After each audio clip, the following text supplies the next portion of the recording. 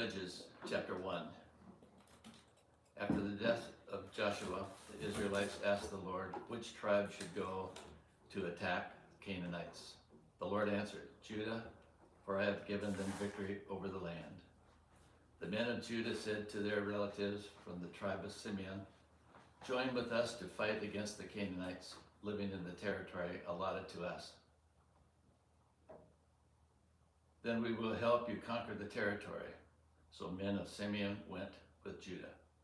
When the men of Judah attacked, the Lord gave them victory over the Canaanites and Perizzites, and they killed 10,000 enemy warriors in the town of Bezek.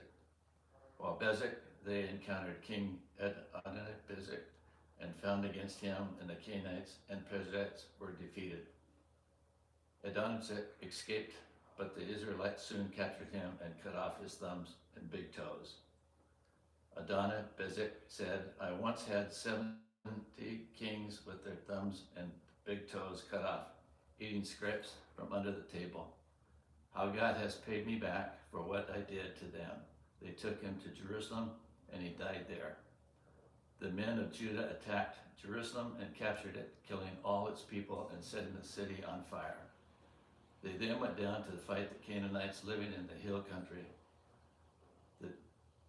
In the western foothills, Judah marched against the Canaanites in Hebron, formerly called Kiriath Arba, defeating the forces of Sheta, Atah, and Talmah.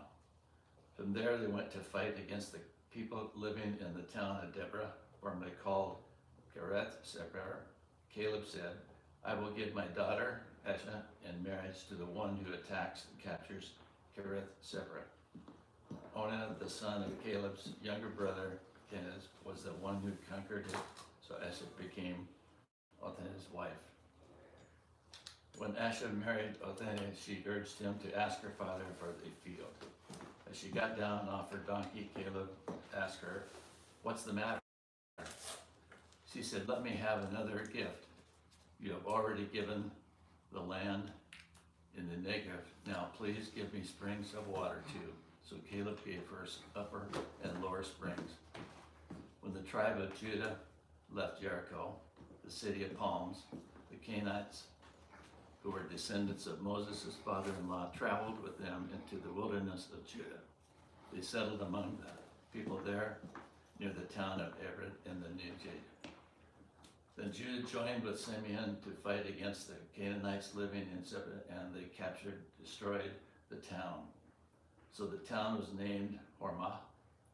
In addition, Judah captured the towns of Gaza, Ashkelon, and Ekron, along with their surrounding territories. Israel fails to conquer the land. The Lord was with the people of Judah, and they took possession of the hill country, but they failed to drive out the people living in the plains, who had iron chariots. The town of Hebron was given to Caleb as Moses had promised. And Caleb drove out the people there living there and were descendants of the three sons of Anak. The tribe of Benjamin, however, failed to drive out the Jebusites, and they were living in Jerusalem. So to this day, the Jebusites live in Jerusalem among the people in Benjamin. The descendants of Joseph attacked the town of Bethel, and the Lord was with them. They sent men to scout out Bethel. They confronted the men coming out of the town and said to him, show us a way into the town, and we will have mercy on you. So he showed them a way in, and they killed everyone in the town except the man and his family. Later, the man moved to the land of the Hittites, where he built a town. He named it Luz, which is the name to this day. The tribe of Manasseh failed to drive out the people living in Bethshan, Tenex, Dor, Olm, and all surrounding settlements, because the Canaanites were determined to stay in that region. When the original Israelites grew stronger, they forced the Canaanites to work their slaves, but they never did drive them completely out of the land. The tribe of Ephraim failed to drive out the Canaanites living in Gezer, so the Canaanites continued to live there amongst them. The tribe of Zebulun failed to drive out the residents of Kitron and Naholah, so the Canaanites continued to live amongst them. But the Canaanites were forced to work as slaves for the people of Zebulun.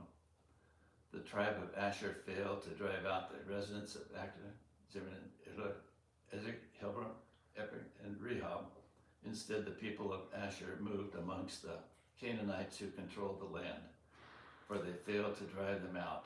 Likewise, the tribe of Naphtali failed to drive out the residents of Beth Shemesh and Beth Hannah. Instead, they moved in amongst the Canaanites who controlled the land. Nevertheless, the people of Beth Shem and Beth Hannah were forced to work as slaves for the people of Naphtali.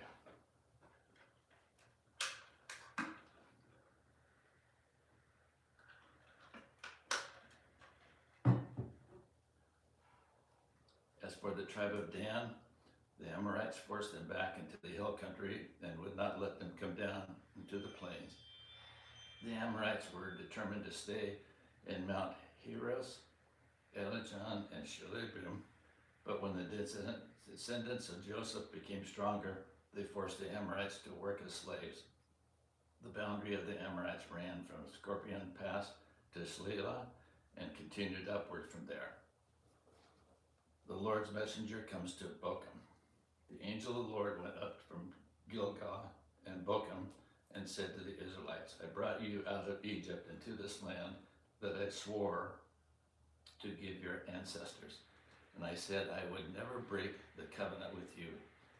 For your part, you were not to make any covenants with the people living in this land. Instead, you were to destroy their altars, but you disobeyed my command. Why did you do this? So now I declare that I will no longer drive out the people living in your land.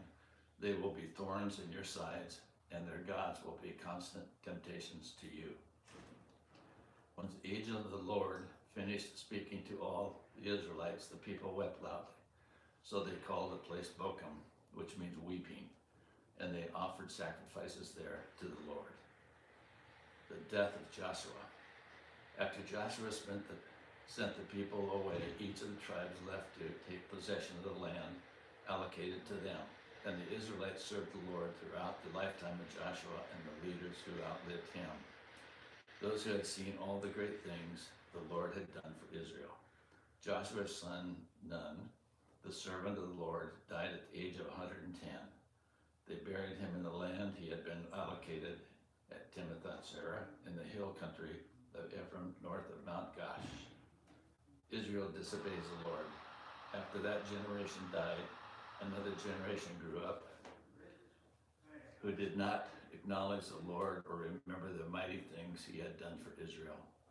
The Israelites did evil in the Lord's sight and served the images of Baal. They abandoned the Lord, the God of their ancestors, who had brought them out of Egypt. They went after other gods, worshiping the gods of the people around them, and they angered the Lord. They abandoned the Lord to serve Baal, an image of Ashtaroth. This made the Lord burn with anger against Israel, so he handed them over to raiders who stole their possessions. He turned them over to their enemies all around, and they were no longer able to resist them. Every time Israel went out to battle, the Lord fought against them, causing them to be defeated just as he warned, and the people were in great distress. The Lord rescues his people. Then the Lord raised up judges to rescue the Israelites from their attackers. Yet Israel did not listen to the judges, but prostituted themselves by worshiping other gods. How quickly they turned away from the path of their ancestors, who had walked in obedience in the Lord's commands. Whenever the Lord raised up the judge over Israel, he was with that judge and rescued the people from their enemies throughout the judge's lifetime. For the Lord took pity on his people who were burdened by oppression and suffering. But when the judge died, the people returned to their corrupt ways, behaving worse than those who had lived before them. They went after other gods, serving and worshiping them, and they refused to give up their evil practices and stubborn ways. So the Lord burned with anger against Israel. He said, because these people have violated my covenant, which I made with their ancestors, and have ignored my commands, I will no longer drive out the nations that Joshua left unconquered when he died. I did this to test Israel, to see whether or not they would follow the ways of the Lord as their ancestors did. That is why the Lord left those nations in place.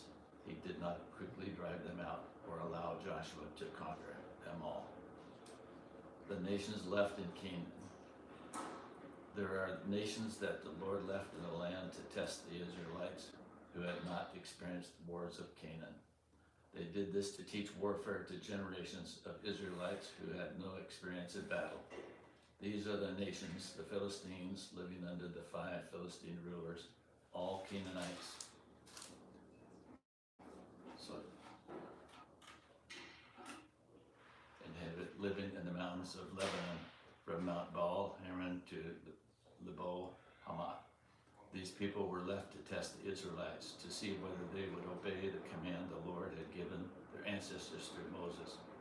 So the people of Israel lived among the Canaanites, Hittites, Amorites, Perizzites, Hivites, Jebusites, and intermarriage with them. Israelite sons married their daughters, and Israelite daughters were given in marriage to their sons, and the Israelites served their gods.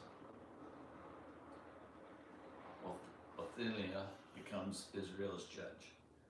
The Israelites did evil in the Lord's sight. They forgot about the Lord their God, and they served the images of Baal and the asphalt poles. Then the Lord burned with anger against Israel, and he turned them over to King Cushan of Aaron, and the Israelites served Cushan for 8 years. But when the people of Israel cried out to the Lord for help, the Lord raised up the rescuer to save them. His name was Othniel, the son of Caleb's younger brother, Kenaz. The Spirit of the Lord came upon him, and he became Israel's judge. He went to war against King Cushan, Rishathaim of Aram, and the Lord gave Othniel victory over him. So there was peace in the land for 40 years. Then Othniel, son of Kenaz, died. Enoch becomes Israel's judge. Once again, the Israelites did evil in the Lord's sight, and the Lord gave King Eglon and Moab control over Israel because of their evil. Eglon enlisted the Amorites and Amalekites as allies, and then went out and defeated Israel, taking possession of Jericho and city of palms. And the Israelites served Eglon and Moab for 18 years. But when the people of Israel cried out to the Lord for help, the Lord again raised up a rescuer to save them. His name was Ehud, son of Gera, a left-handed man of the tribe of Benjamin. This Israelites sent Ehud to deliver their tribute money to King Eglon of Moab. So Ehud made double-edged dagger that was about a foot long and strapped it to his right thigh. Keeping it hidden under his clothing, he brought the tribute money to Eglon, who was very fat. After delivering the payments, Ehud started home and those who had helped carry the tribute. But when Ehud reached the stone idols near Gilgal, he turned back. He came to Eglon and said, "I have a secret message for you." So the king commanded his servants, "Be quiet," and he sent them all out of the room. Ehud walked over to Eglon, who was sitting along in the cool upstairs room. Ehud said, "I have a message from God for you." As King Eglon rose from his seat, Ehud reached with his left hand, pulled out the dagger strapped to his right thigh, and plunged it into the king's belly. The dagger went so deep that the handle disappeared beneath the king's fat. So Enoch did not pull out the dagger, and the king's bowels emptied. Then Enoch closed and locked the door of the room and escaped down the latrine. After Ehud had gone, the king's servants returned and found the doors to the upstairs room locked. They thought he might be using the latrine in the room, so they waited, but when the king didn't come out after a long delay, they became concerned and got a key. And when they opened the door, they found the master dead on the floor. While the servants were waiting, Ehud escaped, passing the stone's idol on his way to Sirah.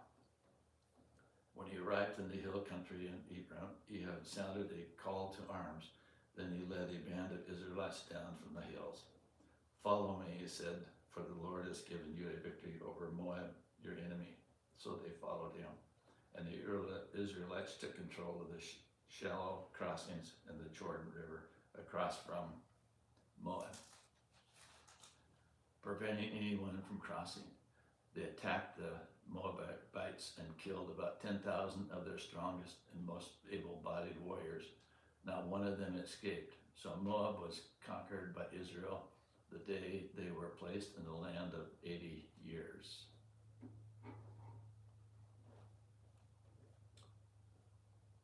Shamgar becomes Israel's judge after Ehud, Shamgar's son of Anath, rescued Israel. He once killed 600 Philistines with an ox goad. Deborah becomes Israel's judge. After Ehud's death, the Israelites again did evil in the Lord's sight. So the Lord returned them over to King Jordan of Hebron, and Canaan's king. The commander of the army was Sisera, who lived in Sisera, who had 900 iron chariots, ruthlessly oppressed the Israelites for 20 years. Then the people of Israel cried out to the Lord for help.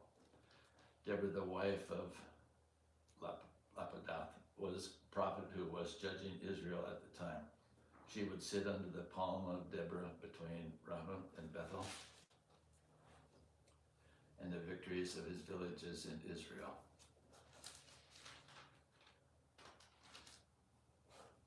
Then the people of the Lord marched down to the city gates. "Wake up, Deborah, wake up, wake up, wake up, and sing a song. Arise, Barak, lead the captives away, son of Abinoam." Down from Tabor marched the few against the nobles. The people of the Lord marched down against mighty warriors. They came down from Ephraim and land that once belonged to the Amalekites. They followed you. Benjamin with your troops. From Markham, commanders marched down. From Zebulun came those who carry a commander's staff. The princes of Issachar were with Deborah and Barak. They followed Barak, rushing into the valley, but the tribe of Reuben, there was great indecision.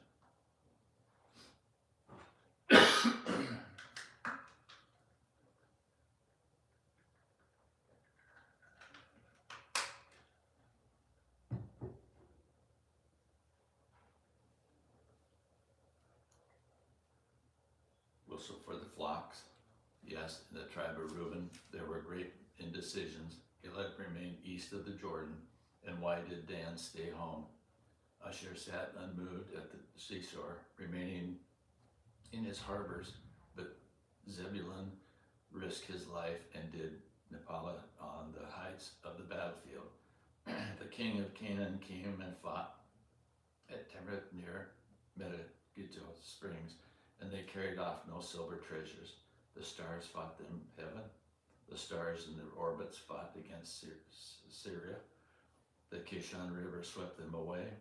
The ancient torrent in Kishon. March on the courage, my soul. Then the horses' hooves hammered the ground, and galloping of Sisera's mighty steeds. Let the people of Mizrath be cursed, and the angel of the Lord. Let them be utterly cursed, because they did not come to help the Lord against the mighty warriors. Most blessed among women is Jael, the wife of Hebrew the Kenite. May she be blessed above all women who live in tents.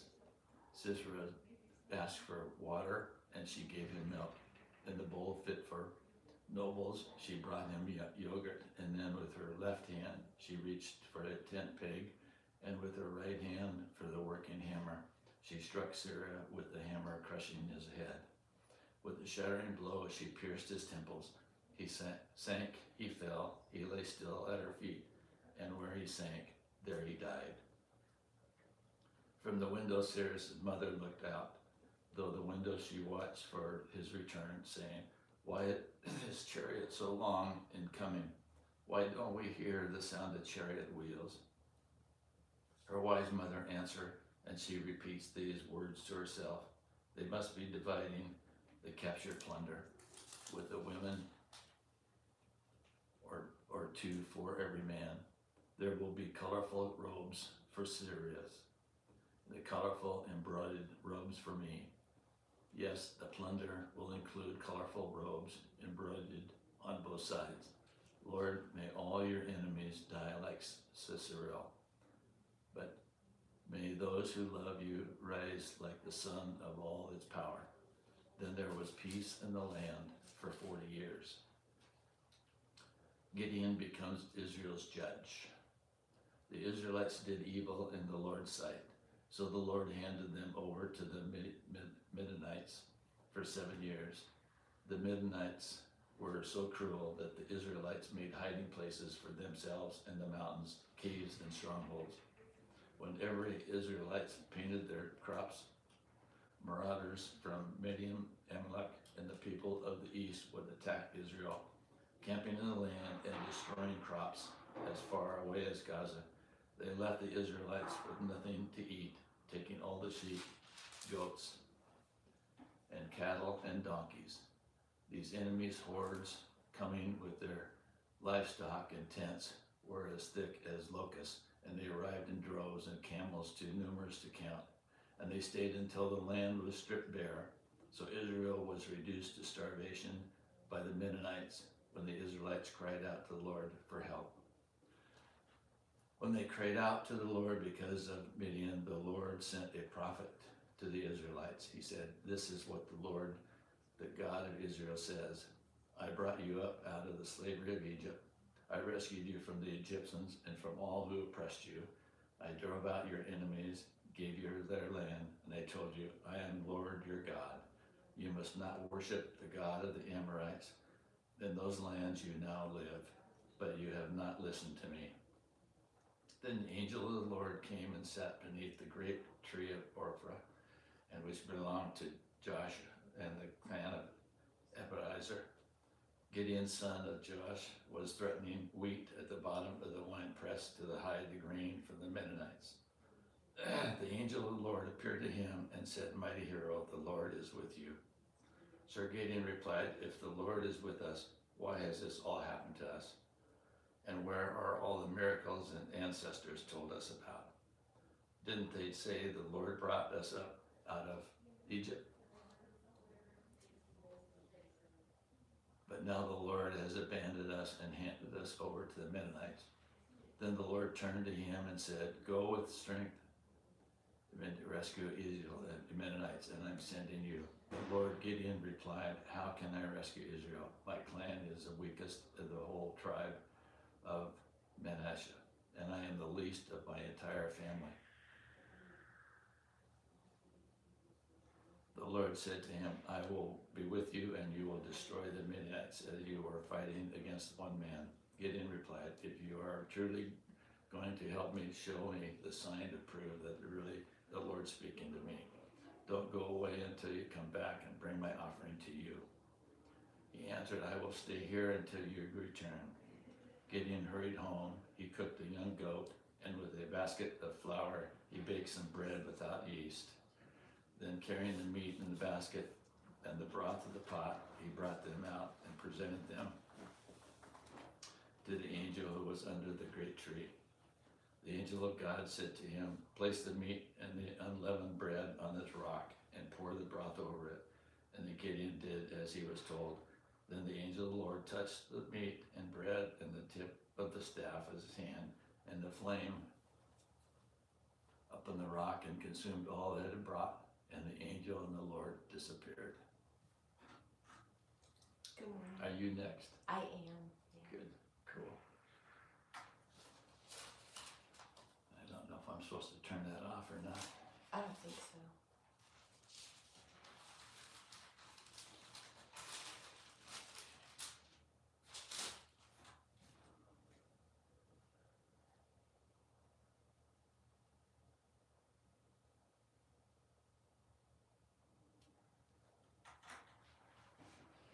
Okay.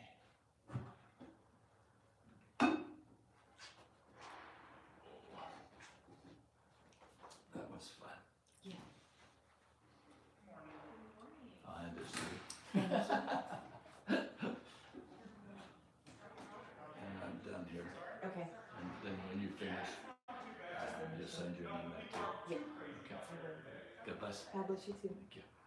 You're welcome. Have a great day.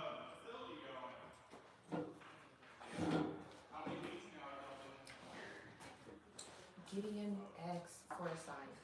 Soon afterward, the armies of Midian, Amalek, and the people of the east formed an alliance against Israel and crossed the Jordan, camping in the valley of Jezreel. Then the Spirit of the Lord clothed Gideon with power. He blew a ram's horn as a call to arms, and the men of the clan of Abiezer came to him. He also sent messengers throughout Manasseh, Asher, Zebulun, and Naphtali, summoning their warriors, and all of them responded. Then Gideon said to God, "If you are truly going to use me to rescue Israel, as you promised, prove it to me in this way. I will put a wool fleece on the threshing floor tonight. If the fleece is wet with dew in the morning, but the ground is dry, then I will know that you are going to help me rescue Israel as you promised." And that is just what happened. When Gideon got up early the next morning, he squeezed the fleece and wrung out a whole bowl full of water. Then Gideon said to God, "Please don't be angry with me, but let me make one more request. Let me use the fleece for one more test. This time, let the fleece remain dry while the ground around it is wet with dew." So that night, God did as Gideon asked. The fleece was dry in the morning, but the ground was covered with dew. Gideon defeats the Midianites. So Jerubbaal, that is Gideon, and his army got up early and went as far as the spring of Harod.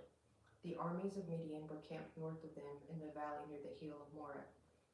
The Lord said to Gideon, "You have too many warriors with you. If I let all of you fight the Midianites, the Israelites will boast to me that they saved themselves by their own strength. Therefore, tell the people, whoever is timid or afraid may leave this mountain and go home." So 22,000 of them went home, leaving only 10,000 who were willing to fight. But the Lord told Gideon, "There are still too many. Bring them down to the spring, and I will test them to determine who will go with you and who will not." When Gideon took his warriors down to the water, the Lord told him, "Divide the men into two groups. In one group, put all those who cup water in their hands and lap it with their tongues like the dogs. In the other group, put all those who kneel down and drink with their mouths in the stream." Only 300 of the men drank from their hands. All the others got down on their knees and drank with their mouths in the stream.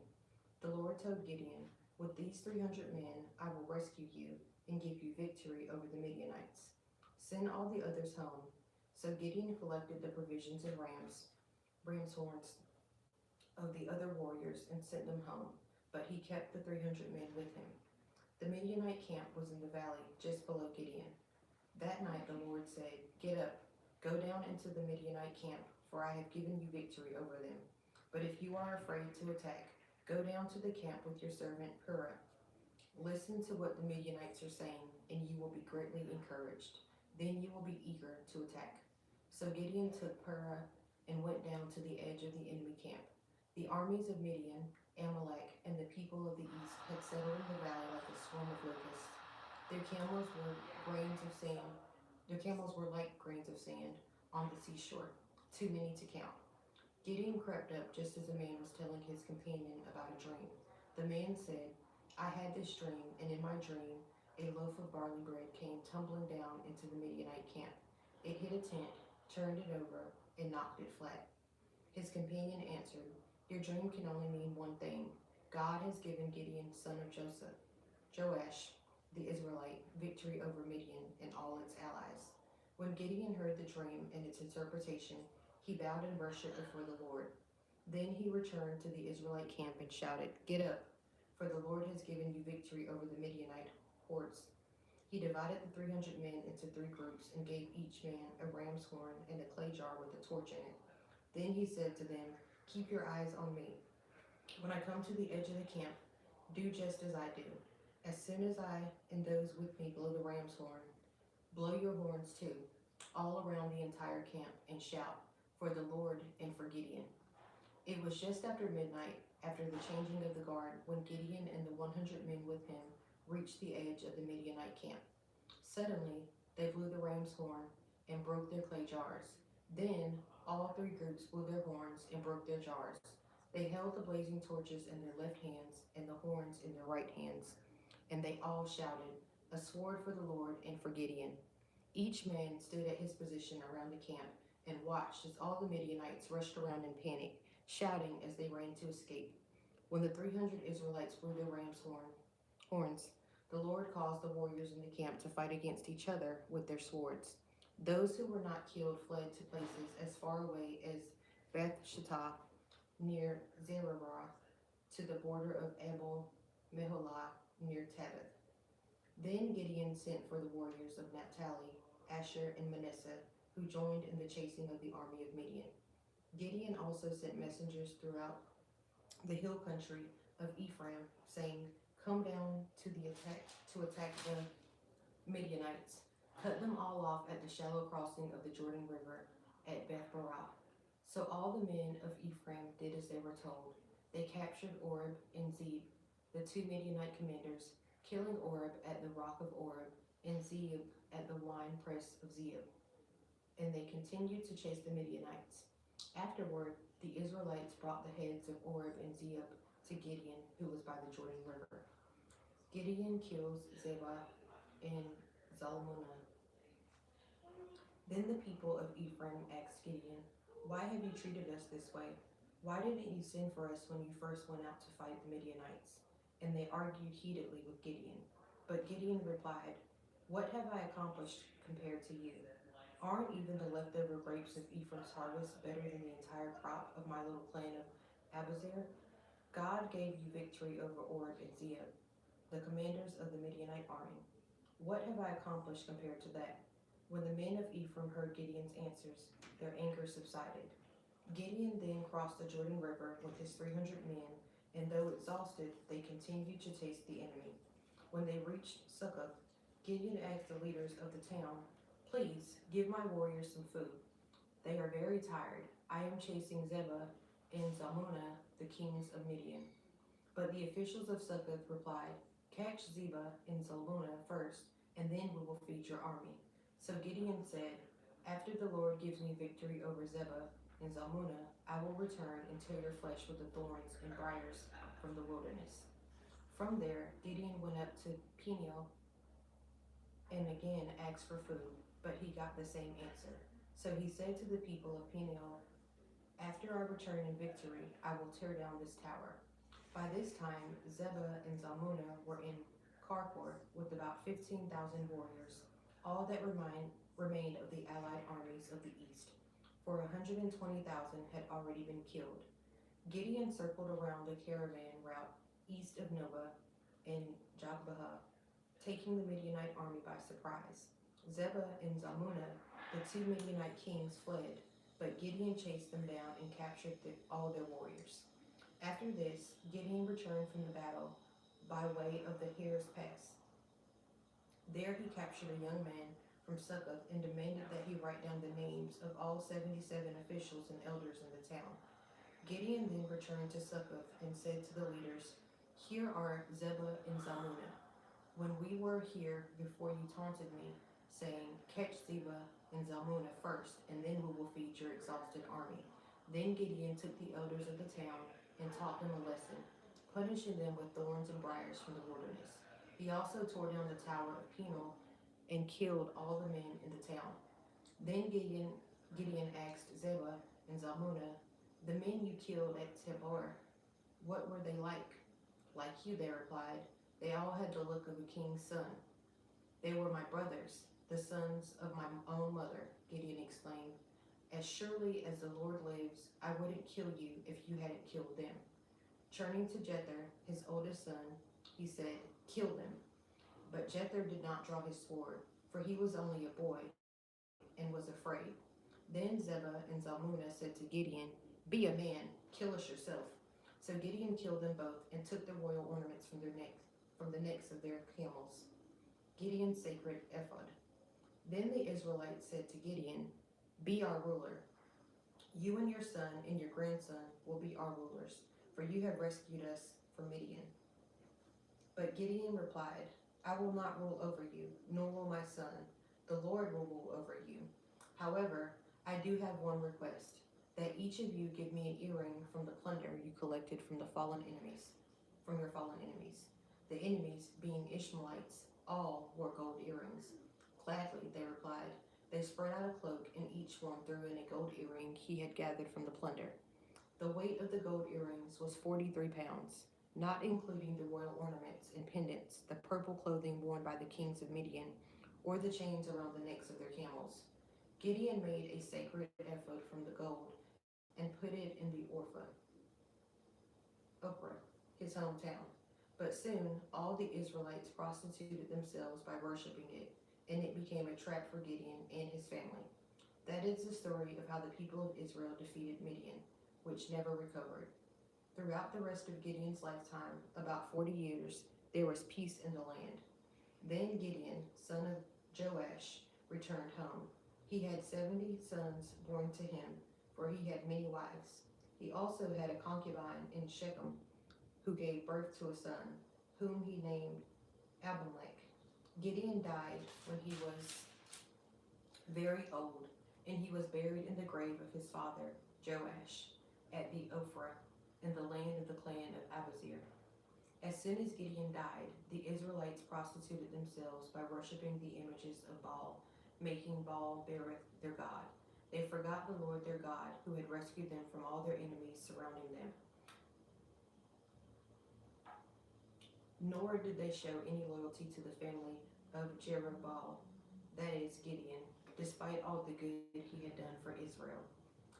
Abimelech rules over Shechem.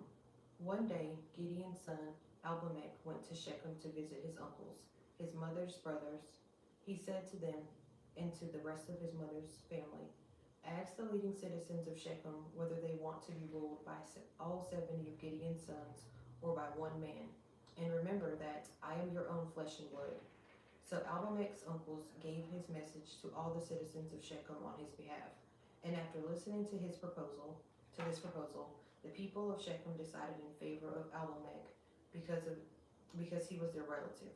They gave him 70 silver coins from the temple of Baal Berith, which he used to hire some reckless troublemakers who agreed to follow him.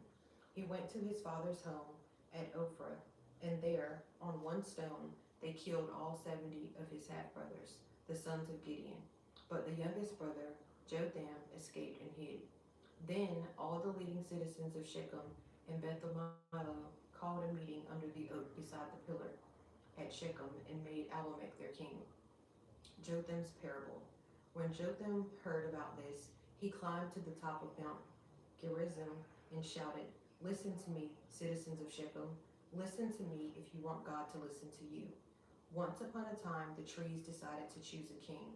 First they said to the olive tree, "Be our king." But the olive tree refused, saying, "Should I quit producing the olive oil that blesses both God and people, just to wave back and forth over the trees?" Then they said to the fig tree, "You be our king." But the fig tree also refused, saying, "Should I quit producing my sweet fruit, just to wave back and forth over the trees?" Then they said to the grapevine, "You be our king." But the grapevine also refused, saying, "Should I quit producing the wine that cheers both God and people, just to wave back and forth over the trees?" Then all the trees finally turned to the thorn bush and said, "Come, you be our king." And the thorn bush replied to the trees, "If you truly want to make me your king, come and take shelter in my shade. If not, let fire come out from me and devour the cedars of Lebanon."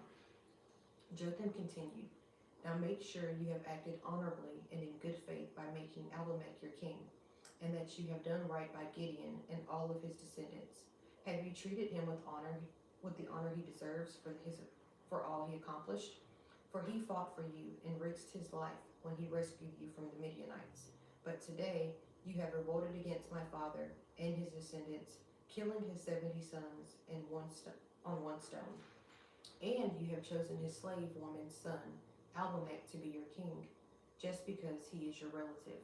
If you have acted honorably and in good faith toward Gideon and his descendants today, then may you find joy in Abimelech, and may he find joy in you. But if you have not acted in good faith, then may fire come out from Abimelech and devour the leading citizens of Shechem and Beth Milo. and made fire come out from the citizens of Shechem and Beth Milo and devour Abimelech. Then Jotham escaped and lived in Beer because he was afraid of his brother Abimelech. Shechem rebels against Abimelech. After Abimelech had ruled over Israel for 3 years, God sent a spirit that stirred up trouble between Abimelech and the leading citizen of Shechem, and they revolted. God was punishing Abimelech for murdering Gideon's 70 sons and the citizens of Shechem for supporting him in his treachery of murdering his brothers. The citizens of Shechem set an ambush for Abimelech on the hilltops and robbed everyone who passed that way. But someone warned Abimelech about their plot. One day, Gaal, son of Ebed, moved to Shechem with his brothers and gained the confidence of the leading citizens of Shechem. During the annual harvest festival at Shechem, held in the temple of the local god, the wine flowed freely, and everyone began cursing Abimelech. "Who is Abimelech?" Gaal shouted. "He's not a true son of Shechem, so why should we be his servants? He's merely the son of Gideon, and this, the bull, is merely his deputy. Serve the true sons of Hamor, the founder of Shechem. Why should we serve Abimelech? If I were in charge here, I would get rid of Abimelech.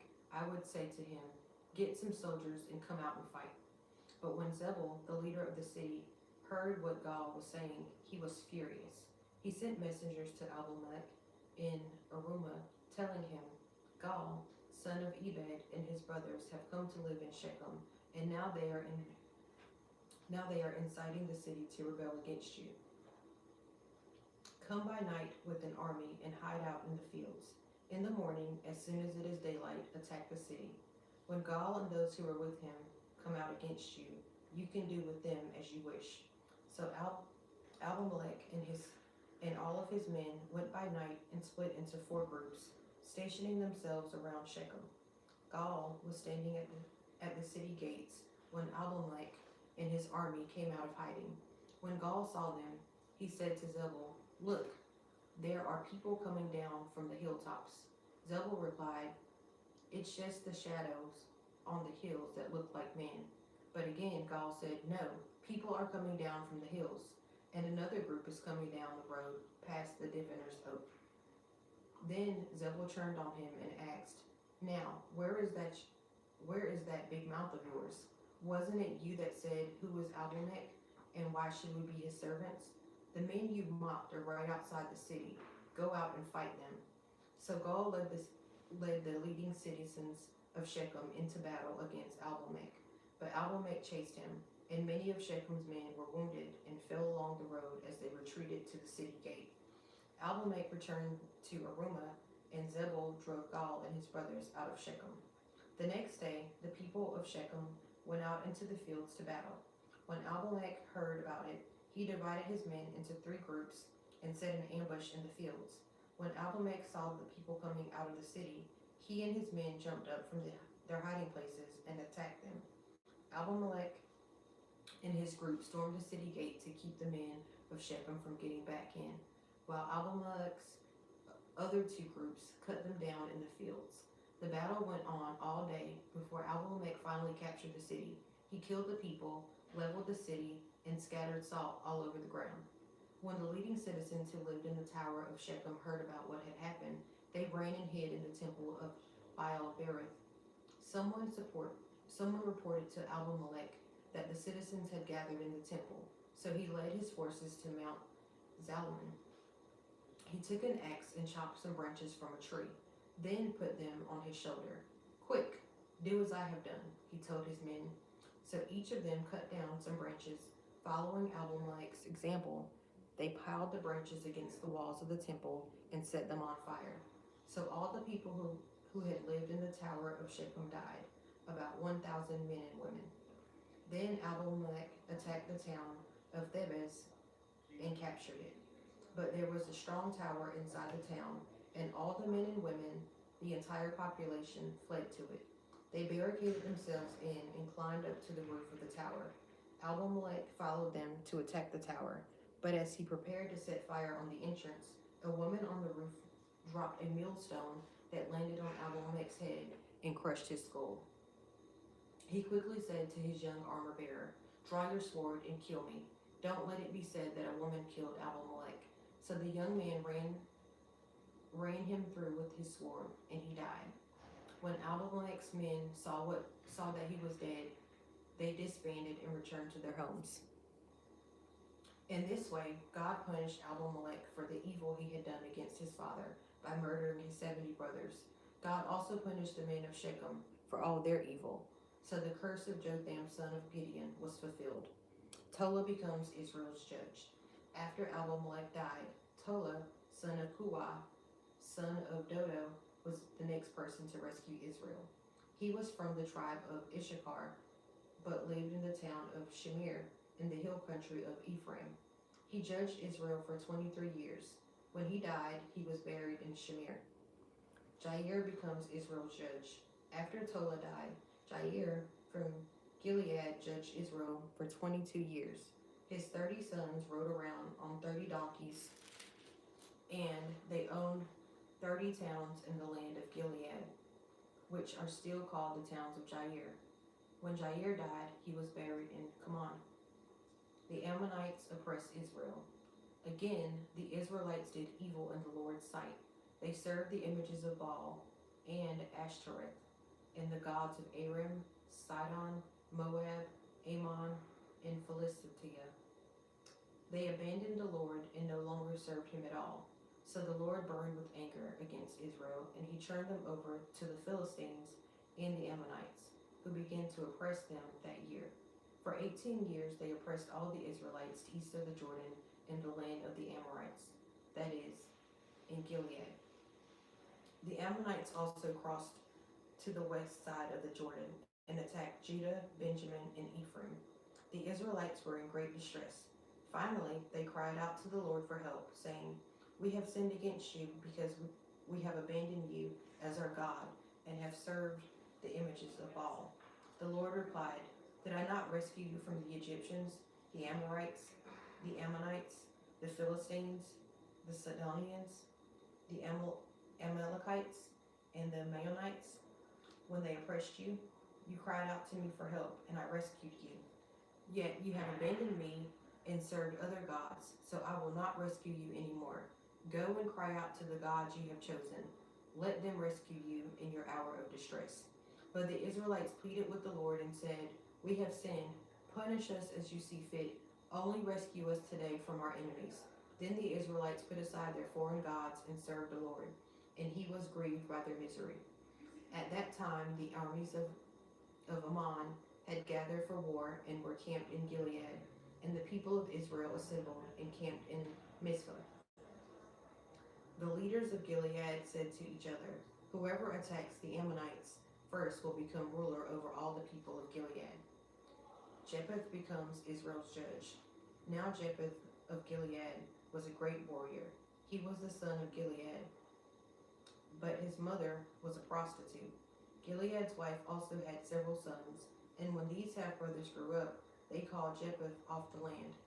"You will not get any of our father's inheritance," they said, "for you are the son of a prostitute." So Jephthah fled from his brothers and lived in the land of Tob.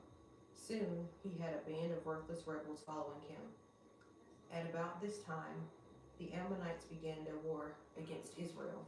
When the Ammonites attacked, the elders of Gilead sent for Jephthah in the land of Tob. The elders said, "Come and be our commander. Help us fight the Ammonites." But Jephthah said to them, "Aren't you the ones who hated me and drove me from my father's house? Why do you come to me now when you're in trouble?" "Because we need you," the elders replied. "If you lead us in battle against the Ammonites, we will make you ruler over all the people of Gilead." Jephthah said to the elders, "Let me get this straight. If I come with you, and if the Lord gives me victory over the Ammonites, will you really make me ruler over all the people?" "The Lord is our witness," the elders replied. "We promise to do whatever you say." So Jephthah went with the elders of Gilead, and the people made him their ruler and commander of the army. At Mizpah, in the presence of the Lord, Jephthah repeated what he had said to the elders. Then Jephthah sent messengers to the king of Ammon, asking, "Why have you come out to fight against my land?" The king of Ammon answered Jephthah's messengers, When the Israelites came out of Egypt, they stole my land from the Arnon River to the Jabbok River and all the way to the Jordan. Now then, give back the land peaceably. Jephthah sent his message back to the Ammonite king. This is what Jephthah says: Israel did not steal any land from Moab or Ammon. When the people of Israel arrived at Kadesh on their journey from Egypt after crossing the Red Sea, they sent messengers to the king of Edom asking for permission to pass through his land, but their request was denied. Then they asked the king of Moab for similar permission, but he wouldn't let them pass through either. So the people of Israel stayed in Kadesh. Finally, they went around Edom and Moab through the wilderness. They traveled along Moab's eastern border and camped on the other side of the Arnon River. But they never once crossed the Arnon River into Moab, for the Arnon was the border of Moab. Then Israel sent messengers to King Sihon of the Amorites, who ruled from Heshbon, asking for permission to cross through his land to get to their destination. But King Sihon didn't trust Israel to pass through his land. Instead, he mobilized his army at Jahaz and attacked them. But the Lord, the God of Israel, gave his people victory over King Sihon. So Israel took control of all the land of the Amorites who lived in that region, from the Arnon River to the Jabbok River, and from the eastern wilderness to the Jordan.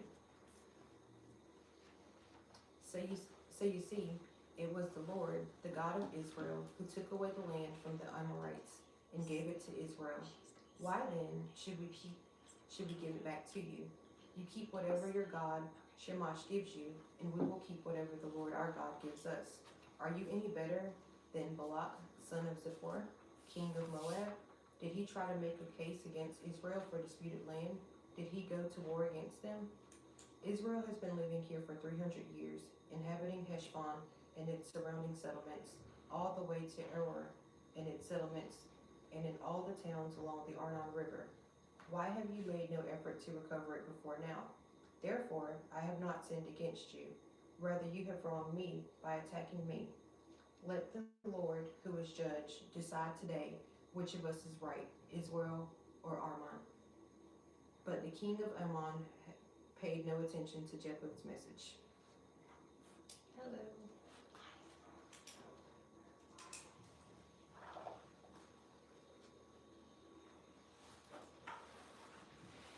So you'll start here with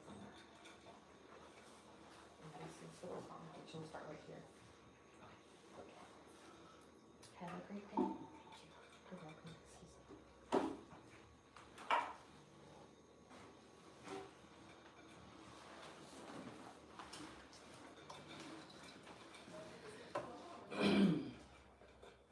At that time the Spirit of the Lord came upon Jephthah, and he went throughout the land of Gilead and Manasseh, including Mizpah and Gilead. And from there he led an army against the Ammonites. And Jephthah made a vow to the Lord. He said, "If you give me victory over the Ammonites, I will give you to the Lord whatever comes out of my house to meet me when I return in triumph. I will sacrifice it as a burnt offering." So Jephthah led his army against the Ammonites, and the Lord gave him victory. He crushed the Ammonites, devastating about 20 towns from Aroer to an area near Minnith and as far away as Abel Kerimim. In this way, Israel defeated the Ammonites. When Jephthah returned home to Mizpah, his daughter came out to meet him, playing on a tambourine and dancing for joy. She was his one and only child. He had no other sons or daughters. When he saw her, he tore his clothes in anguish. "Oh, my daughter," he cried out, "you have completely destroyed me.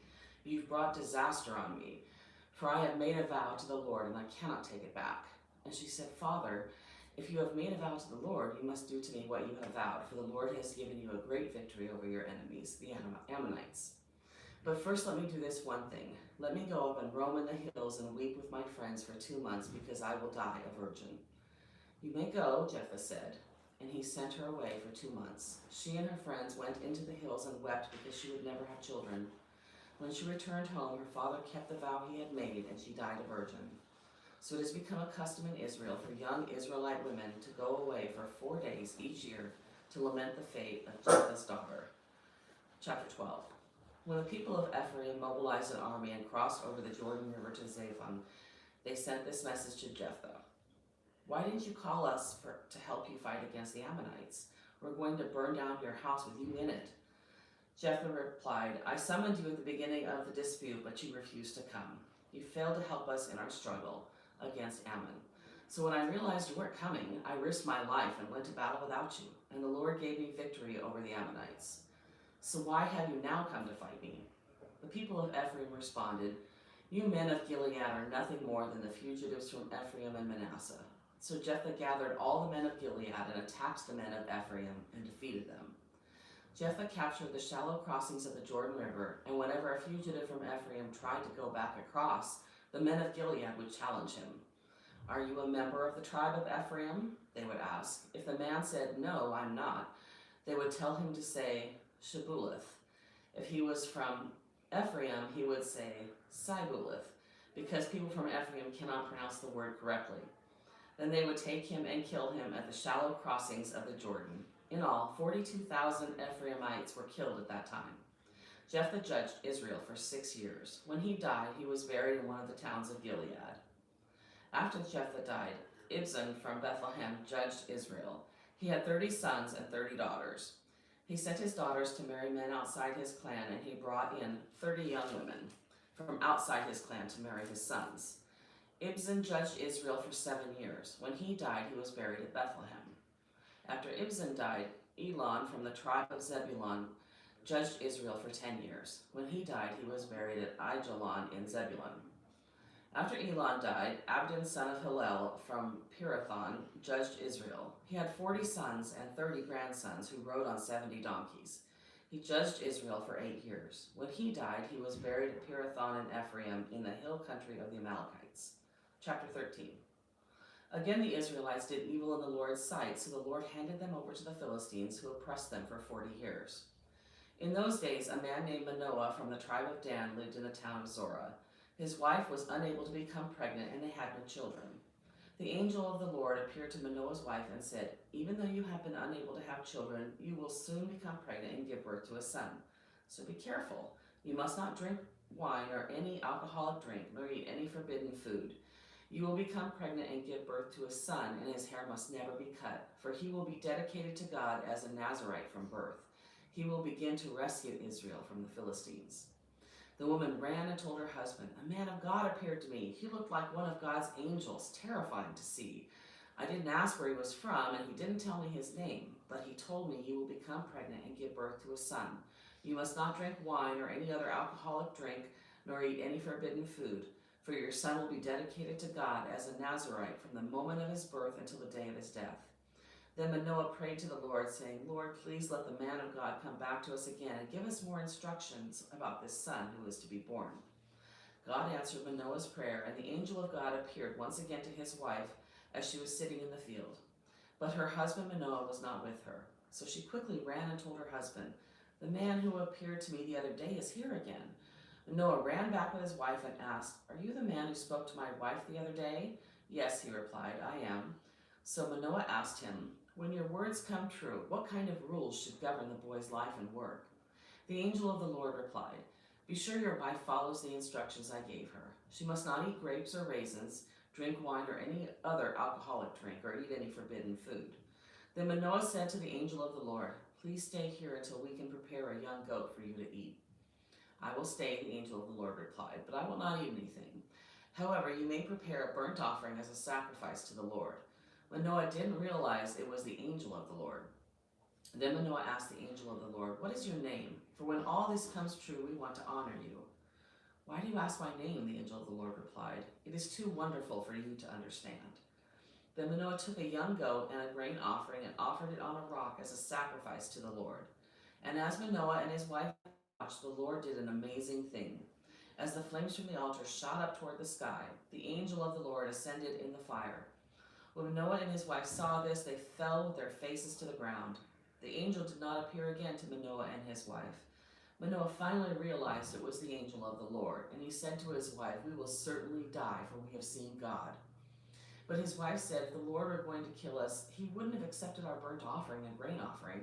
he wouldn't have appeared to us and told us this wonderful thing and done these miracles. When her son was born, she named him Samson, and the Lord blessed him as he grew up, and the Spirit of the Lord began to stir him while he lived in Manhattan, which is located between the towns of Zorah and Eshtaol.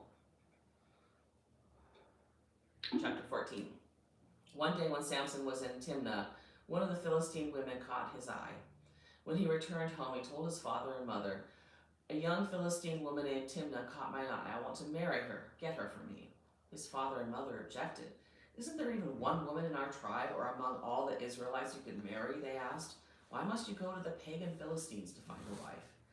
But Samson told his father, "Get her for me. She looks good to me." His father and mother didn't realize the Lord was at work in this, creating an opportunity to work against the Philistines who ruled over Israel at this time. As Samson and his parents were going down to Timnah, a young lion suddenly attacked Samson near the vineyards of Timnah. At that moment, the Spirit of the Lord came powerfully upon him, and he ripped the lion's jaws apart with his bare hands. He did it as easily as if it were a young goat, but he didn't tell his father or mother about it. When Samson arrived in Timnah, he talked with the woman and was very pleased with her. Later, when he returned to Timnah for the wedding, he turned off the path to look at the carcass of the lion. When he found that a swarm of bees had made some honey in the carcass, he scooped some of the honey into his hands and ate it along the way. He also gave some to his father and mother, and they ate it, but he didn't tell them he had taken the honey from the carcass of the lion. As his father was making final arrangements for the marriage, Samson threw a party at Timnah, as was the custom for elite young men. When the bride's parents saw him, they selected 30 young men from the town to be his companions. Samson said to them, "Let me tell you a riddle. If you solve my riddle during these 7 days of celebration, I will give you 30 fine linen robes and 30 sets of festive clothing. But if you can't solve it, then you must give me 30 fine linen robes and 30 sets of festive clothing." "All right," they agreed. "Let's hear your riddle." So he said, "Out of the one who eats came something to eat. Out of the strong came something sweet." 3 days later, they were still trying to figure it out. On the 4th day, they said to Samson's wife, "Entice your husband to explain the riddle for us, or we will burn down your father's house with you in it. Did you invite us to this party just to make us poor?" So Samson's wife came to him in tears and said, "You don't love me, you hate me. You have given my people a riddle, but you haven't told me the answer." "I haven't even given the answer to my father or mother," he replied. "Why should I tell you?" So she cried whenever she was with him and kept it up for the rest of the celebration. At last, on the 7th day, he told her the answer because she was tormenting him with her nagging.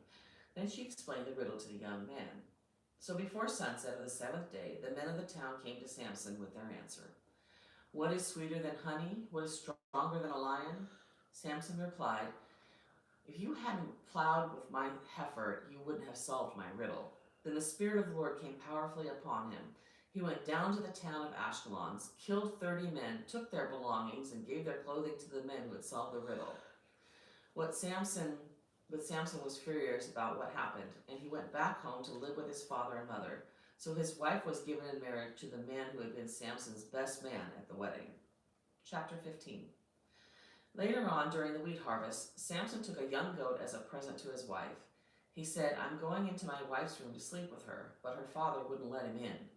"I truly thought you must hate her," her father explained, "so I gave her in marriage to your best man. But look, her younger sister is even more beautiful than she is. Marry her instead." Samson said, "This time I cannot be blamed for everything I'm going to do to you Philistines." Then he went out and caught 300 foxes. He tied their tails together in pairs, and he fastened a torch to each of their tails. Then he lit the torches and let the foxes run through the grain of fields of the Philistines. He burned all their grain to the ground, including the sheaves and the uncut grain. He also destroyed their vineyards and olive groves. "Who did this?" the Philistines demanded. "Samson," was the reply, "because his father-in-law from Timnah gave Samson's wife to be married to his best man." So the Philistines went and got the woman and her father and burned them to death. "Because you did this," Samson vowed, "I won't rest until I take my revenge on you." So he attacked the Philistines with great fury and killed many of them. Then he went to live in a cave in the rock of Edom.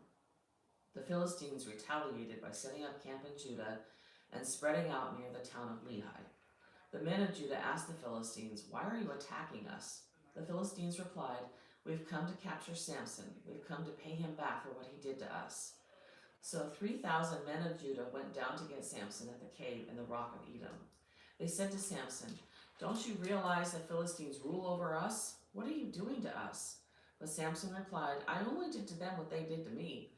But the men of Judah told him, "We have come to tie you up and hand you over to the Philistines." "All right," Samson said, "but promise that you won't kill me yourselves." "We will only tie you up and hand you over to the Philistines," they replied. "We won't kill you." So they tied him up with 2 new ropes and brought him up from the rock. As Samson arrived at Lehi, the Philistines came shouting in triumph. But the Spirit of the Lord came powerfully upon Samson, and he snapped the ropes on his arms as if they were burnt strands of flax, and they fell from his wrists. When he found the jawbone of a recently killed donkey, he picked it up and killed 1,000 Philistines with it.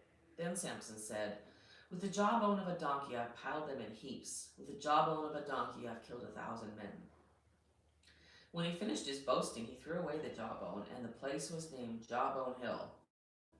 Samson was now very thirsty, and he cried out to the Lord, "You have accomplished this great victory by the strength of your servant. Must I now die of thirst and fall into the hands of these pagans?" So God caused water to gush out of a hollow in the ground at Lehi, and Samson was revived as he drank. Then he named the place the Spring of the One Who Cried Out, and it is still in Lehi to this day. Samson judged Israel for 20 years during the period when the Philistines dominated the land. Chapter 16. One day Samson went to the Philistine town of Gaza and spent the night with a prostitute. Word soon spread that Samson was there, so the men of Gaza gathered together and waited all night at the town gates. They kept quiet during the night, saying to themselves, "When the light of morning comes, we will kill him." But Samson stayed in bed only until midnight. Then he got up, took hold of the doors of the town gate, including the 2 posts, and lifted them up, bar and all. He put them on his shoulders and carried them all the way to the top of the hill across from Hebron. Sometime later, Samson fell in love with a woman named Delilah, who lived in the valley of Sorek. The rulers of the Philistines went to her and said, "Entice Samson to tell you what makes him so strong and how he can be overpowered and tied up securely. Then each of us will give you 1,100 pieces of silver." So Delilah said to Samson, "Please tell me what makes you so strong and what it would take to tie you up securely." Samson replied, "If I were tied up with 7 new bowstrings that have not yet been dried, I would become as weak as anyone else." So the Philistine rulers brought Delilah 7 new bowstrings, and she tied Samson up with them. She had hidden some men in one of the inner rooms of her house, and she cried out, "Samson, the Philistines have come to capture you." But Samson snapped the bowstrings as a piece of string snaps when it is burned by a fire. So the secret of his strength was not discovered.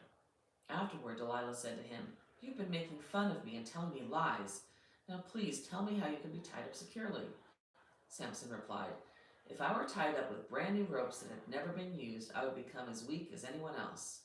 So Delilah took new ropes and tied him up with them.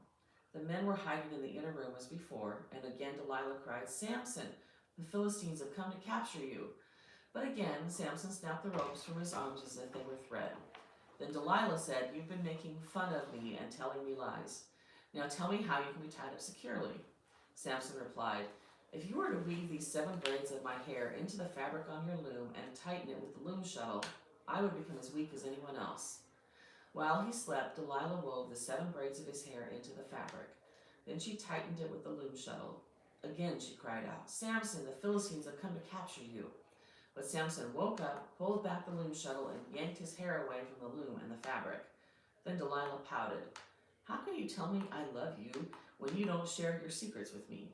You've made fun of me 3 times now, and you still haven't told me what makes you so strong." She tormented him with her nagging day after day until he was sick to death of it. Finally, Samson shared his secret with her. "My hair has never been cut," he confessed, "for I was dedicated to God as a Nazarite from birth. If my head were shaved, my strength would leave me, and I would become as weak as anyone else." Delilah realized he had finally told her the truth. So she sent for the Philistine rulers. "Come back one more time," she said, "for he has finally told me his secret." So the Philistine rulers returned with the money in their hands. Delilah lulled Samson to sleep with his head in her lap, and then she called in a man to shave off the 7 locks of his hair. In this way she began to bring him down, and his strength left him. Then she cried out, "Samson, the Philistines have come to capture you." When he woke up, he thought, "I'll do as before and shake myself free." But he didn't realize the Lord had left him. So the Philistines captured him and gouged out his eyes. They took him to Gaza, where he was bound with bronze chains and forced to grind grain in the prison. But before long, his hair began to grow back. The Philistine rulers held a great festival, offering sacrifices and praising their god Dagon. They said, "Our God has given us victory over our enemy Samson." When the people saw him, they praised their God, saying, "Our God has delivered our enemy to us. The one who killed so many of us is now in our power." Half drunk by now, the people demanded, "Bring out Samson so he can amuse us." So he was brought from the prison to amuse them. They had him stand between the pillars supporting the roof. Samson said to the young servant who was leading him by the hand, "Place my hands up against the pillars that hold up the temple. I want to rest against them." Now the temple was completely filled with people. All the Philistine rulers were there, and there were about 3,000 men and women on the roof who were watching as Samson amused them. Then Samson prayed to the Lord, "Sovereign Lord, remember me again. Oh God, please strengthen me just one more time. With one blow, let me pay back the Philistines for the loss of my 2 eyes." Then Samson put his hands on the 2 center pillars that held up the temple. Pushing against them with both hands, he prayed, "Let me die with the Philistines." And the temple crashed down on the Philistine rulers and all the people. So he killed more people when he died than he had during his entire lifetime. Later, his brothers and other relatives went down to get his body. They took him back home and buried him between Zorah and Eshtaol, where his father Manoah was buried. Samson had judged Israel for 20 years. Chapter 17. There was a man named Micah who lived in the hill country of Ephraim. One day he said to his mother, "I heard you place a curse on the person who stole 1,100 pieces of silver from you. Well, I have the money. I was the one who took it." "The Lord bless you for admitting it," his mother replied. He returned the money to her, and she said, "I now dedicate these silver coins to the Lord. In honor of my son, I will have an image carved and an idol cast." So when he returned the money to his mother, she took 200 silver coins and gave them to a silversmith, who made them into an image and an idol. And these were placed in Micah's house. Micah set up a shrine for the idol, and he made a sacred ephod and some household idols. Then he installed one of his sons as his personal priest. In those days, Israel had no king. All the people did whatever seemed right in their own eyes. One day, a young Levite who had been living in Bethlehem in Judah arrived in that area. He had left Bethlehem in search of another place to live, and as he traveled, he came to the hill country of Ephraim. He happened to stop at Micah's house as he was traveling through. "Where are you from?" Micah asked him. He replied, "I am a Levite from Bethlehem in Judah, and I'm looking for a place to live."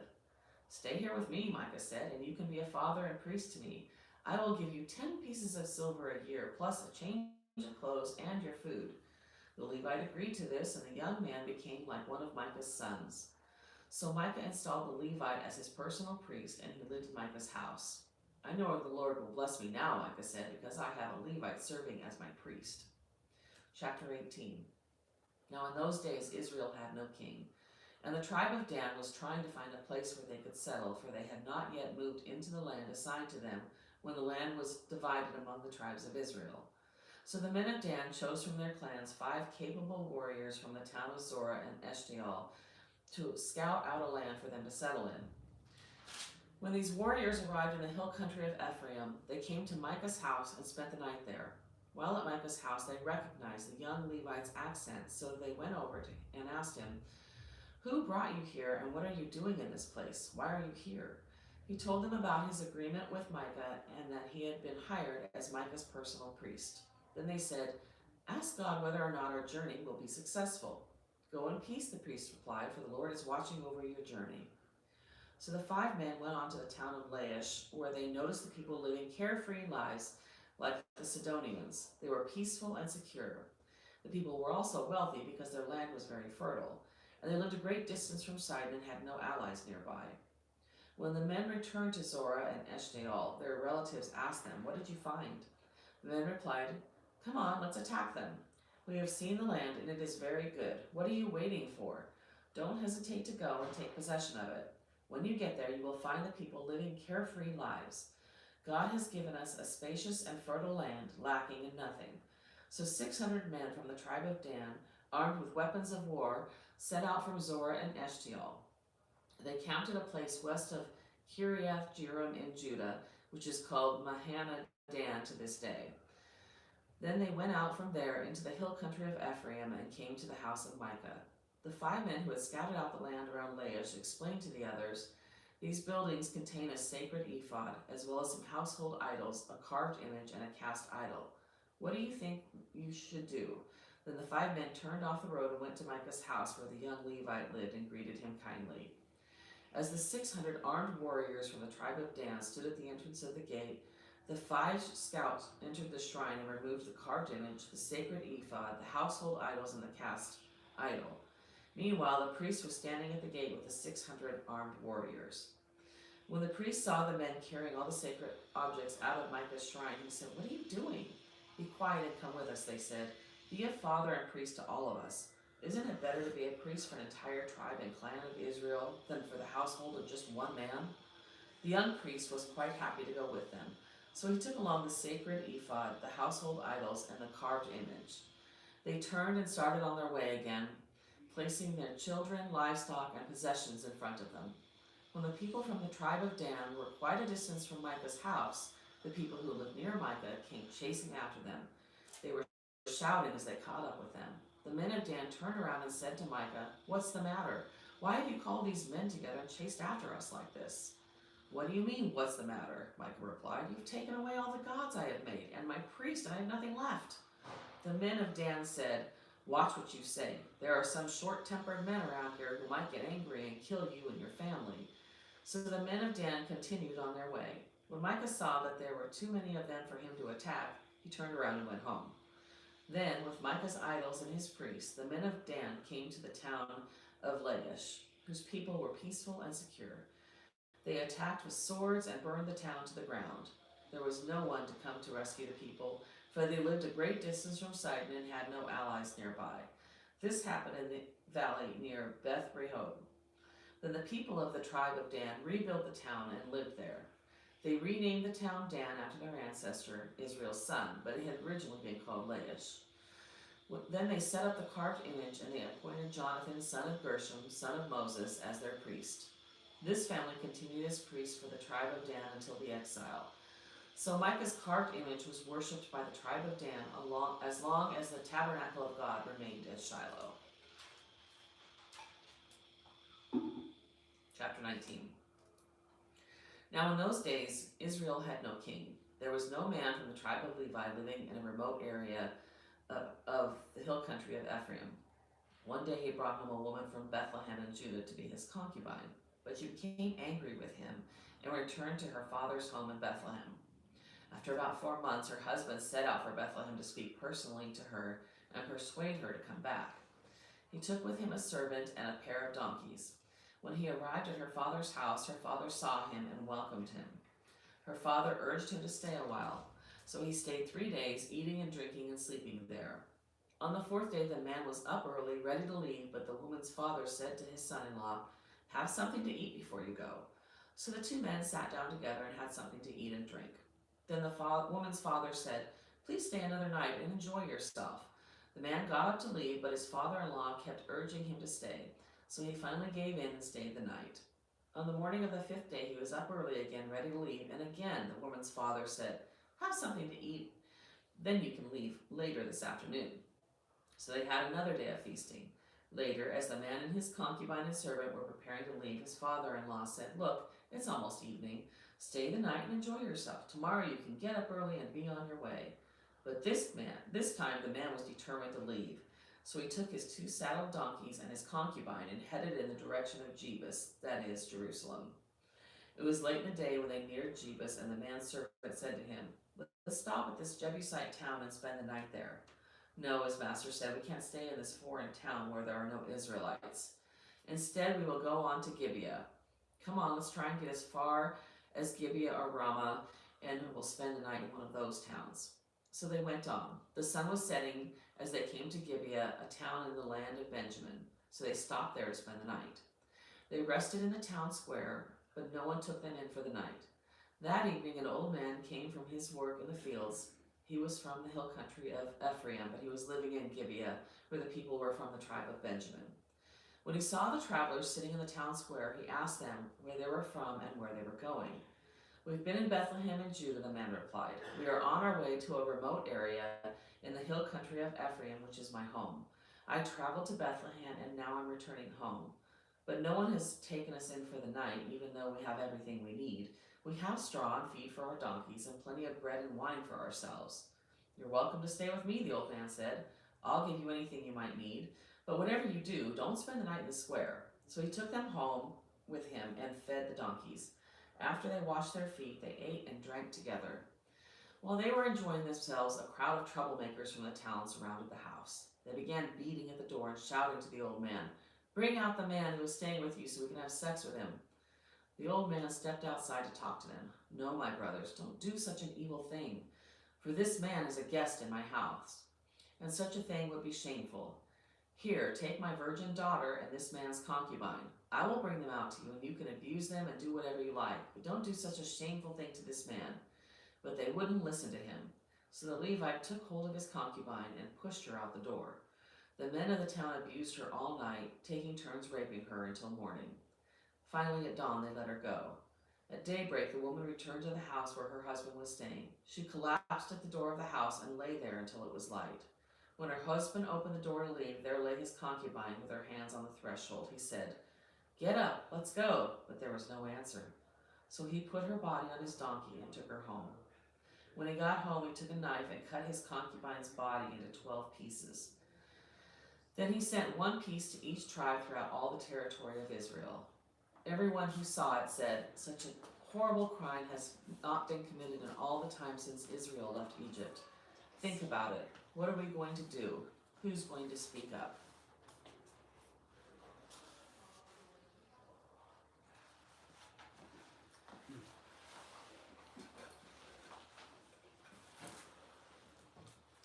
Hi.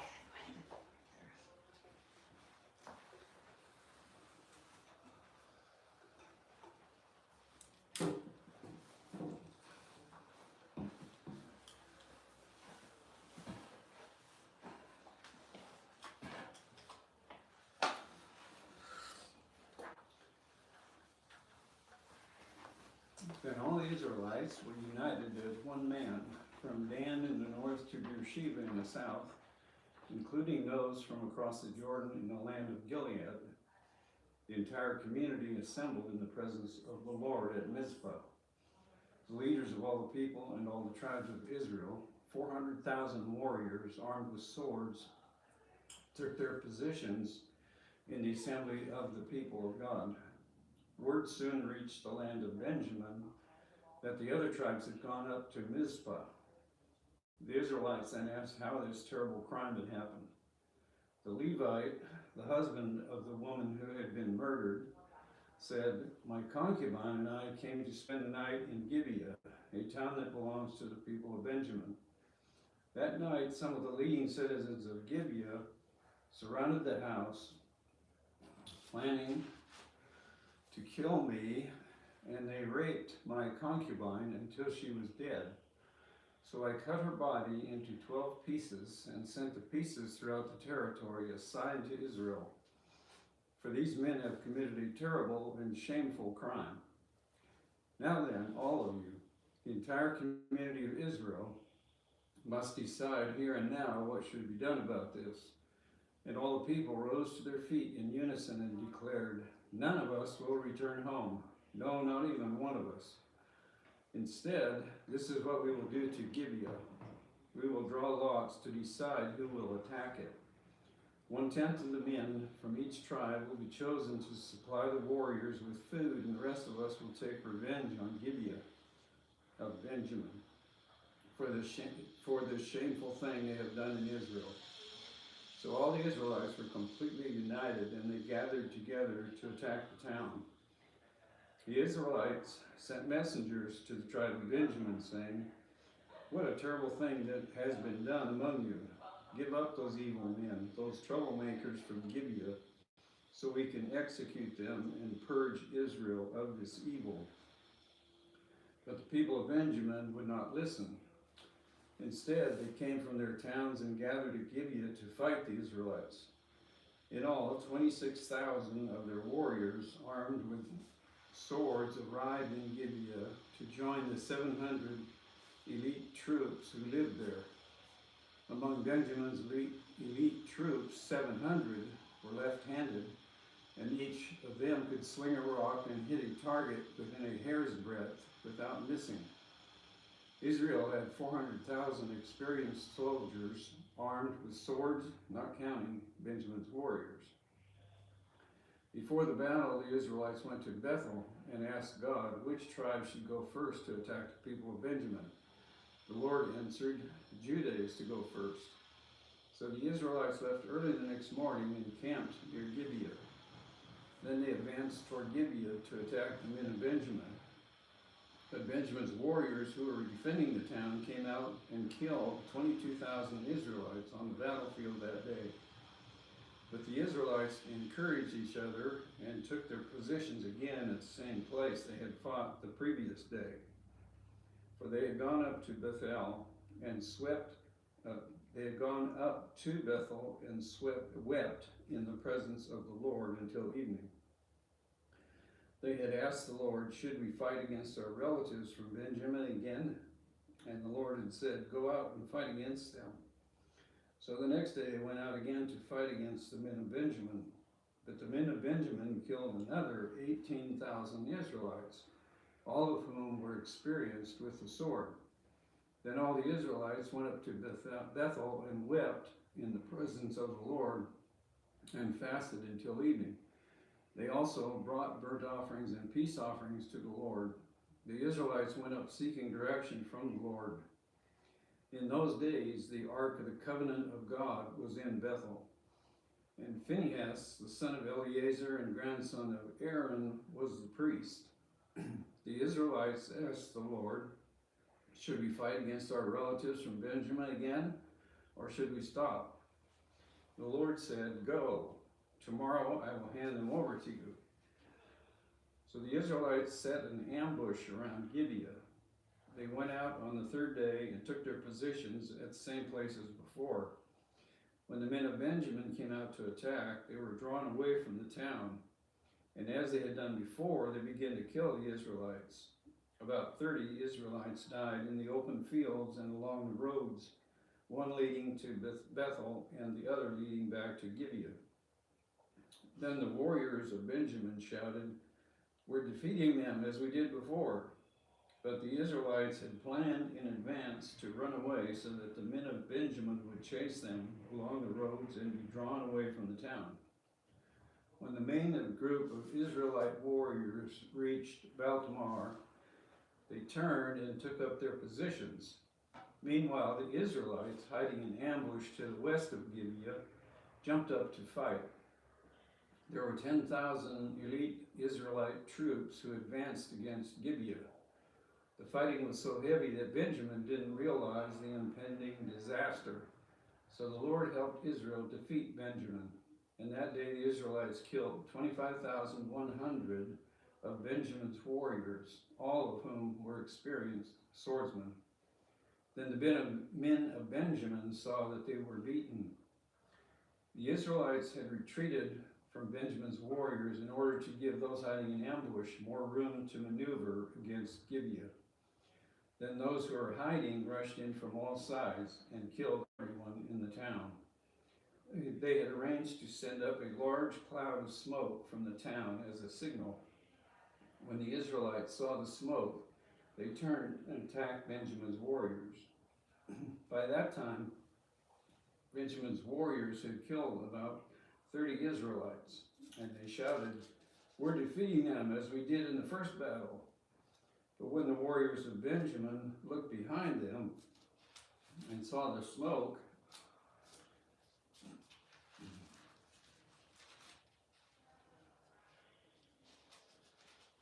see if I can get this page to turn.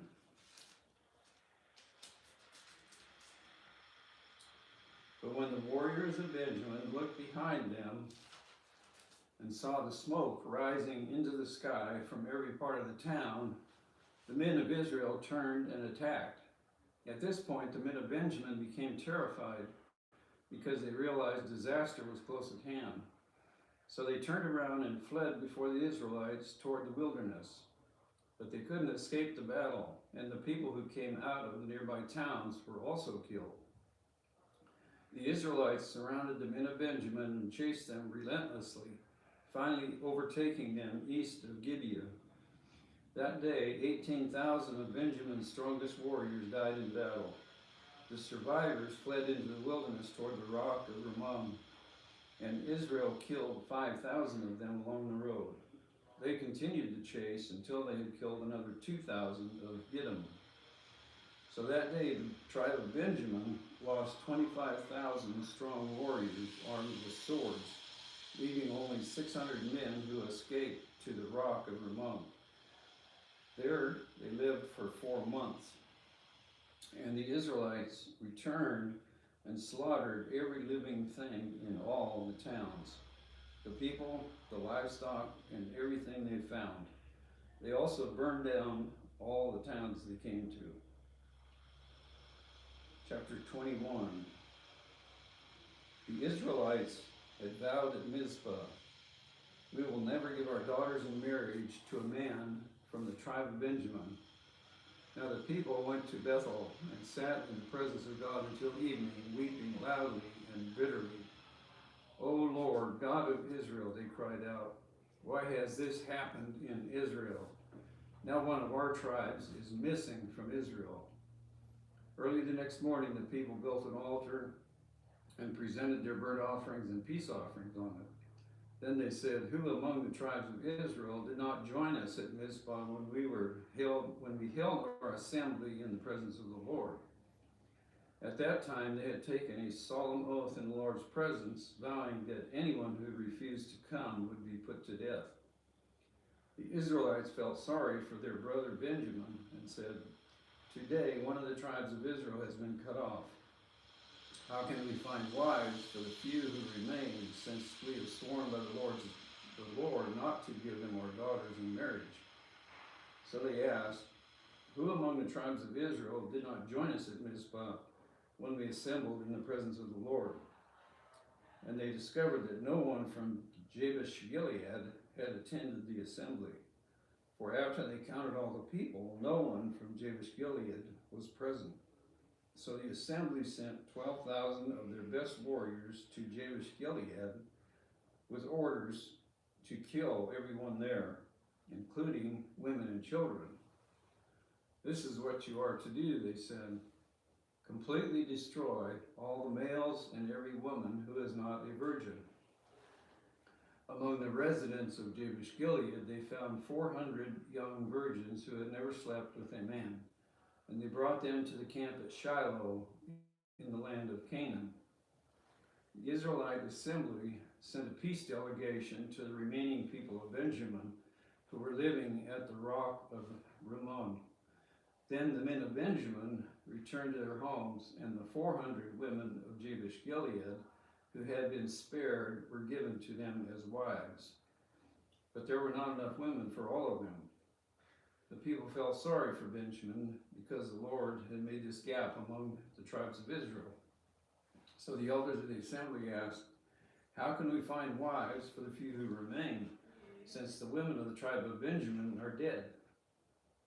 There must be heirs for the survivors so that an entire tribe of Israel is not wiped out. But we cannot give them our own daughters in marriage because we have sworn with a solemn oath that anyone who does this will fall under God's curse."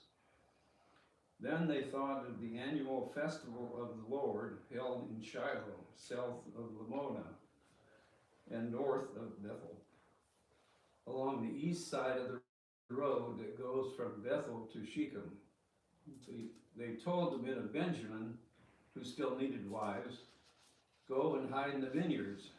When you see a young woman of Shiloh come out for their dances, rush out from the vineyards, and each of you can take one of them home to the land of Benjamin to be your wife. And when the fathers and brothers come to us in protest, we will tell them, 'Please be sympathetic. Let them have your daughters, for we didn't find wives for all of them when we destroyed Jabesh Gilead. And you are not guilty of breaking the vow, since you did not actually give your daughters to them in marriage. So the men of Benjamin did as they were told. Each man caught one of the women as she danced in the celebration and carried her off to be his wife. They returned to their own land, and they rebuilt their towns and lived in them. Then the people of Israel departed by tribes and families, and they returned to their own homes. In those days, Israel had no king. All the people did whatever seemed right in their own eyes.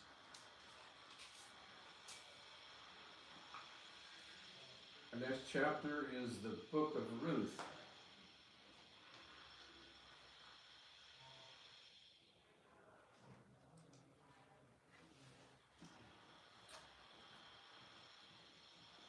Our subtitle says, Elimelech moves his family to Moab. Chapter 1. In the days when the judges ruled Israel, a severe famine came upon the land. So a man from Bethlehem in Judah left his home and went to live in the country of Moab, taking his wife and 2 sons with him. The man's name was Elimelech, and his wife was Naomi. Their 2 sons were Mahlon and Chilion. They were Ephrathites from Bethlehem in the land of Judah, and when they reached Moab, they settled there. Then Elimelech died, and Naomi was left with her 2 sons. The 2 sons married Moabite women. One married a woman named Orpah, and the other a woman named Ruth. But about 10 years later, both Mahlon and Chilion died. This left Naomi alone, without her 2 sons or her husband. Then Naomi heard in Moab that the Lord had blessed his people in Judah by giving them good crops again. So Naomi and her daughters-in-law got ready to leave Moab and return to her homeland. With her 2 daughters-in-law, she set out from the place where she had been living, and they took the road that would lead them back to Judah. But on the way, Naomi said to her 2 daughters-in-law, Go back to your mother's homes, and may the Lord reward you for your kindness to your husbands and to me. May the Lord bless you with the security of another marriage.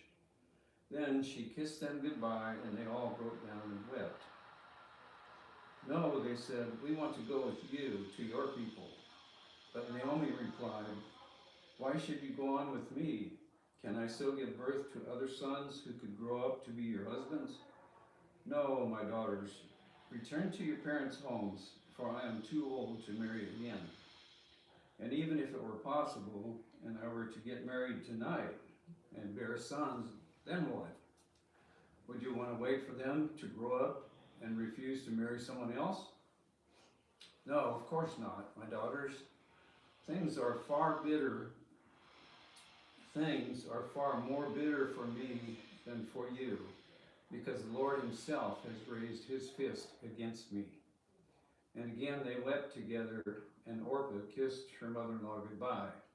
But Ruth clung tightly to Naomi. Look, Naomi said to her, your sister-in-law has gone back to her people and to her gods. You should do the same. But Ruth replied, Don't ask me to leave you and turn back. Wherever you go, I will go. Wherever you live, I will live. Your people will be my people, and your God will be my God. Wherever you die, I will die, and there I will be buried. May the Lord punish me severely if I allow anything but death to separate us. When Naomi saw that Ruth was determined to go with her, she said nothing more. So the 2 of them continued on their journey. When they came to Bethlehem, the entire town was excited by their arrival. Is it really Naomi? The women asked. Don't call me Naomi, she responded. Instead, call me Mara, for the Almighty has made life very bitter for me. I went away full, but the Lord has brought me home empty. Why call me Naomi when the Lord has caused me to suffer, and the Almighty has sent such tragedy upon me? So Naomi returned from Moab accompanied by her daughter-in-law Ruth, the young Moabite woman. They arrived in Bethlehem in late spring, in the beginning of the barley harvest. Chapter 2, Ruth works in Boaz's field. Now there was a wealthy and influential man in Bethlehem named Boaz, who was a relative of Naomi's husband, Elimelech. One day Ruth the Moabite said to Naomi, "Let me go out into the harvest fields to pick up the stalks of grain left behind by anyone who is kind enough to let me do it." Naomi replied, "All right, my daughter, go ahead."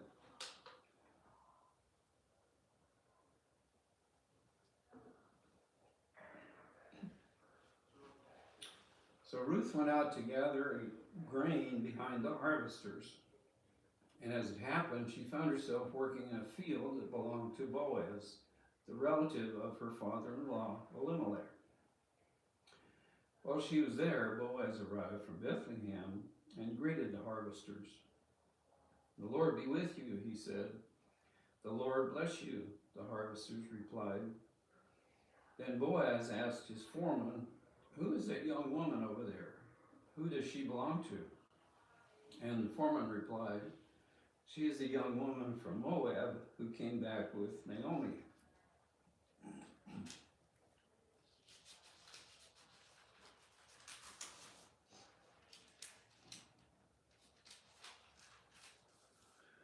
She asked me this morning if she could gather grain behind the harvesters. She has been hard at work there ever since, except for a few minutes rest in the shelter. Boaz went over and said to Ruth, "Listen, my daughter, stay right here with us when you gather grain. Don't go to any other fields. Stay right behind the young women working in my field.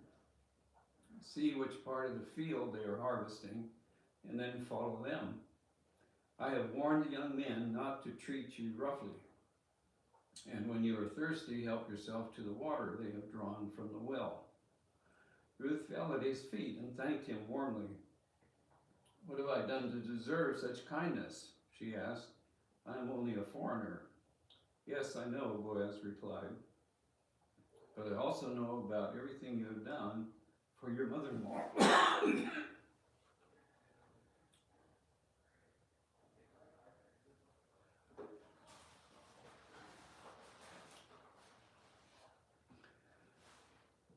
"Yes, I know," Boaz replied, "but I also know about everything you have done for your mother-in-law since the death of your husband. I have heard how you left your father and mother and your own land to live here among complete strangers. May the Lord, the God of Israel, under whose wings you have come to take refuge, reward you fully for what you have done." "I hope to continue to please you, sir," she replied. "You have comforted me by speaking so kindly to me, even though I am not one of your workers." At mealtime, Boaz called to her, "Come over here and help yourself to some food. You can dip your bread in the sour wine." So she sat with his harvesters, and Boaz gave her some roasted grain to eat. She ate all she wanted and still had some left over. When Ruth went back to work again, Boaz ordered his young men, "Let her gather grain right among the sheaves without stopping her, and pull out some heads of barley from the bundles and drop them on purpose for her. Let her pick them up, and don't give her a hard time." So Ruth gathered barley there all day, and when she beat out the grain that evening, it filled an entire basket. She carried it back into town and then showed it to her mother-in-law, Ruth. Ruth also gave her the roasted grain that was left over from her meal. "Where did you gather all this grain today?" Naomi asked. "Where did you work?" "May the Lord bless the one who helped you." So Ruth told her mother-in-law about the man in whose field she had worked. She said, "The man I worked with today is named Boaz." "May the Lord bless him," Naomi told her daughter-in-law. "He is showing his kindness to us as well as to your dead husband. That man is one of our closest relatives." one of our family redeemers." Then Ruth said, "What's more, Boaz even told me to come back and stay with his harvesters until the entire harvest is completed." "Good," Naomi exclaimed. "Do as he said, my daughter. Stay with his young women right through the whole harvest. You might be harassed in other fields, but you'll be safe with him." So Ruth worked alongside the women in Boaz's fields and gathered grain with them until the end of the barley harvest. Then she continued working with them through the wheat harvest in early summer, and all the while she lived with her mother-in-law. Chapter 3, Ruth at the threshing floor. One day Naomi said to Ruth, "My daughter, it's time that I found a permanent home for you so that you will be provided for. Boaz is a close relative of ours, and he's been very kind by letting you gather grain with his young women. Tonight he will be winnowing barley at the threshing floor. Now do as I tell you. Take a bath and put on perfume and dress in your nicest clothes. Then go to the threshing floor, but don't let Boaz see you until he has finished eating and drinking. Be sure to notice where he lies down. Then go over and uncover his feet and lie down there. He will tell you what to do." "I will do everything you say," Ruth replied. So she went down to the threshing floor that night and followed the instructions of her mother-in-law. After Boaz had finished eating and drinking and was in good spirits, he lay down at the far end of the pile of grain and went to sleep. Then Ruth came quietly, uncovered his feet, and lay down. Around midnight, Boaz suddenly woke up and turned over. He was surprised to find a woman lying at his feet. "Who are you?" he asked. "I am your servant Ruth," she replied. "Spread the corner of your covering over me, for you are my family redeemer." "The Lord bless you, my daughter," Boaz exclaimed. "You are showing even more family loyalty now than you did before, for you have not gone after a younger man, whether rich or poor. Now don't worry about a thing, my daughter. I will do what is necessary, for everyone in town knows that you are a virtuous woman. But while it's true that I am one of your family's redeemers, there is another man who is more closely related to you than I am. Stay here tonight, and in the morning I will talk to him. And if he is willing to redeem you, very well. Let him marry you. But if he is not willing, and as surely as the Lord lives, I will redeem you myself. Now lie down here until morning." So Ruth lay at Boaz's feet until the morning, but she got up before it was light enough for people to recognize each other, for Boaz had said, "No one must know that a woman was here at the threshing floor." Then Boaz said to her, "Bring your cloak and spread it out." He measured 6 scoops of barley into the cloak and placed it on her back. Then he returned to the town. When Ruth went back to her mother-in-law, Naomi asked, "What happened, my daughter?" Ruth told Naomi everything Boaz had done for her, and she added, "He gave me these 6 scoops of barley and said, 'Don't go back to your mother-in-law empty-handed.'" Then Naomi said to her, "Just be patient, my daughter, until we hear what happens. The man won't rest until he has settled things today." Chapter 4, Boaz marries Ruth. Boaz went to the town gate and took a seat there. Just then, the family redeemer he had mentioned came by. So Boaz called out to him, "Come over here and sit down, friend. I want to talk to you." So they sat down together. Then Boaz called 10 leaders from the town and asked them to sit as witnesses. And Boaz said to the family redeemer, "You know Naomi, who came back from Moab. She is selling the land that belonged to our relative Elimelech. I thought I should speak to you about it so that you can redeem it if you wish. If you want the land, then buy it here in the presence of these witnesses. But if you don't want it, let me know right away, because I am next in line to redeem it after you." The man replied, "All right, I'll redeem it. Then Boaz told him, of course, your purchase of the land from Naomi also requires that you marry Ruth, the Moabite widow. That way she can have children who will carry on her husband's name and keep the land in the family. Then I can't redeem it, the family redeemer replied, because this might endanger my own estate. You redeem the land. I cannot do it. Now in those days, it was a custom in Israel for anyone transferring the right of purchase to remove his sandal and hand it to the other party. This publicly validated the transaction. So the other family redeemer drew off his sandal as he said to Boaz, you buy the land. And Boaz said to the elders and to the crowd standing around, you are witnesses that today I have bought from Naomi all the property of Elimelech, Kilion, and Mahlon. And with the land I have acquired Ruth, the Moabite widow of Mahlon, to be my wife.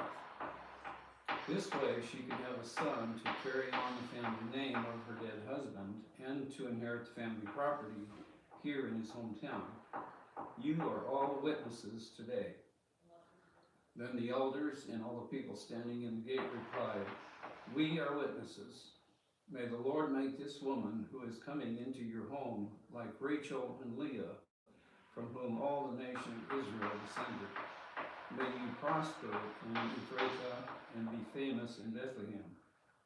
And may the Lord give you descendants by this young woman who will be like those of our ancestor Perez, the son of Tamar and Judah. The descendants of Boaz. So Boaz took Ruth into his home, and she became his wife. When he slept with her, the Lord enabled her to become pregnant, and she gave birth to a son. Then the women of the town said to Naomi, praise the Lord, who has now provided a redeemer for your family. May this child be famous in Israel. May he restore your youth and care for you in your old age. For he is the son of your daughter-in-law, who loves you and has been better to you than 7 sons. Naomi took the baby and cuddled him to her breast, and she cared for him as if he were her own. The neighbor woman said, now at last Naomi has a son again, and they named him Obed. He became the father of Jesse and the grandfather of David. This is the genealogical record of their ancestor Perez. Perez was the father of Hezron. Hezron was the father of Ram. Ram was the father of Aminadab. Aminadab was the father of Nahshon. Nahshon was the father of Salmon. And Salmon was the father of Boaz. Boaz was the father of Obed. Obed was the father of Jesse. Jesse was the father of David.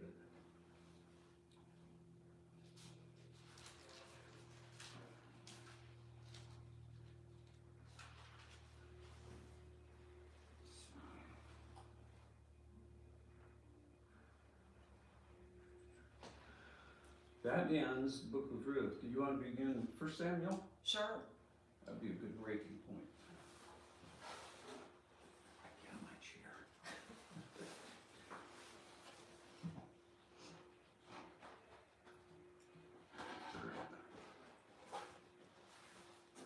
Let me see. I need to sign off Oh, yes, you do. on the end of Ruth.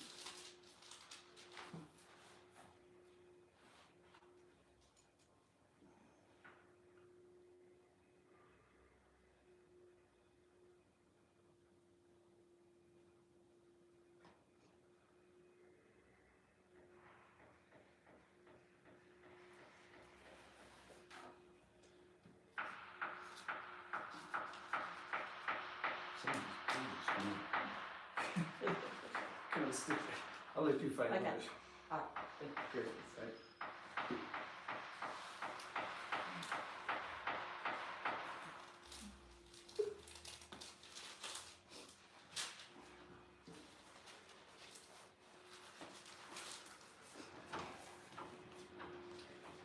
First Samuel chapter 1.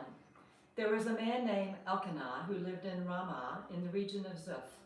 in the hill country of Ephraim. He was the son of Jaron, son of Eliha, son of Tohu, son of Zaph, son of Ephraim. Elkanah had 2 wives, Hannah and Peninnah. Peninnah had children, but Hannah did not.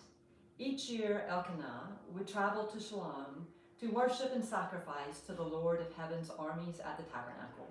The priests of the Lord at the time were the 2 sons of Eli, Hophni and Phinehas.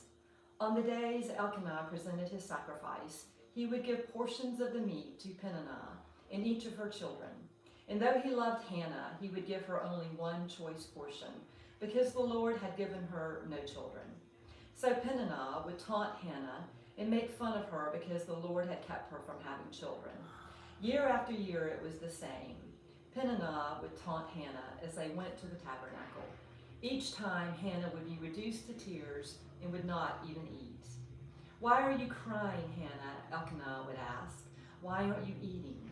Why be downhearted just because you have no children? You have me. Isn't that better than having 10 sons?"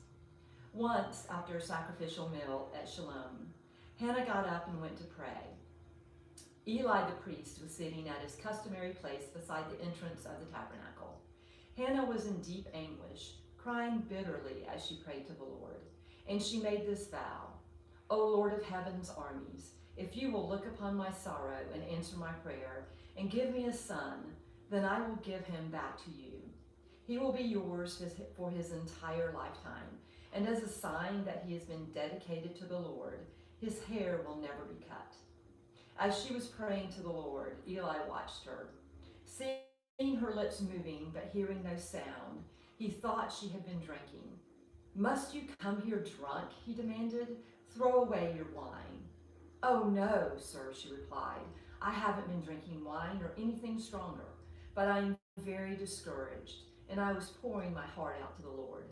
Don't think I am a wicked woman, for I have been praying out of great anguish and sorrow." "In that case," Eli said, "go in peace. May the God of Israel grant the request you have asked of him." "Oh, thank you, sir," she exclaimed. Then she went back and began to eat again, and she was no longer sad. The entire family got up early the next morning and went to worship the Lord once more. Then they returned home to Ramah, where Elkanah slept with Hannah. The Lord remembered her plea, and in due time she gave birth to a son. She named him Samuel, for she said, "I asked the Lord for him." The next year, Elkanah and his family went on their annual trip to offer a sacrifice to the Lord and to keep his vow. But Hannah did not go. She told her husband, "Wait until the boy is weaned. Then I will take him to the tabernacle and leave him there with the Lord permanently." "Whatever you think is best," Elkanah agreed. "Stay here for now, and may the Lord help you keep your promise." So she stayed home and nursed the boy until he was weaned. When the child was weaned, Hannah took him to the tabernacle in Shiloh. They brought along a 3-year-old bull for the sacrifice and a basket of flour and some wine. After sacrificing the bull, they brought the boy to Eli. "Sir, do you remember me?" Hannah asked. "I am the very woman who stood here several years ago praying to the Lord. I asked the Lord to give me this boy, and he has granted my request. Now I am giving him to the Lord, and he will belong to the Lord his whole lifetime." And they worshiped the Lord there. Then Hannah prayed, "My heart rejoices in the Lord. The Lord has made me strong. Now I have an answer for my enemies. I rejoice because you rescued me. No one is holy like the Lord. There is no one beside you. There is no rock like our God. Stop acting so proud and haughty. Don't speak with such arrogance, for the Lord is a God who knows what you have done. He will judge your actions. The bow of the mighty is now broken, and those who stumbled are now strong. Those who were well fed are now starving, and those who were starving are now full. The childless woman now has 7 children, and the woman with many children wastes away. The Lord gives both death and life. He brings some down to the grave, but raises others up. The Lord makes some poor and others rich. He brings some down and lifts others up. He lifts the poor from the dust and the needy from the garbage dump. He sets them among princes, placing them in seats of honor. For all the earth is the Lord's, and he has set the world in order. He will protect his faithful ones, but the wicked will disappear in darkness. No one will succeed by strength alone. Those who fight against the Lord will be shattered. He thunders against them from heaven. The Lord judges throughout the earth. He gives power to his kings. He increases the strength of his anointed one.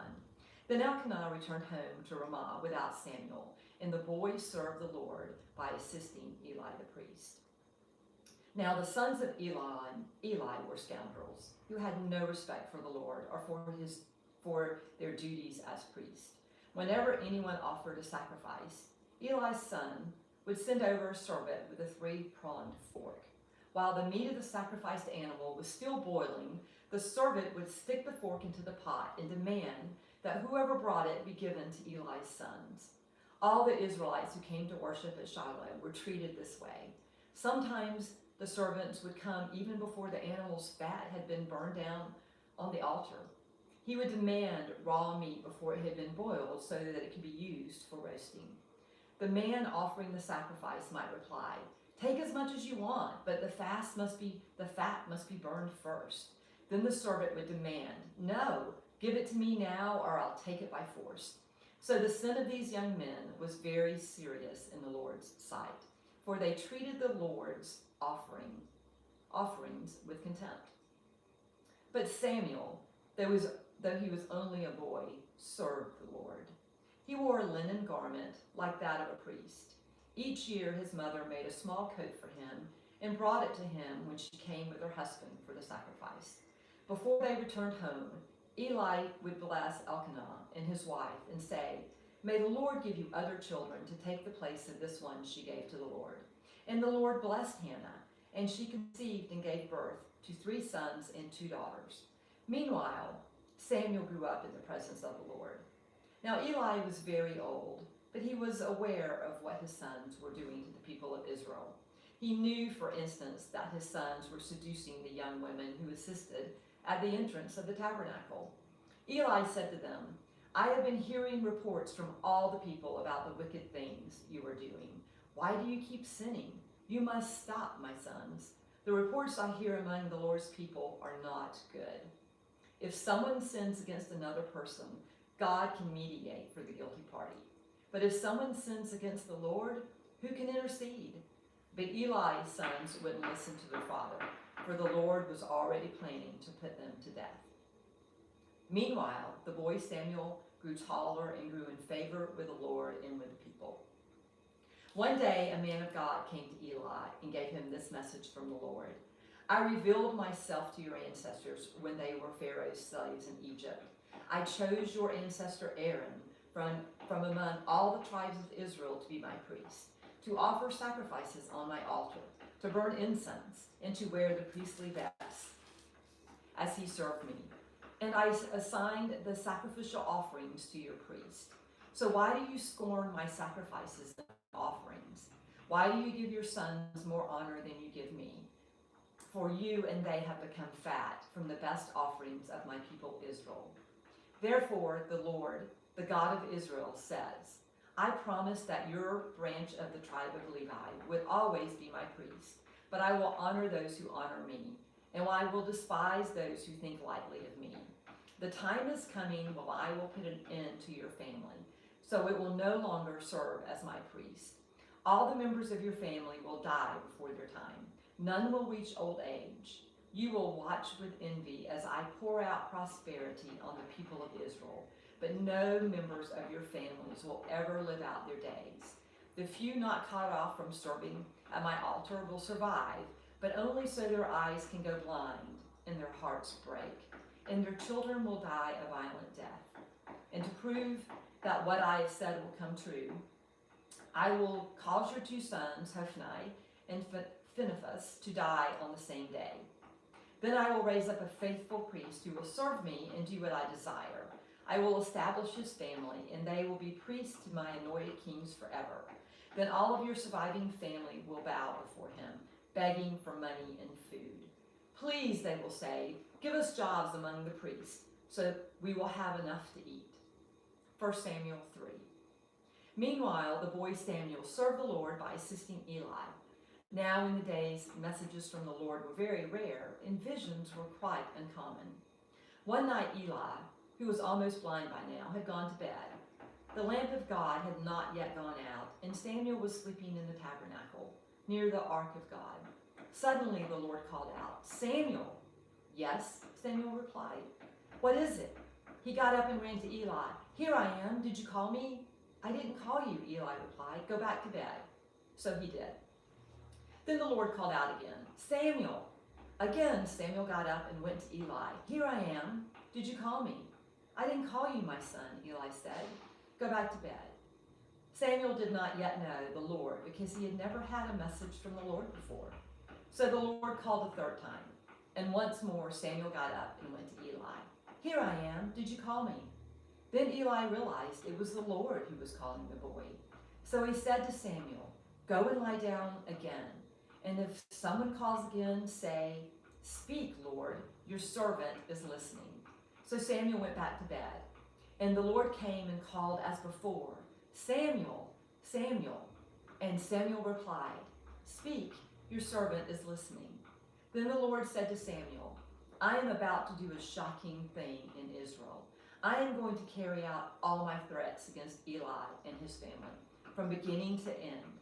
I have warned him that judgment is coming upon his family forever, because his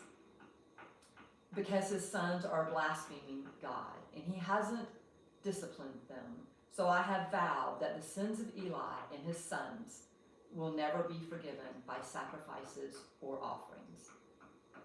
Samuel stayed in bed until morning, then got up and opened the doors of the tabernacle, as usual. He was afraid to tell Eli what the Lord had said to him. But Eli called out to him, "Samuel, my son." "Here I am," Samuel replied. "What did the Lord say to you? Tell me everything, and may God strike you and even kill you if you hide anything from me." So Samuel told Eli everything. He didn't hold anything back. "It is the Lord's will," Eli replied. "Let him do what he thinks best." As Samuel grew up, the Lord was with him, and everything Samuel said proved to be reliable.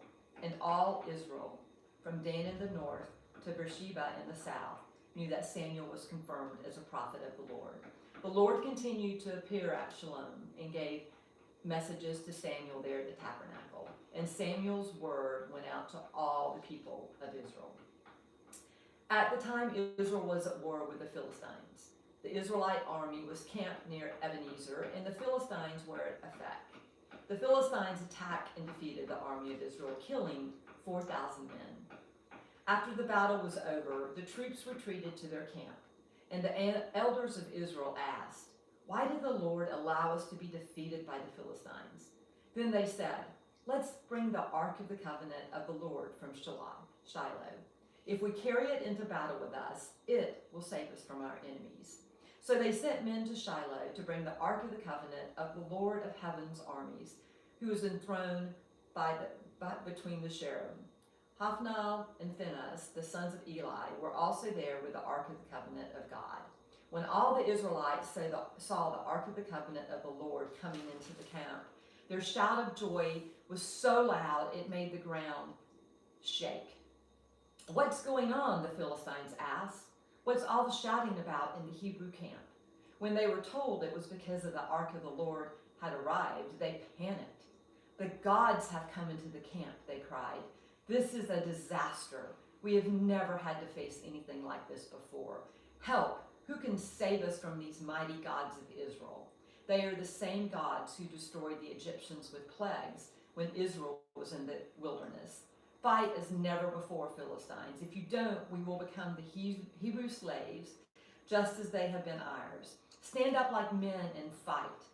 So the Philistines fought desperately, and Israel was defeated again. The slaughter was great.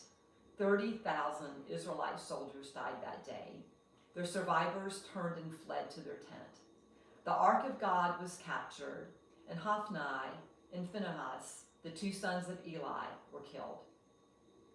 A man from the tribe of Benjamin ran from the battlefield and arrived at Shiloh later that same day. He had torn his clothes and put dust on his head to show his grief. Eli was waiting beside the road to hear the news of the battle, for his heart trembled for the safety of the ark of God. When the messenger arrived and told what had happened, an outcry resounded throughout the town. "What is all the noise about?" Eli asked. The messenger rushed over to Eli, who was 98 years old and blind. He said to Eli, "I have just come from the battlefield. I was there this very day." "What happened, my son?" Eli demanded. "Israel has been defeated by the Philistines," the messenger replied. "The people have been slaughtered, and your 2 sons, Hophni and Phinehas, were also killed, and the ark of the God has been captured." When the messenger mentioned what had happened to the ark of God, Eli fell backward from his seat beside the gate. He broke his neck and died, for he was old and overweight. He had been Israel's judge for 40 years. Eli's daughter-in-law, the wife of Phinehas, was pregnant and near her time of delivery. When she heard that the ark of God had been captured and that her father-in-law and husband were dead, she went into labor and gave birth. She died in childbirth. But before she passed away, the midwives tried to encourage her. "Don't be afraid," they said. "You have a baby boy." But she did not answer or pay attention to them. She named the child Ichabod, which means, "Where is the glory?"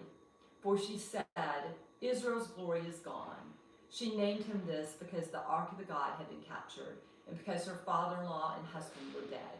Then she said, "The glory has departed from Israel, for the ark of God has been captured." 1 Samuel 5. After the Philistines captured the ark of God, they took it from the battleground of Ebenezer to the town of Ashdod. They carried the ark of God into the temple of Dagon and placed it beside an idol of Dagon.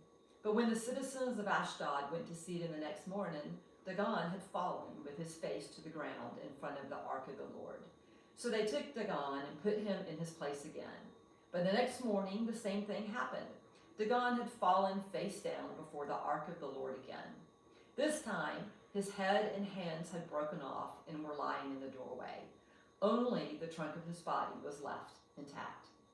That is why, to this day, neither the priest of Dagon nor anyone who enters the temple of Dagon in Ashdod will step on its threshold.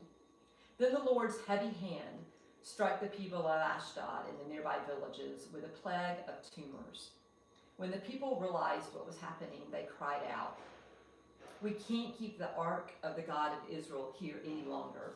He is against us. We will all be destroyed along with Dagon, our God." So they called together the rulers of the Philistine towns and asked, "What should we do with the ark of the God of Israel?" The rulers discussed it and replied, "Move it to the town of Gath." So they moved the ark of the God of Israel to Gath. But when the ark arrived at Gath, the Lord's heavy hand fell on its men, young and old. He struck them with a plague of tumors, and there was a great panic. So they sent the ark of God to the town of Ekron. But when the people of Ekron saw it coming, they cried out, "They are bringing the ark of the God of Israel here to kill us too." The people summoned the Philistine rulers again and begged them, "Please send the ark of the God of Israel back to its own country, or it will kill us all." For the deadly plague from God had already begun, and great fear was sweeping across the town. Those who didn't die were afflicted with tumors, and the cry from the town rose to heaven. 1 Samuel chapter 6. The ark of the Lord remained in Philistine territory 7 months in all. Then the Philistines called in their priests and diviners and asked them, "What should we do about the ark of the Lord? Tell us how to return it to its own country." "Send the ark of the God of Israel back with a gift," they were told. "Send a guilt offering so the plague will stop. Then, if you are healed, you will know it was his hand that caused the plague." "What sort of guilt offering should we send?" they asked, and they were told, "Since the plague has struck both you and your 5 rulers, make 5 gold tumors and 5 gold rats, just like those that have ravaged your land. Make these things to show honor to the God of Israel. Perhaps then he will stop afflicting you, your gods, and your land. Don't be stubborn and rebellious, as Pharaoh and the Egyptians were. By the time God was finished with them, they were eager to let Israel go. Now build a new cart and find 2 cows that have just given birth to calves. Make sure the cows have never been yoked to the cart. Hitch the cows to the cart, but shut their calves away from them in a pen. Put the ark of the Lord on the cart, and beside it place a chest containing the gold rats and gold tumors you were sending as a guilt offering. Then let the cows go wherever they want. If they cross the border of our land and go to Beth-Shemesh, we will know it was the Lord who brought this great disaster upon us.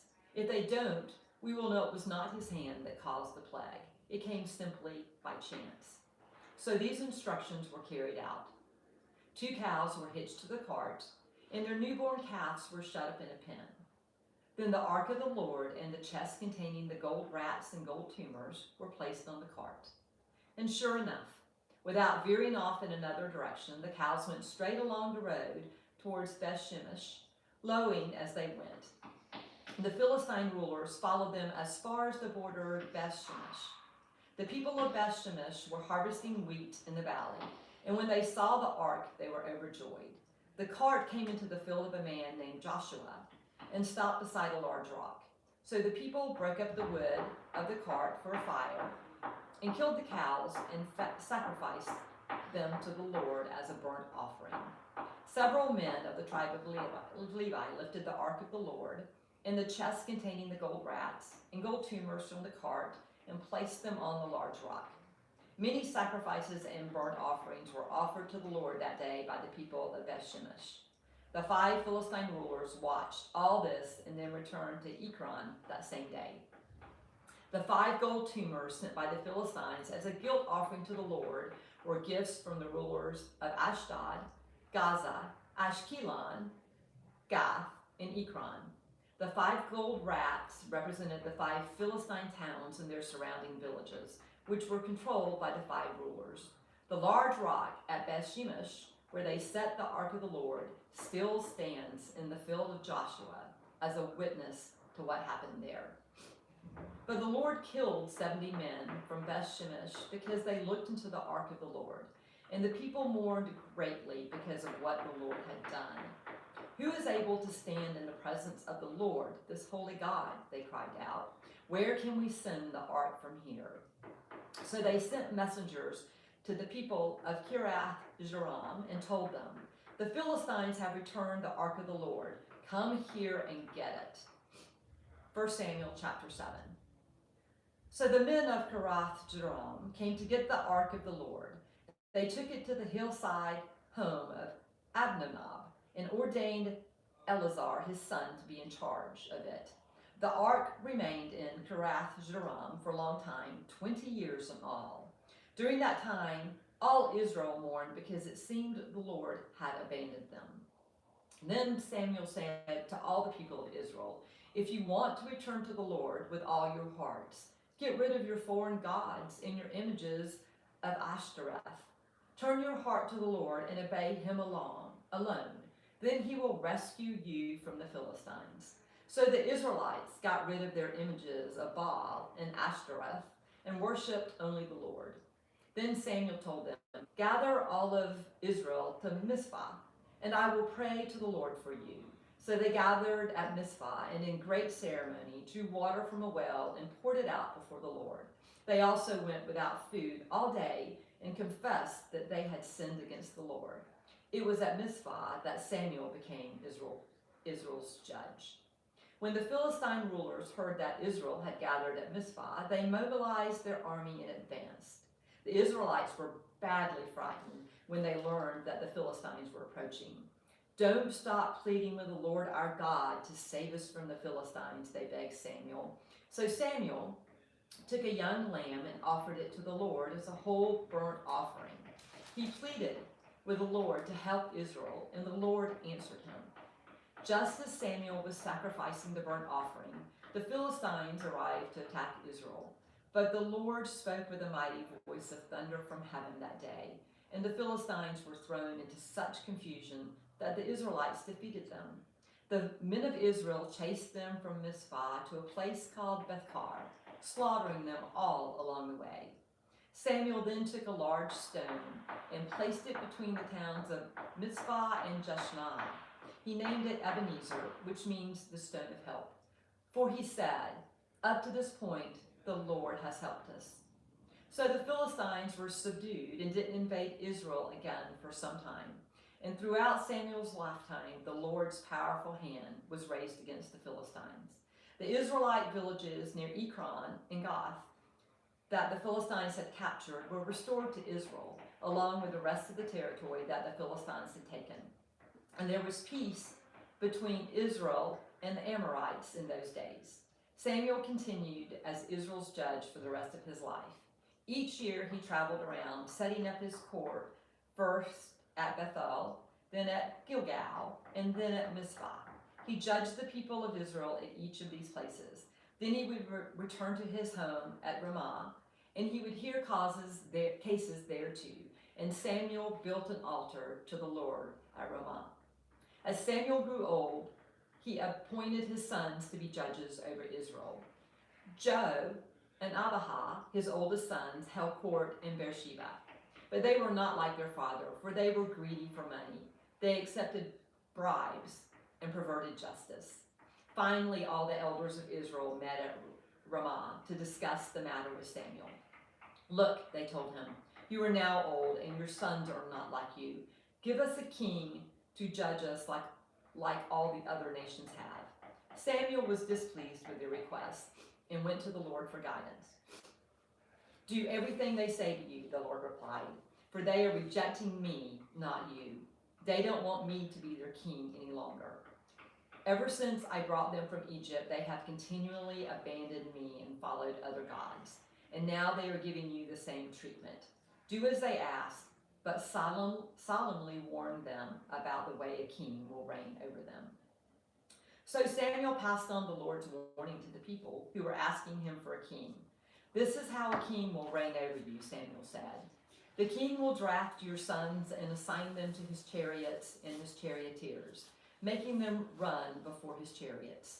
Some will be generals and captains in his armies. Some will be forced to plow in his fields and harvest his crops. And some will make his weapons and chariot equipment. The king will take your daughters from you and force them to cook and bake and make perfumes for him. He will take away the best of your fields and vineyards and olive groves and give them to his own officials. He will take 1/10 of your grain in your grape harvest and distribute it among his officers and attendants. He will take your male and female slaves and demand the finest of your cattle and donkey for his own use. He will demand 1/10 of your flocks, and you will be his slaves. When that day comes, you will beg for relief from this king you are demanding, but then the Lord will not help you. But the people refused to listen to Samuel's warning. Even so, we still want a king, they said. We want to be like the nations around us. Our king will judge us and lead us into battle. So Samuel repeated to the Lord what the people had said, and the Lord replied, do as they say and give them a king. Then Samuel agreed and sent the people home. 1 Samuel 9. There was a wealthy, influential man named Kish from the tribe of Benjamin. He was the son of Abiel, son of Zahor, son of Bechorath, son of Aphi of the tribe of Benjamin. His son Saul was the most handsome man in Israel, head and shoulders taller than anyone else in the land. One day, Kish's donkey strayed away, and he told Saul, take a servant with you and go look for the donkeys. So Saul took one of the servants and traveled through the hill country Ephraim, the land of Shishlam, the Shalem area, and the entire land of Benjamin. But they couldn't find the donkeys anywhere. Finally, they entered the region of Zuph. And Saul said to his servant, let's go home. By now my father will be more worried about us than about the donkeys. But the servant said, I've just thought of something. There is a man of God who lives here in this town. He is held in high honor by all the people because everything he says comes true. Let's go find him. Perhaps he can tell us which way to go. But we don't have anything to offer him, Saul replied. Even our food is gone, and we don't have a thing to give him. Well, the servant said, I have one small silver piece. We can at least offer it to the man of God and see what happens. In those days, if people wanted a message from God, they would say, let's go and ask the seer, for prophets used to be all called seers. All right, Saul agreed, let's try it. So they started into the town where the man of God lived. As they were climbing the hill to the town, they met some young women coming out to draw water. So Saul and his servant asked, is a seer here today? Yes, they replied. Stay right on this road. He is at the town gates. He has just arrived to take part in a public sacrifice up at the place of worship. Hurry and catch him before he goes up there to eat.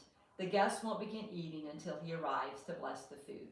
So they entered the town, and as they passed through the gates, Samuel was coming toward them to go up to the place of worship. Now the Lord had told Samuel the previous day, about this time tomorrow, I will send you a man from the land of Benjamin. Anoint him to be the leader of my people Israel.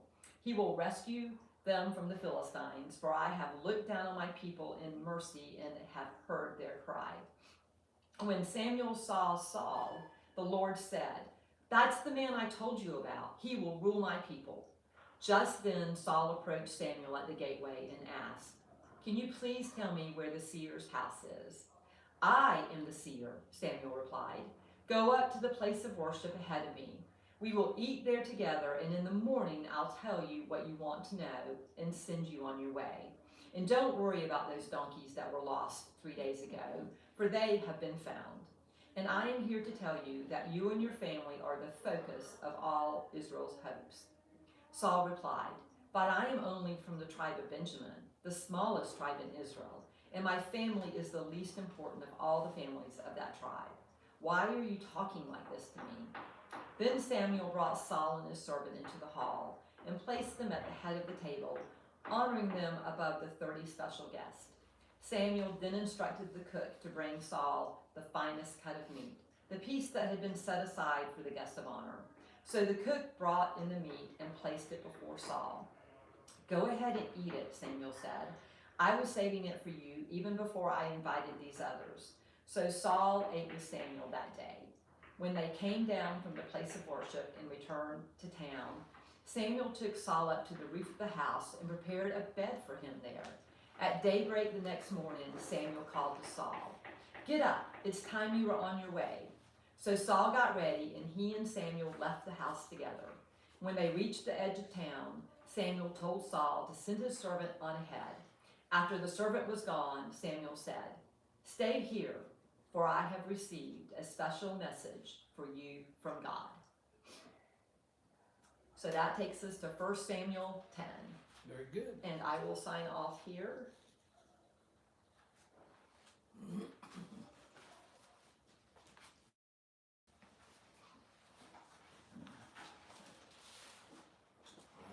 Right there.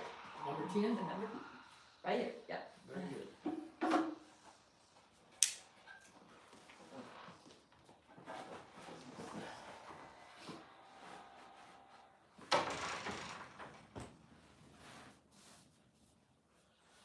Samuel anoints Saul as king. Then Samuel took a flask of olive oil and poured it over Saul's head. He kissed Saul and said, I am doing this because the Lord has appointed you to be the ruler over Israel, his special possession. When you leave me today, you will see 2 men beside Rachel's tomb at Zelzah on the border of Benjamin. They will tell you that the donkeys have been found and that your father has stopped worrying about them and is now worried about you. He is asking, have you seen my son? When you get to the oak of Tabor, you will see the 3 men coming toward you who are on their way to worship God at Bethel. One will be bringing 3 young goats, another will have 3 loaves of bread, and the third will be carrying a wineskin full of wine. They will greet you and offer you 2 of the loaves, which you are to accept. When you arrive in Gilbeh of God, where the garrison of the Philistines is located, you will meet a band of prophets coming down from the place of worship. They will be playing a harp, a tambourine, a flute, and a lyre, and they will be prophesying. At that time, the Spirit of the Lord will come powerfully upon you, and you will prophesy with them. You will be changed into a different person. After these signs take place, do what must be done, for God is with you. Then go down to Gilgal ahead of me, and I will join you there to sacrifice burnt offerings and peace offerings. You must wait for 7 days until I arrive and give you further instructions. Samuel's signs are fulfilled. As Saul turned and started to leave, God gave him a new heart, and all Samuel's signs were fulfilled that day. When Saul and his servants arrived at Gilgal, they saw a group of prophets coming toward them. Then the Spirit of God came powerfully upon Saul, and he too began to prophesy. When those who knew Saul heard about it, they exclaimed, "What? Is even Saul a prophet? How did the son of Kish become a prophet?" And one of those standing there said, "Can anyone become a prophet, no matter who his father is?" So that is the origin of the saying, "Is even Saul a prophet?" When Saul had finished prophesying, he went up to the place of worship. "Where have you been?" Saul's uncle asked him and his servant. "We were looking for the donkeys," Saul replied, "but we couldn't find them. So we went to Samuel to ask him where they were." "Oh, and what did he say?" his uncle asked. "He told us that the donkeys had already been found," Saul replied. But Saul didn't tell his uncle about what Samuel said about the kingdom. Saul is acclaimed king. Later, Samuel called all the people of Israel to meet before the Lord at Mizpah. Then he said, "This is what the Lord, the God of Israel, has declared. I brought you from Egypt. I rescued you from the Egyptians and from all of the nations that were oppressing you. But though I have rescued you from your misery and distress, you have rejected your God today and have said, 'No, we want a king instead.' Now therefore, present yourselves before the Lord by tribes and clans." So Samuel brought all the tribes of Israel before the Lord, and the tribe of Benjamin was chosen by lot. Then he brought each family of the tribe of Benjamin before the Lord, and the family of the Metorites were chosen. And finally, Saul, son of Kish, was chosen from among them. But when they looked for him, he had disappeared. So they asked the Lord, "Where is he?" And the Lord replied, He is hiding among the baggage." So they found him and brought him out, and he stood head and shoulders above everyone else. Then Samuel said to all of the people, "This is the man the Lord has chosen as your king. No one in all Israel is like him." And all the people shouted, "Long live the king!" Then Samuel told the people what the rights and the duties of a king were. He wrote them down on a scroll and placed it before the Lord. Then Samuel sent the people home again. When Saul returned to his home at Gibeah, a group of men whose hearts God had touched went with him. But there were some scoundrels who complained, "How could this man save us?" And they scorned him and refused to bring him gifts. But Saul ignored them.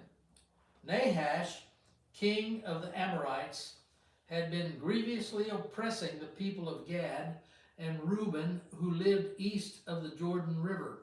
He gorged out the right eye of each of the Israelites living there, and he didn't allow anyone to come and rescue them. In fact, of all the Israelites east of the Jordan, there wasn't a single one whose right eye Nahash had not gorged out. But there were 7,000 men who had escaped from the Amorites, and they had settled in Jabesh Gilead. Saul defeats the Amorites. About a month later, King Nahash of Ammon led his army against the Israelite town of Jabesh Gilead. But all the citizens of Jabesh asked for peace. "Make a treaty with us, and we will be your servants," they pleaded. All right, Nahash said, but only on one condition. I will gorge out the right eye of every one of you as a disgrace to Israel. Give us 7 days to send messengers throughout Israel, replied the elders of Jabesh. If no one comes to save us, we will agree to your terms. When the messengers came to Gibeah of Saul and told the people about their plight, everyone broke into tears. Saul had been plowing a field with his oxen, and when he returned to town, he asked, "What's the matter? Why is everyone crying?" So they told him about the message from Jabesh. Then the Spirit of God came powerfully upon Saul, and he became very angry. He took 2 oxen and cut them into pieces and sent the messengers to carry them throughout Israel with his message. This is what will happen to the oxen of anyone who refuses to follow Saul and Samuel into battle. And the Lord made the people afraid of Saul's anger, and all of them came out together as one.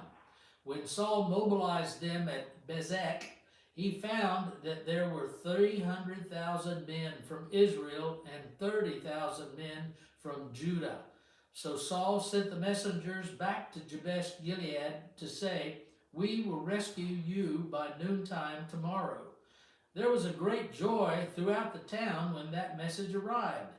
The men of Jabesh then told their enemies, "Tomorrow we will come out to you, and you can do to us whatever you wish." But before dawn the next morning, Saul arrived, having divided his army into 3 detachments. He launched a surprise attack against the Amorites and slaughtered them the whole morning. The remnant of their army was so badly scattered that no 2 of them were left together. Then the people exclaimed to Samuel, "Now, where are those men who said, 'Why should Saul rule over us?' Bring them here and we will kill them." But Saul replied, "No one will be executed today, for today the Lord has rescued Israel." Then Samuel said to the people, "Come, let us all go to Gilgal to renew the kingdom." So they all went to Gilgal, and in a solemn ceremony before the Lord, they made Saul king. Then they offered a peace offering to the Lord, and Saul and all Israelites were filled with joy. Samuel's farewell address. Then Samuel addressed all of Israel. "I have done as you asked and given you a king. Your king is now your leader. I stand here before you, an old, gray-haired man, and my sons serve you. I have served you as your leader from the time I was a boy to this very day. Now testify against me in the presence of the Lord and before his anointed one. Whose ox or donkey have I stolen? Have I ever cheated any of you? Have I ever oppressed you? Have I ever taken a bribe and perverted justice? Tell me, and I will make right whatever I have done wrong." "No," they replied, "you have never cheated or oppressed us, and you have never taken even a single bribe. The Lord and his anointed one of my witnesses. The Lord and his anointed one are my witnesses today," Samuel declared, "that my hands are clean." "Yes, he is a witness," they replied. "It was the Lord who appointed Moses and Aaron," Samuel continued. "He brought your ancestors out of the land of Egypt. Now stand here quietly before the Lord as I remind you of all the great things the Lord has done for you and your ancestors." When the Israelites were in Egypt and cried out to the Lord, he sent Moses and Aaron to rescue them from Egypt and to bring them into this land. But the people soon forgot about the Lord their God, so he handed them over to Sisera, the commander of Hazor's army, and also to the Philistines and to the king of Moab, who fought against them. Then they cried to the Lord again and confessed, "We have sinned by turning away from the Lord and worshiping the images of Baal and Ashtaroth. We will worship you and you alone if you will rescue us from our enemies." Then the Lord sent Gideon, Bedan, Jephthah, and Samuel to save you, and you lived in safety.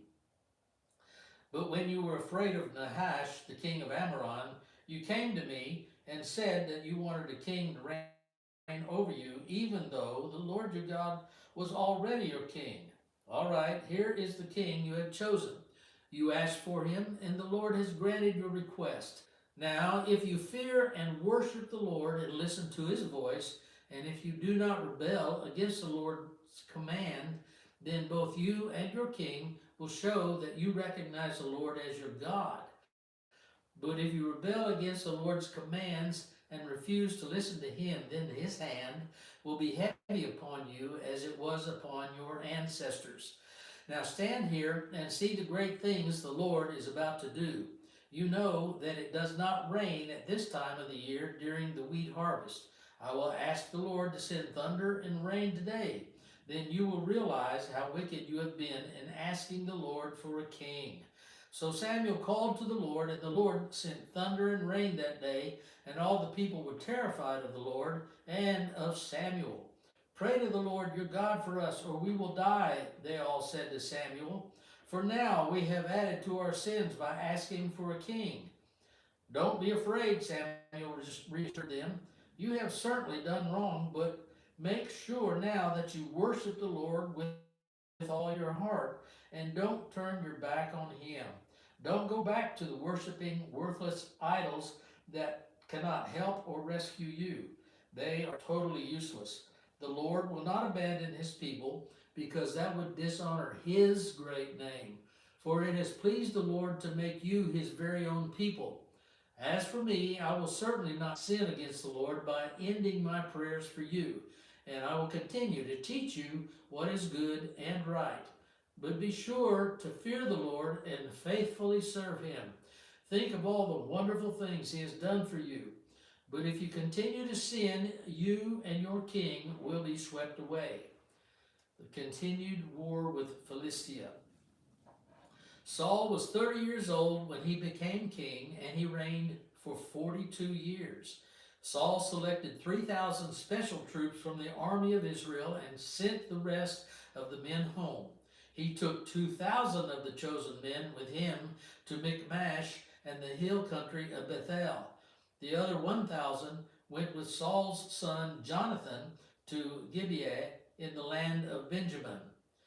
Soon after this, Jonathan attacked and defeated the garrison of the Philistines in Geba. The news spread quickly among the Philistines, so that Saul blew the ram's horn throughout the land, saying, Hebrews, hear this, rise up and revolt. All Israel heard the news that Saul had destroyed the Philistine garrison at Geba, and that the Philistines now hated the Israelites more than ever. So the entire Israelite army was summoned to join Saul at Gilgal.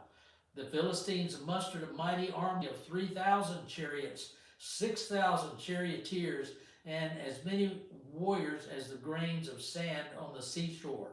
They camped at Michmash, east of Bethaven. The men of Israel saw what a tight spot they were in, and because they were hard pressed by the enemy, they tried to hide in caves, thickets, rocks, holes, and cisterns. Some of them crossed the Jordan and escaped into the land of Gad and Gilead. Saul's disobedience and Samuel's rebuke. Meanwhile, Saul stayed at Gilgal, and his men were trembling with fear. Saul waited there 7 days for Samuel, as Samuel had instructed him earlier, but Samuel still didn't come. Saul realized that his troops were rapidly slipping away, so he demanded, Bring me the burnt offerings and the peace offerings. And Saul sacrificed the burnt offerings himself. Just as Saul was finishing with the burnt offerings, Samuel arrived. Saul went out to meet him and welcomed him. But Samuel said, What is this you have done? Saul replied, I saw my men scattering from me, and you didn't arrive when you said you would, and the Philistines are at Michmash ready for battle. So I said, the Philistines are ready to march against us at Gilgal, and I haven't even asked for the Lord's help. So I felt compelled to offer the burnt offering myself before you came. How foolish, Samuel exclaimed. You have not kept the command of the Lord your God, the command that the Lord your God gave you. Had you kept it, the Lord would have established your kingdom over Israel forever. But now your kingdom must end, for the Lord has sought out a man after his own heart. The Lord has already anointed him.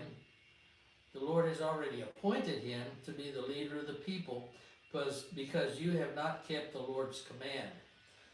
Israel's military disadvantage. Samuel then left Gilgal and went on his way, but the rest of the troops went with Saul to meet the army. They went up from Gilgal to Gibrith in the land of Benjamin. When Saul counted the men who were still with him, he found only 600 were left. Saul and Jonathan and the troops with them were staying at Geba in the land of Benjamin. The Philistines set up their camp at Michmash. 3 raiding parties soon left the camp of the Philistines. One went north towards Ophrah and the land of Shual. The other went west to Beth Horon, and the third moved toward the border above the valley of Zeboim, near the wilderness. There were no blacksmiths in the land of Israel those days. The Philistines wouldn't allow them for fear that they would make swords and spears for the Hebrews. So whenever the Israelites needed to sharpen their plowshares, picks, axes, or sickles, they had to take them to the Philistine blacksmith. The charges were as follows: 1/4 ounce of silver for sharpening a plowshare or a pick, and 1/8 ounce for sharpening an axe or making the point of an ox goad. So on the day of battle, none of the people of Israel had a sword or spear except for Saul and Jonathan. The pass at Michmash had meanwhile been secured by a contingent of the Philistine army. Jonathan's daring plan. One day, Jonathan said to his armor bearer, "Come on, let's go over where the Philistines have their outposts." But Jonathan did not tell his father what he was doing. Meanwhile, Saul and his 600 men were camped on the outskirts of Gibreh around the pomegranate tree at Migron. Among Saul's men was Ahijah the priest, who was wearing the ephod, the priestly vest. Ahijah was the son of Ichabod's brother Ahidub, son of Phinehas, son of Eli, the priest of the Lord, who had served at Shiloh. No one realized that Jonathan had left the Israelite camp to reach the Philistines' outpost. To reach the Philistines' outpost, Jonathan had to go down between 2 rocky cliffs that were called Bozez and Sinai. The cliff on the north was in front of Michmash. The one on the south was in front of Geba. "Let's go across to the outpost of those pagans," Jonathan said to his armor bearer. "Perhaps the Lord will help us, for nothing can hinder the Lord. He can win a battle whether he has many warriors or only a few." "Do what you think is best," the armor bearer replied. "I'm with you completely, whatever you decide." "All right then," Jonathan told him. "We will cross over and let them see us. If they say to us, 'Stay where you are or we'll kill you,' then we will stop and not go up to them. But if they say, 'Come on up and fight,' then we will go up. That will be the Lord's sign that he will help us defeat them." When the Philistines saw them coming, they shouted, "Look, the Hebrews," yes, the Hebrews. "Look, the Hebrews are crawling," sorry, the page will not open up. "The Hebrews are crawling out of their holes." Then the men from the outpost shouted to Jonathan, "Come up here, and we'll teach you a lesson." "Come on, climb right behind me," Jonathan said to the armor bearer, "for the Lord will help us defeat them." So they climbed up using both hands and feet, and the Philistines fell before Jonathan and his armor bearer killed those who came behind them. They killed some 20 men in all, and their bodies were scattered over about half an acre. Suddenly, panic broke out in the Philistine army, both in the camp and in the field, including even the outposts and raiding parties.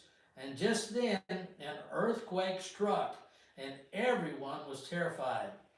Israel defeats the Philistines. Saul's outlook in Gibeah of Benjamin saw a strange sight. The vast army of the Philistines began to melt away in every direction. Call the roll and find out who's missing, Saul ordered. And when they checked, they found that Jonathan and his armor bearer were gone. Then Saul shouted to Ahijah, "Bring the ephod here." For at that time, Ahijah was wearing the ephod in front of the Israelites. But while Saul was talking to the priest, the confusion in the Philistine camp grew louder and louder. So Saul said to the priest, "Never mind, let's get going." Then Saul and all his men rushed out to the battle and found the Philistines killing each other. There was terrible confusion everywhere. Even the Hebrews, who had previously gone over to the Philistine army, revolted and joined with Saul, Jonathan, and the rest of the Israelites.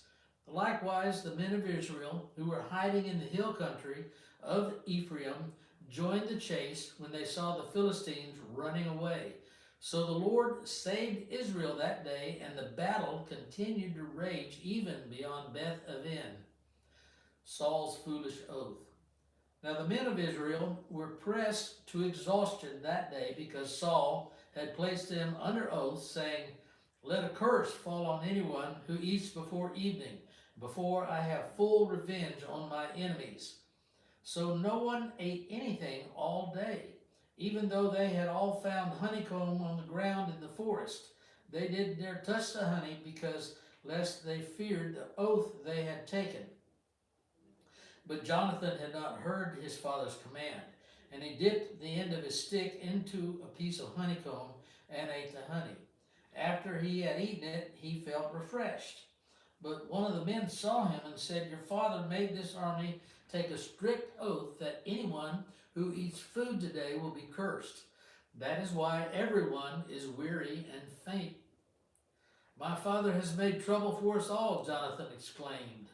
"A command like that only hurts us. See how refreshed I am now that I have eaten this little bit of honey." If the men have been allowed to eat freely from the food they found among the enemies, think how many more Philistines we could have killed. They chased and killed the Philistines all day from Michmash to Ajalon, growing more and more faint. That evening they rushed for the battle plunder and butchered the sheep, goats, and cattle and calves, but they ate them without draining the blood. Someone reported to Saul, "Look, the men are sinning against the Lord by eating meat that still has blood in it." "That is very wrong," Saul said. "Find a large stone and roll it over here. Then go out among the troops and tell them, 'Bring the cattle, sheep, and goats here to me and kill them here, and drain the blood before you eat them. Do not sin against the Lord by eating meat with blood still in it.'" So that night all the troops brought their animals and slaughtered them there. Then Saul built an altar to the Lord. It was the first of altars he built to the Lord. Then Saul said, "Let's chase the Philistines all night and plunder them until sunrise. Let's destroy every last one of them." His men replied, "We will do whatever you think is best." But the priest said, "Let's ask God first." So Saul asked God, "Should we go after the Philistines? Will you help us defeat them?" But God made no reply that day. Then Saul said to the leaders, "Something's wrong. I want all my army commanders to come here. We must find out what sin was committed today. I vow by the name of the Lord who rescued Israel that the sinner will surely die, even if it is my own son Jonathan." But no one would tell him that the truth was, no one would tell him that what the trouble was. Then Saul said, "Jonathan and I will stand over here, and all of you stand over there." And the people responded to Saul Whatever you think is best.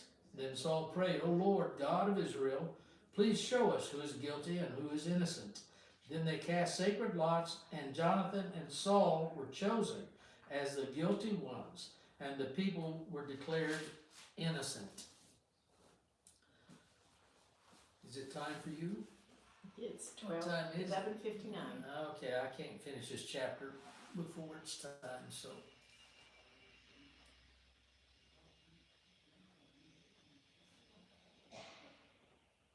Okay, Okay, we're right here. Let me get out of this chair. We can start at the top of the page. okay. Carry on. Okay? In 1 Samuel. Yes, ma'am. 1 Samuel 15, or you start at the top of the page. Yeah, start at the top of the page. Okay, okay, If I leave my phone down there, I did leave my phone. All right, all right. enjoy. Thank See you. you. Then Saul said, now cast lots again and choose between me and Jonathan. And Jonathan was shown to be the guilty one. Tell me what you have done, Samuel demanded of Jonathan. I tasted a little honey, Jonathan admitted. It was only a little bit on the end of my stick. Does that deserve death? Yes, Jonathan, Saul said, you must die. May God strike me and even kill me if you do not die for this. But the people broke in and said to Saul, Jonathan has won this great victory for Israel. Should he die? Far from it. As surely as the Lord lives, not one hair on his head will be touched, for God helped him to do a great deed today. So the people rescued Jonathan, and he was not put to death. Then Saul called back the army from chasing the Philistines, and the Philistines returned home. Now when Saul had secured his grasp on Israel's throne, he fought against his enemies in every direction, against Moab, Ammon, Edom, the kings of Zobah, and the Philistines, and wherever he turned, he was victorious. He performed great deeds and conquered the Amalekites, saving Israel from all those who had plundered them. Saul's sons included Jonathan, Ishbosheth, and Malchishua. He also had two daughters, Merab, who was older, and Michal. Saul's wife was Ahinoam, the daughter of Ahimaaz. The commander of Saul's army was Abner, the son of Saul's uncle Ner. Saul's father Kish and Abner's father Ner were both sons of Abiel. The Israelites fought constantly with the Philistines throughout Saul's lifetime, so whenever Saul observed a young man who was brave and strong, he drafted him into his army. Chapter 15. 1 Samuel chapter 15. Saul defeats the Amalekites. One day Samuel said to Saul, it was the Lord who told me to anoint you as king of his people Israel. Now listen to this message from the Lord. This is what the Lord of heaven's armies has declared. I have decided to settle accounts with the nation of Amalek for opposing Israel when they came from Egypt.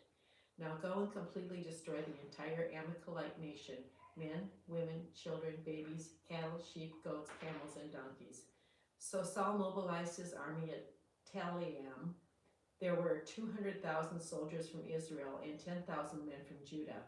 Then Saul and his army went into a town of the Amalekites and lay in wait in the valley. Saul sent this warning to the Kenites: move away from where the Amalekites live, or you will die with them. For you showed kindness to all the people of Israel when they came up from Egypt. So the Kenites packed up and left. Then Saul slaughtered the Amalekites from Havilah all the way to Shur, east of Egypt. He captured Agag, the Amalekite king, but completely destroyed everyone else. Saul and his men spared Agag's life and kept the best of the sheep, goats, and cattle, the fat calves and the lambs, everything, in fact, that appealed to them. They destroyed only what was worthless or of poor quality. Then the Lord said to Samuel, I am sorry that I ever made Saul king, for he has not been loyal to me and has refused to obey my command. Saul was so deeply moved when he heard this that he cried out to the Lord all night. Early the next morning, Samuel went to find Saul. Someone told him Saul went to the town of Carmel to set up a monument to himself. Then he went on to Gilgal. When Samuel finally found him, Saul greeted him cheerfully. May the Lord bless you, he said. I have carried out the Lord's command. Then what is all the bleating of sheep and goats and the lowing of cattle I hear? Samuel demanded. It's true that the army spared the best of the sheep, goats, and cattle, Saul admitted, but they are going to sacrifice them to the Lord your God. We have destroyed everything else. Then Samuel said to Saul, "Stop, listen to what the Lord told me last night." "What did he tell you?" Saul asked. And Samuel told him, "Although you may think little of yourself, are you not the leader of the tribes of Israel? The Lord has anointed you king of Israel. And the Lord sent you on a mission and told you, 'Go and completely destroy the sinners, the Amalekites, until they are all dead.' Why haven't you obeyed the Lord? Why did you rush for the plunder and do what was evil in the Lord's sight?" "But I did obey the Lord," Saul insisted. "I carried out the mission he gave me. I brought back King Agag, but I destroyed everything else. Then my troops brought in the best of the sheep, goats, cattle, and plunder to sacrifice to the Lord God, your God in Gilgal." But Samuel replied, "What is more pleasing to the Lord? Your burnt offerings and sacrifices, or your obedience to his voice? Listen, obedience is better than sacrifice, and submission is better than offering the fat of the rams.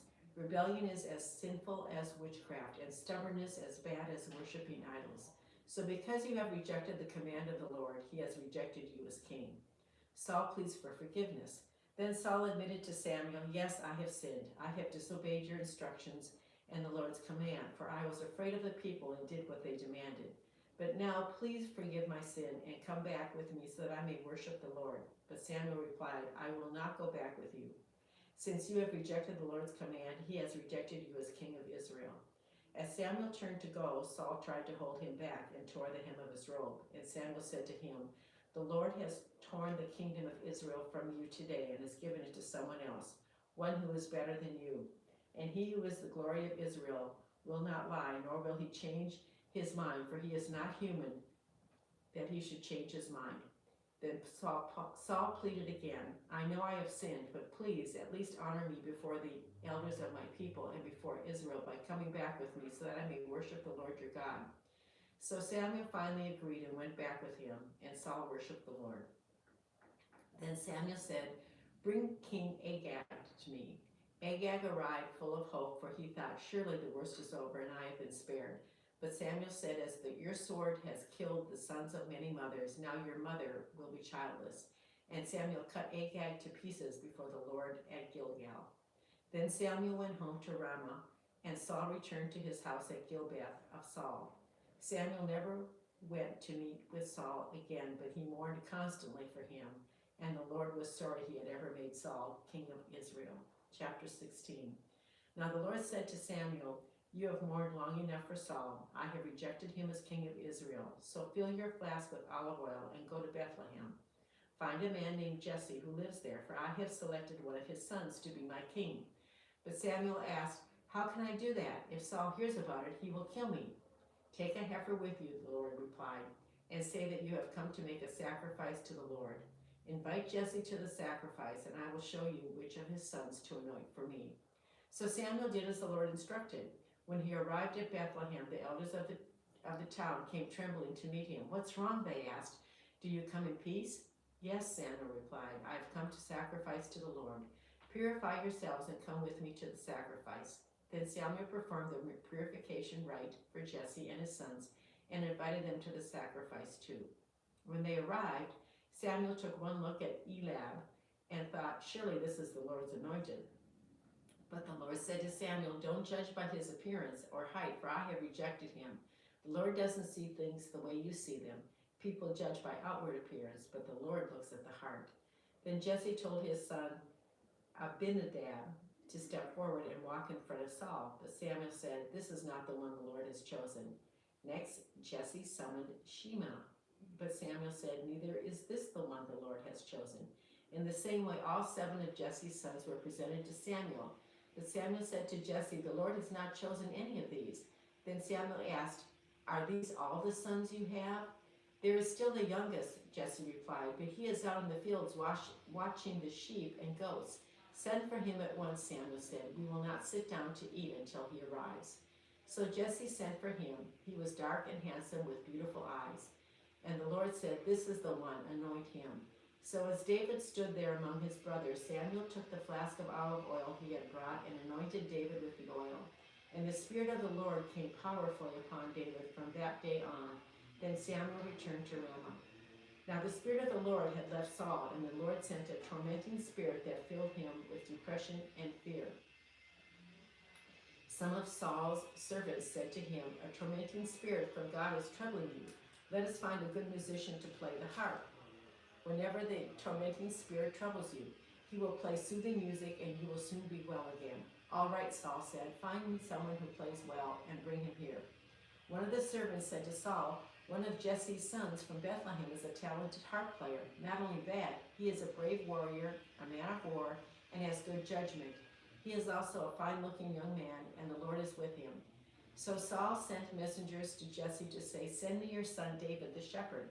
Jesse responded by sending David to Saul along with a young goat, a donkey loaded with bread, and a wineskin full of wine. So David went to Saul and began serving him.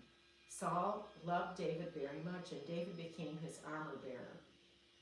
Then Saul sent word to Jesse asking, "Please let David remain in my service, for I am very pleased with him." And whenever the tormenting spirit from God troubled Saul, David would play the harp. Then Saul would feel better, and the tormenting spirit would go away. Chapter 17, Goliath challenges the Israelites. The Philistines now mustered their army for battle and camped between Sukkah in Judah and Azekah at Ephesion. Saul countered by gathering his Israelite troops near the valley of Elah. So the Philistines and the Israelites faced each other on opposite hills with the valley between them. Then Goliath, a Philistine champion from Gath, came out of the Philistine ranks to face the forces of Israel. He was over 9 feet tall. He wore a bronze helmet, and his bronze coat of mail weighed 125 pounds. He also wore bronze leg armor, and he carried a bronze javelin on his shoulder. The shaft of his spear was as heavy and thick as a weaver's beam, tipped with an iron spearhead that weighed 15 pounds. His armor-bearer walked ahead of him carrying a shield. Goliath stood and shouted a taunt across to the Israelites. "Why are you all coming out to fight?" he called. "I am the Philistine champion, but you are only the servants of Saul. Choose one man to come down here and fight me. If he kills me, then we will be your slaves. But if I kill him, you will be our slaves. I defy the armies of Israel today. Send me a man who will fight me." When Saul and the Israelites heard this, they were terrified and deeply shaken. Now David was the son of a man named Jesse, an Ephrathite from Bethlehem in the land of Judah. Jesse was an old man at that time, and he had 8 sons. Jesse's 3 oldest sons, Eliab, Abinadab, and Shema, had already joined Saul's army to fight the Philistines. David was the youngest son. David's 3 oldest brothers stayed with Saul's army, but David went back and forth so he could help his father with the sheep in Bethlehem. For 40 days, every morning and evening, the Philistine champion strutted in front of the Israelite army. One day Jesse said to David, "Take this basket of roasted grain and these 10 loaves of bread and carry them quickly to your brothers, and give these 10 cuts of cheese to their captain. See how your brothers are getting along, and bring back a report on how they are doing."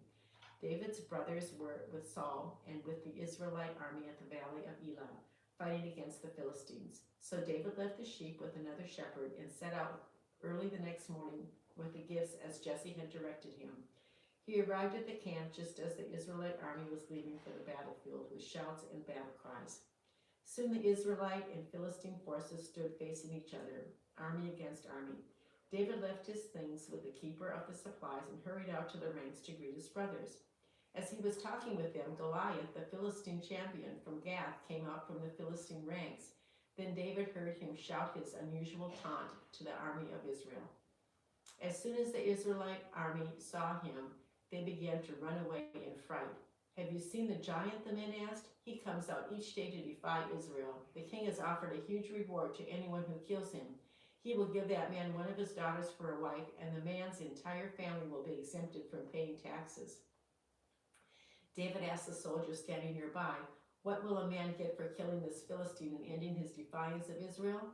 Who is this pagan Philistine anyway that he is allowed to defy the armies of the living God?" And these men gave David the same reply. They said, "Yes, that is the reward for killing him." But when David's oldest brother Eliab heard David talking to the men, he was angry. "What are you doing around here anyway?" he demanded. "What about these few sheep you're supposed to be taking care of? I know about your pride and deceit. You just want to see the battle." "What have I done now?" David replied. "I was only asking a question."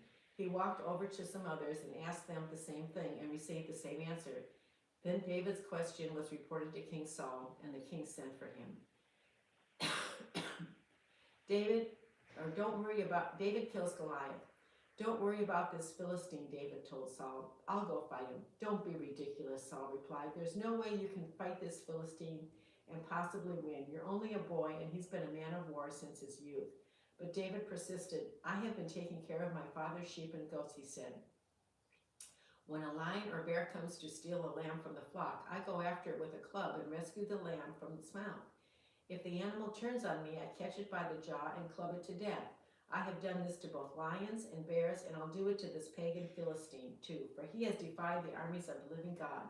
The Lord who rescued me from the claws of the lion and the bear will rescue me from this Philistine."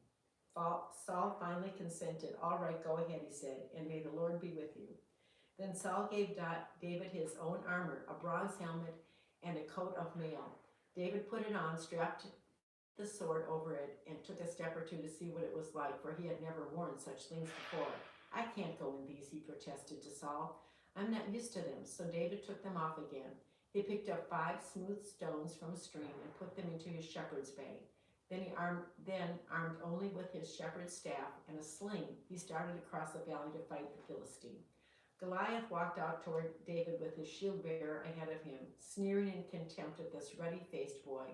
"Am I a dog," he roared at David, that you come at me with a stick?" And he cursed David by the names of his gods. "Come over here, and I'll give your flesh to the birds and wild animals," Goliath yelled. David replied to the Philistine, "You come to me with sword and spear and javelin, but I come to you in the name of the Lord of heaven's armies, the God of the armies of Israel, whom you have defiled. Today the Lord will conquer you, and I will kill you and cut your head off your head. And then I will give the dead bodies of your men to the birds and wild animals, and the whole world will know that there is a God in Israel. And everyone assembled here will know that the Lord rescues his people, but not with sword and spear. This is the Lord's battle, and he will give you to us." As Goliath moved closer to attack, David quickly ran out to meet him. Reaching into his shepherd's bag and taking out a stone, he hurled it with his sling and hit the Philistine in the forehead. The stone sank in, and Goliath stumbled and fell face down to the ground. So David triumphed over the Philistine with only a sling and a stone, for he had no sword. Then David ran over and pulled Goliath's sword from his sheath. David used it to kill him and cut off his head. When the Philistines saw that their champion was dead, they turned and ran. Then the men of Israel and Judah gave a great shout of triumph and rushed after the Philistines, chasing them as far as Gath and the gates of Ekron. The bodies of the dead and wounded Philistines were strewn all along the road from Cherubim as far as Gath and Ekron. Then the Israelite army returned and plundered the deserted Philistine camp. David took the Philistine's head to Jerusalem, but he stored the man's armor in his own tent.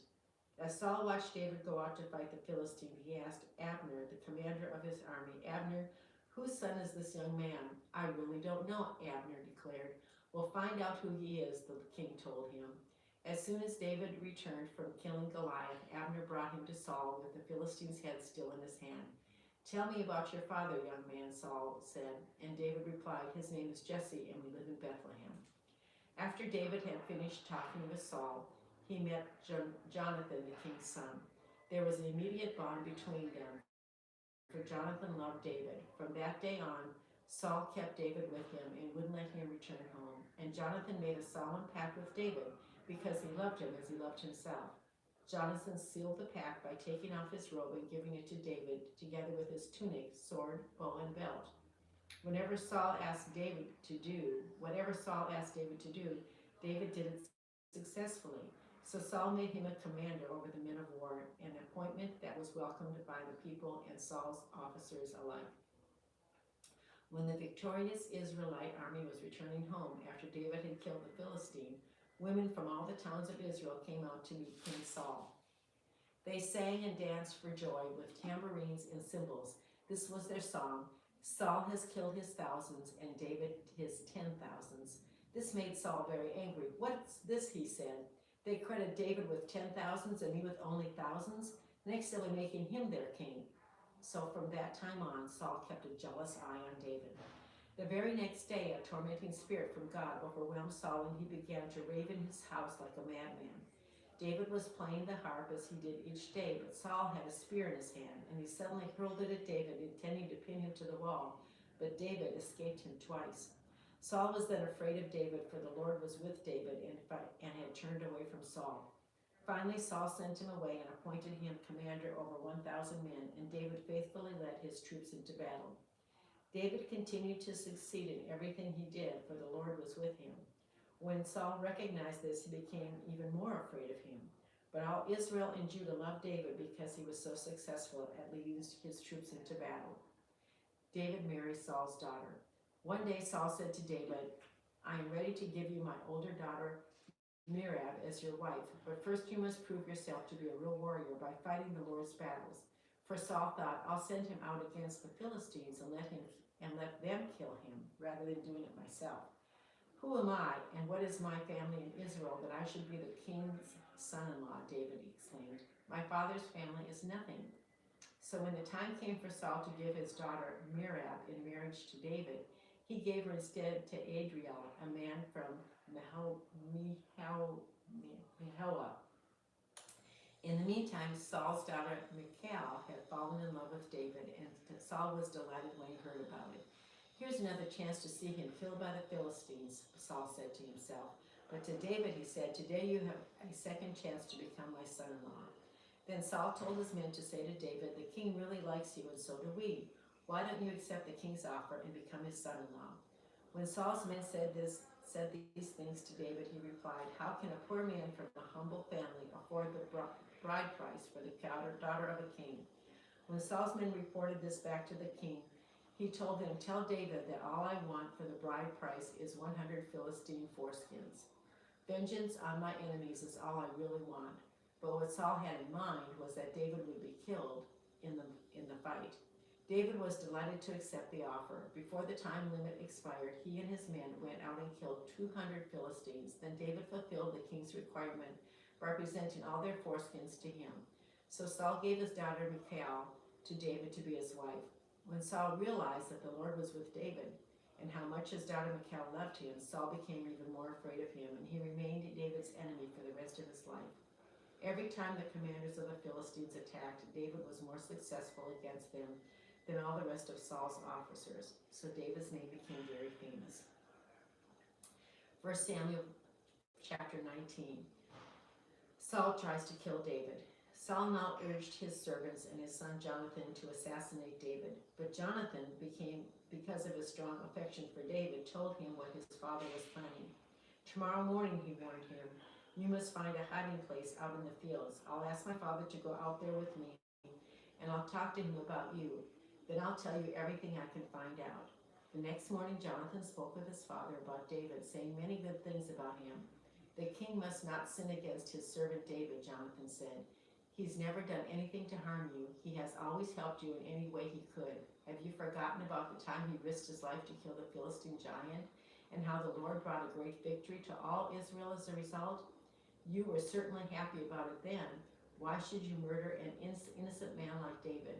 There is no reason for it at all. So Saul listened to Jonathan and vowed, as surely as the Lord lives, David will not be killed.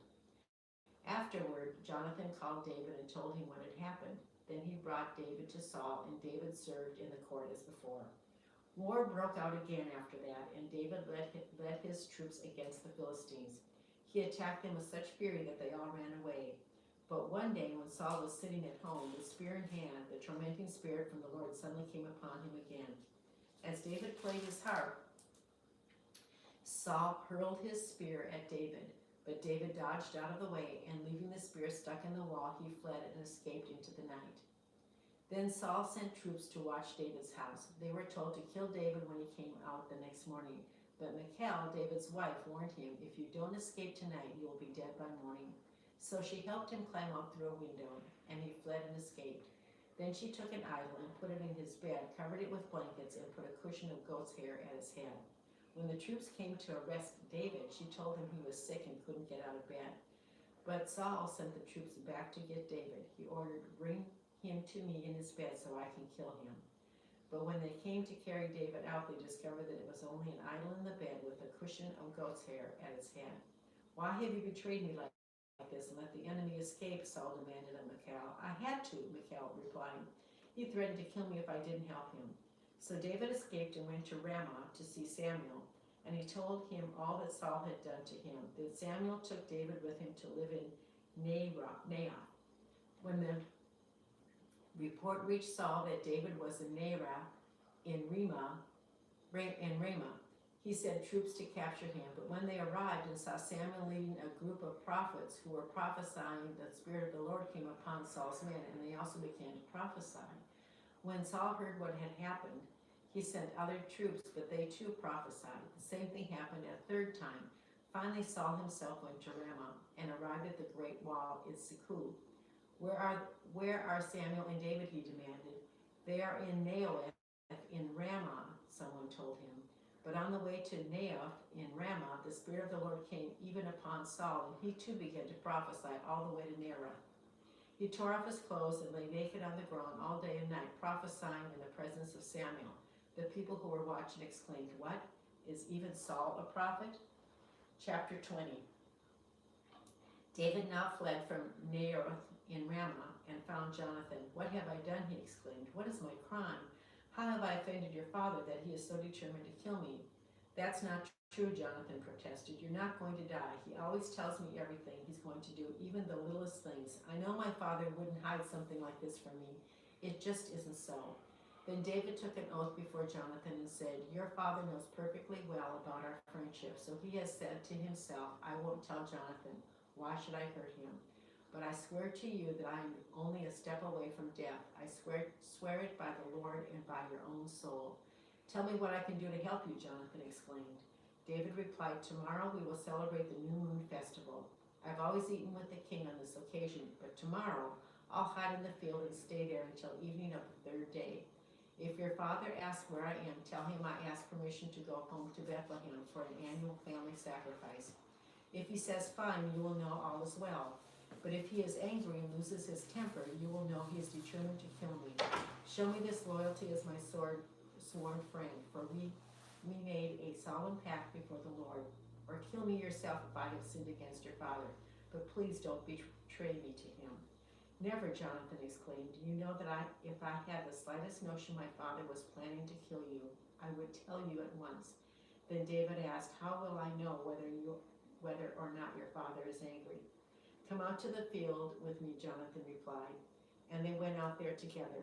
Then Jonathan told David, "I promise by the Lord, the God of Israel, that by this time tomorrow, or the next day at the latest, I will talk to my father and let you know at once how he feels about you. If he speaks favorably about you, I will let you know. But if he is angry and wants you killed, may the Lord strike me and even kill me if I don't warn you so you can escape and live. May the Lord be with you as he used to be with my father, and may you treat me with the faithful love of the Lord as long as I live. But if I die, treat my family with this faithful love, even when the Lord destroys all your enemies from the face of the earth." So Jonathan made a solemn pact with David, saying, "May the Lord destroy all your enemies." And Jonathan made David reaffirm his vow of friendship again, for Jonathan loved David as he loved himself. Then Jonathan said, "Tomorrow we celebrate the New Moon Festival. You will be missed when your place at the table is empty. The day after tomorrow, toward evening, go to the place where you hid before, and wait there by the stone pile. I will come out and shoot 3 arrows to the side of the stone pile as though I were shooting at a target. Then I will send a boy to bring the arrows back. If you hear me tell him they're on this side, then you will know as surely as the Lord lives that all is well, and there is no trouble at all. But if I tell him, go further, the arrows are still ahead of you, then it will mean that you must leave immediately, for the Lord is sending you away. And may the Lord make us keep our promises to each other, for he has witnessed them." So David hid himself in the field, and when the New Moon Festival began, the king sat down to eat. He sat at his usual place against the wall, with Jonathan sitting opposite him, and Abner beside him. But David's place was empty. Saul didn't say anything about it that day, for he said to himself, something must have made David ceremonially unclean. But when David's place was empty again the next day, Saul asked Jonathan, why hasn't the son of Jesse been here for the meal either yesterday or today? Jonathan replied, David earnestly asked me if he could go to Bethlehem. He said, please let me go, for we are having a family sacrifice. My brother demanded that I be there, so please let me get away to see my brothers. That's why he isn't here at the king's table. Saul boiled with rage at Jonathan. You stupid son of a whore, he swore at him. Do you think I don't know that you warned him to be king in your place, shaming yourself and your mother? As long as that son of Jesse is alive, you'll never be king. Now go and get him so I can kill him. Well, why should he be put to death? Jonathan asked his father. What has he done? Then Saul hurled his spear at Jonathan, intending to kill him. So at last Jonathan realized that his father was really determined to kill David. Jonathan left the table in fierce anger and refused to eat on the second day of the festival, for he was crushed by his father's shameful behavior toward David. The next morning, as he agreed, Jonathan went out to the field and took a young boy with him to gather his arrows. Start running, he told the boy, so you can find the arrows as I shoot them. So the boy ran, and Jonathan shot an arrow beyond him. When the boy had almost reached the arrow, Jonathan shouted, the arrow is still ahead of you. Hurry, hurry, don't wait. So the boy quickly gathered up the arrows and ran back to his master. He, of course, suspected nothing. Only Jonathan and David understood the signal. Then Jonathan gave his bow and arrows to the boy and told him to take them back to town. As soon as the boy was gone, David came up from where he'd been hiding near the stone pile. Then David bowed 3 times to Jonathan with his face to the ground. Both of them were in tears, and they embraced each other and said goodbye, especially David. At last Jonathan said to David, go in peace, for we have sworn loyalty to each other in the Lord's name. The Lord is the witness of our bond between us and our children forever. Then David left, and Jonathan returned to the town. It's 12:30.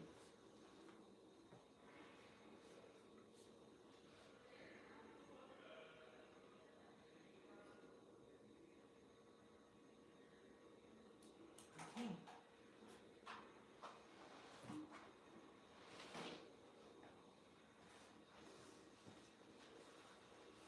Fun story.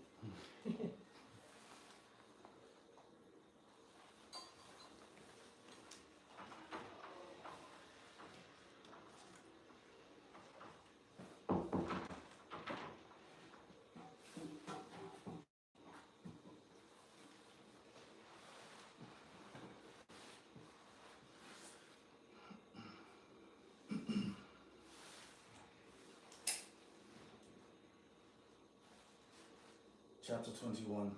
David runs from Saul. David went to the town of Nob to see, it's a difficult word, he was a priest. Trembled when he saw him. Why are you alone, he asked. Why is no one with you? The king has sent me on a private matter, David said. He told me not to tell anyone why I'm here. I have told my men where to meet me later. Now, what is there to eat? Give me 5 loaves of bread or anything else you have. We don't have any regular bread, the priest replied, but there is holy bread, which you can have if your young men have not slept with any women recently. Don't worry, David replied. I never allow my men to be with women when we are on a campaign, and since they stay clean, even on ordinary trips, how much more on this one? Since there was no other food available, the priest gave him the holy bread, the bread of the presence that was placed before the Lord in the tabernacle. It had just been replaced that day with fresh bread. Now Doeg the Edomite, Saul's chief herdsman, was there that day, having been detained before the Lord. David asked, it's a tough name, do you have a spear or sword? The king's business was so urgent that I didn't even have time to grab a weapon.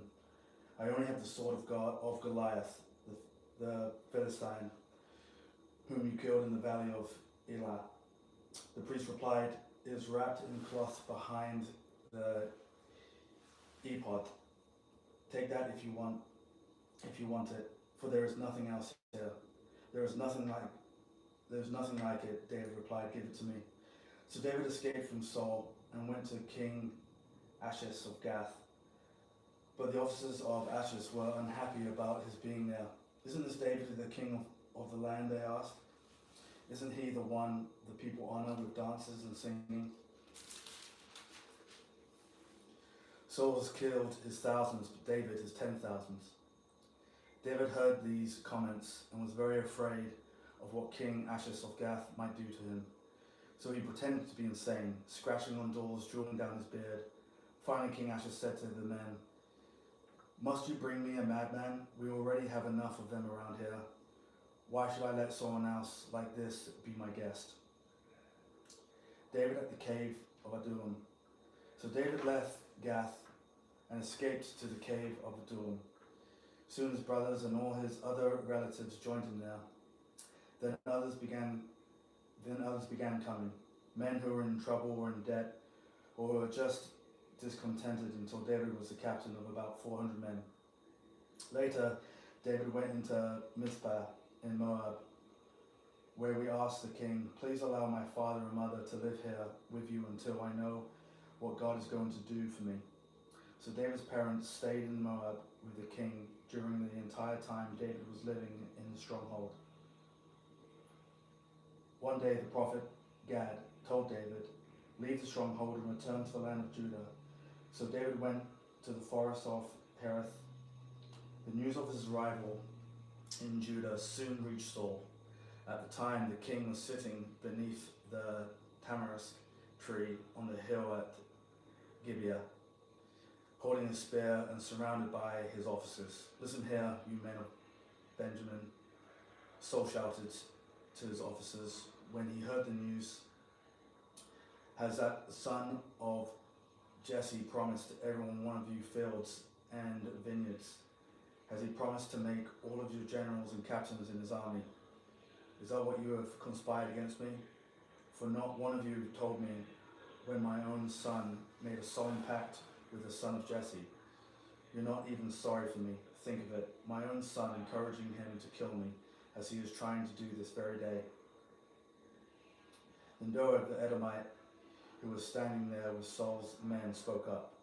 "When I was at Nob," he said, "I saw the son of Jesse talking to the priest." That's a tough name. He was the son of Atub. He consulted the law for him. Then he gave him food and the sword of Goliath the Philistine, the slaughter of the priests. King Saul immediately sent for the tough name and all his family who served as priests at Nob. When they arrived, Saul shouted at him, "Listen to me, you son of Atub." "What is it, my king?" he asked. "Why have you and the son of Jesse conspired against me?" Saul demanded. "Why did you give him food and a sword? Why have you consulted God for him? Why have you encouraged him to kill me, as he is trying to do this very day?"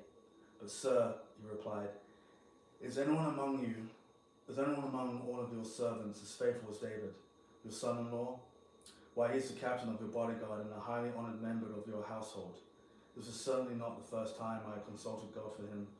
May the king not accuse me and my family in this matter, for I knew nothing at all of any plot against you. You will surely die, along with your entire family," the king shouted. And he ordered his bodyguards, "Kill these priests of the Lord, for they are allies and conspirators with David. They knew he was running away from me, but they didn't tell me." But Saul's men refused to kill the Lord's priests.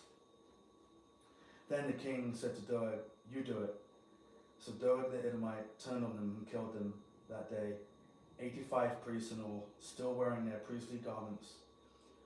When he went to Nob, the town of the priests, and killed the priests' families, men, women, children, and babies, and all the cattle, donkeys, sheep, and goats, only Abiathar, one of the sons of the hard name, escaped and fled to David. When he told David that Saul had killed the priests of the Lord, David exclaimed, "I knew it.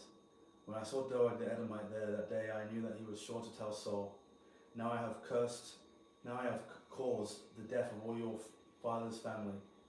Stay here with me and don't be afraid. I will protect you with my own life, for the same person wants to kill us both. David protects the town of Keilah.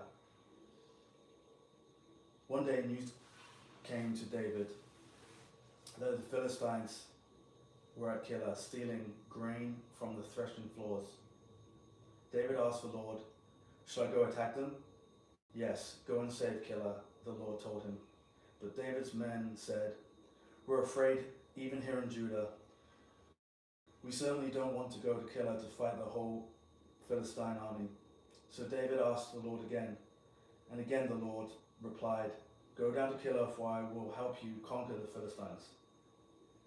So David and his men went to Keilah.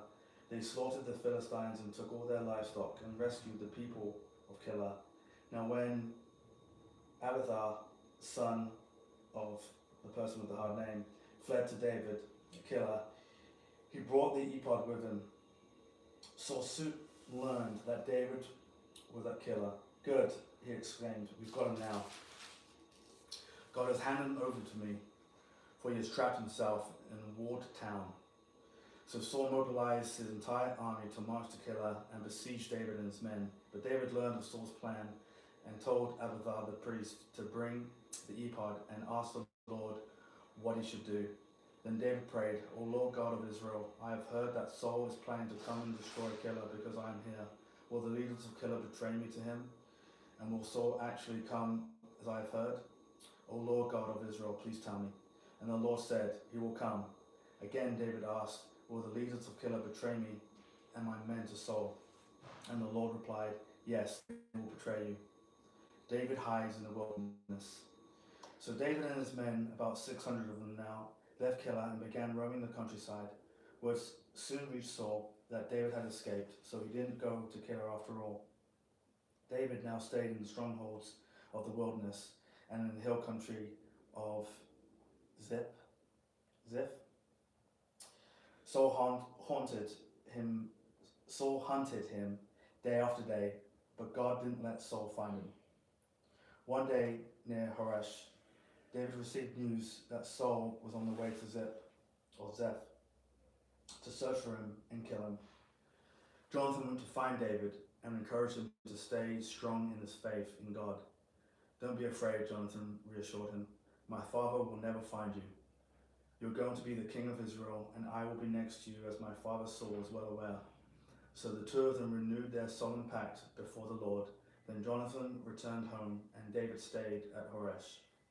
But now the men of Ziph went to Saul in Gibeah and betrayed David to him. "We know where David is hiding," they said.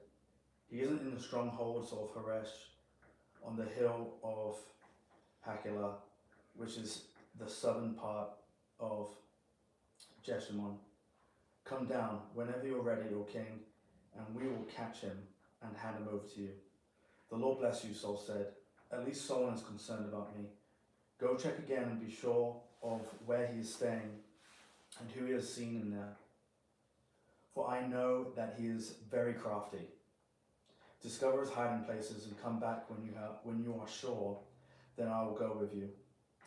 And if he is in the area at all, I'll track him down, even if I have to search every hiding place in Judah." So the men of Ziph returned home ahead of Saul. Meanwhile, David and his men had moved into the wilderness of Maon in the Abra Valley, south of Jeshimon.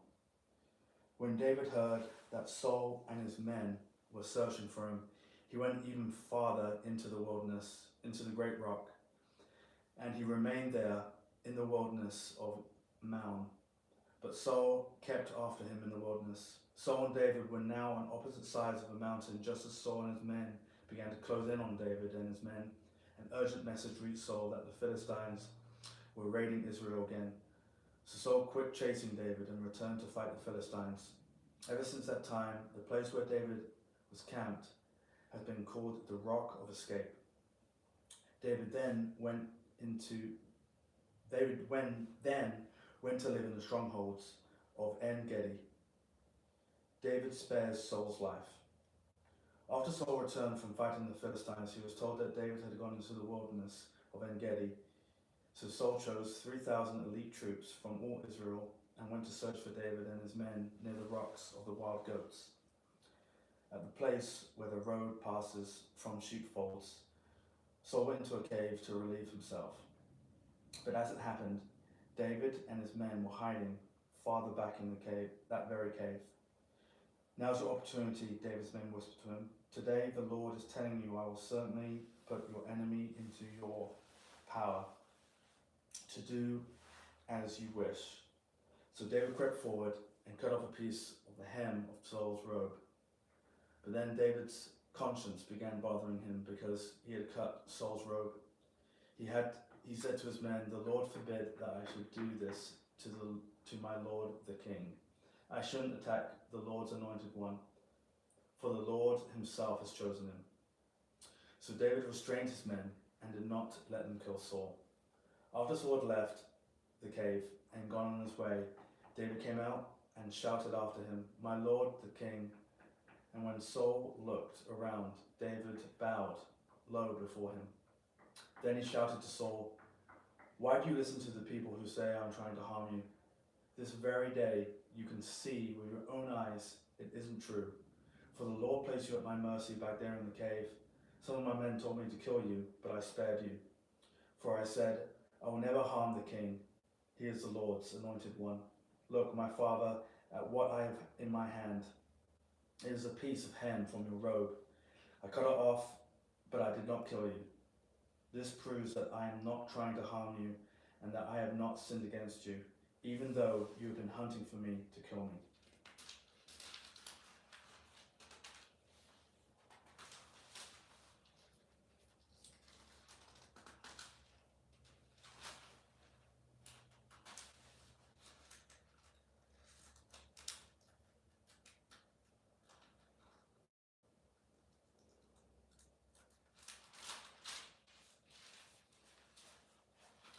May the Lord judge between us.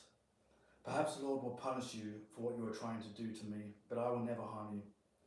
As the old proverb says, from evil people come evil deeds, so you can be sure I will never harm you. Who is the king of Israel trying to catch anyway? Should he spend his time chasing one who is as worthless as a dead dog or a single flea? May the Lord therefore judge which of us is right and punish the guilty one. He is my advocate, and he will rescue me from your power. When David had finished speaking, Saul called back, is that really you, my son David? Then he began to cry. And he said to David, you are a better man than I am, for you have repaid me good for evil. Yes, you have been amazingly kind to me today. For when the Lord put me in a place where you could have killed me, you didn't do it. Who else would let his enemy get away when he had him in his power? May the Lord reward you well for the kindness you have shown me today. And now I realize that you are surely going to be king, and the kingdom of Israel will flourish under your rule. Now swear to me by the Lord that when that happens, you will not kill my family and destroy my line of descendants. So David promised this to Saul with an oath. Then Saul went home, but David and his men went back to their stronghold.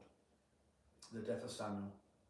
Now Samuel died, and all Israel gathered for his funeral. They buried him at the house of Ramah. Nabal angers David. Then David moved down to the wilderness of Maon. There was a wealthy man from Maon who owned property near the town of Carmel. He had 3,000 sheep, 1,000 goats, and it was sheep shearing time. This man's name was Nabal, and his wife Abigail was a sensible and beautiful woman. But Nabal, a descendant of Caleb, was crude and mean in all his dealings. When David heard that Nabal was shearing his sheep, he sent 10 of his young men to Carmel with a message for Nabal: peace and prosperity to you, your family, and everything you own. I am told that it's sheep shearing time. While your shepherds stayed among us near Carmel, we never harmed them, and nothing was ever stolen from them. Ask your own men and and they will tell you this is true. So would you be kind to us, since we have come at a time of celebration? Please share any provisions you might have on hand with us. And with your friend David. David's young men gave this message to Nabal in David's name, and they waited for a reply. Who is this fellow David? Nabal sneered to the young men. Who does this son of Jesse think he is? There are lots of servants these days who run away from their masters. Should I take my bread and water and my meat that I've slaughtered for my shearers and give it to a band of outlaws who come from who knows where? So David's young men returned and told him what Nabal had said. Get your swords, was David's reply, as he strapped on his own. Then 400 men started off with David, and 200 remained behind to guard their equipment. Meanwhile, one of Nabal's servants went to Abigail and told her David sent messengers from the wilderness to greet our master, but he screamed insults at them. These men have been very good to us, and we never suffered any harm from them. Nothing was stolen from us the whole time they were with us. In fact, day and night, they were like a wall of protection to us and the sheep. You need to know this and figure out what to do, for there is going to be trouble for our master and his whole family. He's so ill-tempered that no one can even talk to him. Abigail wasted no time. She quickly gathered 200 loaves of bread, 2 wineskins of full wine, 5 sheep that had been slaughtered, nearly a bushel of roasted grain, 100 clusters of raisins, and 200 fig cakes. She packed them on donkeys and said to her servants, Go on ahead. I will follow you shortly. But she didn't tell her husband, Nabal, what she was doing. As she was riding her donkey into a mountain ravine, she saw David and his young men coming toward her. David had just been saying a lot of good it did to help this fellow, who protected his flocks in the wilderness, and nothing he owned was lost or stolen. But he has repaid me evil for good. May God strike me and kill me, if even one man of his household is still alive tomorrow morning. Abigail intercedes for Nabal. When Abigail saw David, she quickly got off her donkey and bowed before him. She fell at his feet and said, I accept all blame in this matter, my lord. Please listen to what I have to say. I know Nabal is a wicked and ill-tempered man. Please don't pay any attention to him. He is a fool, just as his name suggests. But I never even saw the young men you sent.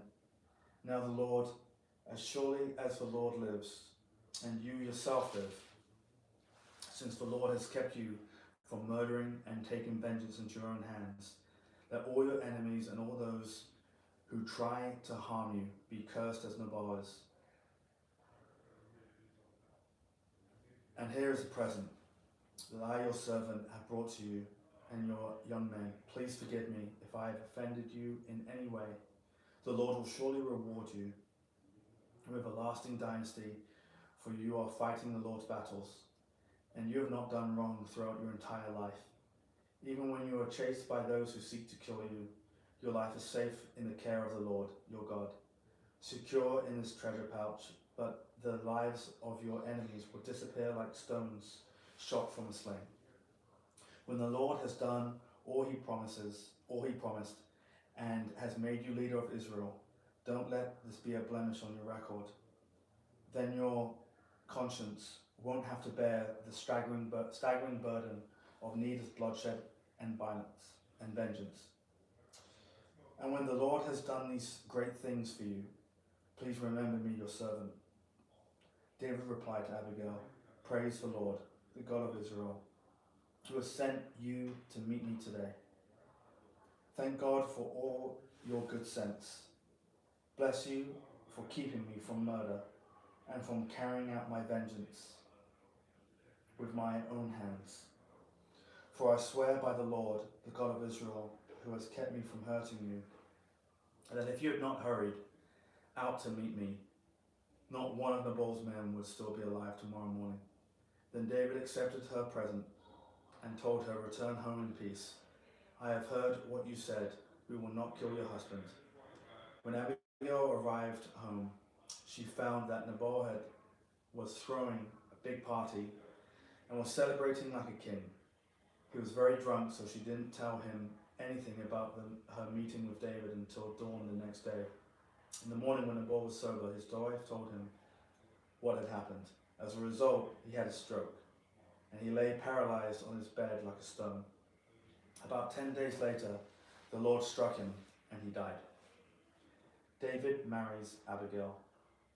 When David heard that Nabal was dead, he said, "Praise the Lord, who has avenged the insult I received from Nabal, and has kept me from doing it myself. Nabal has received the punishment for his sin." Then David sent messengers to Abigail to ask her to become his wife. When the messengers arrived at Carmel, they told Abigail, "David sent us to take you back to marry him." She bowed low to the ground and responded, "I, your servant, would be happy to marry David. I would even be willing to become a slave, washing the feet of his servants." Quickly getting ready, she took along 5 of her servant girls as attendants, mounted her donkey, and went with David's messengers, and so she became his wife. David also married Ahinoam from Jezreel, making them both his wives. Saul, meanwhile, had given his daughter that's a tough name, David's wife, to a man from Galim named Palti, son of Lachish. David spares Saul again. Now some men from Zippah came to Saul at Gibeah to tell him, "David is hiding on the hill of Hakilah, which overlooks Jeshimon." So Saul took 3,000 of Israel's elite troops and went to hunt him down in the wilderness of Zeph. Saul camped along the road beside the hill of Hakilah near Jerusalem, where David was hiding. When David learned that Saul had come after him into the wilderness, he sent out spies to verify the report of Saul's arrival. David slipped over to Saul's camp one night to look around. Saul and Abner, son of Ner, the commander of his army, were sleeping inside a ring formed by slumbering warriors. "Who will volunteer to go in there with me?" David asked. But that's a really tough name. The Hittite and Abishai, son of Zeruiah, Joab's brother. "I will go with you," Abishai replied. So David and Abishai went right into Saul's camp, found him asleep with his spear stuck in the ground beside his head. Abner and the soldiers were lying asleep around him. "God has surely handed your enemy over to you this time," Abishai whispered to David. "Let me pin him to the ground with one thrust of the spear. I won't need to strike twice." "No," David said. "Don't kill him. For who can remain innocent after attacking the Lord's anointed one? Surely the Lord will strike Saul down someday, or he will die of old age or in battle. The Lord forbid that I should kill the one that he has anointed. But take a spear and that jug of water beside his head, and then let's get out of here." So David took a spear and the jug of water that was near Saul's head. Then he and Abishai got away without anyone seeing them or even waking up, because the Lord had put Saul's men into a deep sleep. David climbed the hill opposite the camp until he was at the safe distance. Then he shouted down to the soldiers of Abner, son of Ner, "Wake up, Abner." "Who is it?" Abner demanded. "Well, Abner, you're a great man, aren't you?" David taunted. "Where in all Israel is there any one as mighty? So why haven't you guarded your master, the king, when someone came to kill him. This isn't good at all. I swear by the Lord, you and your men deserve to die because you failed to protect your master, the Lord's anointed. Look around. Where are the king's spear and the jug of water that were beside his head? Saul recognized David's voice and called out, "Is that you, my son David?" And David replied, "Yes, my lord, the king. Why are you chasing me? What have I done? What is my crime? But now let my lord, the king, listen to his servant. It is the Lord has stirred up against me. Then let him accept my offering. But if this is simply a human scheme, then those involved be cursed by the Lord, for they have driven me from my home, so I can no longer live among the Lord's people. And they have said, 'Go worship pagan gods.' Must I die on foreign soil, far from the presence of the Lord? Why has the king of Israel come to search for a single flea? Why does he hunt me down like a partridge on the mountains?" Then Saul confessed, "I have sinned. Come back home, my son, and I will no longer try to harm you. For you have valued my life today. I have been a fool and very wrong." "Here is your spear, O king," David replied. "Let one of your young men come over and get it. The Lord gives his own reward for doing good and for being loyal, and I refuse to kill you even when the Lord placed you in my power, for you are the Lord's anointed one. Now how may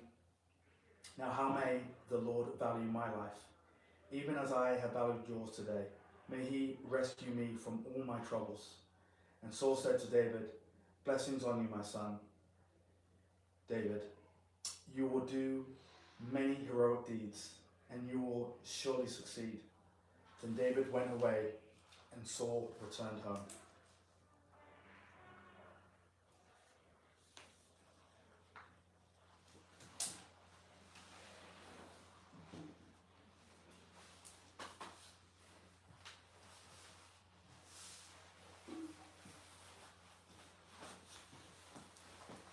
But David kept thinking to himself, "Someday Saul is going to get me. The best thing I can do is escape to the Philistines.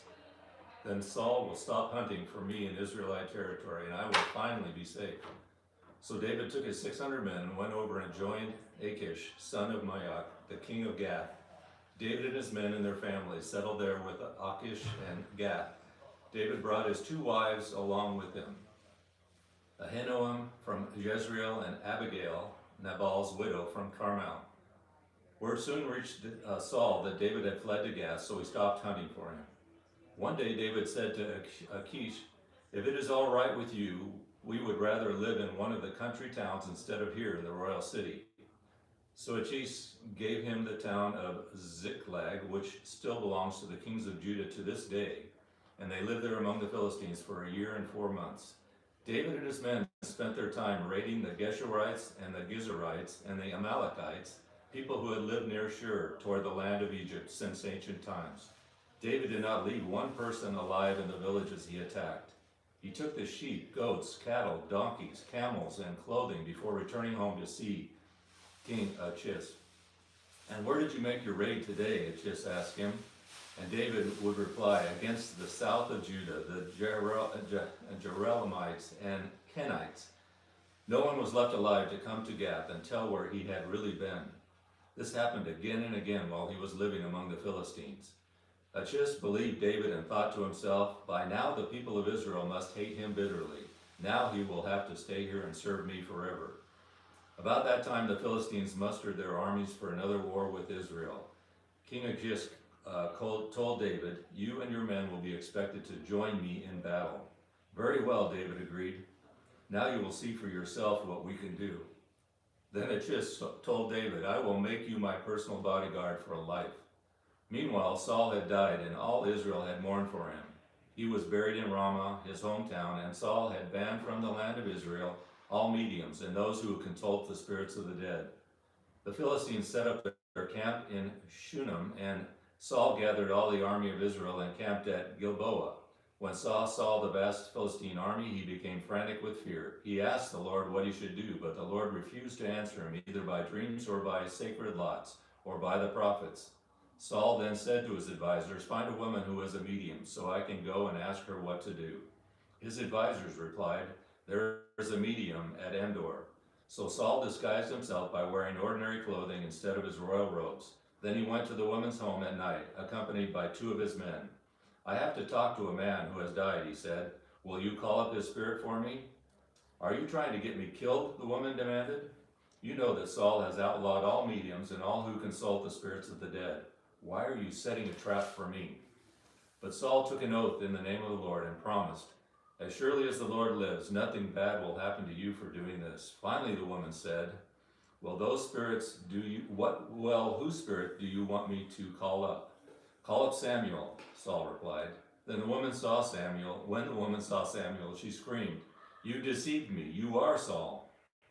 "Don't be afraid, the king told her. "What do you see?" "I see a god coming up out of the earth," she said. "What does he look like?" Saul asked.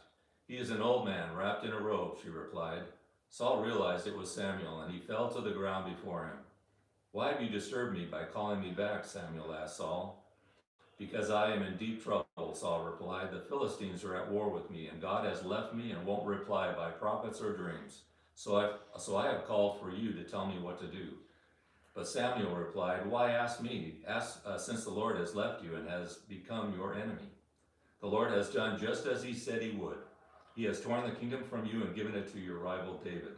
The Lord has done this to you today because you refused to carry out his fierce anger against the Amalekites. What's more, the Lord will hand you and the army of Israel over to the Philistines tomorrow, and you and your sons will be here with me. The Lord will bring down the entire army of Israel in defeat." Saul fell full length on the ground, paralyzed with fright because of Samuel's words. He was also faint with hunger, for he had eaten nothing all day and all night. When the woman saw how distraught he was, she said, "Sir, I obeyed your command at the risk of my life. Now do what I say, and let me give you a little something to eat so you can regain your strength for the trip back." But Saul refused to eat anything. Then his advisors joined the woman in urging him to eat, so he finally yielded and got up from the ground and sat on the couch. The woman had been fattening a calf, so she hurried out and killed it. She took some flour, kneaded it into dough, and baked unleavened bread. She brought the meal to Saul and his advisors, and they ate it. Then they went out into the night. The entire Philistine army now mobilized at Aphek, and the Israelites camped at the spring of Jezreel. As the Philistine rulers were leading out their troops in groups of hundreds and thousands, David and his men marched at the rear with King Achish. But the Philistine commanders demanded, "What are these Hebrews doing here?" And Achish told them, "This is David, the servant of King Saul of Israel. He's been with me for years, and I've never found a single fault in him from the day he arrived until today." But the Philistine commanders were angry. "Send him back to the town you've given him," they demanded. "He can't go into the battle with us. What if he turns against us in battle and becomes our adversary? Is there any better way for him to reconcile himself with his master than by handing our heads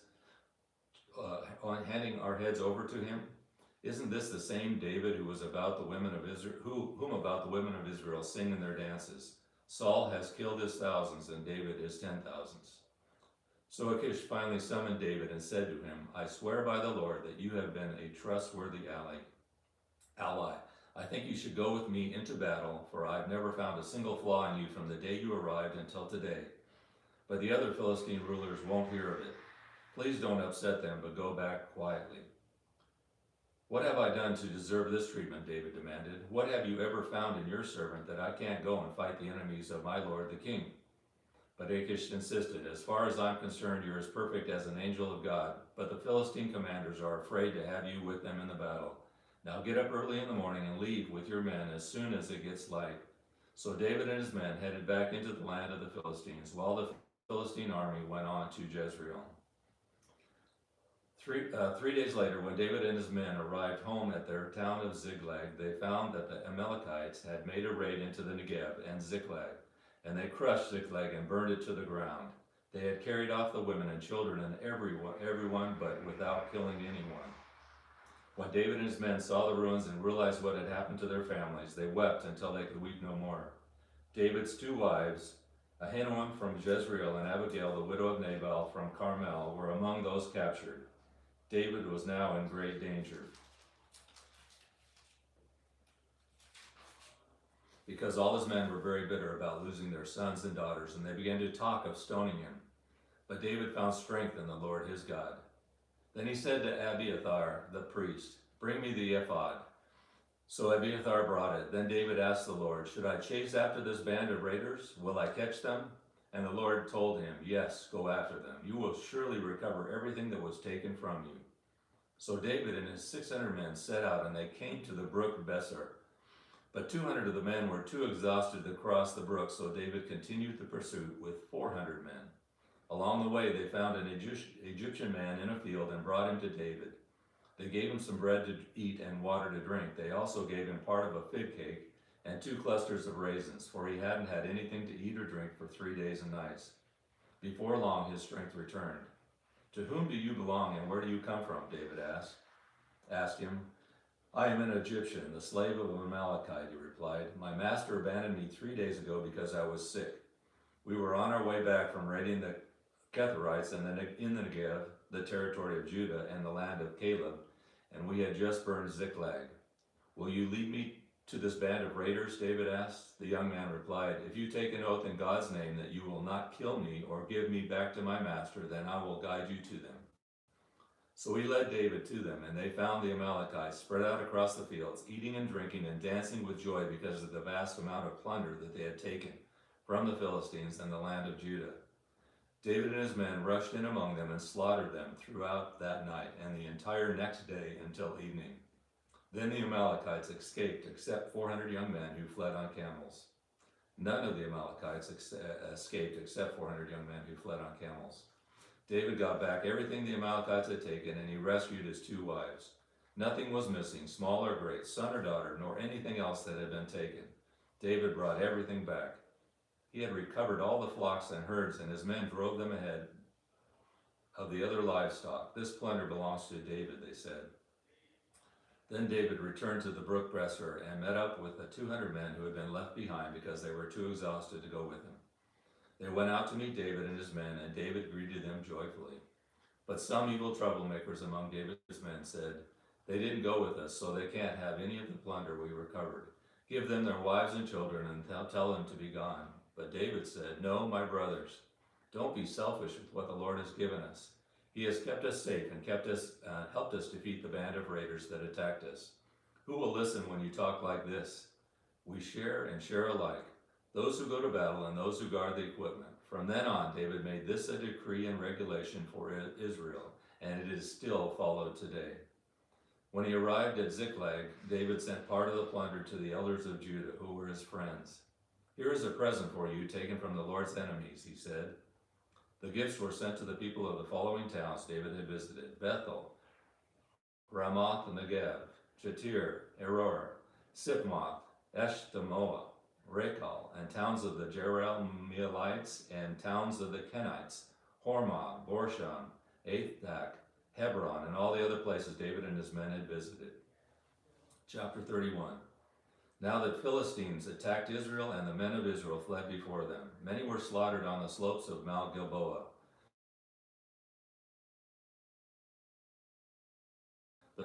Abinadab and Malchishua.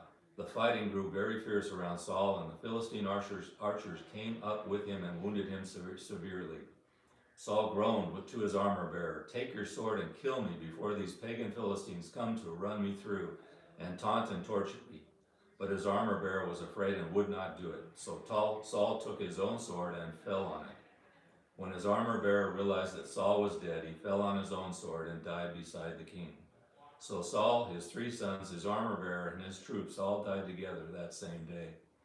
When the Israelites on the other side of the Jezreel Valley and beyond the Jordan saw that the Israelite army had fled and that Saul and his sons were dead, they abandoned their towns and fled.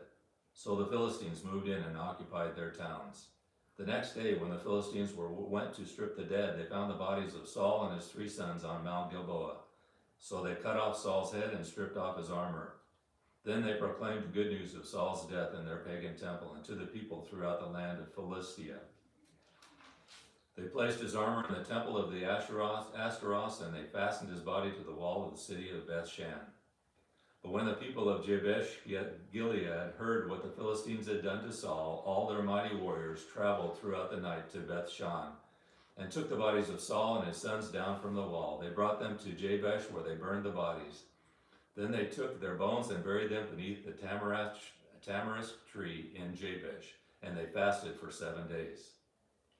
2 Samuel, chapter 1. After the death of Saul, David returned from his victory over the Amalekites and spent 2 days in Ziklag. On the third day, a man arrived from Saul's army camp. He had torn his clothes and put dirt on his head to show that he was in mourning. He fell to the ground before David in deep respect. "Where have you come from?" David asked. "I escaped from the Israelite camp," the man replied. "What happened?" David demanded. "Tell me how the battle went." The man replied, "Our entire army fled from the battle. Many of the men are dead, and Saul and his son Jonathan are also dead." "How do you know Saul and Jonathan are dead?" David demanded of the young man. The man answered, "I happened to be on Mount Gilboa, and there was Saul leaning on his spear with the enemy chariots and charioteers closing in on him. When he turned and saw me, he cried out for me to come to him. 'How can I help?' I asked him. He responded, 'Who are you?' 'I am an Amalekite,' I told him. Then he begged me, 'Come over here and put me out of my misery, for I am in terrible pain and want to die.' So I killed him," the Amalekite told David, "for I knew he couldn't live. Then I took his crown and his armband, and I have brought them here to you, my lord." David and his men tore their clothes in sorrow when they heard the news. They mourned and wept and fasted all day for Saul and his son Jonathan, and for the Lord's army and the nation of Israel, because they had died by the sword that day. Then David said to the young man who had brought the news, "Where are you from?" And he replied, "I am a foreigner, an Amalekite, who lives in your land." "Why were you not afraid to kill the Lord's anointed one?" David asked. Then David said to one of his men, "Kill him." So the man thrust his sword into the Amalekite and killed him. "You have condemned yourself," David said, "for you yourself have confessed that you killed the Lord's anointed one." Then David composed a funeral song for Saul and Jonathan, and he commanded that it be taught to the people of Judah.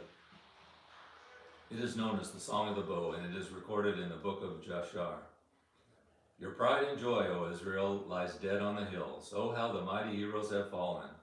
Don't announce the news of Gath. Don't proclaim it on the streets of Ashkelon, or the daughters of the Philistines will rejoice, and the pagans will laugh in triumph. O mountains of Gilboa, let there be no dew or rain upon you, nor fruitful fields producing offerings of grain, for there is the shield of the mighty heroes was defiled. The shield of Saul will no longer be anointed with oil. The bow of Jonathan was powerful, and the sword of Saul did its mighty work. They shed the blood of their enemies and pierced the bodies of mighty heroes. How beloved and gracious were Saul and Jonathan. They were together in life and in death. They were swifter than eagles, stronger than lions. O women of Israel, weep for Saul, for he dressed you in luxurious scarlet clothing, in garments decorated with gold. Oh, how the mighty heroes have fallen in battle. Jonathan lies dead on the hills. How I weep for you, my brother Jonathan. Oh, how much I loved you, and your love for me was deep, deeper than the love of women. Oh, how the mighty heroes have fallen. Stripped of their weapons, they lie dead." Chapter 2. After this, David asked the Lord, "Should I move back to one of the towns of Judah?" "Yes," the Lord replied. Then David asked, "Which town should I go to?" "To Hebron," the Lord answered. David's two wives were Ahinoam from Jezreel and Abigail, the widow of Nabal, from Carmel. So David and his wives and his men and their families all moved to Judah, and they settled in the villages near Hebron. Then the men of Judah came to David and anointed him king over the people of Judah.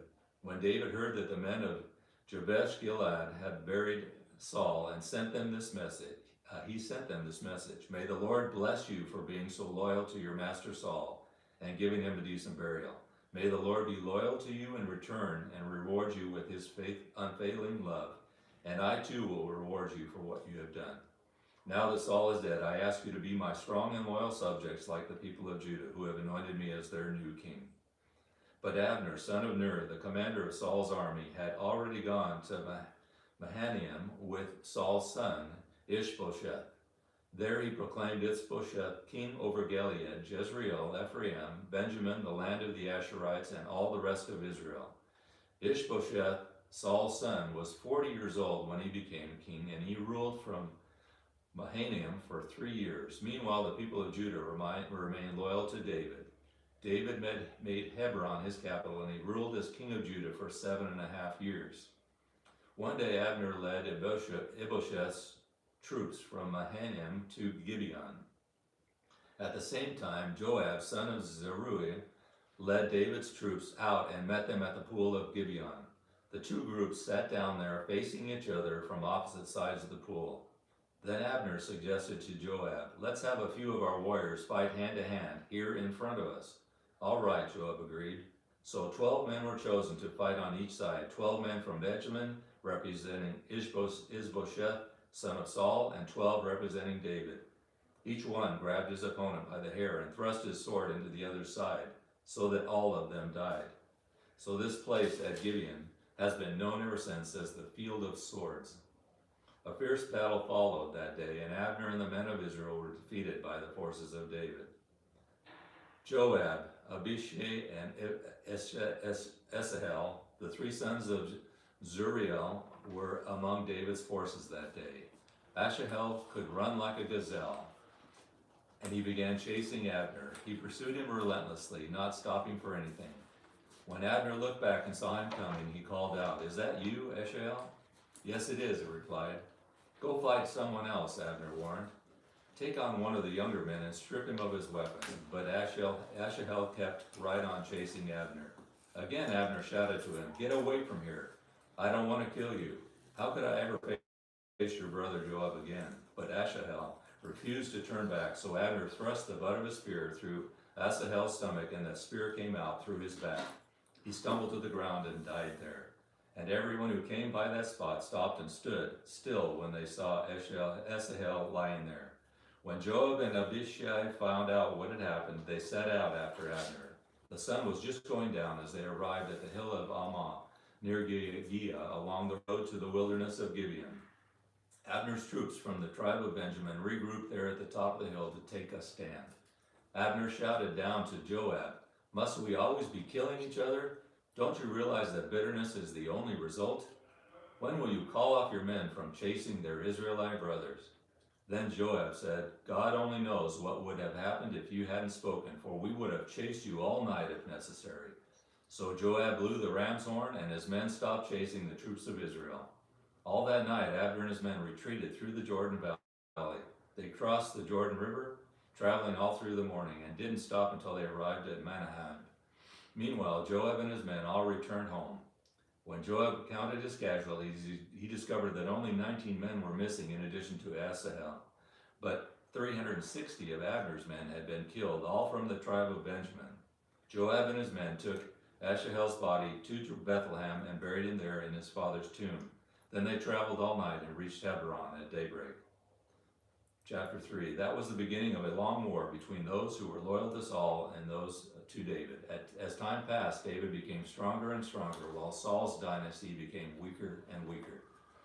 These are the sons who were born to David in Hebron. The oldest was Amnon, whose mother was Ahinoam from Jezreel. The second was Daniel, whose mother was Abigail, the widow of Nabal from Carmel. The third was Absalom, whose mother was Maacah, the daughter of Talmai, king of Geshur. The third was Adonijah, whose mother was Haggith. The fifth was Shephatiah, whose mother was Abital. The sixth was Ephraim, whose mother was Eglad, David's wife. These sons were all born to David in Hebron.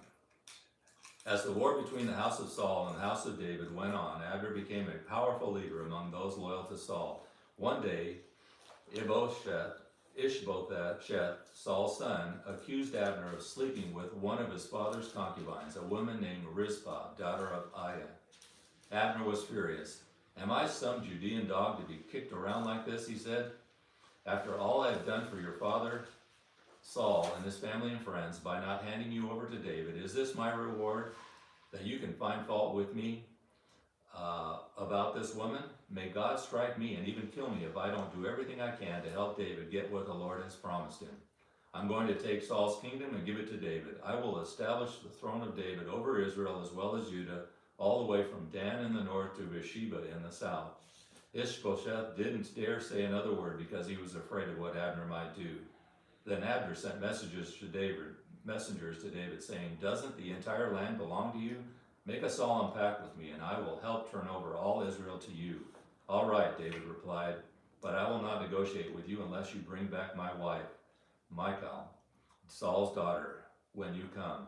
David then sent this message to Ishbosheth, Saul's son, "Give me back my wife, Michal, for I bought her with the lives of 100 Philistines." So Ishbosheth took Michal away from her husband, Palti, son of Laish.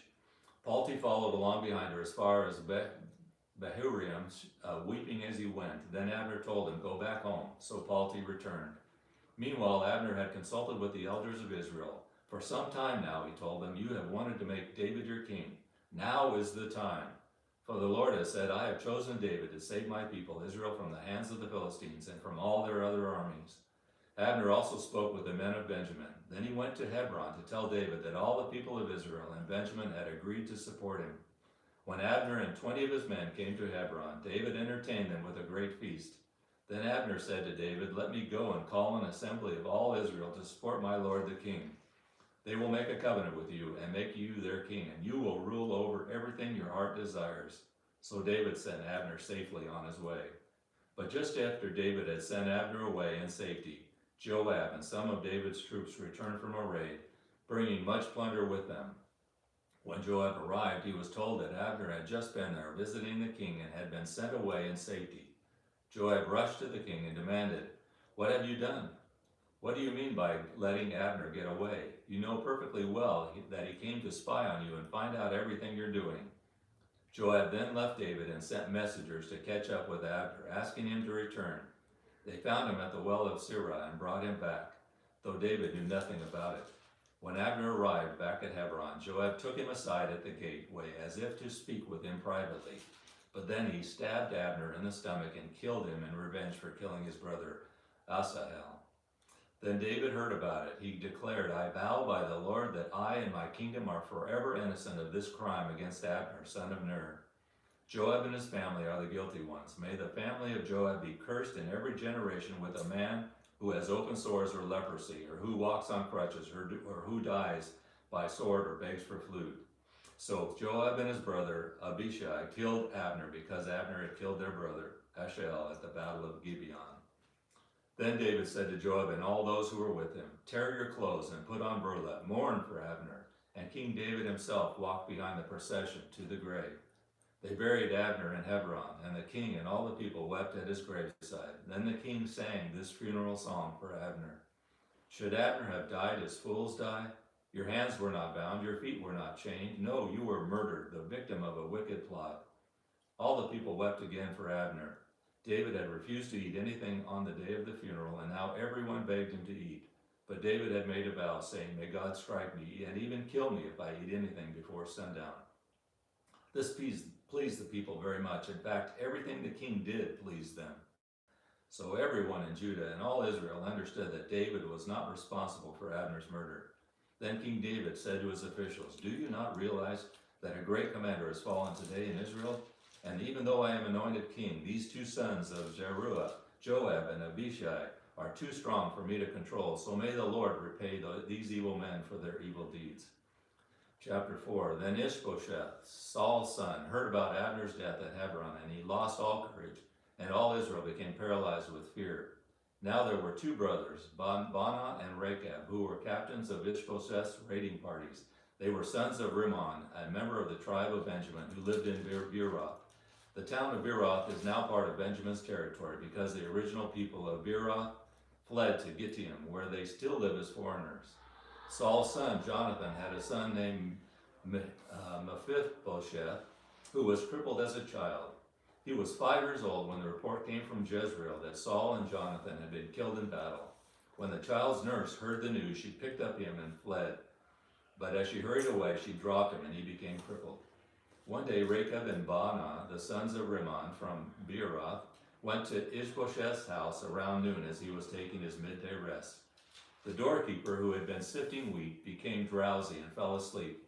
So Rechab and Baanah slipped past her. They went into the house and found Ishbosheth sleeping on his bed. They struck and killed him and cut off his head. Then taking his head with them, they fled across the Jordan Valley through the night. When they arrived at Hebron, they presented Ishbosheth's head to David. Look, they exclaimed to the king, here is the head of Ishbosheth, the son of your enemy, Saul, who tried to kill you. Today the Lord has given my lord the king revenge on Saul and his entire family. So David said to Rechab and Baanah, the Lord, who saves me from all my enemies, is my witness. Someone once told me, Saul is dead, thinking he was bringing me good news. But I seized him and killed him at Ziklag. That's the reward I gave him for his news. How much more should I reward evil men who have killed an innocent man in his own town and on his own bed? Shouldn't I hold you responsible for his blood and rid the earth of you? So David ordered his young men to kill them, and they did. They cut off their hands and feet and hung their bodies beside the pool in Hebron. Then they took Ishbosheth's head and buried it in Abner's tomb in Hebron.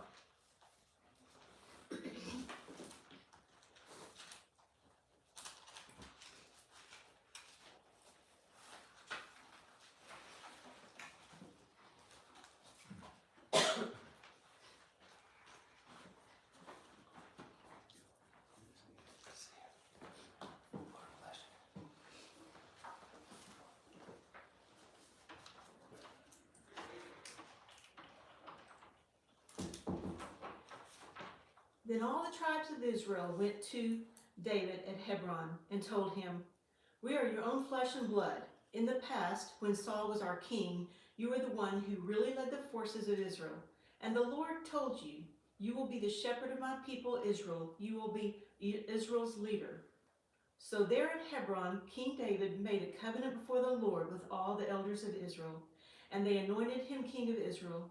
David was 30 years old when he began to reign, and he reigned 40 years in all.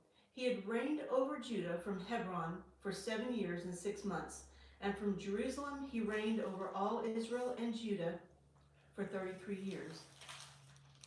David then led his men to Jerusalem to fight against the Jebusites, the original inhabitants of the land who were living there.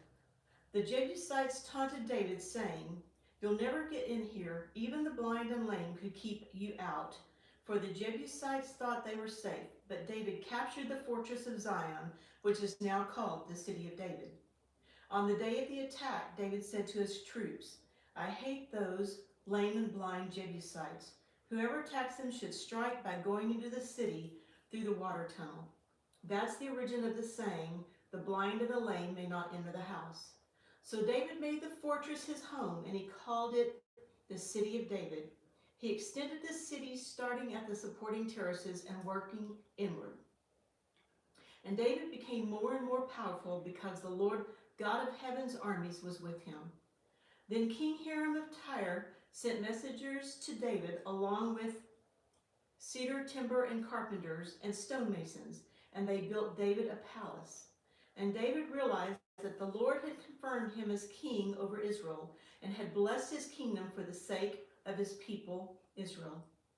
After moving from Hebron to Jerusalem, David married more concubines and wives, and they had more sons and daughters. These are the names of David's sons who were born in Jerusalem: Shemua, Shobab, Nathan, Solomon, Ibhar, Elishua, Nepheg, Japhia, Elishama, Eliada, and Eliphelai. When the Philistines heard that David had been anointed king of Israel, they mobilized all their forces to capture him. But David was told they were coming, so he went into the stronghold. The Philistines arrived and spread out across the valley of Rephaim. So David asked the Lord, should I go out to fight the Philistines? Will you hand them over to me? The Lord replied to David, yes, go ahead. I will certainly hand them over to you. So David went into Baal-perazim and defeated the Philistines there. The Lord did it, David exclaimed. He burst through my enemies like a raging flood. So he named that place Baal-perazim, which means the Lord who burst through. The Philistines had abandoned their idols there, so David and his men confiscated them. But after a while, the Philistines returned and again spread out across the valley of Rephaim. And again David asked the Lord what to do. Do not attack them straight on, the Lord replied. Instead, circle around behind and attack them near the poplar trees. When you hear a sound like marching feet in the tops of the poplar trees, be on the alert. That will be the signal that the Lord is moving ahead of you to strike down the Philistine army. So David did what the Lord commanded, and he struck down the Philistines all the way from Gibeon to Gezer. Then David again gathered all the elite troops in Israel, 30,000 in all. He led them to Baalah of Judah to bring back the ark of God, which bears the name of the Lord of heaven's armies, who is enthroned between the cherubim. They placed the ark of God on a new cart and brought it from Abinadab's house, which was on a hill. Uzzah and Ahio, Abinadab's sons, were guiding the cart that carried the ark of God. Ahio walked in front of the ark. David and all the people of Israel were celebrating before the Lord, singing songs and playing all kinds of musical instruments, lyres, harps, tambourines, castanets, and cymbals. But when they arrived at the threshing floor of Nacon, the oxen stumbled, and Uzzah reached out his hand and steadied the ark of God. Then the Lord's anger was aroused against Uzzah, and God struck him dead because of this. So Uzzah died right there beside the ark of God. David was angry because the Lord's anger had burst out against Uzzah. He named that place Perez Uzzah, which means to burst out against Uzzah, as it is still called today. David was now afraid of the Lord, and he asked, "How can I ever bring the ark of the Lord back into my care?" So David decided not to move the ark of the Lord into the city of David.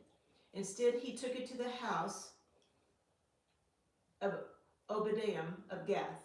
The ark of the Lord remained there in Obadiah's home for 3 months, and the Lord blessed Obadiah and his entire household. Then King David was told, "The Lord has blessed Obadiah's household and everything he has because of the ark of God." So David went there and brought the ark of God from the house of Obadiah to the city of David with a great celebration. After the men who were there, who were carrying the ark of the Lord, had gone 6 steps, David sacrificed a bull and a fattened calf, and David danced before the Lord with all his might, wearing a priestly garment. So David and all the people of Israel brought up the ark of the Lord with shouts of joy and the blowing of ram's horns. But as the ark of the Lord entered the city of David, Michal, the daughter of Saul, looked down from her window. When she saw King David leaping and dancing before the Lord, she was filled with contempt for him. They brought the ark of the Lord and set it in its place inside the special tent David had prepared for it. And David sacrificed burnt offerings and peace offerings to the Lord. When he had finished his sacrifices, David blessed the people in the name of the Lord of heaven's armies. Then he gave to every Israelite man and woman in the crowd a loaf of bread, a cake of dates, and a cake of raisins. Then all the people returned to their homes. When David returned home to bless his own family, Michal, the daughter of Saul, came out to meet him. She said in disgust, "How distinguished the king of Israel looked today, shamelessly exposing himself to the servant girls like any vulgar person might do." David retorted to Michal, "I was dancing before the Lord, who chose me above your father and all his family. He appointed me as the leader of Israel, the people of the Lord, so I celebrated before the Lord. Yes, I am willing to look even more foolish than this, even to be humiliated in my own eyes. But those servant girls you mentioned will indeed think I am distinguished." So Michal, the daughter of Saul, remained childless throughout her entire life. When King David was settled in his palace and the Lord had given him rest from all the surrounding enemies, the king summoned Nathan the prophet. "Look," David said, "I am living in a beautiful cedar palace, but the ark of God is out there in a tent." Nathan replied to the king, "Go ahead and do whatever you have in mind, for the Lord is with you."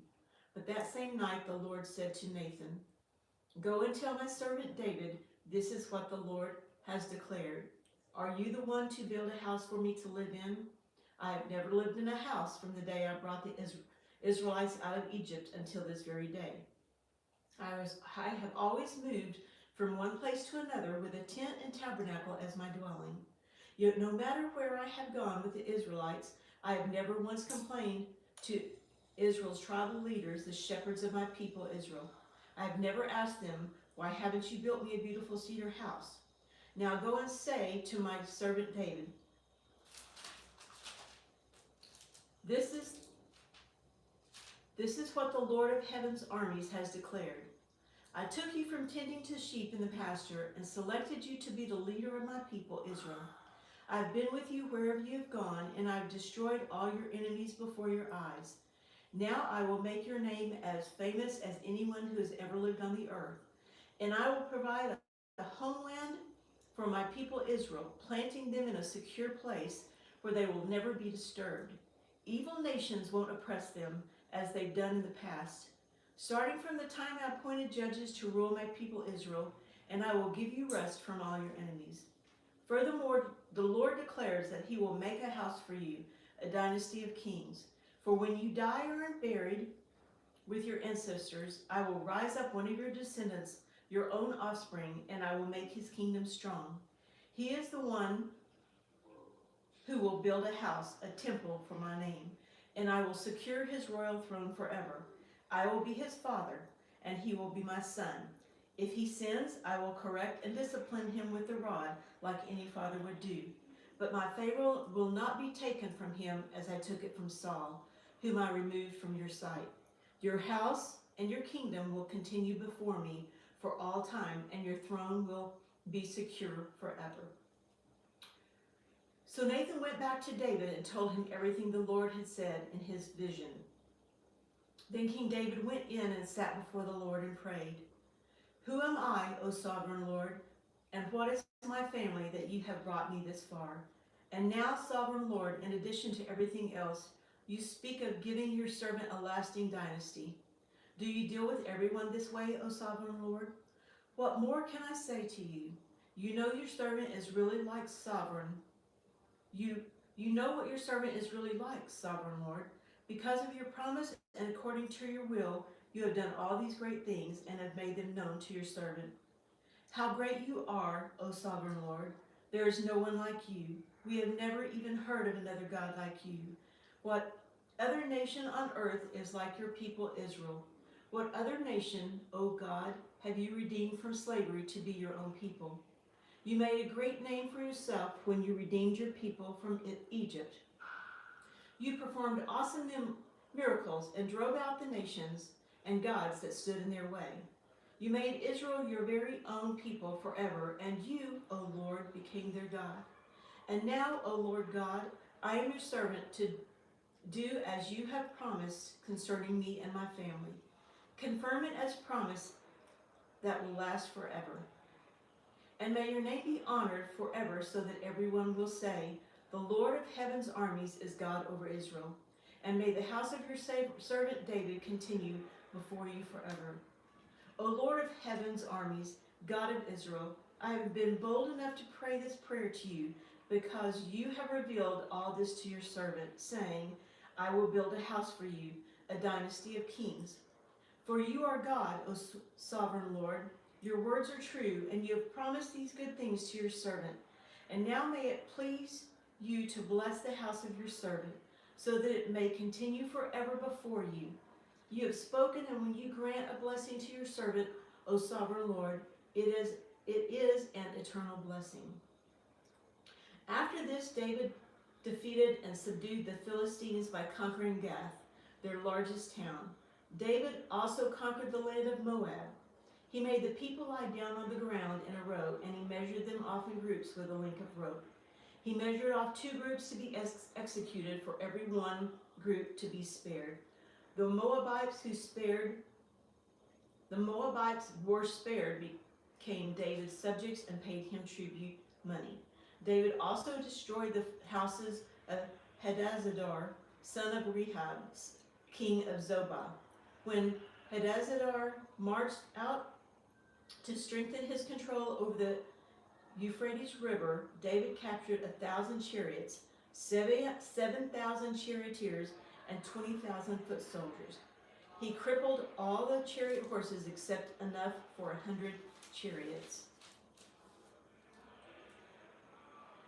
When Merameans from Damascus arrived to help David, Hadadezer, David killed 22,000 of them.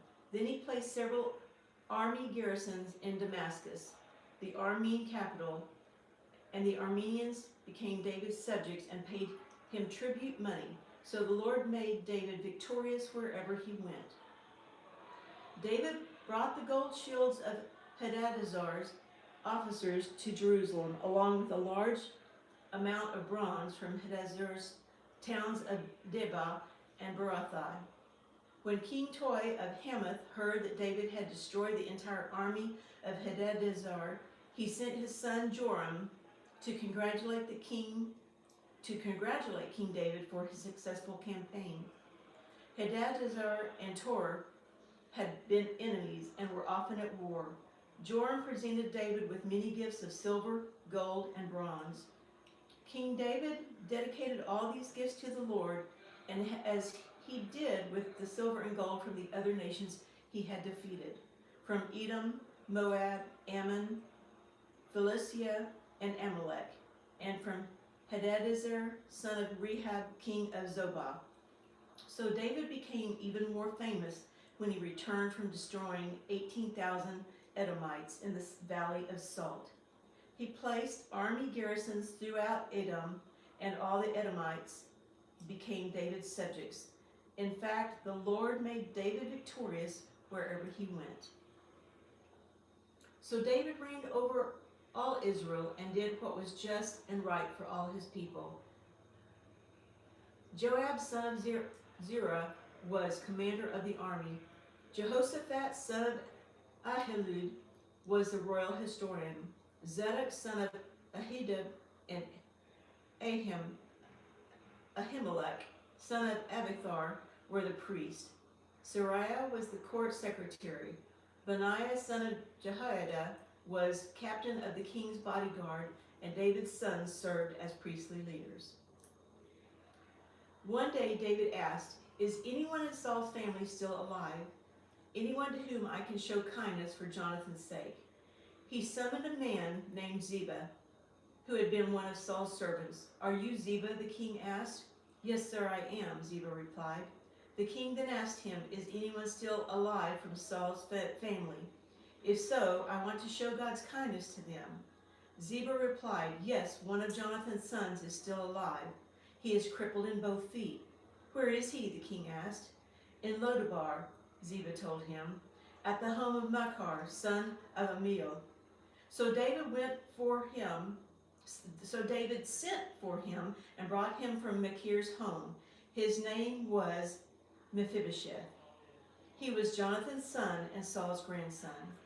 When he came to David, he bowed low to the ground in deep respect. David said, "Greetings, Mephibosheth." Mephibosheth replied, "I am your servant." "Don't be afraid," David said. "I intend to show you kindness to you because of my promise to your father Jonathan. I will give you all the property that once belonged to your grandfather Saul, and you will eat here with me at the king's table." Mephibosheth bowed respectfully and explained, "Who is your servant that you should show such kindness to a dead dog like me?" Then the king summoned Saul's servant Ziba and said, "I have given your master grandson everything that belonged to Saul and his family. You and your sons and servants are to farm the land for him to produce food for your master's household. But Mephibosheth, your master's grandson, will eat here at my table." Ziba had 15 sons and 20 servants. Ziba replied, "Yes, my lord, the king, I am your servant, and I will do all that you have commanded." And from that time on, Mephibosheth ate regularly at David's table like one of the king's own sons. Mephibosheth had a young son named Micah. From then on, all the members of Ziba's household were Mephibosheth's servants. And Mephibosheth, who was crippled in both feet, lived in Jerusalem and ate regularly at the king's table. Sometime after this, King Nahash of the Ammonites died, and his son Hanun became king. David said, I am going to show loyalty to Hanun just as his father Nahash was always loyal to me. So David sent ambassadors to express sympathy to Hanun about his father's death. But when David's ambassadors arrived in the land of Ammon, the Ammonite commanders said to Hanun, their master, do you really think these men are coming here to honor your father? No. David has sent them to spy out the city so they can come in and conquer it. So Hanun seized David's ambassadors and shaved off half of each man's beards, cut off their robes at the buttocks, and sent them back to David in shame.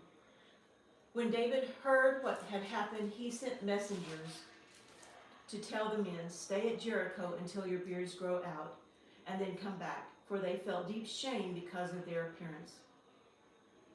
When the people of Ammon realized how seriously they had angered David, they sent and hired 20,000 Aramean foot soldiers from the lands of Beth-Rehob and Zobah, 1,000 from the king of Maacah, and 12,000 from the land of Tob. When David heard about this, he sent Joab and all of his warriors to fight them. The Ammonite troops came out and drew up their battle lines at the entrance of the city gate, while the Arameans from Zobah and Rehob and the men from Tob and Maacah positioned themselves to fight in the open fields. When Joab saw that he would have to fight on both the front and the rear, he chose some of Israel's elite troops and placed them under his personal command to fight the Arameans in the fields. He left the rest of his army under the command of his brother Abishai, who was at the attack of the Ammonites. If the Arameans are too strong for me, then come over and help me, Joab told his brother. And if the Ammonites are too strong for you, I will come and help you. Be courageous. Let us fight bravely for our people and the cities of our God. May the Lord's will be done.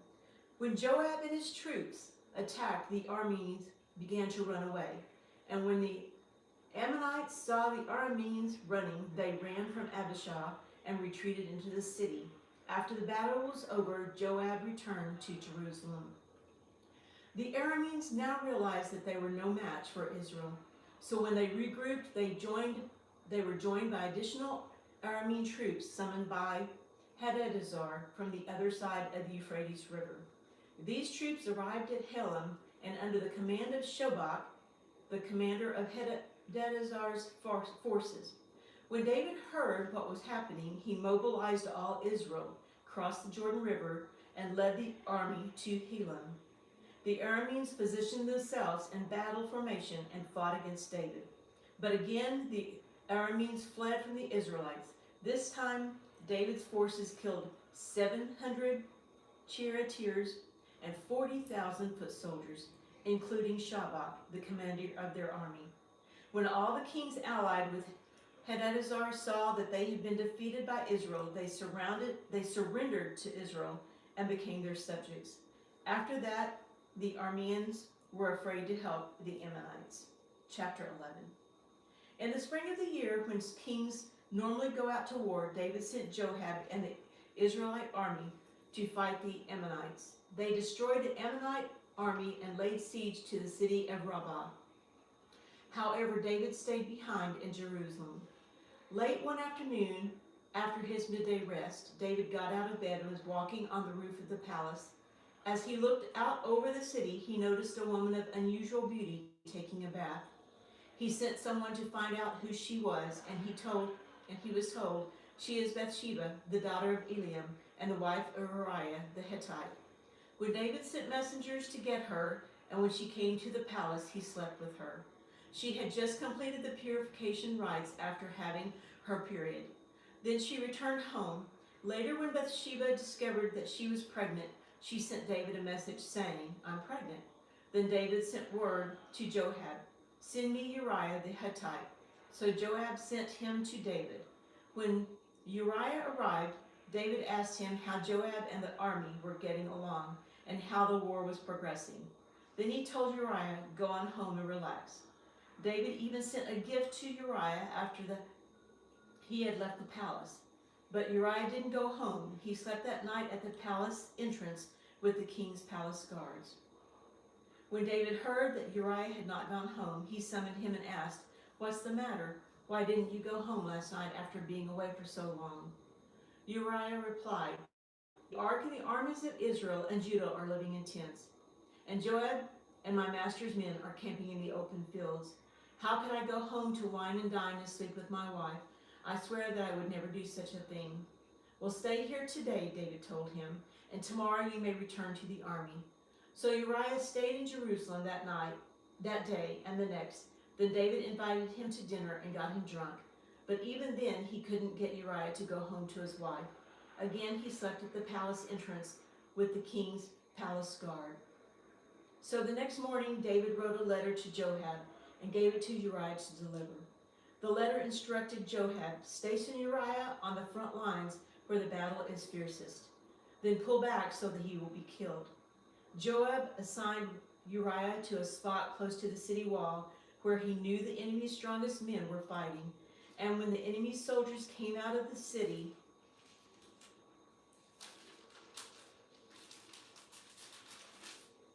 to fight, Uriah and the Hittite was killed along with several other Israelite soldiers. Then Joab sent a battle report to David. He told his messenger, "Report all the news of the battle to the king." But he might get angry and ask, "Why did the troops go so close to the city? Didn't they know there would be shooting from the walls? Wasn't Abimelech, son of Gideon, killed by Thebez by a woman who threw a millstone down on him from the wall? Why would you get so close to the wall? Then tell him Uriah the Hittite was killed too." So the messenger went to Jerusalem and gave a complete report to David. "The enemy came out against us in the open fields," he said, "and as we chased them back to the city gate, the archers on the wall shot arrows at us. Some of the king's men were killed, including Uriah the Hittite." "Well, tell Joab not to be discouraged," David said. "The sword devours this one today and that one tomorrow. Fight harder next time and conquer the city." When Uriah's wife heard that her husband was dead, she mourned for him. When the period of mourning was over, David sent for her and brought her to the palace, and she became one of his wives. Then she gave birth to a son, but the Lord was displeased with what David had done. Chapter 12.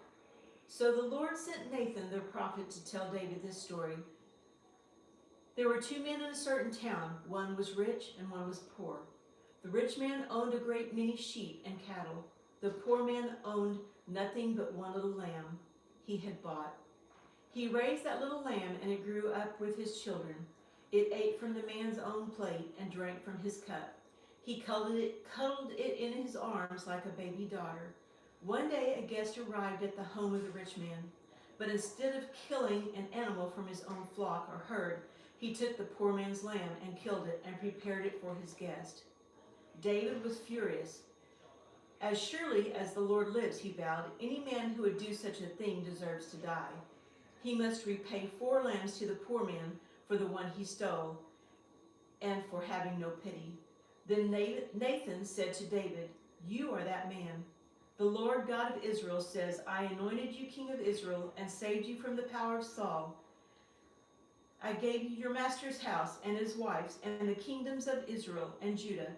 And if that had not been enough, I would have given you much, much more. Why then have you despised the word of the Lord and done this terrible deed? For you have murdered Uriah the Hittite with the sword of the Ammonites and stolen his wife. From this time on, your family will live by the sword, because you have despised me by taking Uriah's wife to be your own. This is what the Lord says. Because of what you have done, I will cause your own household to rebel against you. I will give your wives to another man before your very eyes, and he will go to bed with them in public view. You did it in secretly, but I will make this happen to you openly in the sight of all Israel. Then David confessed to Nathan, I have sinned against the Lord. Nathan replied, Yes, but the Lord has forgiven you, and you won't die for this sin. Nevertheless, because you have shown utter contempt for the word of the Lord, by doing this, your child will die. After Nathan returned to his home, the Lord sent a deadly illness to the child of David and Uriah's wife. David begged God to spare the child. He went without food and lay all night on the bare ground. The elders of his household pleaded with him to get up and eat with them, but he refused. Then on the seventh day, the child died. David's advisors were afraid to tell him. He wouldn't listen to reason while the child was ill. What drastic thing will he do when we tell him the child is dead? When David saw them whispering, he realized what had happened. Is the child dead? He asked. Yes, they replied, he is dead. Then David got up from the ground, washed himself, put on lotions, and changed his clothes. He went to the tabernacle and worshipped the Lord. After that, he returned to the palace and was served food and ate. His advisors were amazed. We don't understand you, they told him. While the child was still living, you wept and refused to eat.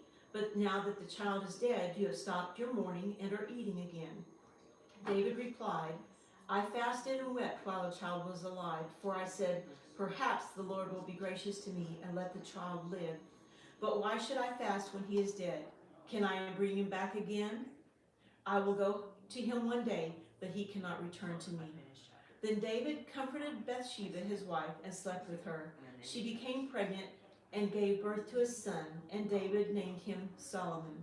The Lord loved the child and sent word through Nathan the prophet that they should name him Jedediah, which means beloved by the Lord, as the Lord had commanded. Meanwhile, Joab was fighting against Rabbah, the capital of Ammon, and he captured the royal fortifications. Joab sent messengers to tell David, I have fought against Rabbah and captured its water supply. Now bring the rest of the army and capture the city. Otherwise, I will capture it and get credit for the victory. So David gathered the rest of the army and went to Rabbah, and he fought against it and captured it. David removed the crown from the king's head, and it was placed on his own head. The crown was made of gold and set with gems, and it weighed 75 pounds.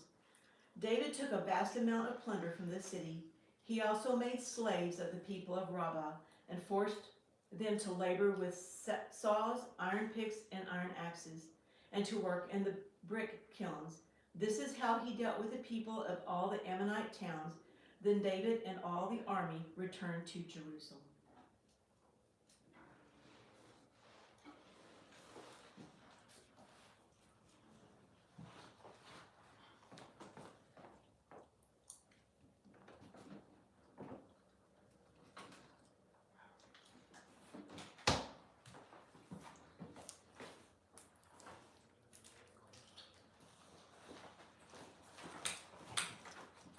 I'm on 13.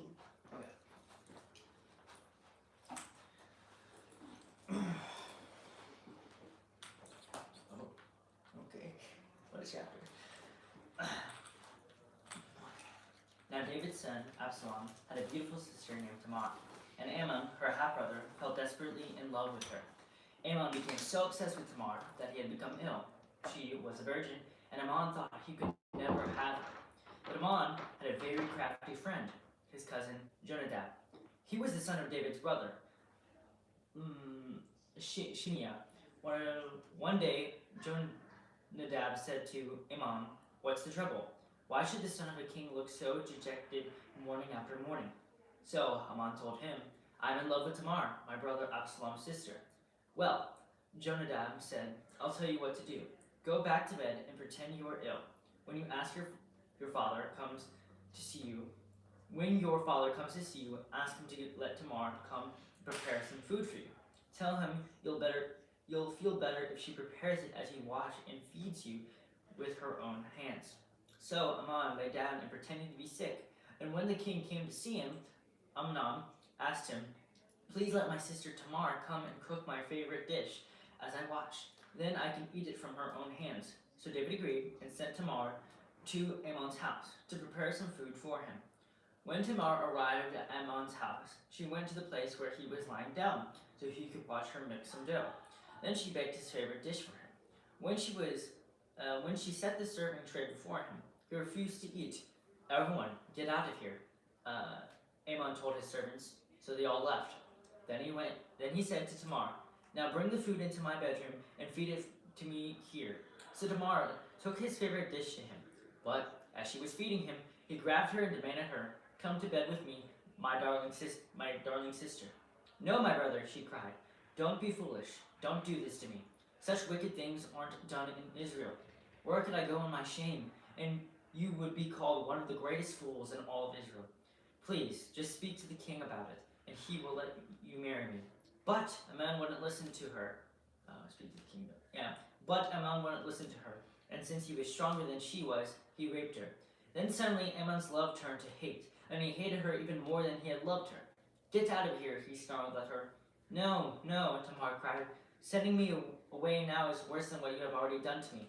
But Amnon wouldn't listen to her. He shouted for his servant and demanded, "Throw this woman out and lock the door behind her." So the servant put her out and locked the door behind her. She was wearing a long, beautiful robe, and as was the custom in those days for the king's virgin daughters. But now Tamar tore her robe and put ashes on her head, and then suddenly, with her face in her hand, she went away crying. Her brother Absalom saw her and asked, "Is it true that Amnon has been with you?" "Well, my sister, keep quiet for now, since he's your brother. Don't you worry about it." So Tamar lived as a desolate woman in her brother Absalom's house. When King David heard what had happened, he was very angry. And though Absalom never spoke to Amnon about this, he hated Amnon deeply because of what he had done to his sister. 2 years later, when Absalom's sheep were being sheared at Balazor near Ephraim, Absalom invited all the king's sons to come to a feast. He went to the king and said, "My sheep shearers are now at work. Would the king and his servants please come to celebrate the occasion with me?" The king replied, "No, my son." Oh wait, hold on. Yeah. "Would the king and his servants please come to celebrate the occasion with me?" The king replied, "No, my son. If we all came, we would be too much of a burden on you." Absalom pressed him, but the king would not come, though he gave Absalom his blessing. "Well then," Absalom said, "if you can't come, how about sending my brother Amnon with us?" "Why Amnon?" the king asked. But Absalom kept on pressing the king until he finally agreed to let all his sons attend, including Amnon. So Absalom prepared a feast fit for a king. Absalom told his men, "Wait until Amnon gets drunk. Then after my signal, kill him. Don't be afraid. I'm the one who has given you the command. Take courage and do it." So at Absalom's signal, they murdered Amnon. Then the other sons of the king jumped on their mules and fled. As they were on their way back to Jerusalem, this report reached David: "Absalom has killed all the king's sons. Not one is left alive." The king got up, tore his robe, and threw himself on the ground. His advisors also tore their clothes in horror and sorrow. But just as Jonadab, the son of David's brother, Shimea, arrived and said, "No, don't believe that all the king's sons have been killed. It was only Amnon. Absalom has been plotting this ever since Amnon raped his sister, Tamar." "No, my lord, the king, your sons aren't all dead. It was only Amnon." Meanwhile, Absalom escaped. Then the watchman on the Jerusalem wall saw a great crowd coming down the hill on the road from the west. He ran to tell the king, "I see a crowd of people coming from the Horonaim road along the side of the hill." "Look," Jonadab told the king, there they are now. The king's sons are coming, just as I said. They soon arrived, weeping and sobbing, and the king and all his servants wept bitterly with them. And David mourned many days for his son Amnon. Absalom fled to his grandfather Talmai, son of Amminadab, the king of Geshur. He stayed there in Geshur for 3 years. And King David, now reconciled to Amnon's death, longed to be reunited with his son Absalom. Joab realized how much the king longed to see Absalom. So he went and sent for a woman from Tekoa who had a reputation for great wisdom. And he said to her, "Pretend you are in mourning. Wear mourning clothes and don't put on lotions. Act like a woman who has been in mourning for the dead for a long time. Then go to the king and tell him the story I am about to tell you." Then Joab told her what to say. When the woman from Tekoa approached the king, she bowed with her face to the ground in deep respect and cried out, "O king, help me." "What's the trouble?" the king asked. "Alas, I am a widow," she replied. "My husband is dead. My 2 sons had a fight out in the field, and since no one was there to stop it, one of them was killed. Now the rest of the family is demanding, let us have your son. We will execute him for murdering his brother. He does not deserve to inherit his family's property, and they want to extinguish the only coal I have left, and my husband's name and family will disappear from the face of the earth. Leave it to me, the king told her. Go home, and I will see to it that no one touches him. Oh, thank you, my lord, the king. The woman from Tekoa replied. If you are criticized for helping me, let the blame fall on me and on my father's house, and let the king and his throne be innocent. If anyone objects, the king said, bring him home to me. Bring him to me. I can assure you he will never harm you again. Then she said, please swear to me by the Lord your God that you won't let anyone take vengeance against my son. I want no more bloodshed. As surely as the Lord lives, he replied, not a hair on your son's head will be disturbed. Please allow me to ask one more thing of my lord the king, she said. Go ahead and speak, he responded. She replied, why don't you do as much for the people of God as you have promised to do for me? You have convicted yourself in making this decision because you have refused to bring home your own banished son. All of us must die eventually. Our lives are like water, spilled out on the ground, which cannot be gathered up again. But God does not just sweep life away. Instead, he devises ways to bring us back when we have been separated from him. I have come to plead with my lord the king, because people have threatened me. I said to myself, perhaps the king will listen to me and rescue us from those who would cut us off from the inheritance God has given us. Yes, my lord the king will give us peace of mind again. I know that you are like an angel of God in discerning good from evil. May the Lord your God be with you. I must know one thing, the king replied, and tell me the truth. Yes, my lord the king, she responded. Did Job put you up to this? And the woman replied, my lord the king, how can I deny it? Nobody can hide anything from you. Yes, Job sent me and told me what to say. He did it to place the matter before you in a different light. But you are as wise as an angel of God, and you understand everything that happens among us. So the king sent for Job and told him, all right, go and bring back the young man Absalom. Job bowed with his face to the ground in deep respect and said, at last, I know that I've gained your approval, my lord the king, for you have granted me this request. Then Job went to Geshur and brought Absalom back to Jerusalem. But the king gave this order, Absalom may go to his own house, but he must never come into my presence. So Absalom did not see the king. Now Absalom was praised as the most handsome man in all of Israel. He was flawless from head to foot. He cut his hair only once a year, and then only because it was so heavy. When he weighed it out, it came to 5 pounds. He had 3 sons and 1 daughter. His daughter's name was Tamar, and she was very beautiful. Absalom lived in Jerusalem for 2 years, but he never got to see the king. Then Absalom sent for Joab to ask him to intercede for him, but Joab refused to come. Absalom sent for him a second time, but again Joab refused to come. So Absalom said to his servants, go and set fire to Joab's barley field, the field next to mine. So they set his field on fire, as Absalom had commanded. Then Joab came to Absalom at his house and demanded, why did your servants set my field on fire? And Absalom replied, because I wanted you to ask the king why he brought me back from Geshur if he didn't intend to see me. I might as well have stayed there. Let me see the king. If he finds me guilty of anything, then let him kill me. So Joab told the king what Absalom had said. Then at last David summoned Absalom, who came and bowed low before the king, and the king kissed him. Let me get a water break. Guys. Hey guys.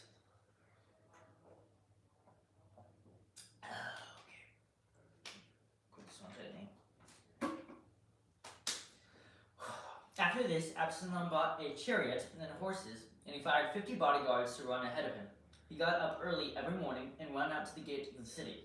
When people brought a case to the king for judgment, Absalom would ask where in Israel they were from, and they would tell him their tribe. Then Absalom would say, you've really got a strong case here. It's too bad the king doesn't have anyone to hear it. I wish I were the judge. Then Everyone could bring their cases to me for judgment, and I would give them justice. When people tried to bow before him, Absalom wouldn't let them. Instead, he took them by the hand and kissed them. Absalom did this with everyone who came to the king for judgment, and so he stole the hearts of all the people of Israel. After 4 years, Absalom said to the king, "Let me go to Hebron to offer a sacrifice to the Lord, and fulfill a vow I made to him. For while your servant was at Shir and Aram, I promised to sacrifice to the Lord in Hebron, if he would bring me back to Jerusalem." "All right," the king told him, "go and fulfill your vow."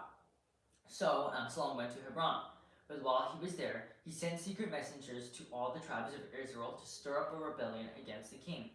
"As soon as you hear the ram's horn," his message read, "you are to say, 'Absalom has been crowned king in Hebron.'" He took 200 men from Jerusalem with him as guests, but they knew nothing of his intentions.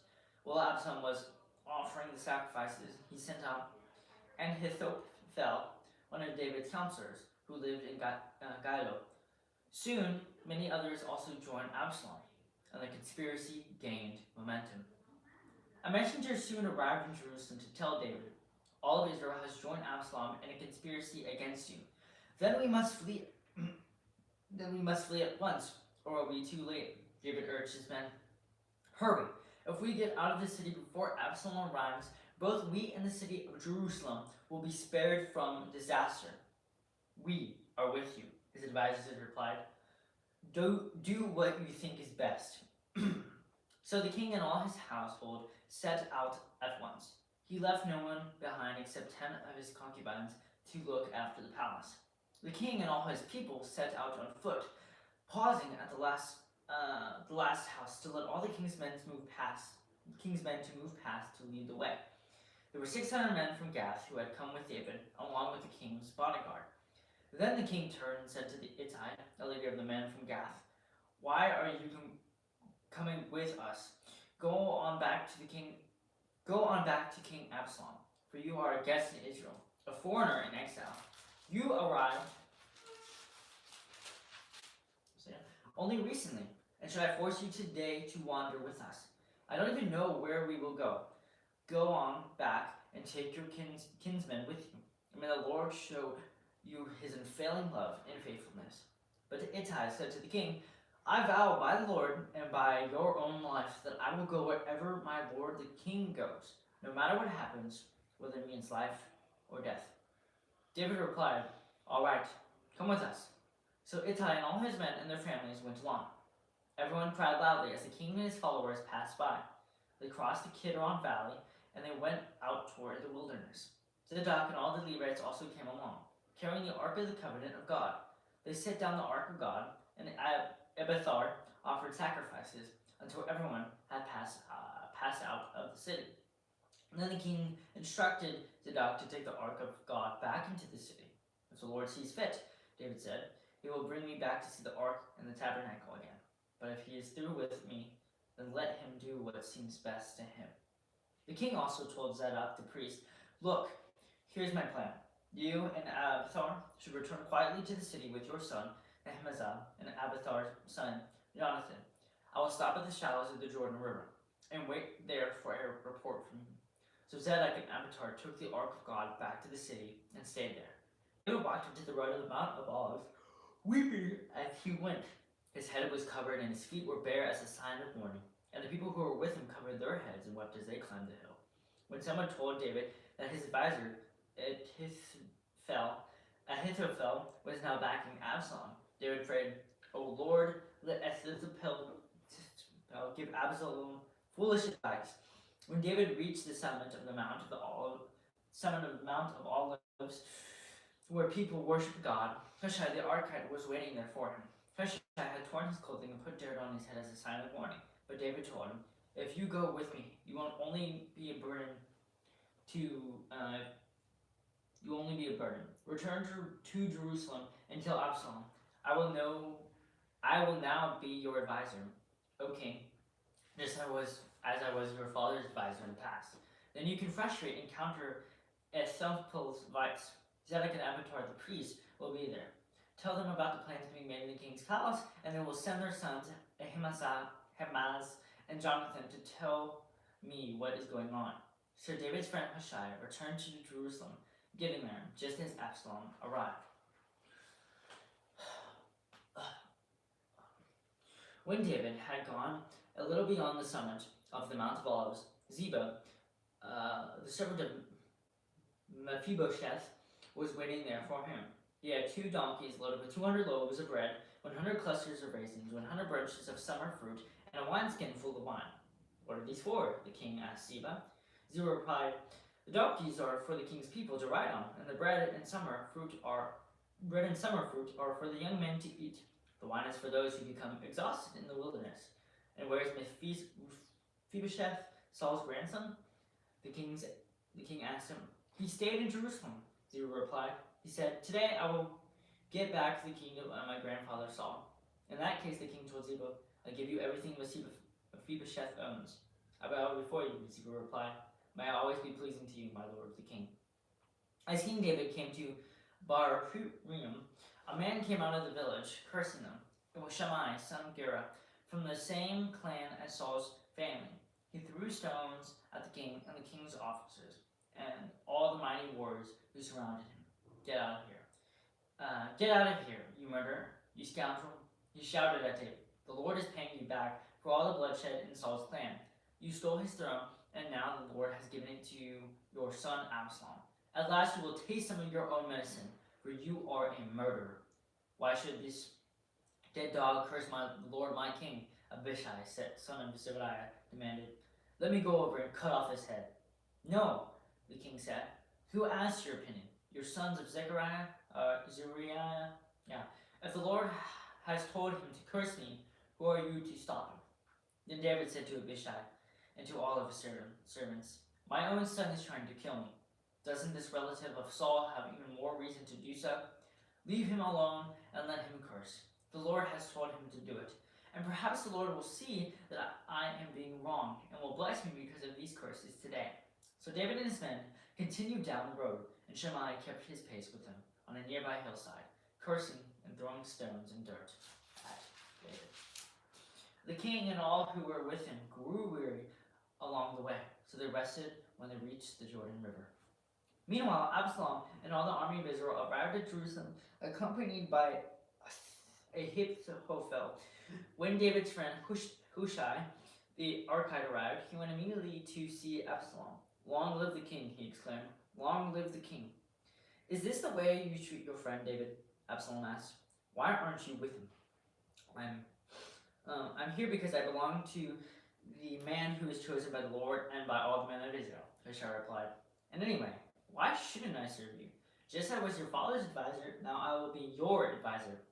Then Absalom turned to Ahithophel and asked him, what should I do next? Ahithophel told him, go and sleep with your father's concubines, for he has left them here to look after the palace. Then all of Israel will know that you insulted your father beyond hope of reconciliation, and they will throw their support to you. So they set up a tent on the palace roof where everyone could see it, and Absalom went in and had sex with his father's concubines.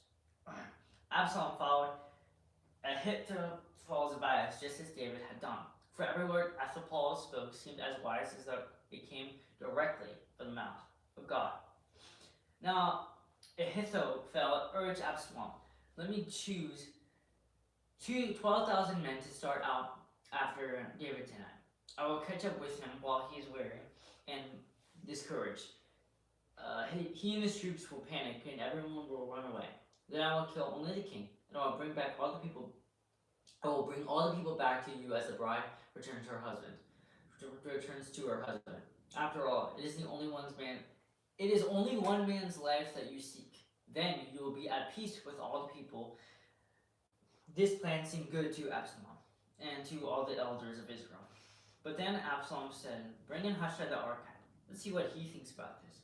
When Hushai arrived, Absalom told him what Ahithophel had said. Then he asked, what is your opinion? Should we follow Ahithophel's advice? If not, what do you suggest? Well, Hushai replied to Absalom, this time Ahithophel has made a mistake. You know your father and his men, they are mighty warriors. Right now they are enraged as a mother bear who has been robbed of her cubs. Remember that your father is an inexperienced man of war. Is an experienced man of war. He won't be spending the night among the troops. He is probably already hidden in some pit or cave. And when he comes out and attacks a few of your men fall, there will be panic among your troops, and the word will spread that Absalom's men are being slaughtered. Then even the bravest soldiers, though they have the heart of a lion, will be paralyzed with fear. For all of Israel knows what a mighty warrior your father is, and how courageous his men are. I recommend that you mobilize the entire army of Israel, bringing them from as far away as Dan in the north and Beersheba in the south. That way you will have an army as numerous as the sand on the seashore. And I advise that you personally lead the troops. When we find David, we'll fall on him like a dew that falls on the ground. Then neither he nor any of his men will be left alive. And if David were to escape into some town, you will have all of Israel there at your command. Then we can take the ropes and drag the walls of the town into the nearest valley until every stone is torn down. Then Absalom and all the men of Israel said, Hushai's advice is better than Ahithophel's. The Lord had determined to defeat the counsel of Ahithophel, which really was a better plan, so that he could bring disaster on Absalom. Hushai told Zadok and Abiathar, the priests, what Ahithophel had said to Absalom and the elders of Israel, and what he himself had advised instead. Quick, he told them, find David and urge him not to stay at the shallows of the Jordan River. Tonight, he must go across at once into the wilderness beyond. Otherwise, he will die and his entire army with him. Jonathan and Ahimaaz had been staying at En-Rogel so as not to be seen entering and leaving into the city. Arrangements had been made for a servant girl to bring the message they were to take to King David. But a boy spotted them at En-Rogel, and he told Absalom about it. So they quickly escaped to Bahurim, where a man hid them down on the side of a well in his country yard. The man's wife put a cloth over the top of the well and scattered the grain on it to dry in the sun, so no one suspected that they were there. When Absalom's men arrived, they asked her, have you seen Ahimaaz and Jonathan? The woman replied, they were here, but they crossed over the brook. Absalom's men looked for them without success and returned to Jerusalem. Then the two men crawled out of the well and hurried on to King David. Quick, they told him, cross the Jordan tonight. And they told him how Ahithophel had advised that he be captured and killed. So David and all the people with him went across the Jordan River during the night, and they were all on the other bank before the dawn. When Ahithophel realized that his advice had not been followed, he saddled his donkey, went to his hometown, sent to his affairs in order, and hanged himself. He died there and was buried in the family tomb. David soon arrived at Bahurim, but now Absalom had mobilized the entire army of Israel and was leading his troops across the Jordan River. Absalom had appointed Amasa as the commander of his army, replacing Joab, who had been the commander under David. Amasa was Joab's cousin. His father was Jethro, an Ishmaelite. His mother, Abigail, daughter of Nahash, was the sister of Joab's brother, Zeruiah. Absalom and the Israelite army set up camp in the land of Gilead. When David arrived at Maham, he was warmly greeted by Shobi, son of Nahash, who came from Rabbath of the Ammonites, and by Machir, the son of Amniel, from Lo-Debar, and by Barzillai of Gilead from Rogelim. They brought sleeping mats, cooking pots, serving bowls, wheat, barley, flour, and roasted grain, beans, lentils, honey, butter, sheep, goats, and cheese for David and those who were with him. For they said, you must all be very hungry and tired and thirsty after a long march through the wilderness. David now mustered the men who were with him and appointed generals and captains to lead them. He sent the troops out in 3 groups, placing one group under Joab, one under Joab's brother Abishai, son of Zeruiah, and one under Ittai, the man from Gath. The king told his troops, I am going out with you. But his men objected strongly. You must not go, they urged. If we have to turn and run, and even if half of us die, it will make no difference of Absalom's troops. They will be looking only for you. You are worth 10,000 of us, and it is better that you stay here in the town and send help if we need it. If you think that that's the best plan, I'll do it, the king answered. So he stood alongside the gate of the town as the troops marched out into the groups of hundreds and thousands. And the king gave this command to Joab, Abishai, and Ittai, for my sake, deal gently with the young Absalom. And all the troops heard the king give this order to his commanders. So the battle began in the forest of Ephraim, and the Israelites' troops were beaten back by David's men. There was a great slaughter that day, and 20,000 men laid down their lives. The battle raged all across the countryside, and more men died because of the forest, and they were killed by the sword. During the battle, Absalom happened to come upon one of David's men. He tried to escape on his mule, but as he rode beneath the thick branches of a great tree, his hair caught him in the tree. His mule kept going and left him dangling in the air. One of David's men saw what had happened to him and told Joab, I saw Absalom dangling from a great tree. What? Joab demanded. You saw him there and didn't kill him? I would have rewarded you with 10 pieces of silver and a hero's belt. I would not kill the king's son for even 1,000 pieces of silver. The man replied to Joab, we all heard that the king say to you and Abishai and Ittai, for my sake, please spare my young Absalom. And if I had betrayed the king by killing his son, and the king would certainly find out who did it, you yourself would be the first to abandon me. Enough of this nonsense, Joab said. Then he took 3 of the daggers and plunged them into Absalom's heart as he dangled, still alive, in the great tree. 10 of Joab's young armor-bearers then surrounded Absalom and killed him. Then Joab blew the ram's horn, and his men returned from chasing the army of Israel. They threw Absalom's body into a deep pit in the forest and plowed a great heap of stones over it, and all of Israel fled to their homes. During his lifetime, Absalom had built a monument to himself in the king's valley, for he said, I have no son to carry on my name. He named the monument after himself, and it is known as Absalom's monument to this day. Then Zadok's son, Ahimaaz, said, Let me run to the king with the good news that the Lord has rescued him from his enemies. No, Joab said, I want to be good news to the king that the son is dead. You can be my messenger for another time, but not today.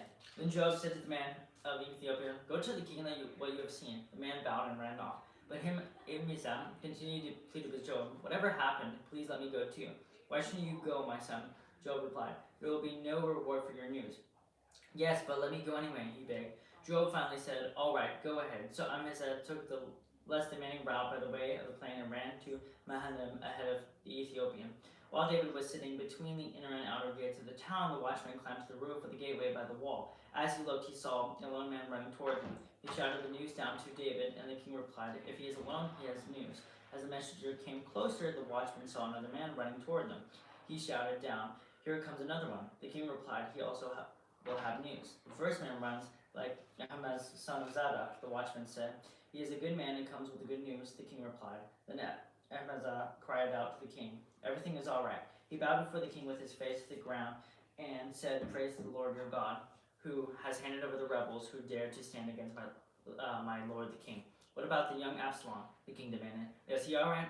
Ahimaaz replied, When Joab told me to come, there was a lot of commotion, but I didn't know what was happening. Wait here, the king told him. So Ahimaaz steps aside. Then the man from Ethiopia arrived and said, I have good news for my lord the king. Today the Lord has rescued you from all those who rebelled against you. What about the young Absalom? The king demanded. Is he all right? And the Ethiopian replied, May all your enemies, my lord the king, both now and in the future, share the fate of that young man. The king was overcome with emotion. He went up to the room over the gateway and burst into tears. And as he went, he cried, Oh, my son Absalom, my son Absalom, if only I had died instead of you. Oh, Absalom, my son, my son.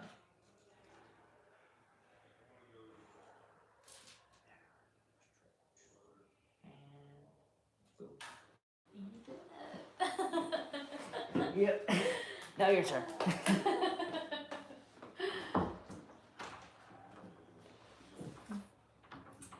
Okay, picking back up in chapter 19. So it says, Word soon reached Joab that the king was weeping and mourning for Absalom. As all the people heard of the king's deep grief for his son, the joy of that day's victories was turned into deep sadness. They crept back into the town that day as that they were ashamed and had deserted in battle. The king covered his face with his hands and kept on crying, Oh, my son Absalom, oh, Absalom, my son, my son. Then Joab went to the king's room and said to him, We saved your life today and the lives of your sons, your daughters, and your wives and concubines. Yet you act like this, making us feel ashamed of ourselves. You seem to love those who hate you and hate those who love you. You've made it clear today that your commanders and troops mean nothing to you. It seems that if Absalom had lived and all of us had died, you would be pleased. Now go out there and congratulate your troops, for I swear by the Lord that if you don't go out, not a single one of them will remain here tonight. Then you will be worse off than ever before. So the king went out and took his seat at the town gate, and as the news spread throughout the town that he was there, everyone went to him. Meanwhile, the Israelites who had supported Absalom fled to their homes. And throughout all the tribes of Israel, there was much discussion and argument going on. The people were saying, The king rescued us from our enemies and saved us from the Philistines. But Absalom chased him out of the country. Now Absalom, whom we anointed to rule over us, is dead. Why not ask David to come back and be our king again?" Then King David sent Zadok and Abiathar, the priests, to say to the elders of Judah, "Why are you the last ones to welcome back the king into his palace? For I have heard that all Israel is ready. You are my relatives, my own tribe, and my own flesh and blood. So why are you the last ones to welcome back the king?" And David told them to tell Amasa, "Since you are my own flesh and blood, like Joab, may God strike me and even kill me if I do not appoint you as commander of my army in his place."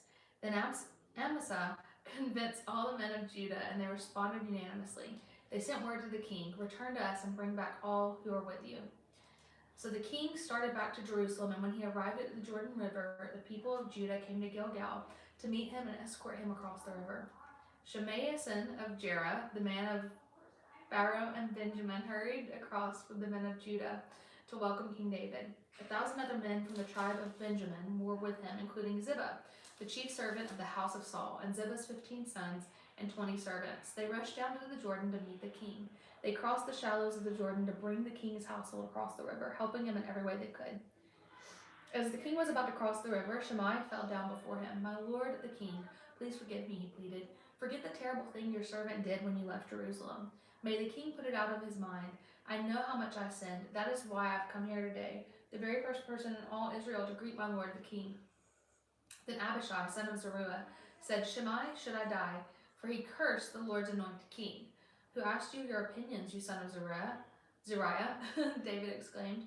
"Why have you become my adversary today? This is not a day for execution, for today I am once again the king of Israel." Then turning to Shimei, David vowed, "Your life will be spared." Now Mephibosheth, Saul's grandson, came down from Jerusalem to meet the king. He had not cared for his feet, trimmed his beard, or washed his clothes since the day the king left Jerusalem. "Why didn't you come with me, Mephibosheth?" the king asked him. Mephibosheth replied, "My lord, my king, my servant Ziba deceived me. I told him, 'Saddle my donkey so I can go with the king,' for as you know, I'm crippled. Ziba has slandered me by saying I refuse to come, but I know that my lord the king is like an angel of God. So do what you think is best. All my relatives and I could only expect death from you, my lord, but instead you have honored me by allowing me to eat at your own table. What more can I ask?" "You've said enough," David replied. "I've decided that you and Ziba will divide your land equally between you." "Give up all of it," Mephibosheth said. "I am content just to have you safely back again, my lord the king." Barzillai of Gilead had come down from the Rogelim to escort the king across the Jordan. He was very old, 80 years of age, and very wealthy. He was the one who had provided food for the king during his stay in Mahanaim. "Come across with me and live in Jerusalem," the king said to Barzillai. "I will take care of you there." "No," he replied. "I am far too old to go with the king to Jerusalem. I am 80 years old today, and I can no longer enjoy anything. Food and wine are no longer tasty, and I cannot hear the singers as they sing. I would only be a burden to my lord the king. Just to go across the Jordan River with the king is all the honor I need. Then let me return again to die in my own town where my father and my mother are buried. But here is your servant, my son Kimcam. Let him go with you, my lord, for the king, and receive whatever you want to give him." "Good," the king agreed. "Kimham will go with me, and I will help him in any way you would like, and I will do for you anything you want." So all the people crossed the Jordan with the king. After David had blessed Barzillai and kissed him, Barzillai returned to his own home. The king then crossed over to Gilgal, taking Kimham with him. All the troops of Judah and half the troops of Israel escorted the king on his way. But all the men of Israel complained to the king. "The men of Judah stole the king and didn't give us honor of helping take you, your household, and all your men across the Jordan." The men of Judah replied, "The king is one of our own kinsmen. Why should this make you angry? We haven't eaten any of the king's food or received any special favors." "But there are 10 tribes in Israel," the others replied, "so we have 10 times as much right to do the king as you want to do. What right do you have to treat us with such contempt? Weren't we the first to speak of bringing him back to be our king again?" The argument continued back and forth, and the men of Judah spoke even more harshly than the men of Israel. There happened to be a troublemaker there named Sheba, son of Bichri, a man from the tribe of Benjamin. Sheba blew a ram's horn and began to chant, "Down with the dynasty of David. We have no interest in the son of Jesse. Come on, you men of Israel, back to your homes." So all the men of Israel deserted David and followed Sheba, son of Bichri. But the men of Judah stayed with their king and escorted him from the Jordan River to Jerusalem. When David came back to his palace in Jerusalem, He took the 10 concubines he had left to look over the palace, and he placed them in seclusion. Their needs were provided for, but he no longer slept with them. So each of them lived like a widow until she died. Then the king told Amasa, "Mobilize the army of Judah within 3 days and report back at that time." So Amasa went out to notify Judah, but it took him longer than the time he had been given. Then David said to Abishai, "Sheba, son of Bichri, is going to hurt us more than Absalom did. Quick, take my troops and chase after him before he gets into a fortified town where we can't reach him." So Abishai and Joab, together with the king's bodyguard and all the mighty warriors, set out from Jerusalem to go to Sheba. As they arrived at the great stone in Gibeon, Amasa met them. Joab was wearing his military tunic with a dagger strapped to his belt. As he stepped forward to greet Amasa, he slipped the dagger from its sheath. "How are you, my cousin?" Joab said, and he took him by the beard with his right hand as though to kiss him. Amasa didn't notice the dagger in his left hand, and Joab stabbed him in the stomach with it, so that his insides gushed out into the ground. Joab did not need to strike again, and Amasa soon died. Joab and his brother Abishai left him lying there and continued after Sheba. One of Joab's young men shouted to Amasa's troops, "If you are for Joab and David, come and follow Joab." But Amasa lay in his own blood in the middle of this road, and Joab's men saw that everyone was stopping to stare at him. So he pulled him off the road into a field and threw a cloak over him. With Amasa's body out of the way, everyone went on with Joab to capture Sheba, son of Bichri. Meanwhile, Sheba traveled through all the tribes of Israel and eventually came to the town of Abel-Beth-Makkah. All the members on its own clan, the Bichrites, assembled for battle and followed him into the town. When Joab's forces arrived, they attacked Abel-Beth-Makkah. They built a siege ramp against the town's fortifications and began battering down the wall. But a wise woman in the town called out to Joab, "Listen to me, Joab. Come over here so I can talk to you." As he approached the woman and asked, "Are you Joab?" "I am," he replied. So she said, "Listen carefully to your servant." "I'm listening," he said. Then she continued, "There used to be a saying, if you want to settle an argument, ask advice in the town of Abel. I am one who is peace-loving and faithful in Israel, but you are destroying an important town in Israel. Why do you want to devour what belongs to the Lord?" And Joab replied, "Believe me, I don't want to devour or destroy your town. That's not my purpose. All I want is a man named Sheba, son of Bichri, from the hill country of Ephraim, who has revolted against King David. If you hand over this one man to me, I will leave the town in peace." "All right," the woman replied. "We will throw this head over the wall to you." Then the woman went to all the people with her wise advice, and they cut off Sheba's head and threw it out to Joab. So he blew the ram's horn, and he called his troops back from the attack. They all returned to their homes, and Joab returned to the king at Jerusalem. Now Joab was the commander of the army of Israel. Benaiah, son of Jehoiada, was captain of the king's bodyguard. Adoniram was in charge of forced labor. Jehoshaphat, son of Ahilud, was the royal historian.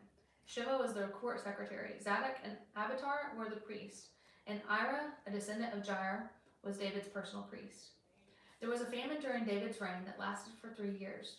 So David asked the Lord about it, and the Lord said, "The famine has come because Saul and his family are guilty of murdering the Gibeonites." So the king summoned the Gibeonites. They were not part of Israel, but were all that was left of the nation of the Amorites. The people of Israel had sworn not to kill them, but Saul in his zeal for Israel and Judah had tried to wipe them out. David asked them, "What can I do for you? How can I make amends so that you will bless the Lord's people again?" "Well, money can't settle this matter between us and the family of Saul," the Gibeonites replied. "Neither can we demand the life of anyone in Israel." "What can I do then?" David asked. "Just tell me and I will do it for you." Then they replied, "It was Saul who planned to destroy us, to keep us from having any place at all in the territory of Israel. So let 7 of Saul's sons be handed over to us, and we will execute them before the Lord at Gibeon, on the mountain of the Lord." "All right," the king said, "I will do it." The king spared Jonathan's son Mephibosheth, who was Saul's grandson, because of the oath David and Jonathan had made and sworn before the Lord. But he gave them Saul's 2 sons, Aramoni and Mephibosheth, whose mother was Rizpah, daughter of Aiah. He also gave them the 5 sons of Saul's daughters, Merab, the wife of Adriel, son of Barzillai, from Mahola. The men of Gibeon executed them on the mountain before the Lord. So all 7 of them died together at the beginning of the barley harvest. Then Rizpah, daughter of Aiah, the mother of the 2 of the men, spread burlap on a rock and stayed there the entire harvest season. She prevented the scavenger birds from tearing at their bodies during the day and stopped wild animals from eating them at night. When David learned what Rizpah, Saul's concubine, had done, he went to the people of Jabesh Gilead and retrieved the bones of Saul and his son Jonathan. When the Philistines had killed Saul and Jonathan on Mount Gilboa, the people of Jabesh Gilead stole their bodies from the public square of Bethshan, where the Philistines had hung them. So David obtained the bones of Saul and Jonathan, as well as the bones of the men of the Gibeonites had executed. Then the king ordered that they bury the bones in the tomb of Kish, Saul's father, at the town of Zelah in the land of Benjamin. After that, God ended the famine in the land. Once again, the Philistines were at war with Israel. And when David and his men were in the thick of battle, David became weak and exhausted. Ishbi-Benob was a descendant of the giants. His bronze spearhead weighed more than 7 pounds. He was armed with a new sword. He had cornered David and was about to kill him. But Abishai, son of Zeruiah, came to David's rescue and killed the Philistine. Then David's men declared, "You are not going out to battle with us again. Why risk snuffing out the light of Israel?" After this, there was another battle against the Philistines at Gob. As they fought, Sibbecai from Hushai killed Saph, another descendant of the giants. During another battle at Gob,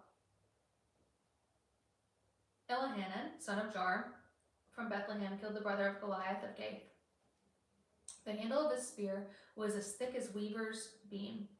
In another battle with the Philistines at Gath, they encountered a huge man with 6 fingers on each hand and 6 toes on each foot, 24 in all, who was a descendant of the giants. But when he defied and taunted Israel, he was killed by Jonathan, the son of David's brother Shemaiah. These 4 Philistines were descendants of the giants of Gath, but David and his warriors killed them. David sang this song to the Lord on the day the Lord rescued him from all his enemies and from Saul. He sang, "The Lord is my rock, my fortress, my savior. My God is my rock in whom I find protection. He is my shield, the power that saves me, my place of safety. He is my refuge, my savior, the one who saves me from violence. I called on the Lord who is worthy of praise, and he saved me from my enemies. The waves of death overwhelmed me, floods of destruction swept over me. The grave wrapped its ropes around me, death laid a trap in my path. But in my distress I cried out to the Lord. Yes, I cried out to God for help. He heard me from his sanctuary, my cry reached his ears. Then the earth quaked and trembled, the foundations of the heavens shook, and they quaked because of his anger. Smoke poured from his nostrils, fierce flames leaped from his mouth, glowing coals blazed forth from him. He opened up the heavens and came down. Dark storm clouds were beneath his feet. Mounted on a mighty angelic being, he flew, soaring on the wings of the wind. He shrouded himself in darkness, veiling his approach with dense rain clouds. A great brightness shone around him, and burning coals blazed forth. The Lord thundered from heaven, the voice of the Most High resounded. He shot arrows and scattered his enemies. His lightning flashed, and they were confused. Then at the command of the Lord, at the blast of his breath, the bottom of the sea could be seen, and the foundations of the earth were laid bare.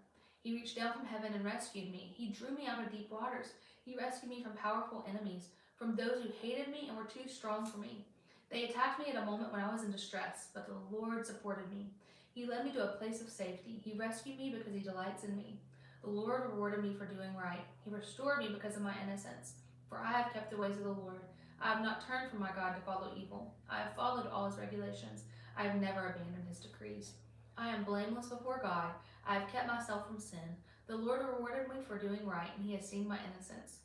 To the faithful you show yourself faithful. To those with integrity you show integrity. To the pure you show yourself pure. But to the crooked you show yourself shrewd. You rescue the humble, but your eyes watch the proud and humiliate them. O Lord, you are my lamp. The Lord lights up my darkness. In your strength I can crush an army. With my God I can scale any wall. God's way is perfect. All the Lord's promises prove true. He is a shield for all who look to him for protection. For who is God except the Lord? Who but our God is a solid rock? God is my strong fortress, and he makes my way perfect. He makes me as sure-footed as a deer, enabling me to stand on mountain heights. He trains my hands for battle. He strengthens my arm to draw a bronze bow. You have given me your shield of victory. Your help has made me great. You have made a wide path for my feet to keep them from slipping. I chased my enemies and destroyed them. I did not stop until they were conquered. I consumed them. I struck them down so they did not get up. They fell beneath my feet. You have armed me with strength for the battle. You have subdued my enemies under my feet. You placed my foot on their necks. I have destroyed all who hated me. They looked for help, but no one came to their rescue. They even cried to the Lord, but he refused to answer. I ground them as fine as the dust of the earth. I trampled them in the gutter like dirt. You gave me victory over my accusers. You preserved me as a ruler over the nations. People I don't even know now serve me. Foreign nations cringe before me. As soon as they hear of me, they submit. They all lose their courage and come trembling from their strongholds. The Lord lives. Praise to my rock. May God, the rock of my salvation, be exalted. He is the God who pays back those who harm me. He brings down the nations under me and delivers me from my enemies. You hold me safe beyond the reach of my enemies. You save me from violent opponents. For this, O Lord, I will praise you among the nations. I will sing praises to your name. You give great victories to your king. You show unfailing love to your anointed, to David and all his descendants forever. These are the last words of David. David, the son of Jesse, speaks. David, the man who was raised up so high. David, the anointed by God, by the God of Jacob. David, the sweet psalmist of Israel. The Spirit of the Lord speaks through me. His words are upon my tongue. The God of Israel spoke. The rock of Israel said to me, the one who rules righteously, who rules in the fear of God, is like the light of morning at sunrise, like a morning without clouds, like the gleaming of the sun on new grass after rain. Is it not my family God has chosen? Yes, he's made an everlasting covenant with me. His agreement is arranged and guaranteed in every detail. He will ensure my safety and success. But the godless are like thorns to be thrown away, for they tear the hand that touches them. One must use iron tools to chop them down. They will be totally consumed by the fire. These are the name of David's mightiest warriors. The first was Jeshobeam, the Hakemite, who was the leader of the three. The three mightiest warriors among David's men. He once used a spear to kill 800 enemy warriors in a single battle. Next in rank among the three was Eleazar, son of Dodai, a descendant of Ohiah. Once Eleazar and David stood together against the Philistine when the entire Israelite army had fled. He killed Philistines until his hand was too tired to lift his sword, and the Lord gave him a great victory that day. The rest of the army did not return until it was time to collect the plunder. Next in rank was Shammah, son of Agi from Harar. One time the Philistines gathered at Lehi and attacked the Israelites in a field full of lentils. The Israelite army fled, but Shammah held his ground in the middle of the field and beat back the Philistines, so the Lord brought about a great victory. Once during the harvest, when David was at the cave of Adullam, the Philistine army was camped in the valley of Rephaim. The three, who were among the 30, an elite group among David's fighting men, went down to meet him there. David was staying in the stronghold at the time, and a Philistine detachment had occupied the town of Bethlehem. David remarked longingly to his men, "Oh, how I would love some of that good water from the well by the gate in Bethlehem." So the three broke through the Philistine lines, drew some water from the well by the gate in Bethlehem, and brought it back to David. But he refused to drink it. Instead, he poured it out as an offering to the Lord. "The Lord forbid that I should drink this," he exclaimed. "This water is as precious as the blood of these men who risked their lives to bring it to me." So David did not drink it. These are examples of the exploits of the three.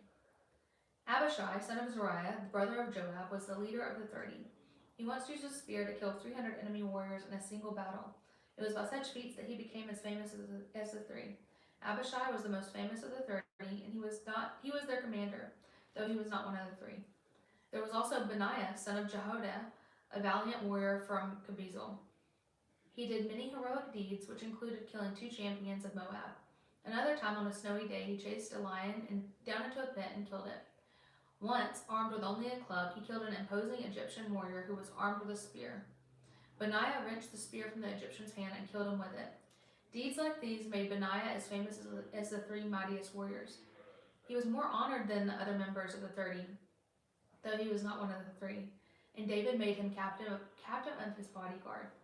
Other members of the 30 included Asahel, Joab's brother, Elhanan, son of Dodo from Bethlehem, Shammah from Herod, Elika from Herod, Elez from Pelon, Ira from Akesh from Tekoa, Abiezer from Aniah, Sibbecai from Husha, Zalmon from Aha, Maharai from Netapah, Heled, son of Benaiah from Netapah, Ithai, son of Ribai from Gibeah in the land of Benjamin, Benaiah from Pariathan, Harai from Nali-Galash, Abiabalon from Arabah, Asmaveth from Bahurim, Elihabah from Shalbon, the sons of Jashan, Jonathan, son of Shagi from Harar, Ahiam, son of Sharar from Harar,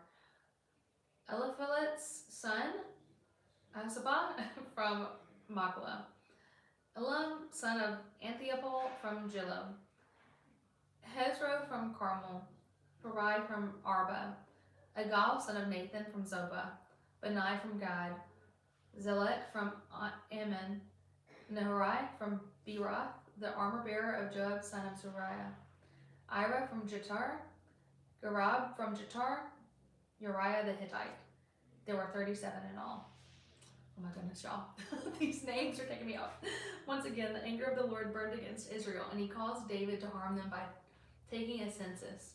Go and count the people of Israel and Judah, the Lord told him. So the king said to Joab and the commanders of the army, take a census of all the tribes of Israel, from Dan in the north to Beersheba in the south, so I may know how many people there are.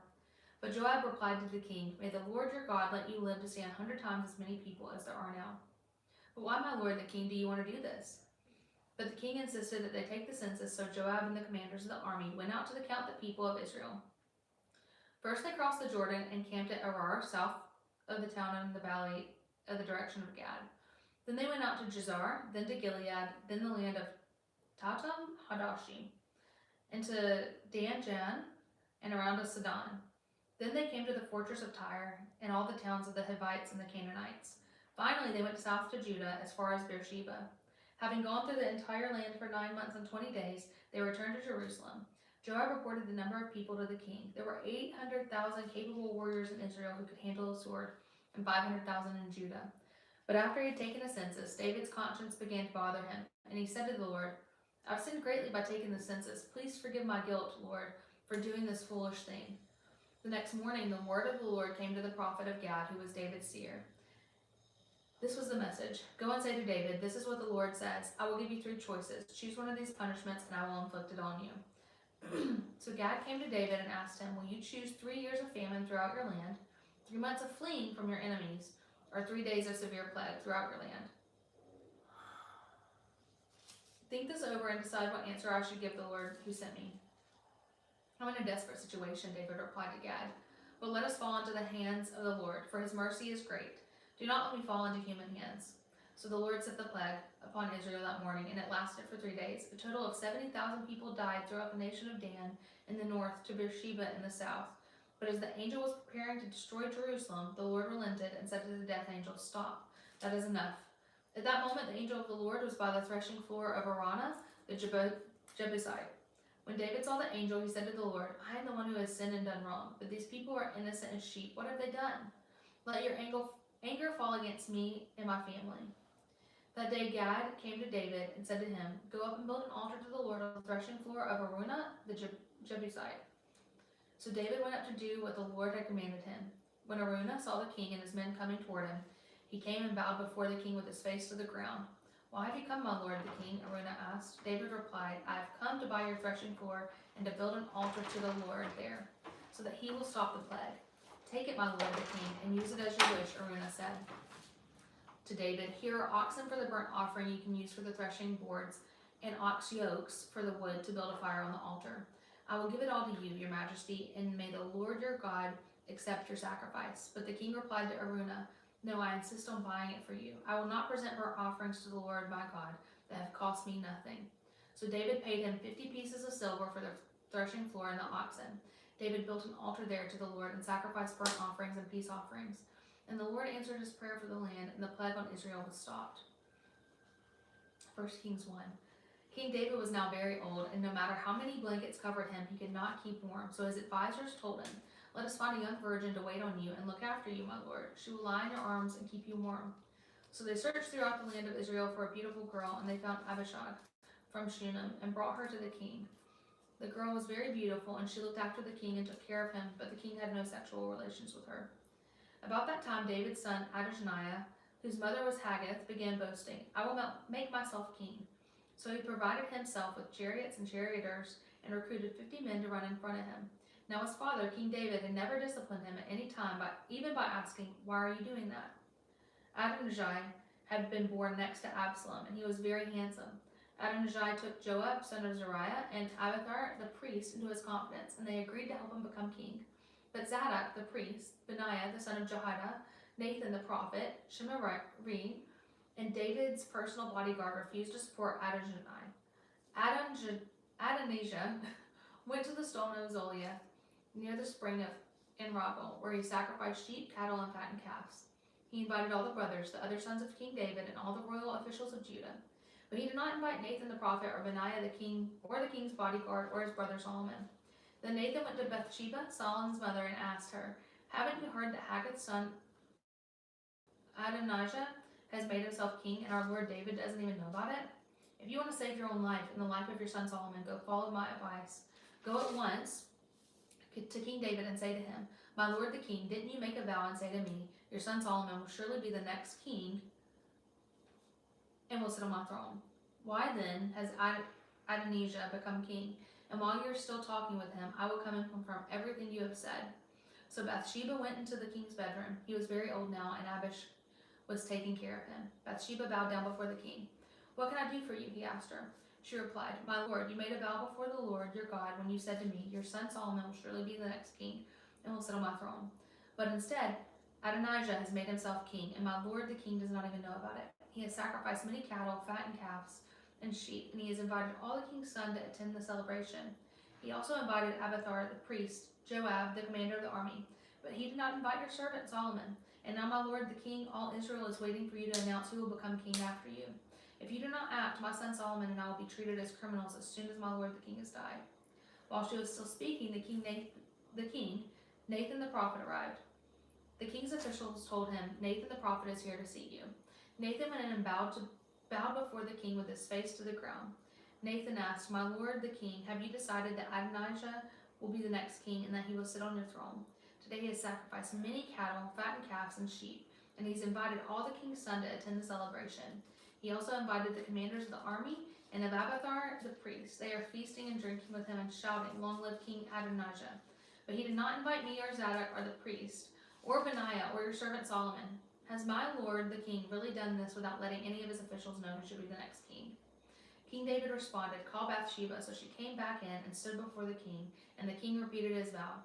'As surely as the Lord lives, who has rescued me from every danger, your son Solomon will be the next king and will sit on my throne this very day, just as I vowed to you before the Lord, the God of Israel.'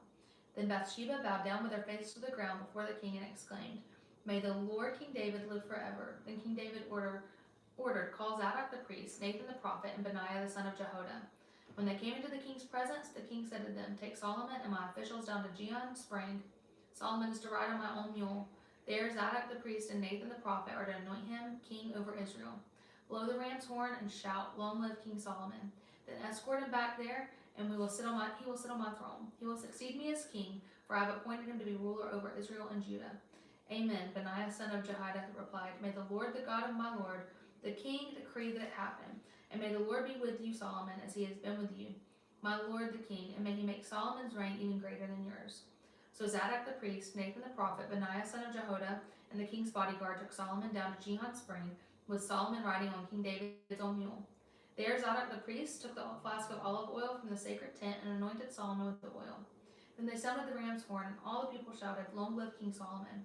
And all the people followed Solomon into Jerusalem, playing flutes and shouting for joy.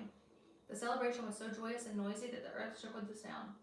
Adonijah and his guests heard the celebrating and shouting just as they were finishing their banquet. When Joab heard the sound of the ram's horn, he asked, 'What's going on? Why is the city in such an uproar?' And while he was still speaking, Jonathan, son of Abiathar, the priest, arrived. 'Come in,' Adonijah said to him, 'for you are a good man. You must have good news.' 'Not at all,' Jonathan replied. 'Our lord King David has just declared Solomon king.' The king sent him down to Gihon Spring with Zadok the priest, Nathan the prophet, and Benaiah the son of Jehoiada, protected by the king's bodyguard. They had him ride on the king's own mule, and Zadok and Nathan have anointed him at Gihon Spring as the new king. They have returned, and the whole city is celebrating and rejoicing. That's what all the noise is about. What's more, Solomon is now sitting on the royal throne as king, and all the royal officials have gone to King David and congratulated him, saying, 'May your God make Solomon's fame even greater than your own, and may Solomon's reign be even greater than yours.' And the king bowed his head in worship as he lay in his bed, and he said, 'Praise the Lord, the God of Israel, who today has chosen a successor to sit on my throne while I am still alive to see it.' Then all of Adonijah's guests jumped up in panic from the banquet table and quickly scattered. Adonijah was afraid of Solomon, so he rushed to the sacred tent and grabbed onto the horns of the altar. Word soon reached Solomon that Adonijah had seized the horns of the altar in fear, and that he was pleading, "Let King Solomon swear today that he will not kill me." Solomon replied, "If he proves himself to be loyal, not a hair on his head will be touched. But if he makes trouble, he will die." So King Solomon summoned Adonijah, and they brought him down from the altar. He came and bowed respectfully before King Solomon, who dismissed him, saying, "Go on home."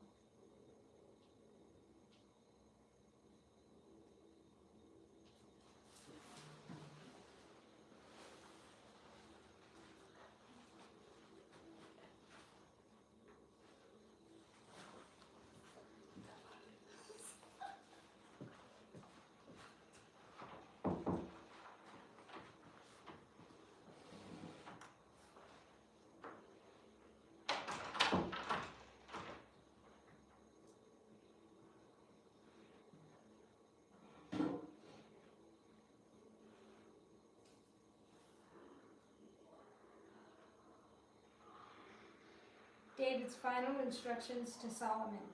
As the time of King David's death approached, he gave this charge to his son Solomon. "I'm going where everyone on earth must go someday go. Take courage and be a man. Observe the requirements of the Lord your God and follow all his ways. Keep his decrees, command regulations, and laws written in the law of Moses, so that you will be successful in all that you do and wherever you go. If you do this, then the Lord will keep the promise he made to me.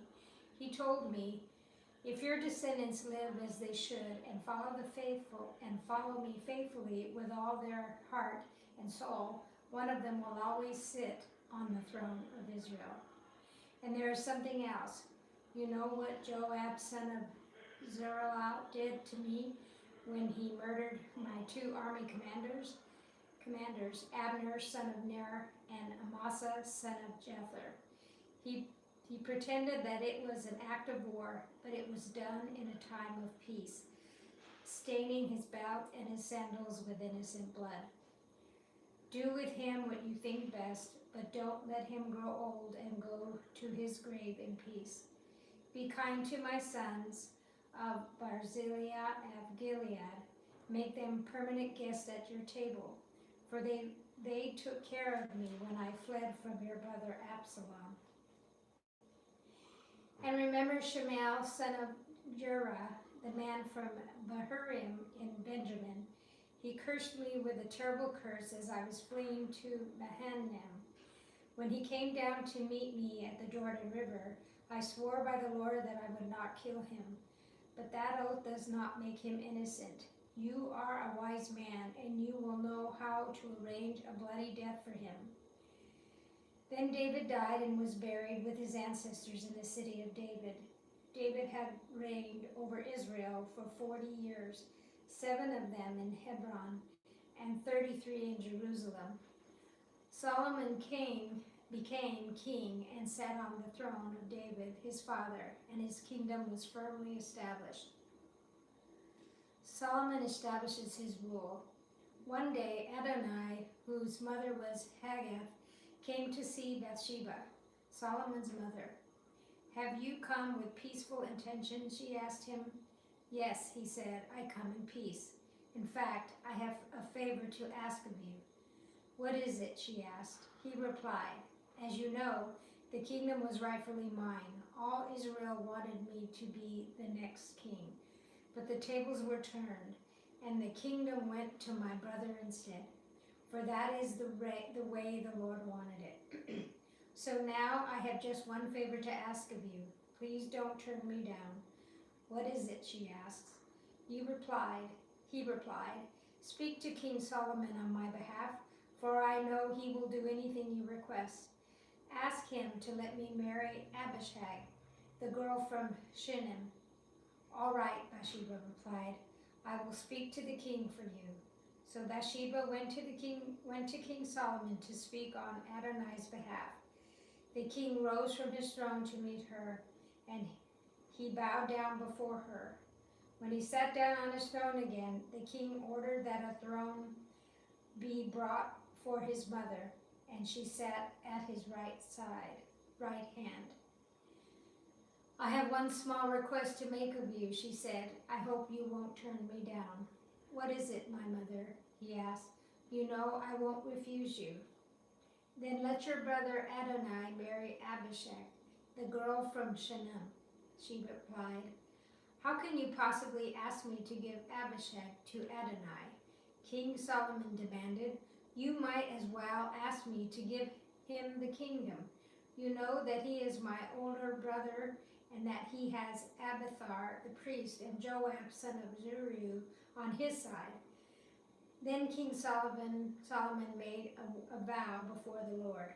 May God strike me and even kill me if Adonai has not sealed his fate with this request. The Lord has confirmed me and placed me on the throne of my father, David. He has established my dynasty as he promised. So as surely as the Lord lives, Adonai will die this very day. So King Solomon ordered Benaiah, son of Jehoiada, to execute him, and Adonai was put to death. Then the king said to Abiathar the priest, Go back to your home in Anathoth. You deserve to die, but I will not kill you now, because you carried the ark of the sovereign Lord for David, my father. You shared all his hardships.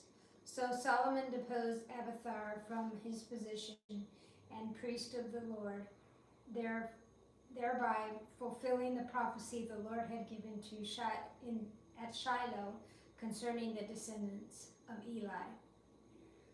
Joab had not joined Absalom's early rebellion, but he had joined Adonai's rebellion. So when Joab heard about Adonai's death, he ran to the sacred tent of the Lord and grabbed onto the horns of the altar. When this was reported to King Solomon, he sent Benaiah, son of Jehoiada, to execute him. Benaiah went to the sacred tent of the Lord and said to Joab, The king orders you to come out. But Joab said, No, I will die here. So Benaiah returned to the king and told him what Joab had said. Do as he said, the king replied. Kill him there, besides the altar, and bury him. This will remove the guilt of Joab's sinless murders from me and from my father's family. The Lord will repay him for the murders of two men who were more righteous and better than he. For my father knew nothing about the deaths of Abner, son of Ner, commander of the army of Israel, and Amasa, son of Jether, commander of the army of Judah. May their blood be on Joab and his descendants forever, and may the Lord grant peace forever to David, his descendants, his dynasty, and his throne. So Benaiah, son of Jehoiada, returned to the sacred tent and killed Joab, and he was buried at the home in the wilderness. He was buried at his home in the wilderness. Then the king appointed Benaiah to command the army in place of Joab. He installed Zadok the priest to take the place of Abiathar. The king then sent for Shemuel and told him, Build a house here in Jerusalem and live there, but don't step outside the city to go anywhere else. On that day, you so much as cross the Kidron Valley, you will surely die, and your blood will be on your own head. Shemuel replied, Your sentence is fair. I will do whatever my lord the king commands. So Shemuel lived in Jerusalem for a long time. But 3 years later, two of Shemuel's slaves ran away to King Achish, son of Maachah of Gath. When Shemuel learned where they were, he saddled his donkey and went to Gath to search for them. When he found them, he brought them back to Jerusalem.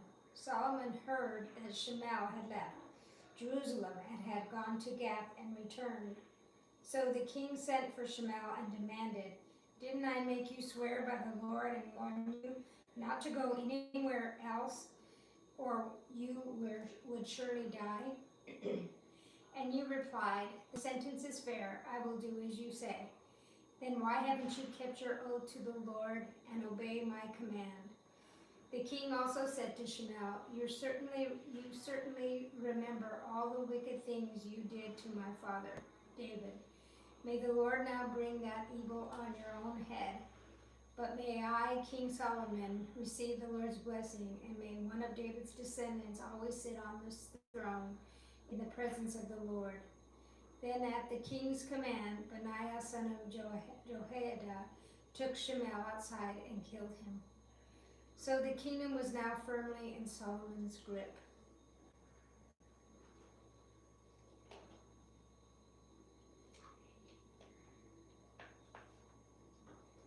Solomon asked for wisdom. Solomon made an alliance with Pharaoh, the king of Egypt, and married one of his daughters. He brought her to live in the city of David until he could finish building his palace and the temple of the Lord and the wall around the city. At that time, the people of Israel sacrificed their offerings at local places of worship, for a temple honoring the name of the Lord had not yet been built. Solomon loved the Lord and followed all the decrees of his father David, except that Solomon too offered sacrifices and burnt incense at the local places of worship. The most important of these places of worship was in Gibeon. So the king went there and sacrificed 1,000 burnt offerings. That night, the Lord appeared to Solomon in a dream, and God said, "What do you want? Ask, and I will give it to you." Solomon replied, "You showed great and faithful love to your servant, my father David, because he was honest and true and faithful to you. And you have continued to show this great and faithful love to him today by giving him a son to sit on his throne. Now, O Lord my God, you have made me king instead of my father, David. But I am like a little child who doesn't know his way around. And here I am in the midst of your own chosen people, a nation so great and numerous, they cannot be counted. Give me an understanding heart so that I can govern your people well and know the difference between right and wrong. For who by himself is able to govern this great people of yours?" The Lord was pleased with Solomon, had asked for wisdom. So God replied, "Because you have asked for wisdom in governing my people with justice and have not asked for a long life or wealth or the death of your enemies, I will give you what you ask for. I will give you a wise and understanding heart, so as no one else has ever or ever will have. And I will also give you what you did. I will also give you what you did not ask for, riches and fame. No other king in all the world will be compared to you for the rest of your life.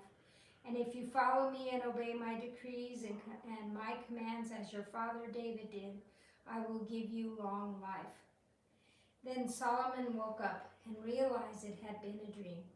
He returned to Jerusalem and stood before the ark of the Lord's covenant, where he sacrificed burnt offerings and peace offerings.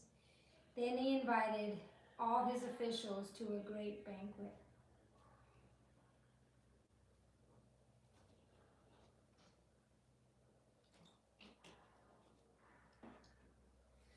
Solomon judges wisely. Sometime later, 2 prostitutes came to the king to have an argument settled. "Please, my lord," one of them began, "this woman and I live in the same house. I gave birth to a baby while she was with me in the house. 3 days later, this woman also had a baby. We were alone. There were only 2 of us in the house. But her baby died during the night when she rolled over it. Then she got up in the night and took my son from beside me while I was asleep. She laid her dead child in my arms and took mine to sleep beside her. And in the morning when I tried to nurse my son, he was dead. But when I looked more closely in the morning light, I saw that it wasn't my son at all." Then the other woman interrupted, "It certainly was your son, and the living child is mine."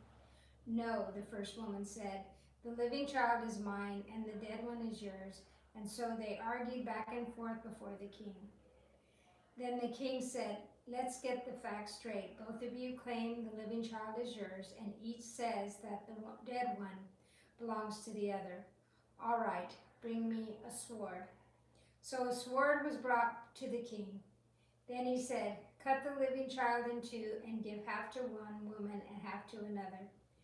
Then the woman who was the real mother of the living child and who loved him very much cried out, "Oh no, my lord, give her the child. Please do not kill him." But the other woman said, "All right, he will be neither yours nor mine. Divide him between us." Then the king said, "Do not kill the child, but give her to the woman who wants him alive, for she is his mother." When all Israel heard the king's decision, the people were in awe of the king, for they saw the wisdom God had given him for rendering justice. Solomon's officials and governors. King Solomon now ruled over all Israel, and these were his high officials: Azariah, son of Zadok, who was the priest; Elihoreph and Ahiah, the sons of Shisha, were court secretaries. Jehoshaphat, son of Ahilud, was the royal historian. Benaiah, son of Jehoiada, was commander of the army. Zadok and Abiathar were priests. Azariah, son of Nathan, was in charge of the district governors. Zabud, son of Nathan, a priest, was trusted advisor to the king. Ahishar was manager of the palace property. Adoniram, son of Abda, was in charge of forced labor. Solomon also had 12 district governors who were over all Israel. They were responsible for providing food for the king's household. Each of them arranged provisions for 1 month of the year. These are the names of the 12 governors: Ben-Hur in the hill country of Ephraim, Ben-Deker in Makaz, Shalabim Beth Shemesh and Elon Beth Hanan, Ben-Hest in Arubah, including Succoth and all the land of Hepher, Ben-Abinadab in all of Nephath, Nador. He was married to Tabith, one of Solomon's daughters. Baana, son of Ahulid in Tanakh and Megiddo, all of Beth Sham near Zarethan, below Jezreel, and all the territory from Beth Shan to Abel Maholiah and over to Jochemian. Ben Jeber in Ramoth Gilead, including the towns of Jar, named for Jar of the tribe of Manasseh, in Gilead, and in the Orgod region of Bashan, including 60 large fortified towns with bronze bars on their gates. Ahinadab, son of Iddo, in Mahanaim. Ahisma in Naphtali. He was married to Basmath, another of Solomon's daughters. Baana, son of Hushai, in Asher and in Elah. Jehoshaphat, son of Paru, in Issachar. Shemal, son of Allah, in Benjamin, and Geber, son of Uri, in the land of Gilead, including the territories of King Shohan of the Amorites and King Og of Bashan. There was also one governor over the land of Judah.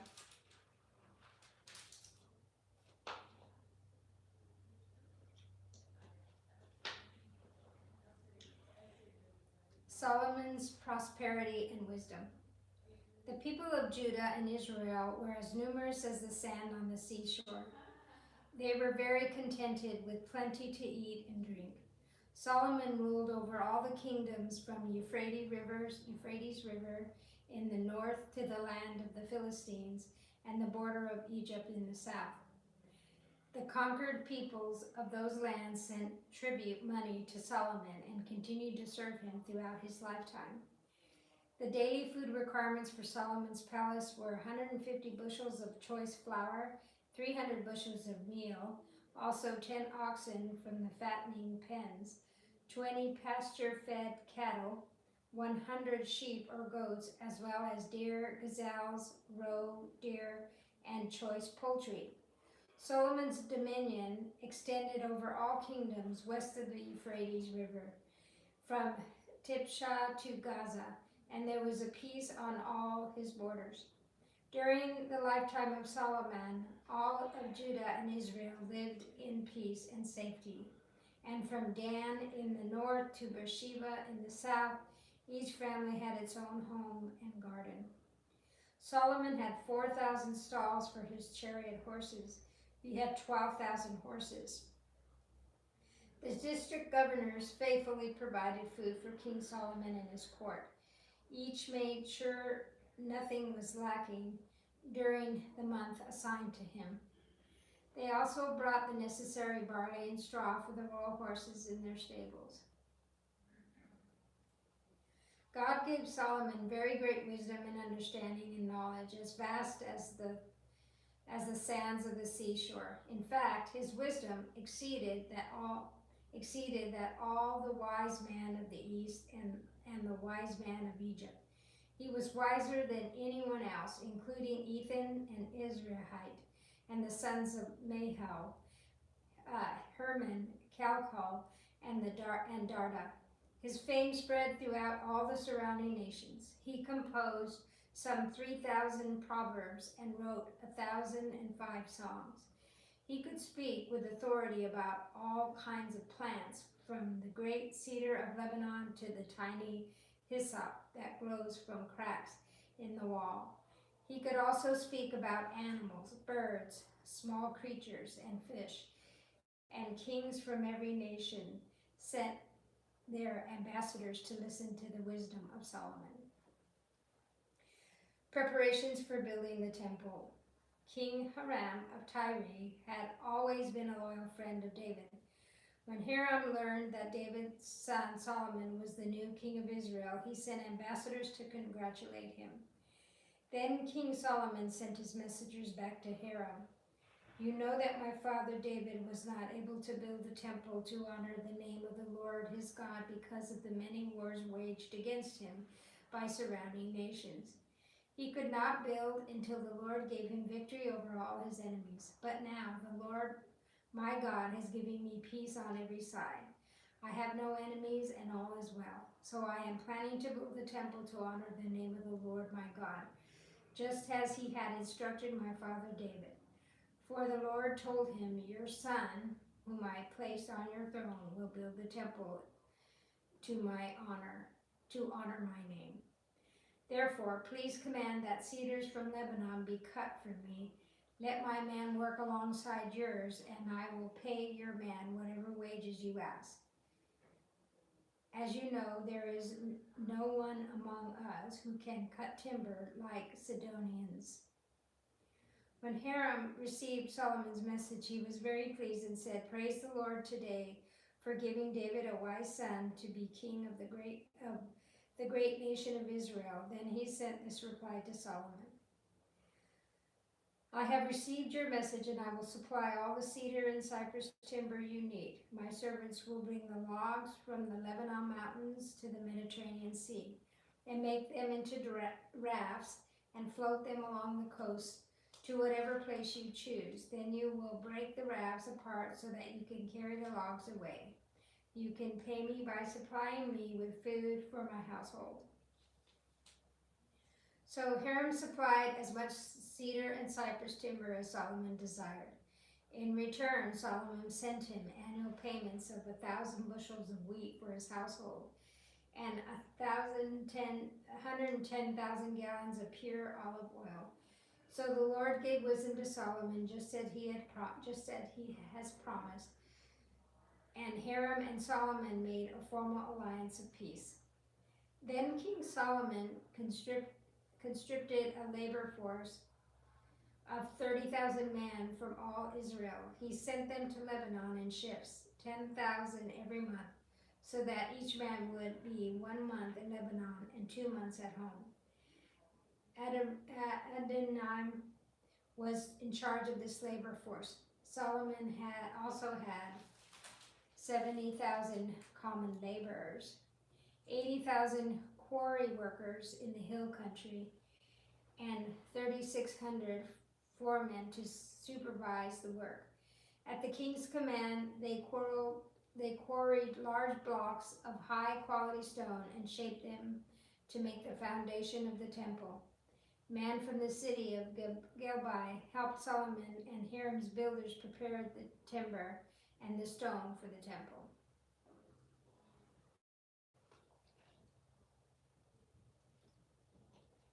Solomon builds the temple. It was in mid-spring at the month of Zib during the 4th year of Solomon's reign that he began to construct the temple of the Lord. This was 480 years after the people of Israel were rescued from their slavery in the land of Egypt. The temple that King Solomon built for the Lord was 90 feet long and 30 feet wide and 45 feet high. The entry room at the front of the temple was 30 feet wide, running across the entire width of the temple. It projected outward 15 feet from the front of the temple. Solomon also made a narrow recessed windows throughout the temple. He built a complex of rooms against the outer walls of the temple, all the way around the sides and the rear of the building. The complex was 3 stories high, the bottom floor being 7.5 feet wide, the second floor being 9 feet wide, and the top floor being 10.5 feet wide. The rooms were connected to the walls of the temple by beams resting on ledges built out from the walls, so the beams were not inserted into the walls themselves. The stones used in the construction of the temple were finished at the quarry, so there was no sound of hammer, axe, or any other iron tool at the building site. The entrance to the bottom floor was on the south side of the temple. They were winding stairs going up to the second floor and another flight of stairs between the second and third floors. After completing the temple structure, Solomon put in a ceiling made of cedar beams and planks. As already stated, he built a complex of rooms along the sides of the building and attached the temple walls by cedar timbers. Each story of the complex was about 7.5 feet high. Then the Lord gave the message to Solomon concerning the temple you are building. If you keep all my decrees and regulations and obey my commands, I will fulfill through you the promise I made to your father David, and I will live among the Israelites and will never abandon my people Israel.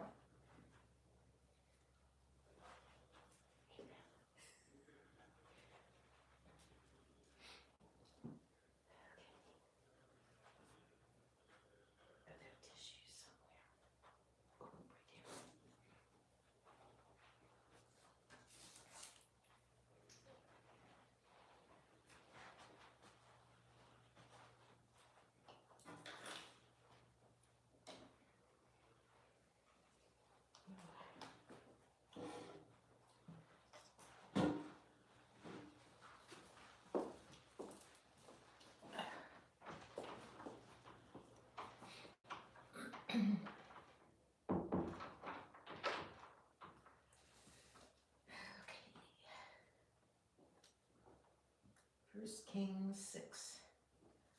The temple interior. So Solomon finished building the temple. The entire inside, from floor to ceiling, was paneled with wood. He paneled the walls and ceilings with cedar, and he used planks of cypress for the floors. He partitioned off an inner sanctuary, the most holy place, at the far end of the temple. It was 30 feet deep and was paneled with cedar from floor to ceiling. The main room of the temple outside the most holy place was 60 feet long. Cedar paneling completely covered the stone walls throughout the temple, and the paneling was decorated with carvings and gourds and open flowers. He prepared the inner sanctuary at the far end of the temple, where the Ark of the Lord's covenant would be placed. This inner sanctuary was 30 feet long, 30 feet wide, and 30 feet high. He overlaid the inside with solid gold. He also overlaid the altar made of cedar. Then Solomon overlaid the rest of the temple's interior with solid gold. and he made gold chains to protect the entrance to the most holy place. So he finished overlaying the entire temple with gold, including the altar that belonged to the most holy place. He made 2 cherubim of wild olive wood, each 15 feet tall, and placed them in the inner sanctuary. The wingspan of each of the cherubim was 15 feet, each wing being 7.5 feet long. The 2 cherubim were identical in shape and size. Each was 15 feet tall. He placed them side by side in the inner sanctuary of the temple. Their outspread wings reached from wall to wall, while the inner wings touched at the center of the room. He overlaid the 2 cherubim with gold. He decorated all the walls of the inner sanctuary and the main room with carvings of cherubim, palm trees, and open flowers. He overlaid the floor in both rooms with gold. For the entrance to the inner sanctuary, he made double doors of wild olive wood with 5 shield-sided door panels.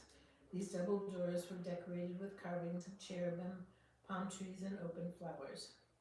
The doors, including the decorations of cherubim and palm trees, were overlaid with gold.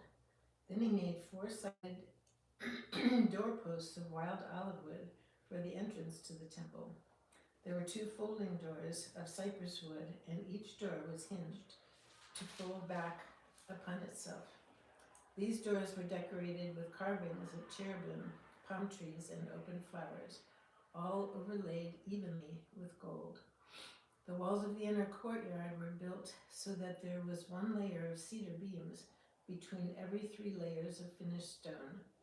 The foundation of the Lord's temple was laid in mid-spring, in the months of Zib, during the 4th year of Solomon's reign. The entire building was completed in every detail by mid-autumn in the month of Bul, during the 11th year of his reign. So it took 7 years to build the temple. Chapter 7. Solomon also built a palace for himself, and it took him 13 years to complete the construction. One of Solomon's buildings was called the Palace of the Forest of Lebanon. It was 150 feet long, 75 feet wide, and 45 feet high. There were 4 rows of cedar pillars, and great cedar beams rested on the pillars. The hall had a cedar roof. Above the beams on the pillars were 45 side rooms, arranged in 3 tiers of 15 each. On each end of the long hall were 3 rows of windows facing each other. All the doorways and doorposts had the rectangular frames and were arranged in sets of 3 facing each other. Solomon also built the hall of pillars, which was 75 feet long and 45 feet wide. There was a porch in front, along with a canopy supported by pillars. Solomon also built the throne room, known as the Hall of Justice, where he sat to hear legal matters. It was paneled with cedar from floor to ceiling. Solomon's living quarters surrounded a courtyard behind this hall, and they were constructed the same way. He also built similar living quarters for Pharaoh's daughter, whom he had married. From foundation to eaves, all these buildings were built from huge blocks of high-quality stones, cut with saws and trimmed to exact measure on all sides. Some of the huge foundation stones were 15 feet long, and some were 12 feet long. The blocks of high-quality stone used in the walls were also cut to measure, and cedar beams were also used. The walls of the great courtyard were built so that there was 1 layer of cedar beams between every 3 layers of finished stone, just like the walls of the inner courtyard of the Lord's temple with its entry room. Furnishings for the temple. King Solomon then asked for a man named Huram to come from Tyre. He was half Israelite, since his mother was a widow from the tribe of Naphtali, and his father had been a craftsman in bronze from Tyre. Herman was extremely skillful and talented in any work in bronze, and he came to do all the metal work for King Solomon. Hiram cast 2 bronze pillars, each 27 feet tall and 18 feet in circumference.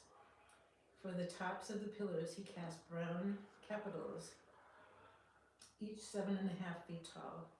Each capital was decorated with 7 sets of lattice work and interwoven chains. He also encircled the lattice work with 2 rows of pomegranates to decorate the capitals over the pillars. The capitals on the columns inside the entry room were shaped like water lilies, and they were 6 feet tall. The capitals on the 2 pillars had 200 pomegranates in 2 rows around them. Beside the rounded surface next to the latticework, Hiram set the pillars at the entrance of the temple, one toward the south and one toward the north. He named the one on the south Jachin and the one on the north Boaz. The capitals on the pillars were shaped like water lilies, and so the work of the pillars was finished. Then Hiram cast a great round basin, 15 feet across, from rim to rim, called the sea. It was 7.5 feet deep and about 45 feet in circumference. It was encircled just below its rim by 2 rows of decorative gourds. There were about 6 gourds per foot all the way around, and they were cast as part of the basin. The sea was placed on a base of 12 bronze oxen, all facing outward. 3 faced north and 3 faced west, 3 faced south and 3 faced east, and the sea rested on them. The walls of the sea were about 3 inches thick, and its rim flared out like a cup and resembled a water lily blossom. It could hold about 11,000 gallons of water. Hiram also made 10 bronze water carts, each 6 feet long, 6 feet wide, and 4.5 feet tall. They were constructed with the side panels braced with crossbars. Both the panels and the crossbars were decorated with carved lions, oxen, and cherubim. Above and below the lions and oxen were wreath decorations. Each of these carts had 4 bronze wheels and bronze axles. There were supporting posts for the bronze basins at the corners of the carts. These supporters were decorated on each side with carvings of wreaths. The top of each cart had a rounded frame for the basin. It projected 1.5 feet above the cart's top like a round pedestal, and its opening was 2.25 feet across. It was decorated on the outside with carvings of wreaths. The panels of the carts were square, not round. Under the panels were 4 wheels that were connected to axles that had been cast as one unit with the cart. The wheels were 2.25 feet in diameter and were similar to chariot wheels. The axles, spokes, rims, and hubs were all cast from molten bronze. There were handles at each of the 4 corners of the carts, and these too were cast as one unit with the cart. Around the top of each cart was a rim 9 inches wide. The corner supports and side panels were cast as one unit with the cart. Carvings of cherubim, lions, and palm trees decorated the panels and corner supports wherever there was room, and there were wreaths all around. All 10 water carts were the same size and were made alike, for each was cast from the same mold. Hiram also made 10 smaller bronze basins, one for each cart. Each basin was 6 feet across and could hold 220 gallons of water. He set 5 water carts on the south side of the temple and 5 on the north side. The great bronze basin, called the sea, was placed near the southeast corner of the temple. He also made the necessary wash basins, shovels, and bowls. So at last Hiram completed everything King Solomon had assigned him to make for the temple of the Lord.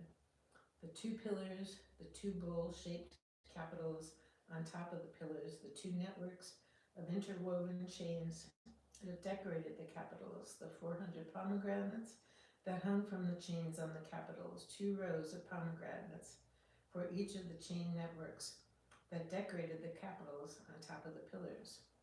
The 10 water carts holding the 10 basins, the sea and the 12 oxen under it, the ash buckets and the shovels and the bowls. Haran made all these things of burnished bronze for the temple of the Lord, just as King Solomon had directed. The king had them cast in clay molds in the Jordan Valley between Succoth and Zarethan. Solomon did not weigh all these things because there were so many. The weight of the bronze could no longer be measured. Solomon also made all the furnishings of the temple of the Lord, the gold altar, the gold table for the bread of the presence, the lamps of solid gold, 5 on the south and 5 on the north in front of the most holy place.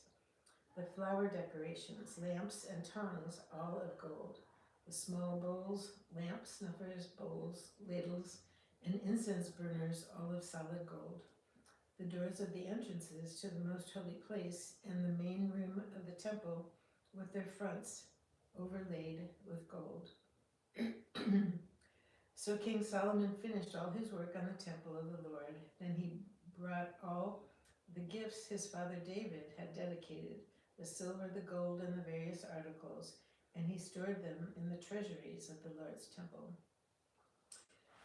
Chapter 8 of 1 Kings. The ark brought to the temple. Solomon then summoned to Jerusalem the elders of Israel and all the heads of the tribes, the leaders of the ancestral families of the Israelites. They were to bring the ark of the Lord's covenant to the temple from its location in the city of David, also known as Zion. So all the men of Israel assembled before King Solomon at the annual festival of shelters, which is held in early autumn in the month of Ethanim. When all the elders of Israel arrived, the priests picked up the ark. The priests and Levites brought up the ark of the Lord along with the special tent and all the sacred items that had been in it. There before the ark, King Solomon and the entire community of Israel sacrificed so many sheep, goats, and cattle that no one could keep count. Then the priests carried the ark of the Lord's covenant into the inner sanctuary of the temple, the most holy place, and placed it beneath the wings of the cherubim. The cherubim spread their wings over the ark, forming a canopy over the ark and its carrying poles. These poles were so long that their ends could be seen from the holy place, which is in front of the most holy place, but not from the outside. They are still there to this day. Nothing was in the ark except the 2 stone tablets that Moses had placed in it at Mount Sinai, where the Lord made a covenant with the people of Israel when they left the land of Egypt. When the priests came out of the holy place, a thick cloud filled the temple of the Lord. The priests could not continue their service because of the cloud, for the glorious presence of the Lord filled the temple of the Lord. Solomon praises the Lord.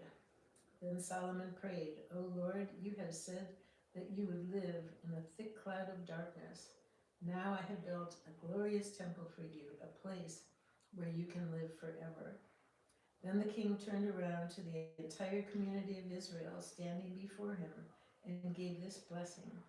Praise the Lord, the God of Israel, who has kept the promise he made to my father David.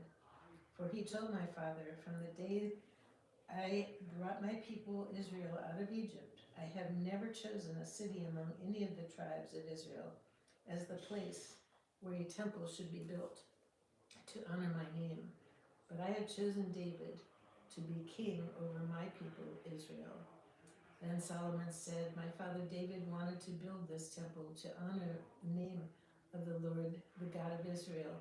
But the Lord told him, you wanted to build the temple to honor my name. Your intention is good, but you are not the one to do it. One of your own sons will build the temple to honor me.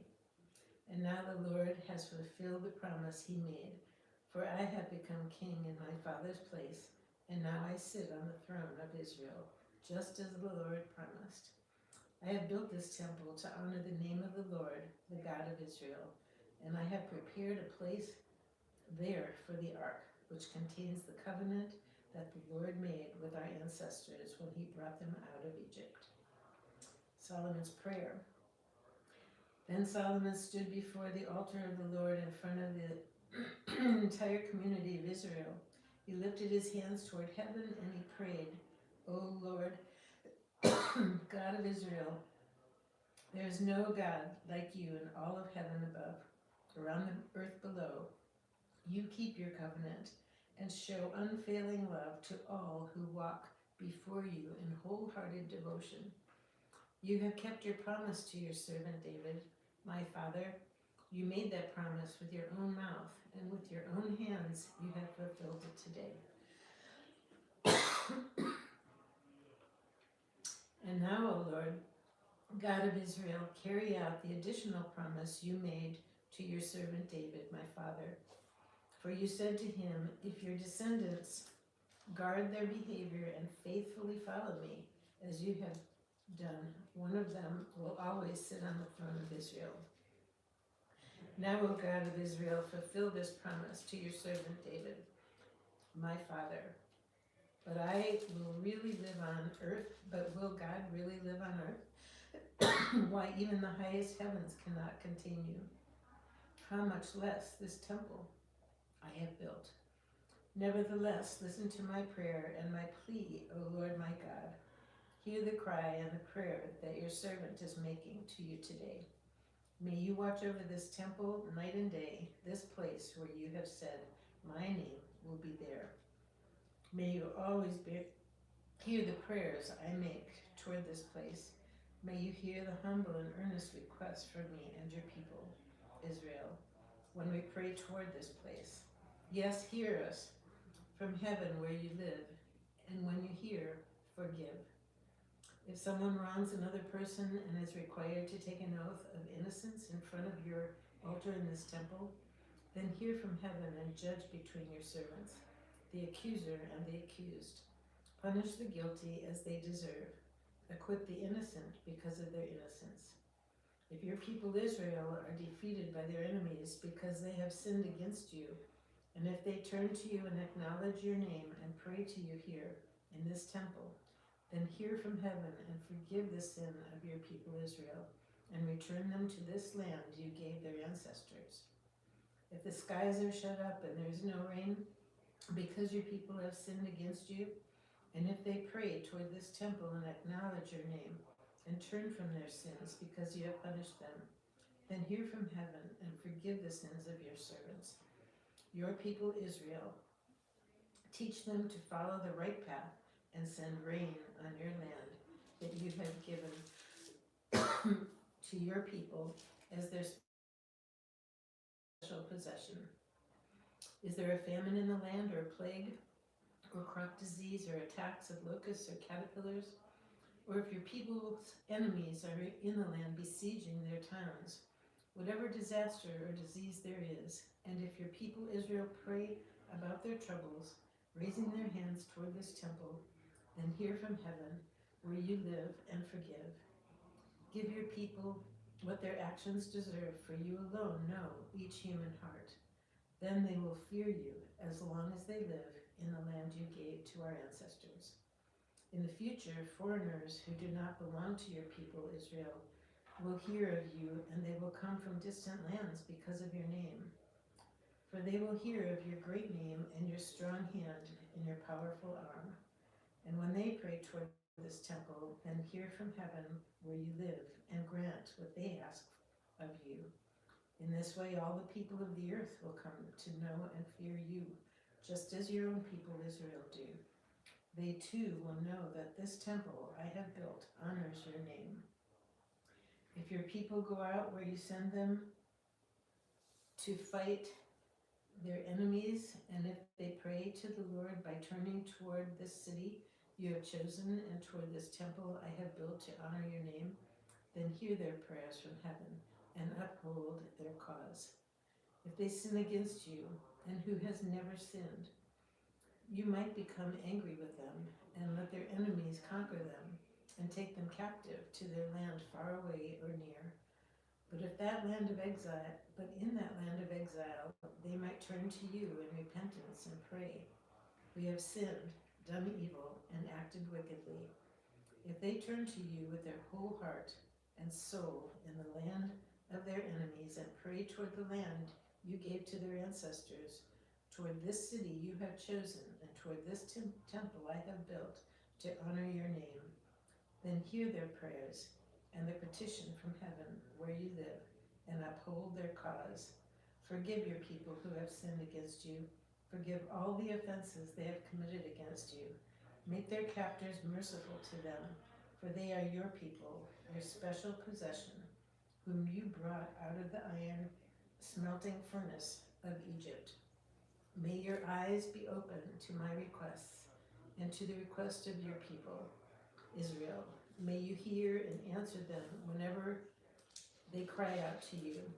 For when you brought out our ancestors out of Egypt, O sovereign Lord, you told your servant Moses that you had set Israel apart from all the nations of the earth to be your own special possession.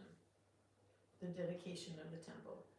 When Solomon finished making these prayers and petitions to the Lord, he stood up in front of the altar of the Lord, where he had been kneeling with his hands raised toward heaven.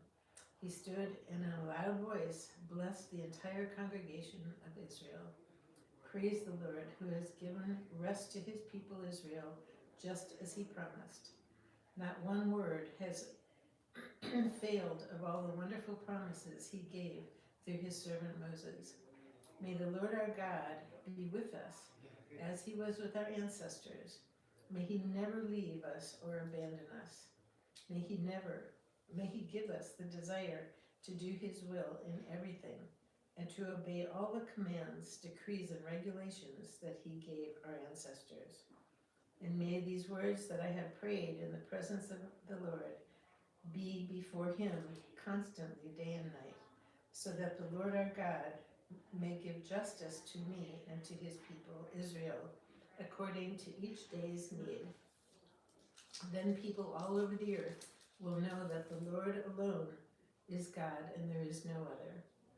And may you be completely faithful to the Lord our God. May you always obey his decrees and commands, just as you are doing today.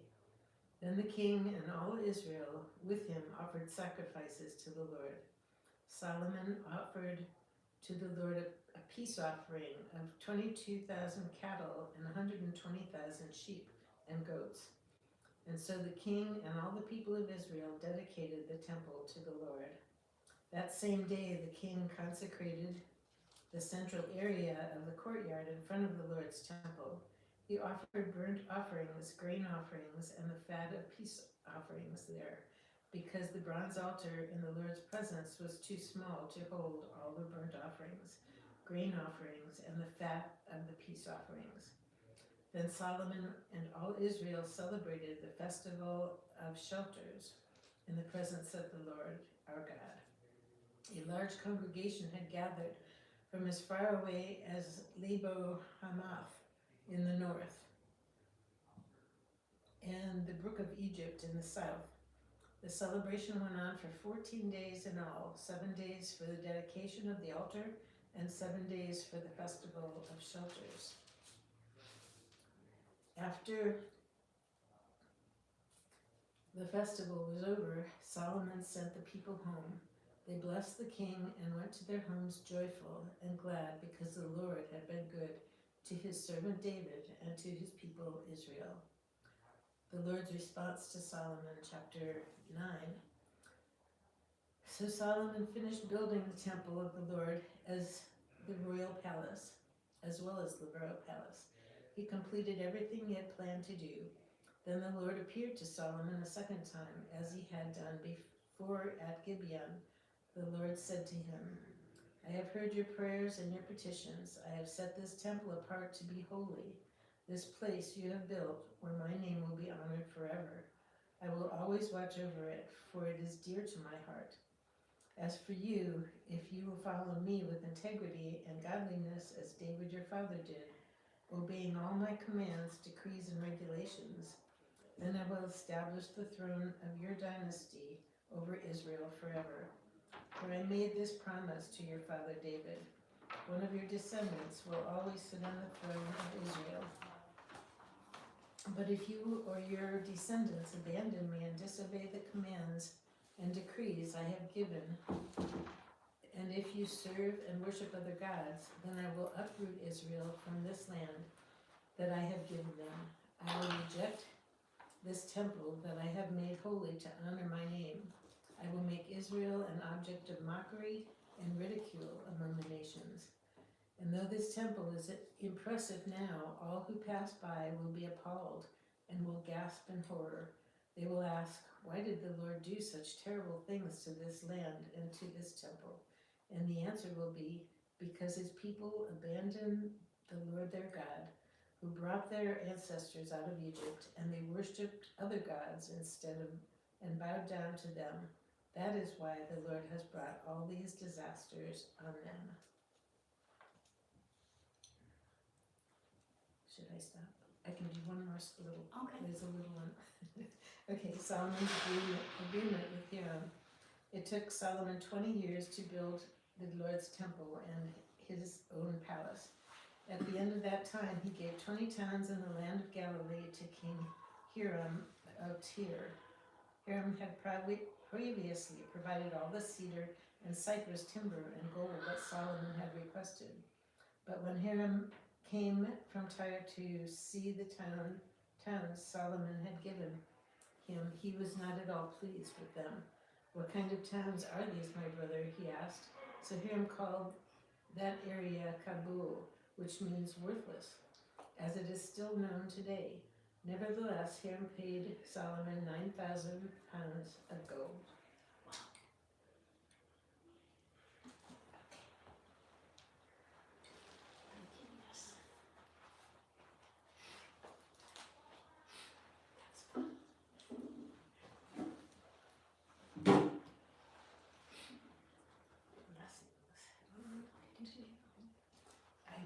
Mark, did you see it?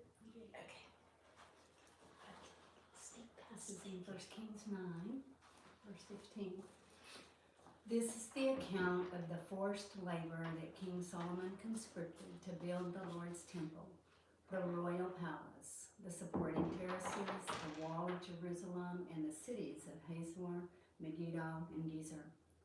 Pharaoh, the king of Egypt, had attacked and captured Gezer, killing the Canaanite population and burning it down.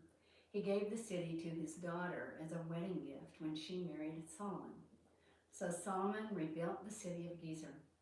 He also built up the towns of Lower Beth-horon, Beleth, and Tamar in the wilderness within his land. He built towns as supply centers and constructed towns where his chariots and horses could be stationed. He built everything he desired in Jerusalem and Lebanon and throughout his entire realm. There were still some people living in the land who were not Israelites, including Amorites, Hittites, Perizzites, Hivites, and Jebusites. These were descendants of the nations whom the people of Israel had not completely destroyed. So Solomon conscripted them as slaves, and they served as forced laborers to this day. But Solomon did not conscript any of the Israelites for forced labor. Instead, he assigned them to serve as fighting men, government officials, officers, and captains in his army, commanders of his chariots and charioteers. Solomon appointed 550 of them to supervise the people working on his various projects. Solomon moved his wife, Pharaoh's daughter, from the city of David to the new palace he had built for her. Then he constructed the supporting terraces. 3 times each year, Solomon presented burnt offerings and peace offerings on the altar he had built for the Lord. He also burned incense to the Lord, and so he finished the work of building the temple.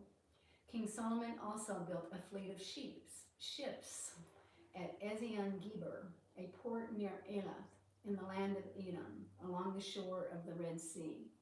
Hiram sent experienced crews of sailors to sail the ships with Solomon's men. They sailed to Ophir and brought back to Solomon some 16 tons of gold. Chapter 10. When the queen of Sheba heard of Solomon's fame, which brought honor to the name of the Lord, she came to test him with hard questions. She arrived in Jerusalem with a large group of attendants and a great caravan of camels loaded with spices, large quantities of gold, and precious jewels. When she met with Solomon, she talked with him about everything she had on her mind. Solomon had answers for her questions. Nothing was too hard for the king to explain to her.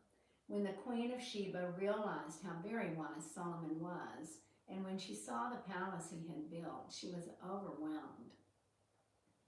She was also amazed at the food on his tables, the organization of his officials, and their splendid clothing, the cupbearers, and the burnt offerings Solomon made at the temple of the Lord. She exclaimed to the Lord, "Everything I heard in my country about your achievements and wisdom is true. I didn't believe what was said until I arrived here and saw it with my own eyes. In fact, I had not heard the half of it. Your wisdom and prosperity are far beyond what I was told. How happy your people must be. What a privilege for your officials to stand here day after day, listening to your wisdom. Praise the Lord your God, who delights in you and has placed you on the throne of Israel. Because of the Lord's eternal love for Israel, he has made you king so you can rule with justice and righteousness." Then she gave the king a gift of 9,000 pounds of gold, great quantities of spices, and precious jewels. Never again were so many spices brought in as those the queen of Sheba gave to King Solomon.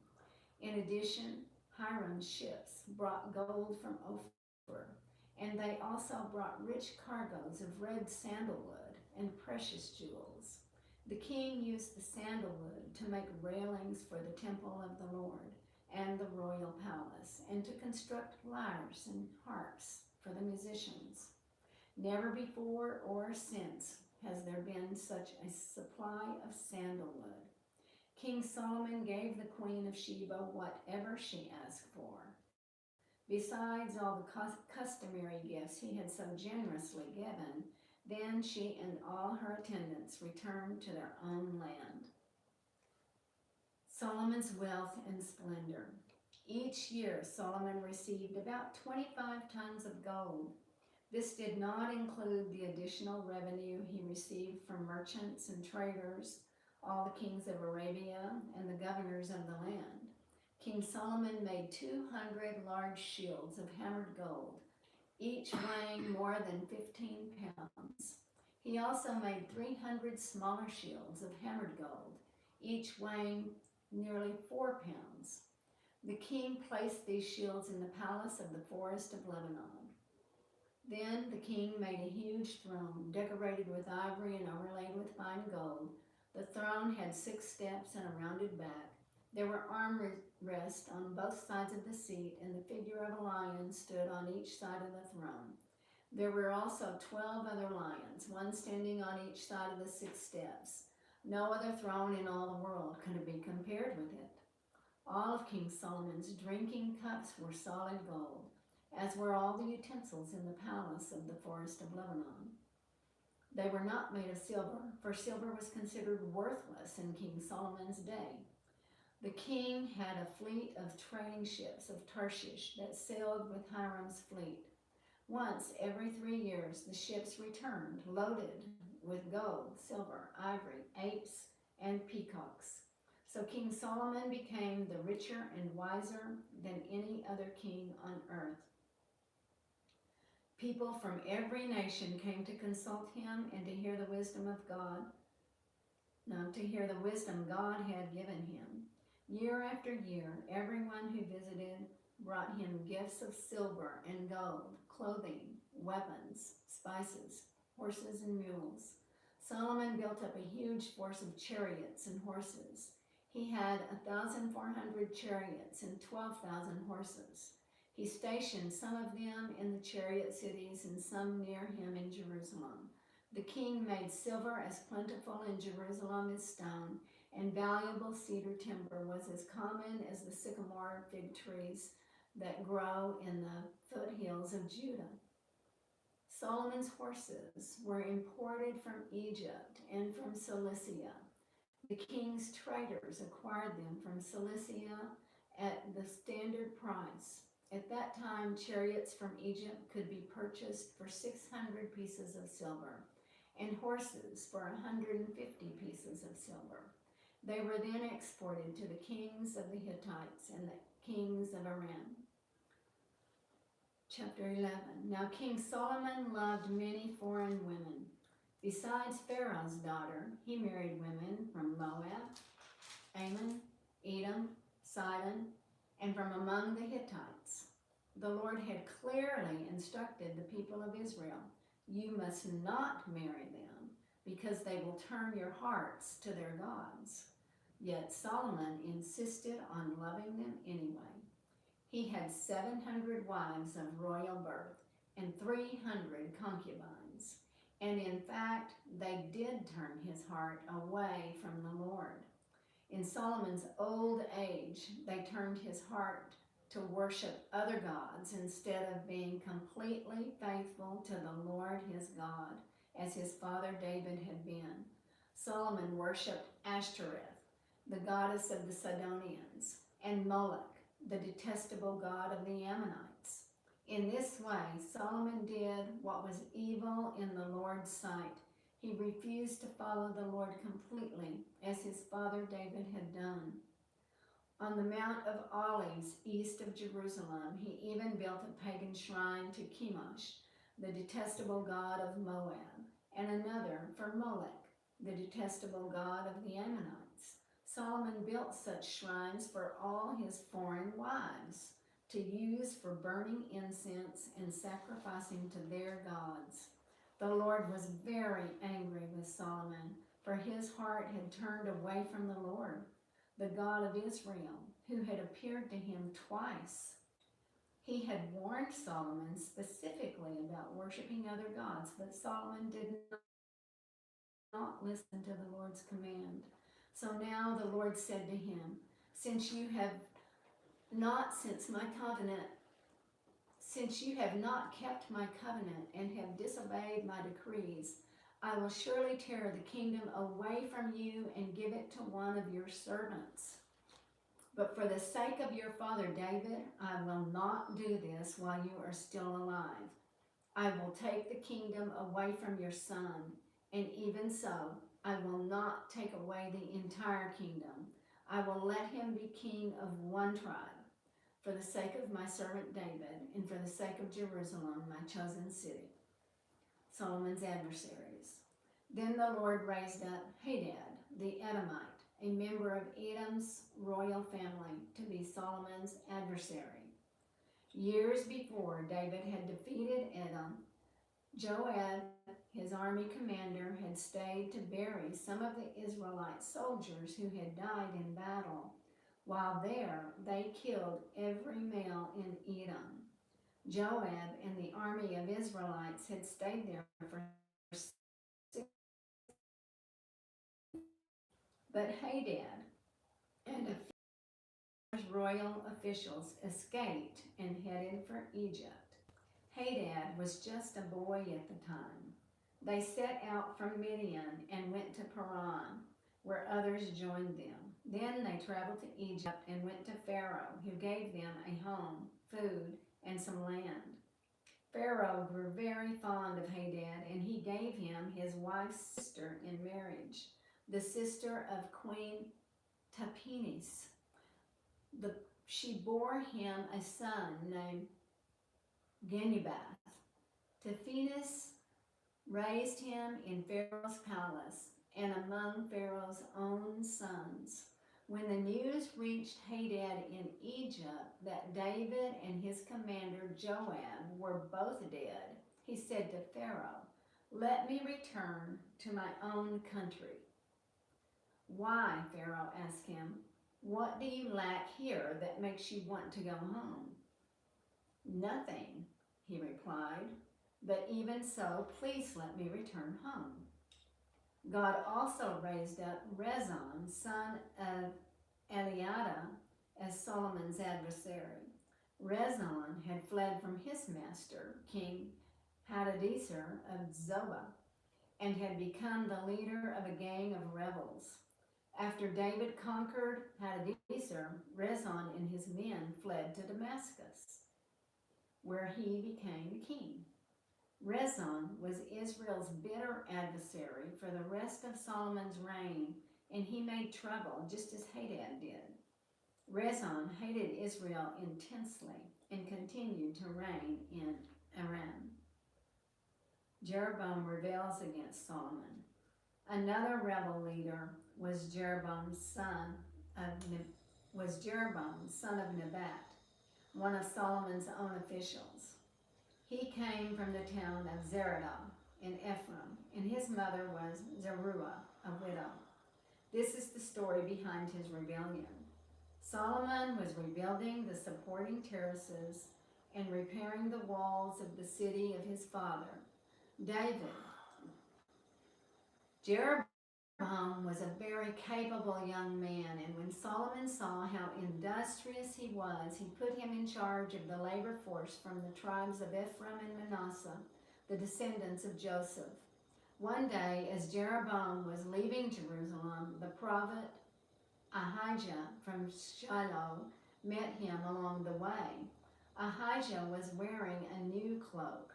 The two of them were alone in a field, and Ahijah took hold of the new cloak he was wearing and tore it in 12 pieces. Then he said to Jeroboam, "Take 10 of these pieces, for this is what the Lord, the God of Israel, says. I am about to tear the kingdom from the hand of Solomon, and I will give 10 of the tribes to you. But I will leave him one tribe for the sake of my servant David and for the sake of Jerusalem, which I have chosen out of all the tribes of Israel. For Solomon has abandoned me and worshipped Ashtoreth, the goddess of the Sidonians, Chemosh, the god of Moab, and Molech, the god of the Ammonites. He has not followed my ways and done what is pleasing in my sight. He has not obeyed my decrees and regulations as David his father did. But I will not take the entire kingdom from Solomon at this time. For the sake of my servant David, the one whom I chose and who obeyed my commands and decrees, I will keep Solomon as the leader for the rest of his life. But I will take the kingdom away from his son and give 10 of the tribes to you. His son will have one tribe so that the descendants of David my servant will continue to reign, shining like a lamp in Jerusalem, the city I have chosen to be the place for my name. And I will place you on the throne of Israel, and you will rule over all that your heart desires. If you listen to what I tell you and follow my ways and do whatever I consider to be right, and if you obey my decrees and commands as my servant David did, then I will always be with you. I will establish an enduring dynasty for you as I did for David, and I will give Israel to you. Because of Solomon's sin, I will punish the descendants of David, though not forever." Solomon tried to kill Jeroboam, but he fled to King Shishak of Egypt and stayed there until Solomon died. Summary of Solomon's reign. The rest of the events in Solomon's reign, including all his deeds and his wisdom, are recorded in the book of the Acts of Solomon. Solomon ruled in Jerusalem over all Israel for 40 years. When he died, he was buried in the city of David, named for his father. Then his son, Rehoboam, became the next king. Chapter 12, the northern tribes revolt. Rehoboam went to Shechem, where all Israel had gathered to make him king. When Jeroboam, son of Nebat, heard of this, he returned from Egypt, for he had fled to Egypt to escape from King Solomon. The leaders of Israel summoned him, and Jeroboam and the whole assembly of Israel went to speak to Rehoboam. Your father was a hard taskmaster, they said.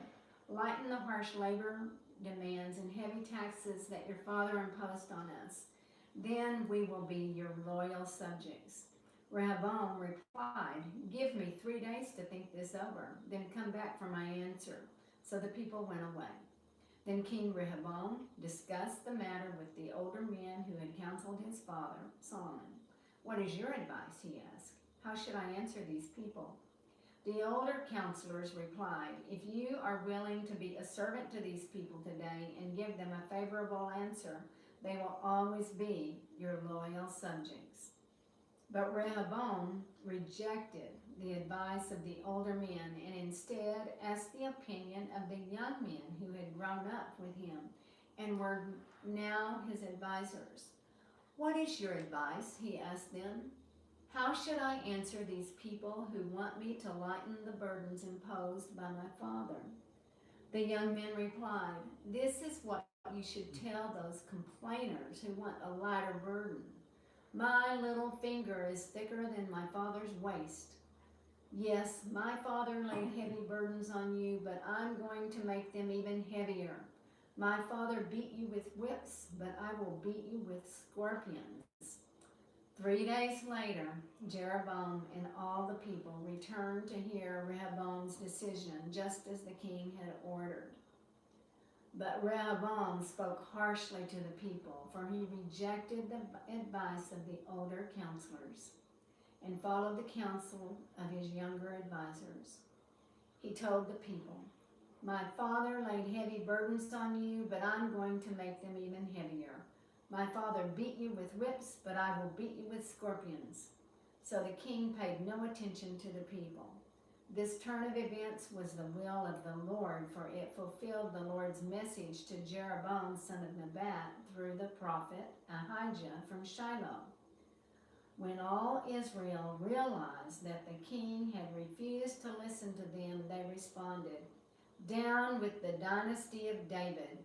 We have no interest in the son of Jesse. Back to your homes, O Israel. Look out for your own house, O David. So the people of Israel returned home, but Rehoboam continued to rule over the Israelites who lived in the town of Judah. King Rehoboam sent Adoniram, who was in charge of forced labor, to restore order, but the people of Israel stoned him to death. When this news reached King Rehoboam, he quickly jumped into his chariot and fled to Jerusalem. And to this day, the northern tribes of Israel have refused to be ruled by a descendant of David. When the people of Israel learned of Jeroboam's return from Egypt, they called an assembly and made him king over all Israel. So only the tribe of Judah remained loyal to the family of David. Shemaiah's prophecy. When Rehoboam arrived at Jerusalem, he mobilized the men of Judah and the tribe of Benjamin, 180,000 select troops, to fight against the men of Israel and to restore the kingdom to himself. But God said to Shemaiah, the man of God, say to Rehoboam, son of Solomon, king of Judah, and to all the people of Judah and Benjamin, and to the rest of the people, this is what the Lord says. Do not fight against your relatives, the Israelites. Go back home, for what has happened is my doing. So they obeyed the message of the Lord and went home, as the Lord had commanded. Jeroboam makes gold calves. Jeroboam then built up the city of Shechem in the hill country of Ephraim, and it became his capital. Later he went and built up the town of Peniel. Jeroboam thought to himself, unless I am careful, the kingdom will return to the dynasty of David. When these people go to Jerusalem to offer sacrifices at the temple of the Lord, they will again give their allegiance to King Rehoboam of Judah. They will kill me and make him their king instead. So, on the advice of his counselors, the king made 2 gold calves. He said to the people, "It is too much trouble for you to worship in Jerusalem. Look, Israel, these are the gods who brought you out of Egypt." Ugh. He placed these calf idols in Bethel and in Dan, at either end of his kingdom. But this became a great sin, for the people worshipped the idols, traveling as far north as Dan to worship the one there. Jeroboam also erected buildings at the pagan shrines and ordained priests from the common people, those who were not from the priestly tribe of Levi. And Jeroboam instituted a religious festival in Bethel, held on the 15th day of the 8th month, in imitation of the annual festival of shelters in Judah. There at Bethel, he himself offered sacrifices to the calves he had made, and he appointed priests for the pagan shrines he had made. So on the 15th day of the 8th month, a day that he himself had designated, Jeroboam offered sacrifices on the altar at Bethel. He instituted a religious festival for Israel, and he went up to the altar to burn incense. Chapter 13, a prophet denounces Jeroboam. At the Lord's command, a man of God from Judah went to Bethel, arriving there just as Jeroboam was approaching the altar to burn incense. Then at the Lord's command, he shouted, "O altar, altar, this is what the Lord says. A child named Josiah will be born into the dynasty of David. On you he will sacrifice the priests from the pagan shrines who come here to burn incense, and human bones will be burned on you." That same day, the man of God gave a sign to prove his message. He said, "The Lord has promised to give this sign. This altar will split apart, and its ashes will be poured out on the ground." When King Jeroboam heard the man of God speaking against the altar at Bethel, he pointed at him and shouted, "Seize that man!" But instantly the king's hand became paralyzed in that position, and he could not pull it back. At the same time, a wide crack appeared in the altar, and the ashes poured out, just as the man of God had predicted in his message from the Lord. The king cried out to the man of God, "Please ask the Lord your God to restore my hand again." So the man of God prayed to the Lord, and the king's hand was restored, and he could move it again. Then the king said to the man of God, "Come to the palace with me and have something to eat, and I will give you a gift." But the man of God said to the king, "Even if you gave me half of everything you own, I would not go with you. I would not eat or drink anything in this place. For the Lord gave me this command: you must not eat or drink anything while you are there, and do not return to Judah by the same way you came." So he left Bethel and went home another way. As it happened, there was an old prophet living in Bethel, and his sons came home and told him what the man of God had done in Bethel that day. They also told their father what the man had said to the king. The old prophet asked them, "Which way did he go?" So they showed their father which road the man of God had taken. "Quick, saddle the donkey," the old man said. So they saddled the donkey for him, and he mounted it. Then he rode after the man of God and found him sitting under a great tree.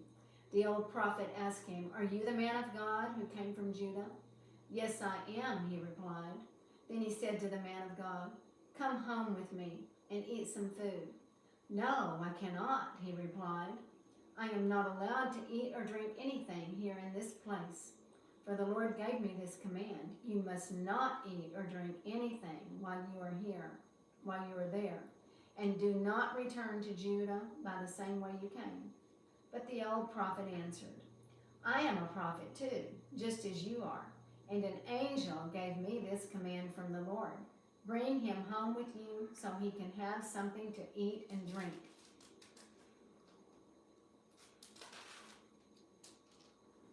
But the old man was lying to him. So they went back together, and the man of God ate and drank at the prophet's home. Then, while they were sitting at the table, a command from the Lord came to the old prophet. He cried out to the man of God from Judah, "This is what the Lord says: you have defied the word of the Lord and have disobeyed the command the Lord your God gave you. You came back to this place and ate and drank where he told you not to eat or drink. Because of this, your body will not be buried in the grave of your ancestors." After the man of God had finished eating and drinking, the old prophet saddled his own donkey for him, and the man of God started off again. But as he was traveling along, a lion came out and killed him. His body lay there on the road, with the donkey and the lion standing beside it. People who passed by saw the body lying in the road and the lion standing beside it, and they went and reported it in Bethel, where the old prophet lived. When the prophet heard the report, he said, "It is the man of God who disobeyed the Lord's command. The Lord has fulfilled his word by causing the lion to attack and kill him." Then the prophet said to his sons, "Saddle a donkey for me." So they saddled a donkey, and he went out and found the body lying in the road. The donkey and the lion were still standing there beside it, for the lion had not eaten the body nor attacked the donkey.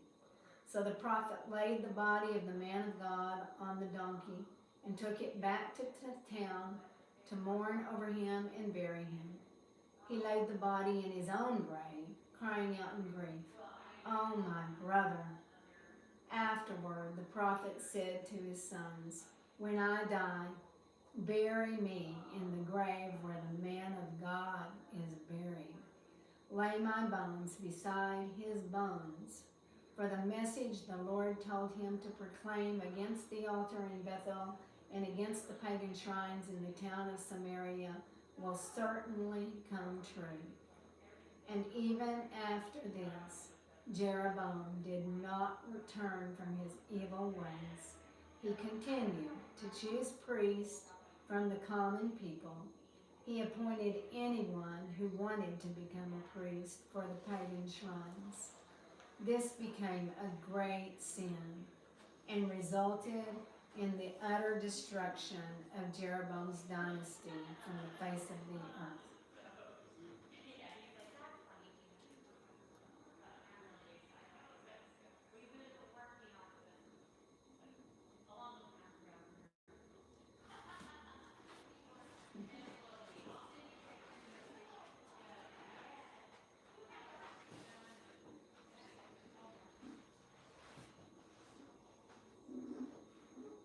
Chapter 14.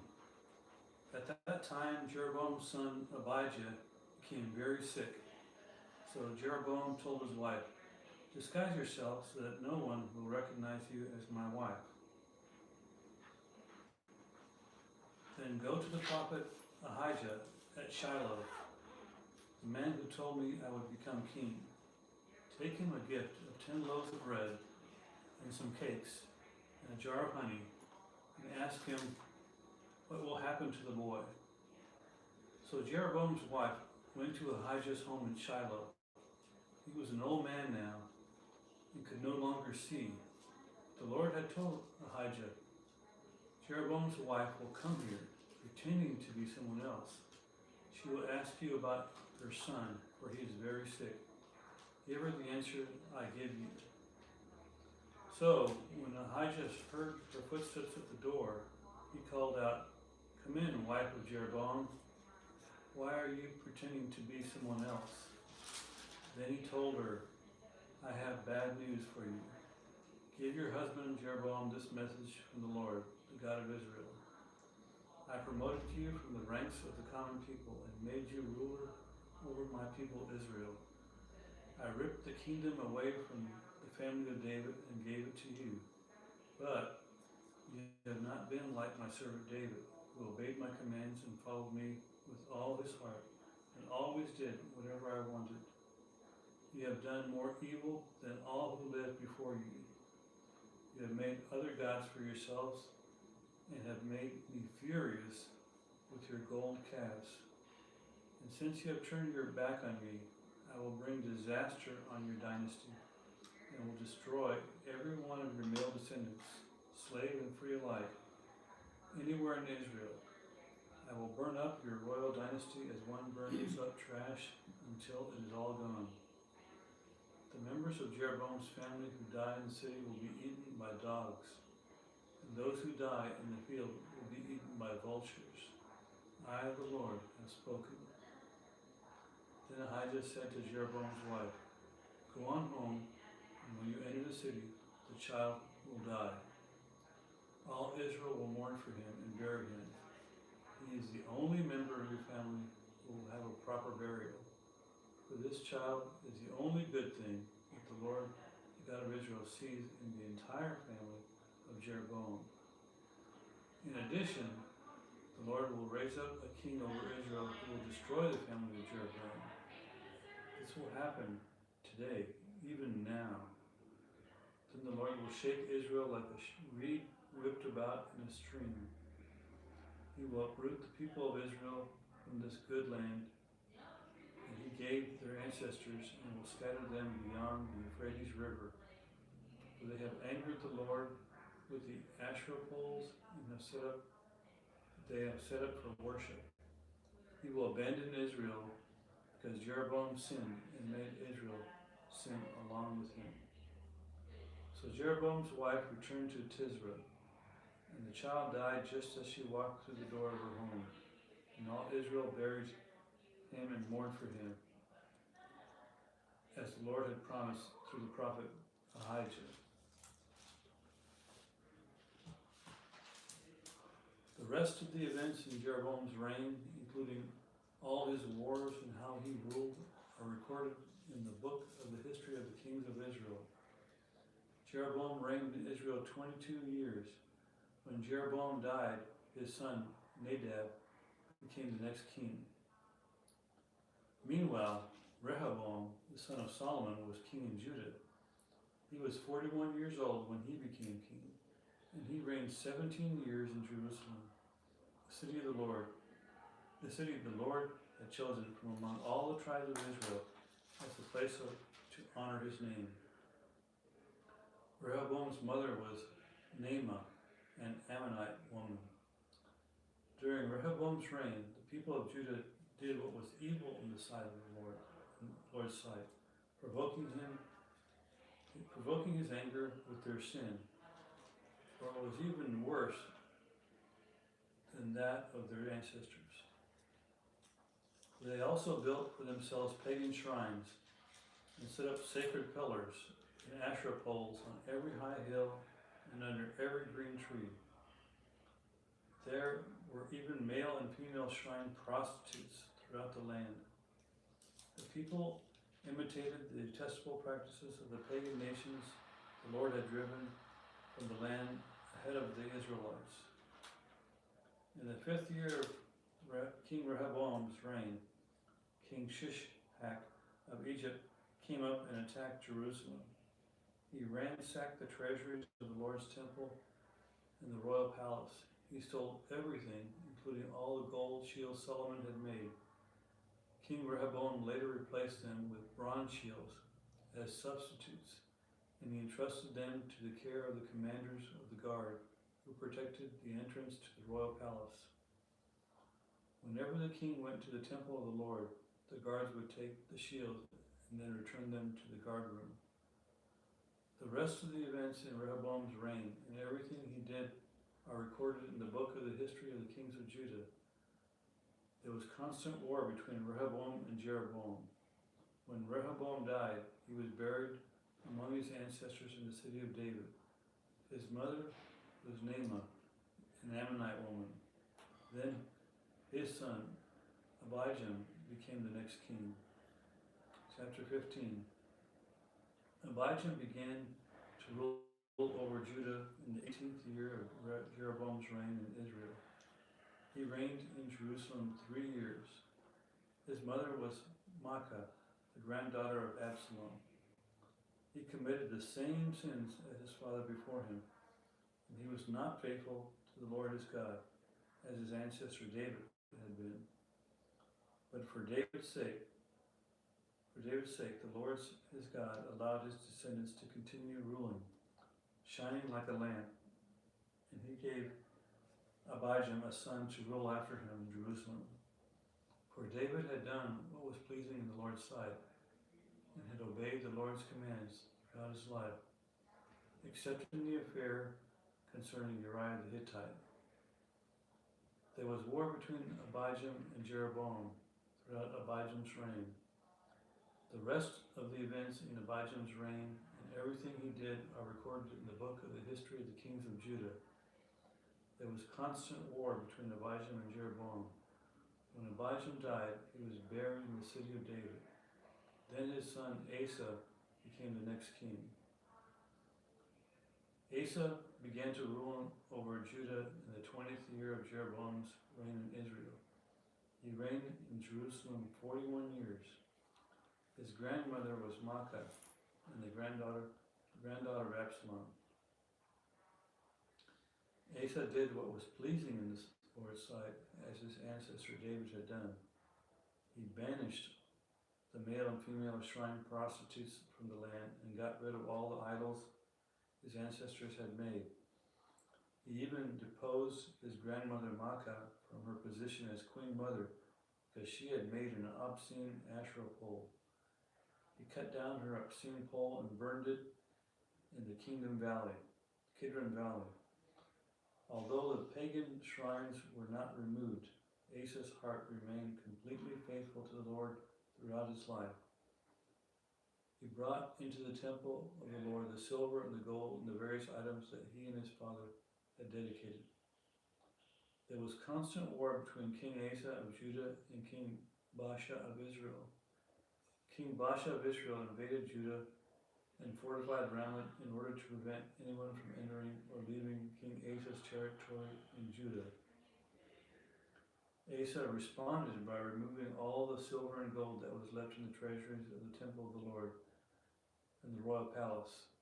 He sent it with some of his officials to Ben-Hadad, son of Tabrimon, king of Hezion, the king of Aram, who was ruling in Damascus, along with this message: "Let there be a treaty between you and me, like the one between your father and my father.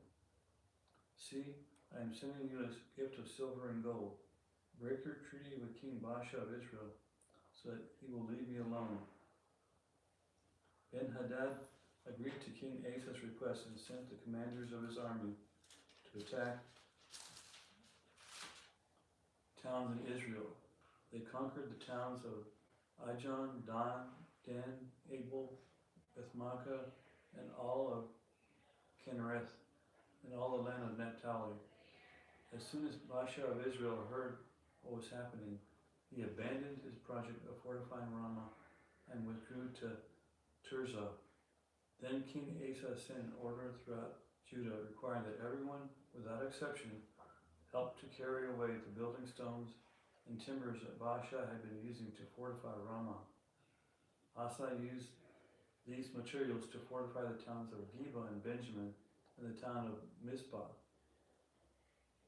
The rest of the events in Asa's reign, the extent of his power, everything he did, and the names of the cities he built are recorded in the book of the history of the kings of Judah. In his old age, his feet became diseased. When Asa died, he was buried with his ancestors in the city of David.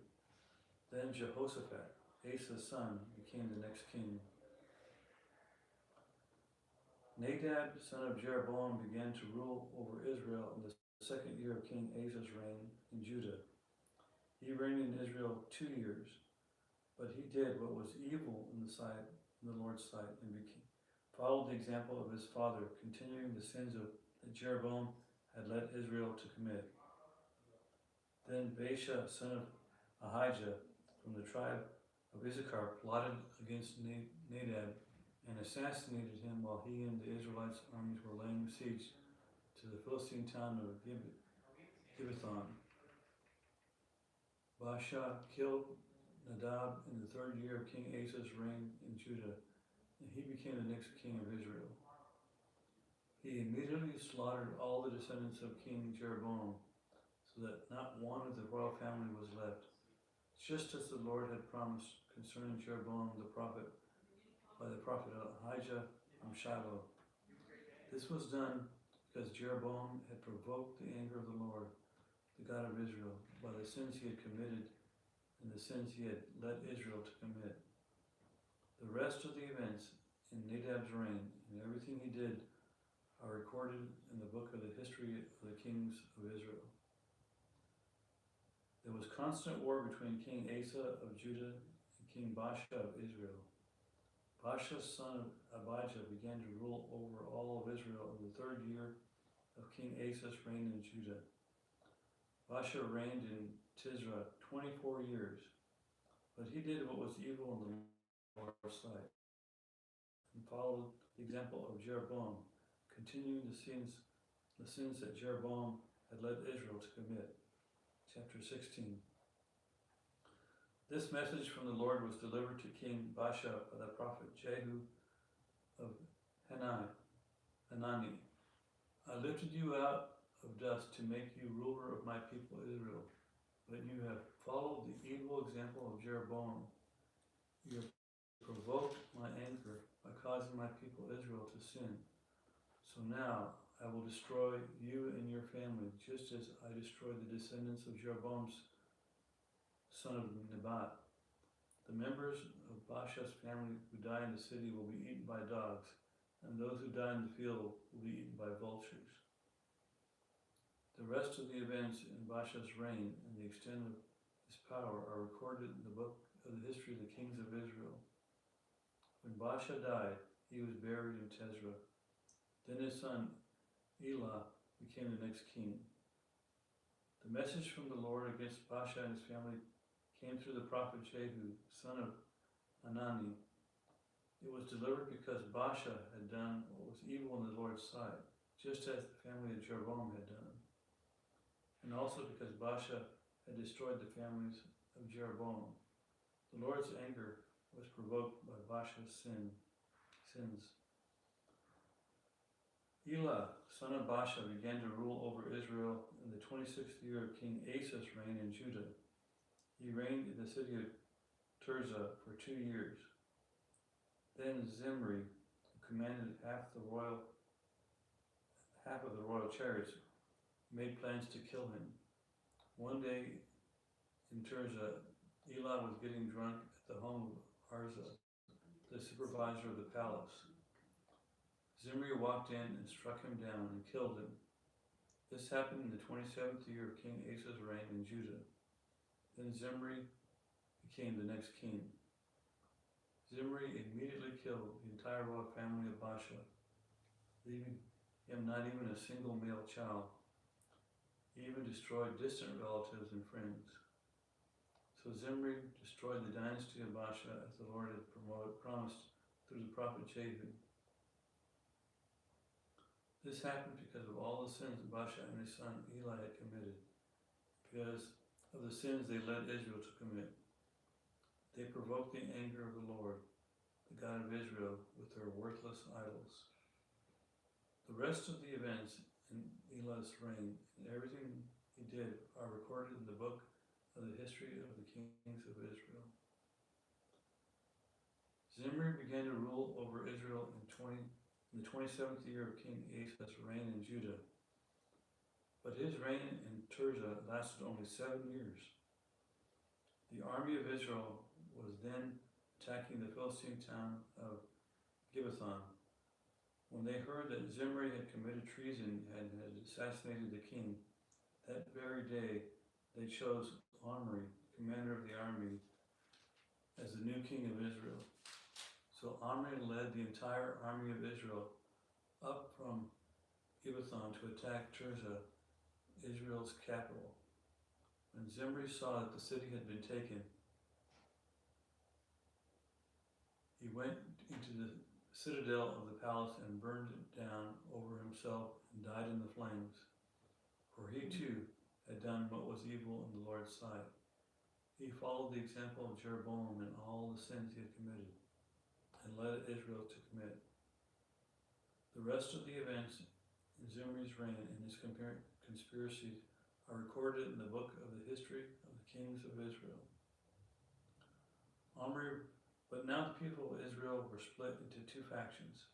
Half the people tried to make Tibni, son of Ginath, their king, while the other half supported Omri. But Omri's supporters defeated the supporters of Tibni. So Tibni was killed, and Omri became the next king. Omri began to rule over Israel in the 31st year of the king Asa's reign in Judah. He reigned 12 years in all, 6 of them in Tirzah. Then Omri bought the hill now known as Samaria from its owner, Shemir, for 150 pounds of silver. He built a city on it and called the city Samaria in honor of Shemir. But Omri did what was evil in the Lord's sight, even more than any of the kings before him. He followed the example of Jeroboam, son of Nebat, in all the sins he had committed, and led Israel to commit. The people provoked the anger of the Lord, the God of Israel, with their worthless idols. The rest of the events in Omri's reign, the extent of his power, and everything he did are recorded in the book of the history of the kings of Israel. When Omri died, he was buried in Samaria. Then his son Ahab became the next king. Ahab, son of Omri, began to rule over Israel in the 38th year of King Asa's reign in Judah. He reigned in Samaria 22 years. But Ahab, son of Omri, did what was evil in the Lord's sight, even more than any of the kings before him.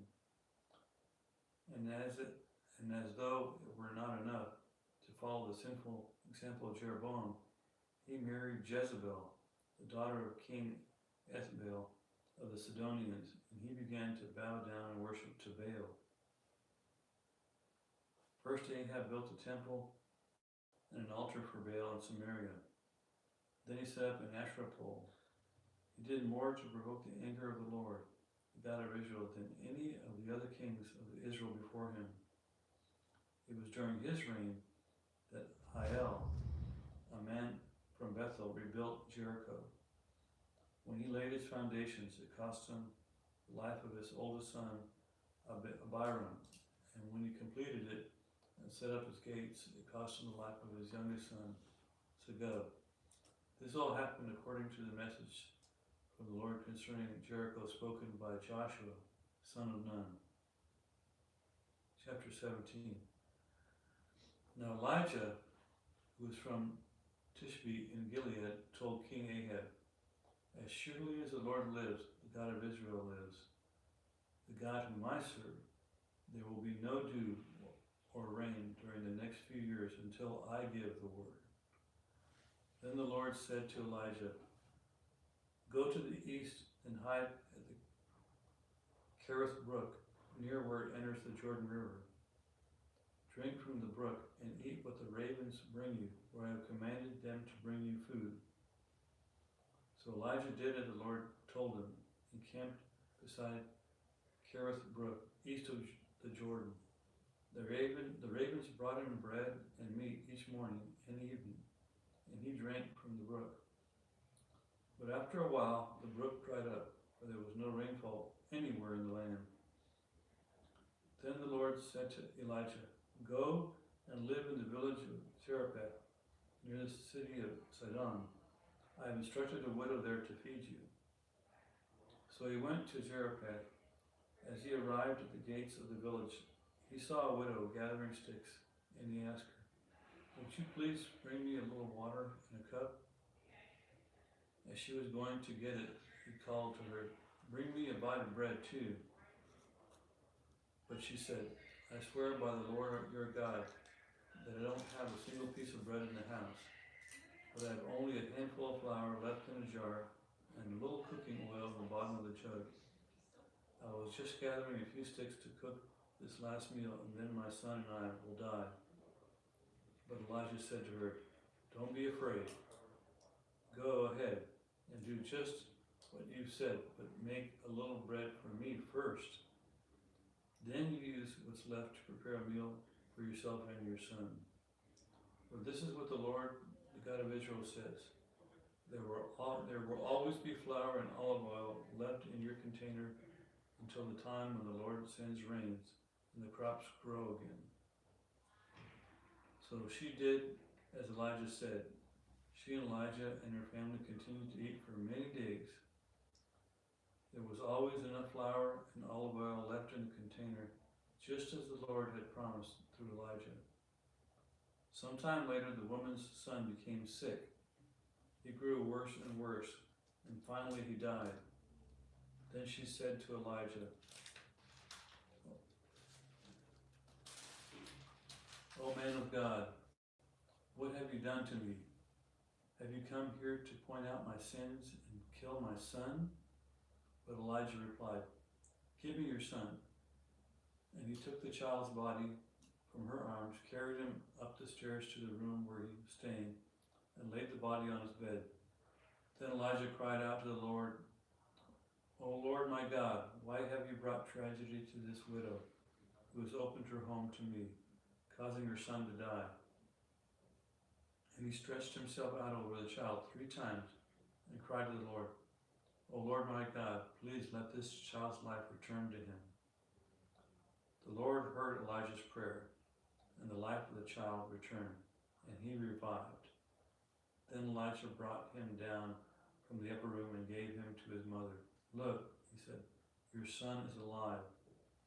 Then the woman told Elijah, "Now I know for sure that you are a man of God, and that the Lord truly speaks through you." Chapter 18. Later on, in the 3rd year of the drought, the Lord said to Elijah, "Go and present yourself to King Ahab, and tell him I will soon send rain." So Elijah went to appear before Ahab. Meanwhile, the famine had become so severe in Samaria. So Ahab summoned Obadiah, who was in charge of the palace. Obadiah was a devoted follower of the Lord. Once when Jezebel had tried to kill all the Lord's prophets, Obadiah had hidden 100 of them in 2 caves. He put 50 prophets in each cave and supplied them with food and water. Ahab said to Obadiah, "We must check every spring and valley in the land to see if we can find enough grass to save at least some of my horses and mules." So they divided the land between them. Ahab went one way by himself, and Obadiah went another way by himself. As Obadiah was walking along, he suddenly saw Elijah coming toward him. Obadiah recognized him at once and bowed low to the ground before him and said, "Is it really you, my lord Elijah?" he asked. "Yes, it is," Elijah replied. "Now go and tell your master, Elijah is here." "Oh, sir," Obadiah protested, "what harm have I done to you that you are sending me to my death at the hands of Ahab? For I swear by the Lord your God that the king has searched every nation and kingdom on earth from end to end to find you." And each time he was told, "Elijah isn't here," King Ahab forced the king of that nation to swear to the truth of his claim. "And now you say, 'Go and tell your master Elijah is here,' but as soon as I leave you, the Spirit of the Lord will carry you away to who knows where. When Ahab comes and cannot find you, he will kill me. Yet I have been a true servant of the Lord all my life. Has no one told you, my Lord, about the time when Jezebel was trying to kill the Lord's prophets I hid 100 of them in the 2 caves and supplied them with food and water. And now, you go tell your master, Elijah is here? Sir, if I do that, Ahab will certainly kill me. But Elijah said, I swear by the Lord Almighty, in whose presence I stand, that I will present myself to Ahab this very day. So Obadiah went to tell Ahab that Elijah had come, and Ahab went out to meet Elijah. When Ahab saw him, he exclaimed, So is it really you, you troublemaker of Israel? I have made no trouble for Israel, Elijah replied.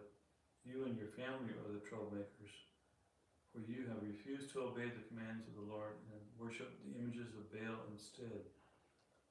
Now summon all of Israel to join me at Mount Carmel, along with the 450 prophets of Baal and the 400 prophets of Asherah, who are supported by Jezebel. So Ahab summoned all the people of Israel and the prophets to Mount Carmel.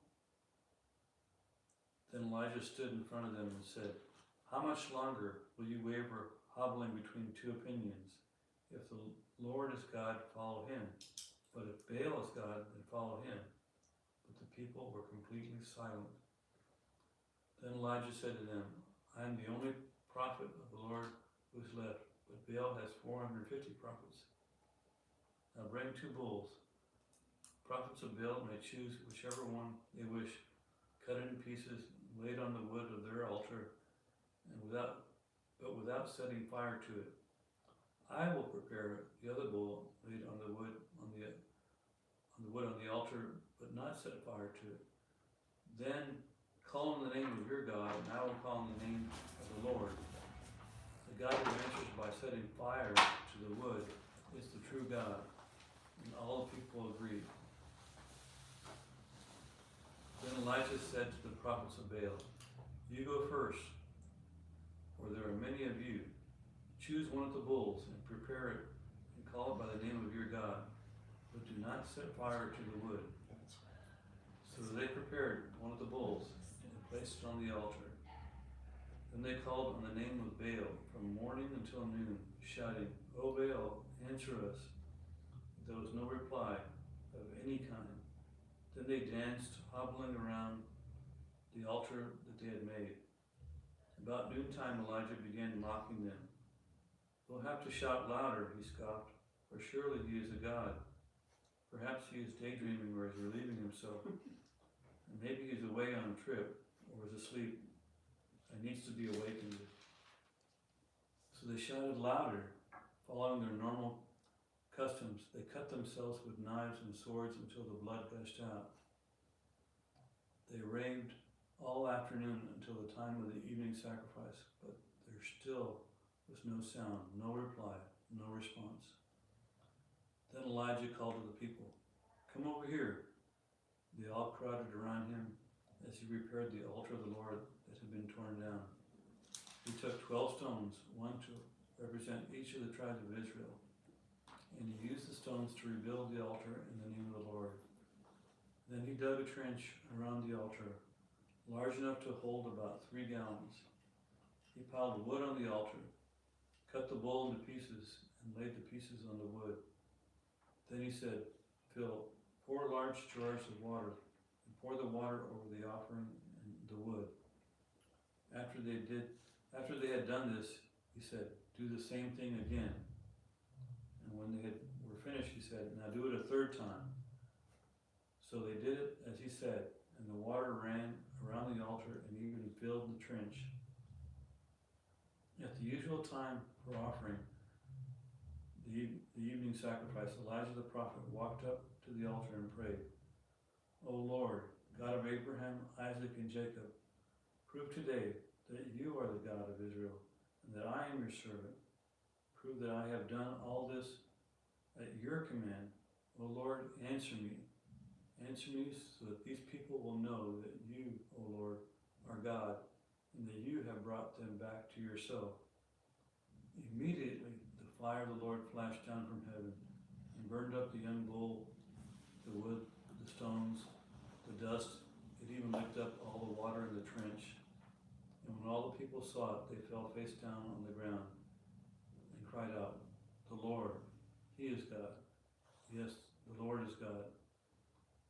Elijah commanded, "Seize all the prophets of Baal. Do not let a single one escape." So the people seized them all, and Elijah took them down to the Kishon Valley and killed them there. Then Elijah said to Ahab, "Go get something to eat and drink, for I hear a mighty rainstorm coming." So Ahab went to eat and drink, but Elijah climbed to the top of Mount Carmel and bowed low to the ground and prayed with his face between his knees. Then he said to his servant, "Go and look out toward the sea." The servant went and looked, and then returned to Elijah and said, "I didn't see anything." 7 times Elijah told him to go and look. Finally, the 7th time, his servant told him, "I saw a little cloud about the size of a man's hand rising from the sea." Then Elijah shouted, "Hurry to Ahab and tell him, 'Climb into your chariot and go back home. If you don't hurry, the rain will stop you.'" Soon the sky was black with clouds. A heavy wind brought a terrific rainstorm, and Ahab left quickly for Jezreel. Then the Lord gave special strength to Elijah. He tucked his cloak into the belt and ran ahead of Ahab's chariot all the way to the entrance of Jezreel.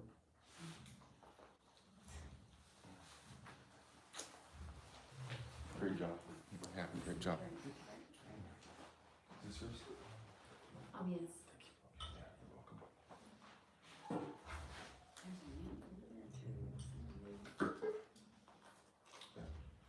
Do you want it? Oh, good. Thank you.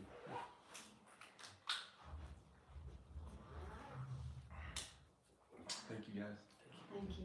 It's been a great one. Yeah, it has.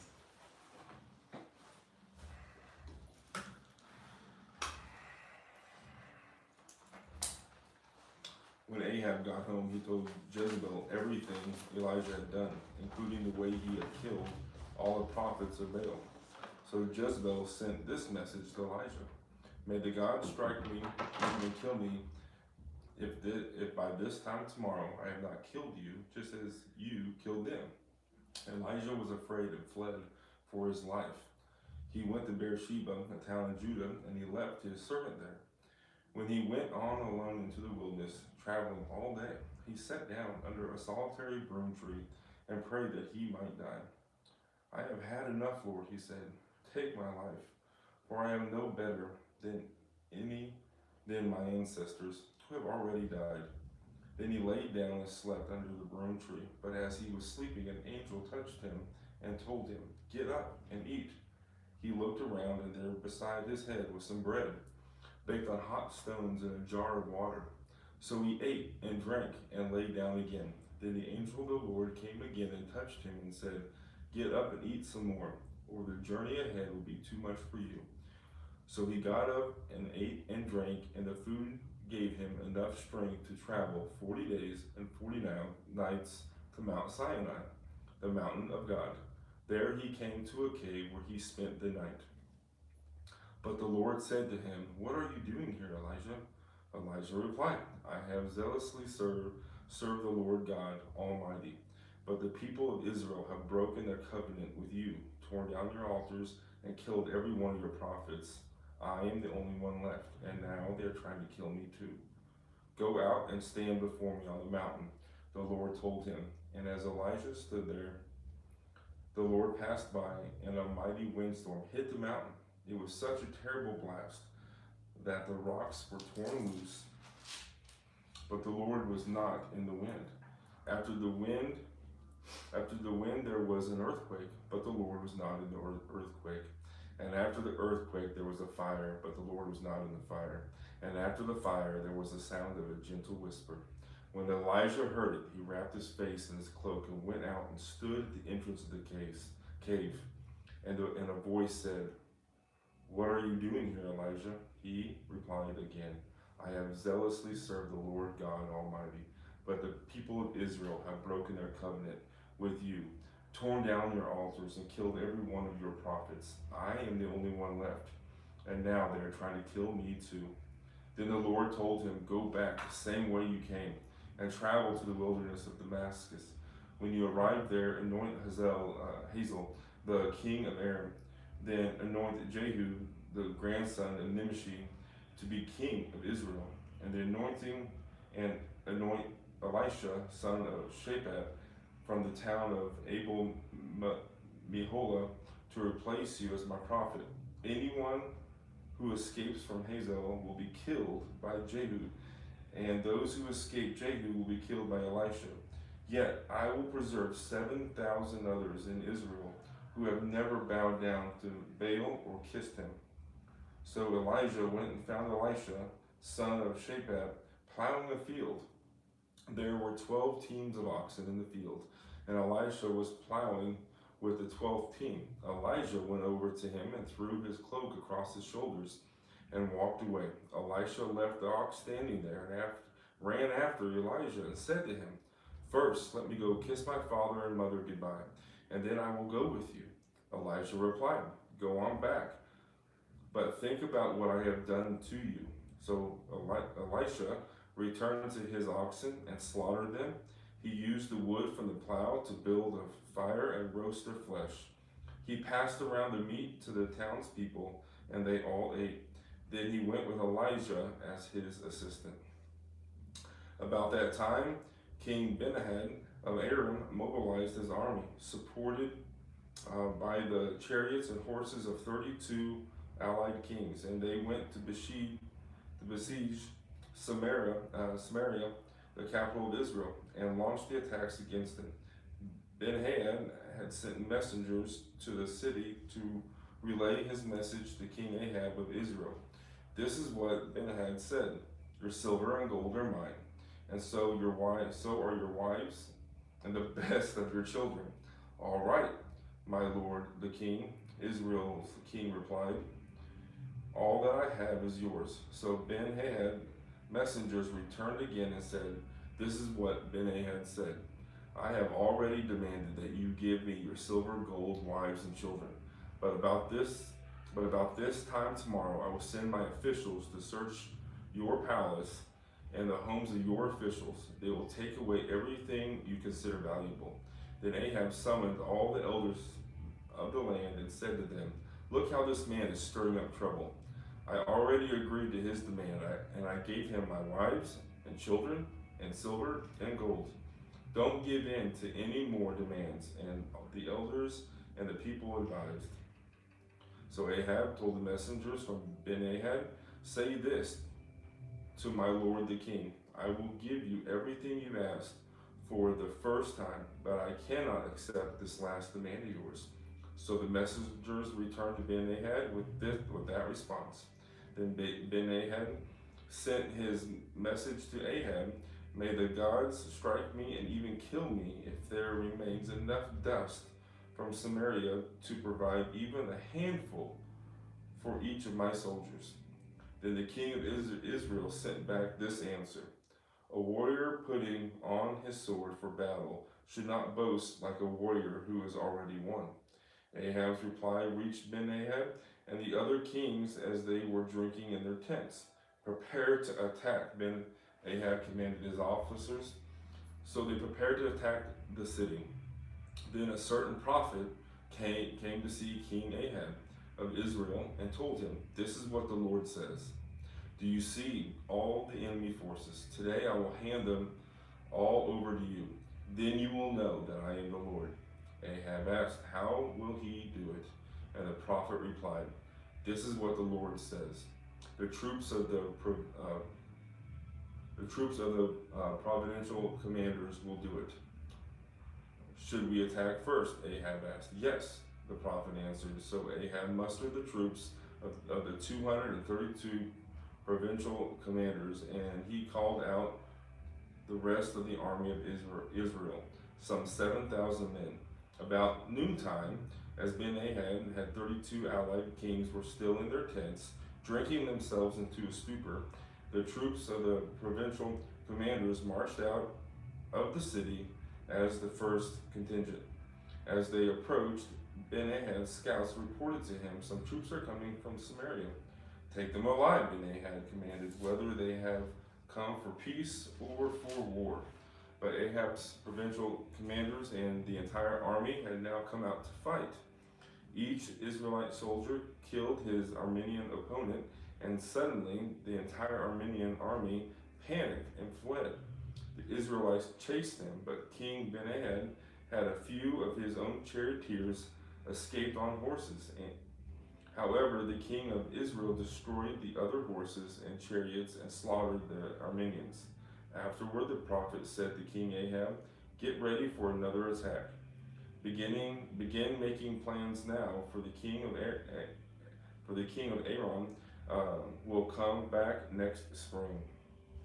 After their defeat, Ben-Hadad's officers said to him, "The Israelite gods are gods of the hills. That is why they won. But we can beat them easily on the plains. Only this time, replace the kings with field commanders. Recruit other army like the one you lost. Give us the same number of horses, chariots, and men, and we will fight against them on the plains. There's no doubt that we will beat them." So King Ben-Hadad did as they suggested.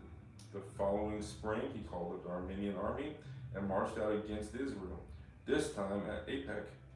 Israel then mustered its army, set up supply lines, and marched out for battle. But the Israelite army looked like two little flocks of goats in comparison to the vast Armenian forces that filled the countryside. Then the man of God went to the king of Israel and said, "This is what the Lord God says. The Armenians have said, 'The Lord is a God of the hills and not of the plains.' So I will defeat this vast army for you.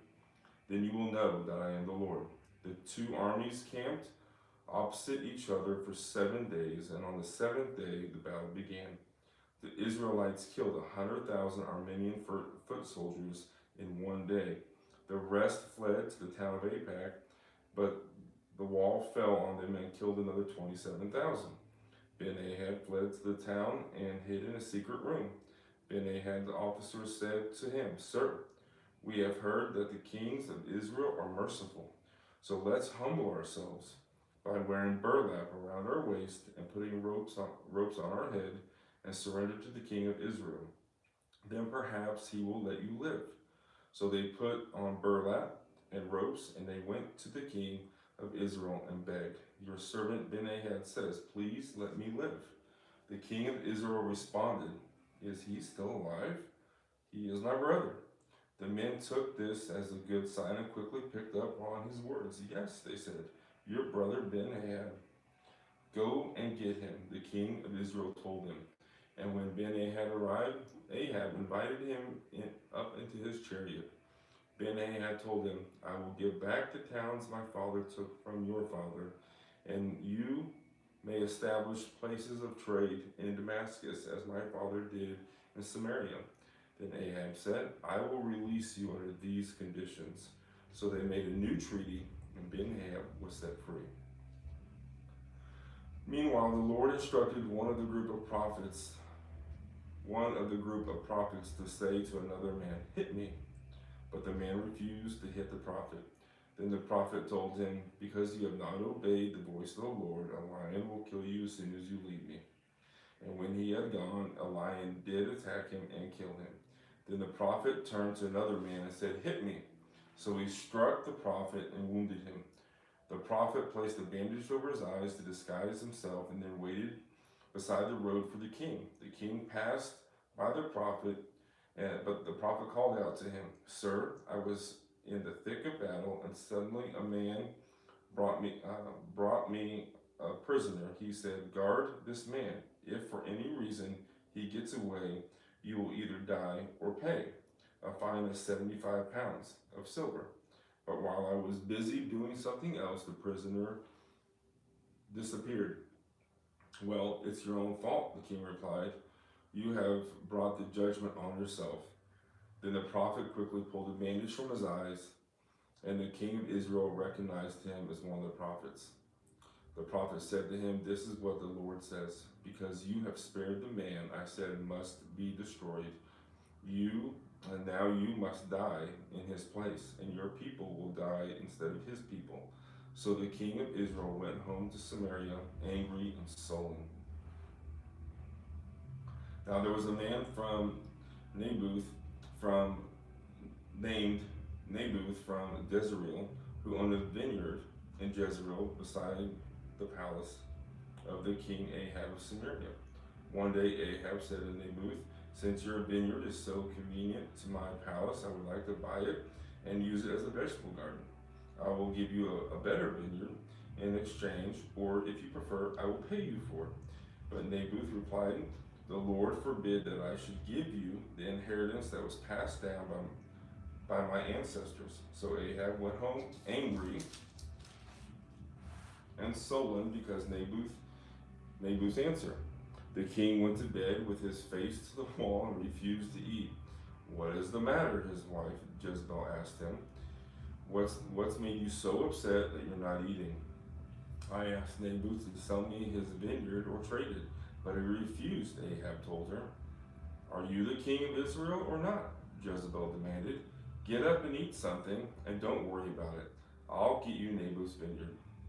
So she wrote letters to in Ahab's name, sealed them with his seal, and sent them to the elders and other leaders of the town where Naboth lived. In her letters, she commanded, "Call the citizens together for a time of fasting and give Naboth a place of honor, and then seek 2 scoundrels across from him who will accuse him of cursing God and the king.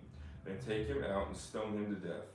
So the elders and other town leaders followed the instructions of Jezebel and had written in the letters. They called for a fast and put Naboth at a prominent place before the people. Then the 2 scoundrels came and sat down across from him. They accused Naboth before all the people, saying he cursed God and the king. So he was dragged outside the town and stoned to death. The town leaders then sent word to Jezebel, "Naboth has been stoned to death."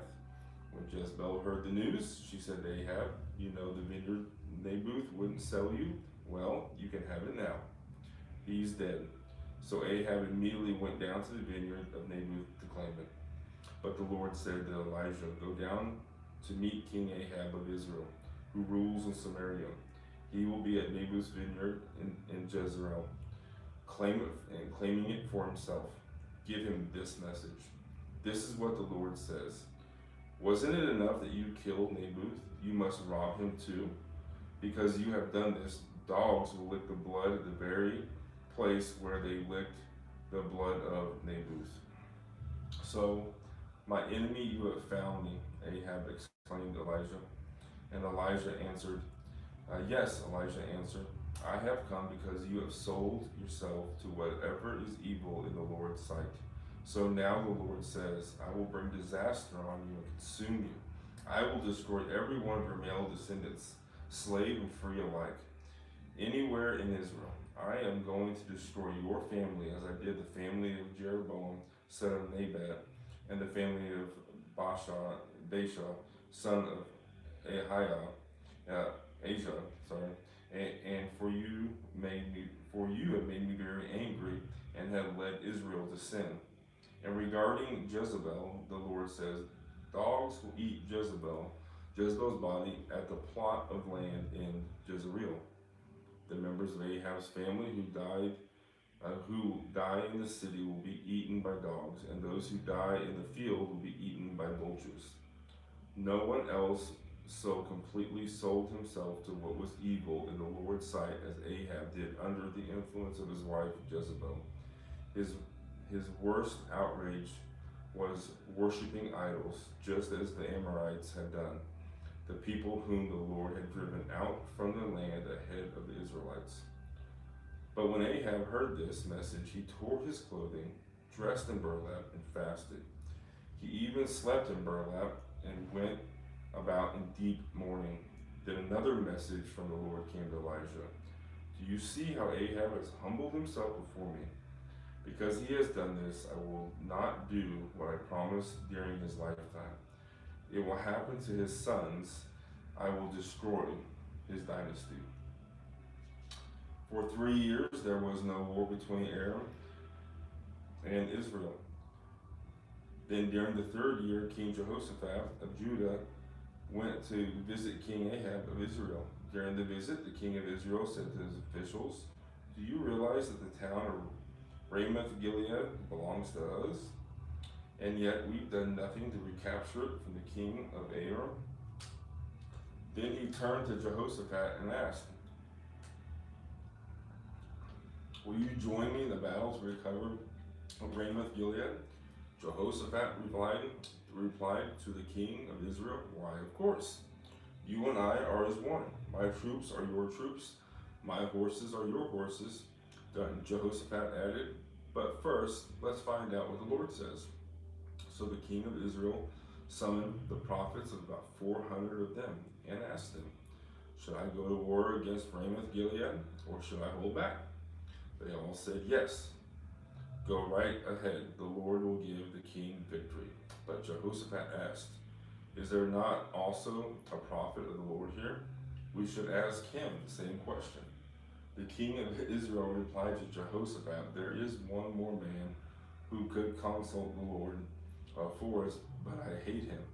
He never prophesies anything but trouble for me. His name is Micah, son of Im. Jehoshaphat replied, that's not the way a king should talk. Let's hear what he has to say. So the king of Israel called one of his officials and said, quick, bring Micah, son of Imea. King Ahab of Israel and King Jehoshaphat of Judah, dressed in their royal robes, were sitting on the thrones at the threshing floor near the gate of Samaria. All of Ahab's prophets were prophesying there in front of them. One of them, Jedekiah, son of Kenaiah, made some iron horns and proclaimed, this is what the Lord says. With these horns, you will gore the Arameans to death. All the other prophets agreed. Yes, they said, go up to Ramoth Gilead and be victorious, for the Lord will give the king victory. Meanwhile, the messenger who went to get Micah said to him, look, all the prophets are promising victory for the king. Be sure that you agree with them and promise success. But Micah replied, as surely as the Lord lives, I will say only what the Lord tells me to say. When Micah arrived before the king Ahab and asked him, should we go to war against Ramoth Gilead, or should we hold back? He replied sarcastically, yes, go up and be victorious, for the Lord will give the king victory. But the king replied sharply, how many times must I demand that you speak only the truth to me when you speak to the Lord? Then he told him, in a vision I saw Israel scattered on the mountain like sheep without a shepherd. And the Lord said, their master has been killed. Send them home in peace. Didn't I tell you, the king of Israel exclaimed to Jehoshaphat, he never prophesies anything but trouble for me. Then he continued, listen to what the Lord says. I saw the Lord sitting on his throne with all the armies of heaven around him, and on his right and on his left. And the Lord said, who can entice Ahab to go into battle against Ramoth Gilead so he can be killed? There were many suggestions, and finally a spirit approached the Lord and said, I can do it. How will you do this? The Lord asked. And the spirit replied, I will go out and inspire all of Ahab's prophets to speak lies. You will succeed, said the Lord. Go ahead and do it. So you see, the Lord has put a lying spirit in the mouths of all your prophets, for the Lord has pronounced your doom. Then Zedekiah, son of Kenaiah, walked up to Micah and slapped him across the face. Since when did the Spirit of the Lord lead me to speak to you? He demanded. And he replied, you will find out soon enough when you are trying to hide in some secret room. Arrest him, the king of Israel ordered. Take him back to Ammon and the governor of the city, and to my son Joash. Give them this order from the king. Put this man in prison and feed him nothing but bread and water until I return safely from the battle. But he replied, if you return safely, it will mean that the Lord has not spoken through me. And then he added to those standing around, everyone mark my words. So King Ahab of Israel and King Jehoshaphat of Judah led their armies against Ramoth Gilead. And the king of Israel said to Jehoshaphat, "As we go into battle, I will disguise myself so no one will recognize me, but you will wear your royal robes."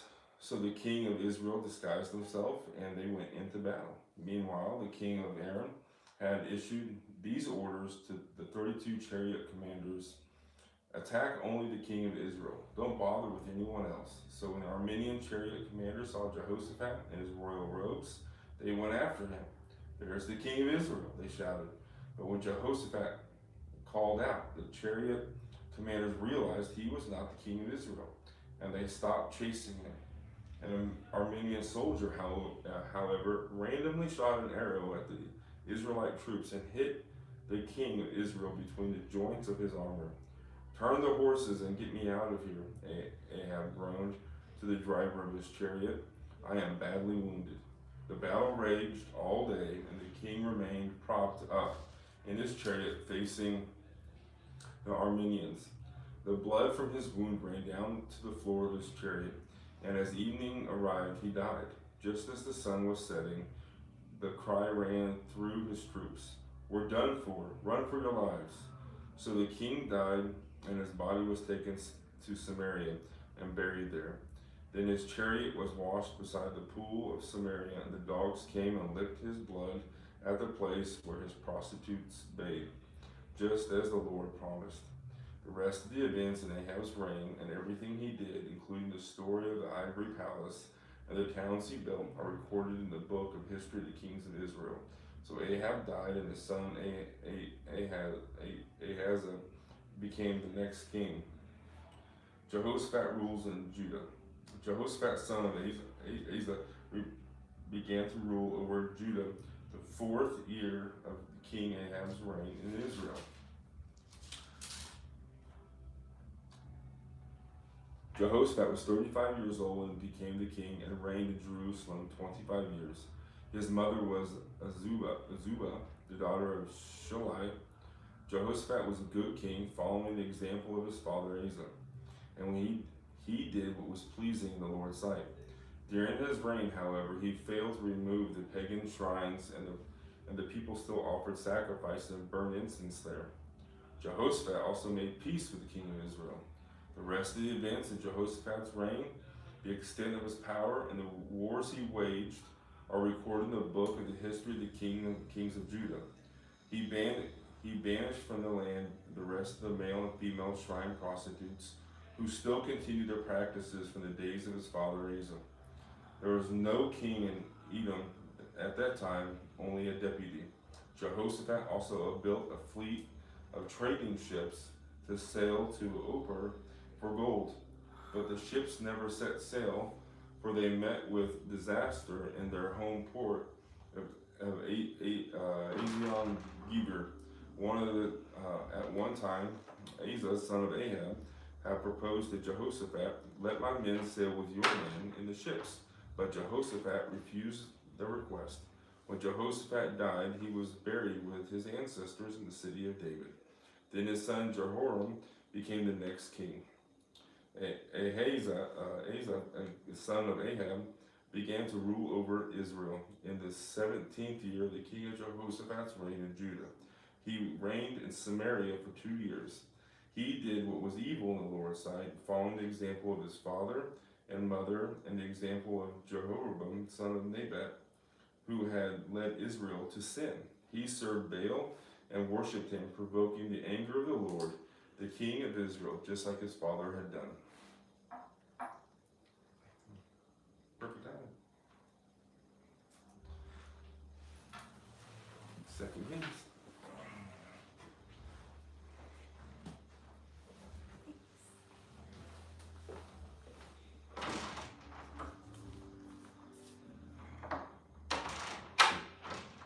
Elijah confronts King Ahaziah.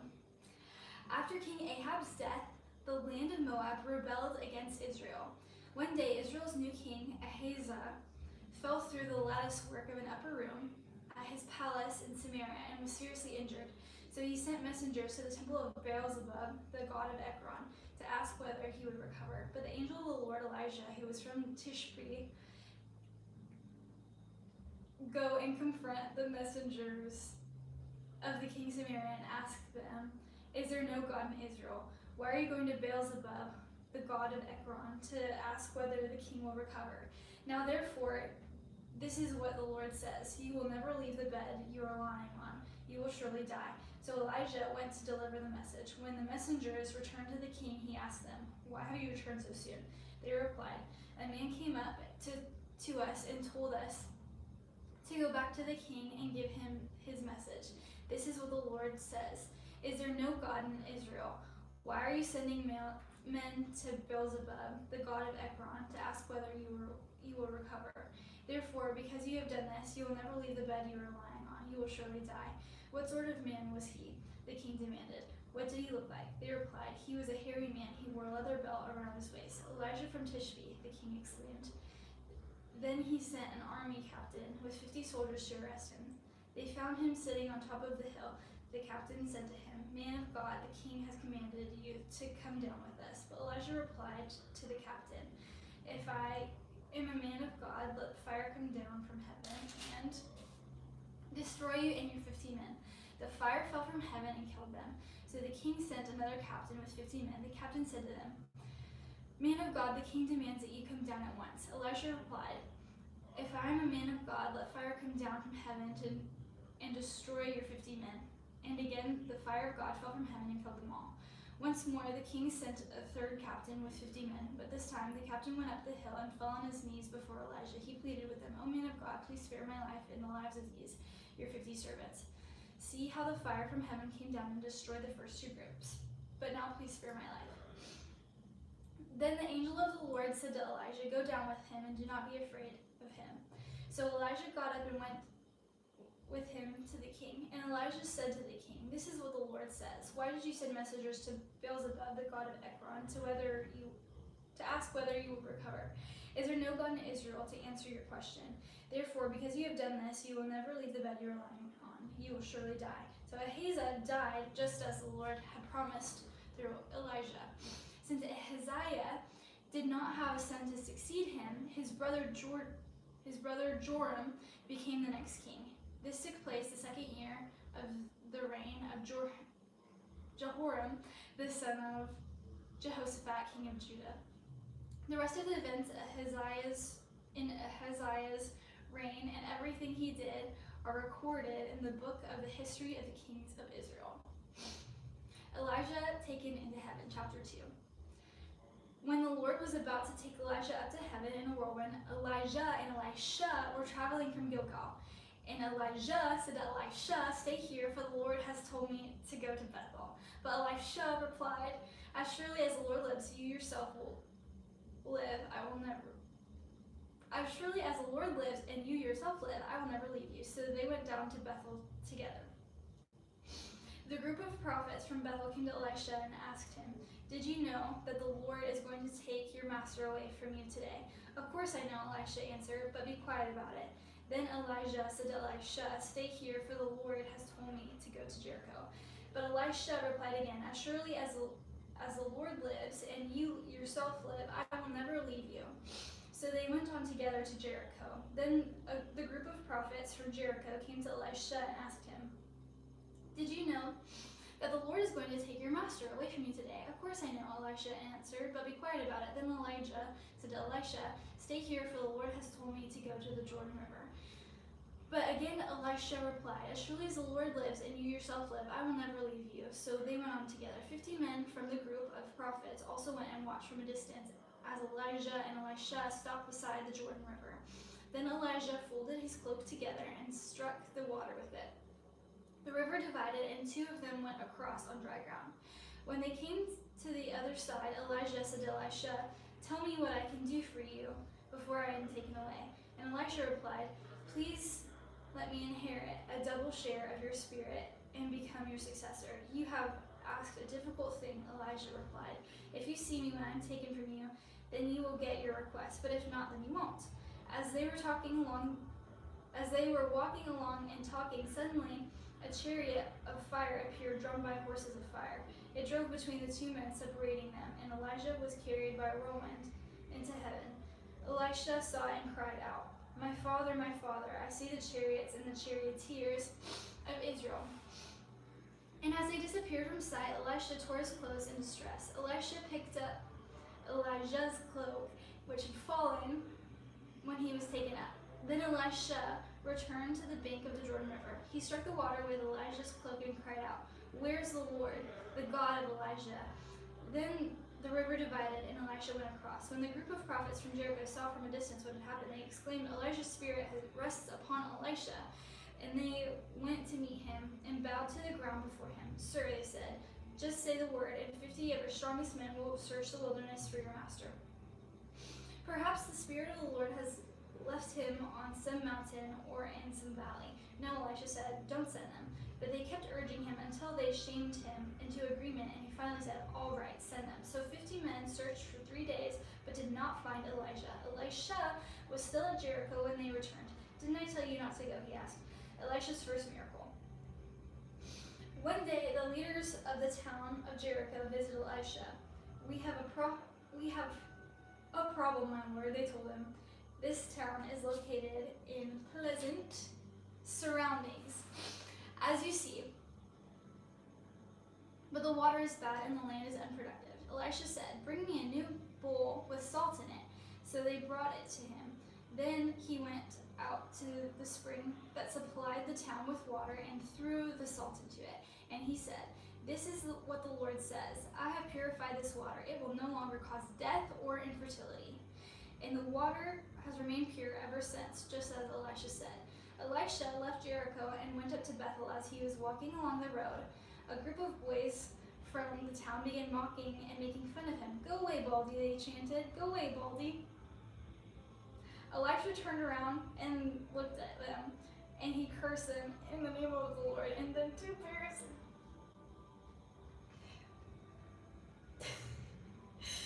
bears came out of the woods and mauled 42 of them. From there, Elisha went to Mount Carmel and finally returned to Samaria. War between Israel and Moab. Ahab's son Joram began to rule over Israel. Began to rule over Israel in the 18th year of Jehoshaphat's reign in Judah. He reigned in Samaria 12 years. He did what was evil in the Lord's sight, but not to the same extent as his father and mother. He at least tore down the sacred pillar of Baal that his father had set up. Nevertheless, he continued in the sins that Jeroboam, son of Nebat, had committed and led the people of Israel to commit. King Mesha of Moab was a sheep breeder. He used to pay the king of Israel an annual tribute of 100,000 lambs and the wool of 100,000 rams. But after Ahab's death, the king of Moab rebelled against the king of Israel. So King Joram promptly mustered up the army of Israel and marched from Samaria. On the way, he sent his message to King Jehoshaphat of Judah. The king of Moab has rebelled against me. Will you join me in battle against them? Jehoshaphat replied, why, of course. You and I are as one. My troops are your troops, and my horses are your horses. Then Jehoshaphat asked, what route should we take? We will attack from the wilderness of Edom, Joram replied. The king of Edom and his troops joined them, and all 3 armies had traveled around about a route through the wilderness for 7 days. But there was no water for the men or for the animals. What should we do? The king of Israel cried out. The Lord has brought the 3 of us here to let the king of Moab defeat us. But King Jehoshaphat of Judah asked, is there no prophet of the Lord with us? If there is, we can ask the Lord what to do through him. One of King Joram's officers replied, Elisha, son of Shaphat, is here. He used to be Elijah's personal assistant. Jehoshaphat said, yes, the Lord speaks through him. So the king of Israel, King Jehoshaphat of Judah, and the king of Edom went to consult with Elisha. Why are you coming to me? Elisha asked the king of Israel. Go to the pagan prophets of your father and mother. But King Joram of Israel said, no, for it was the Lord who called us 3 kings here, only to be defeated by the king of Moab.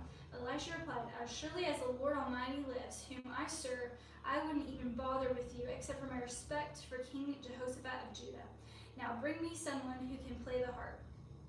While the harp being played, the power of the Lord came upon Elisha, and he said, "This is what the Lord says.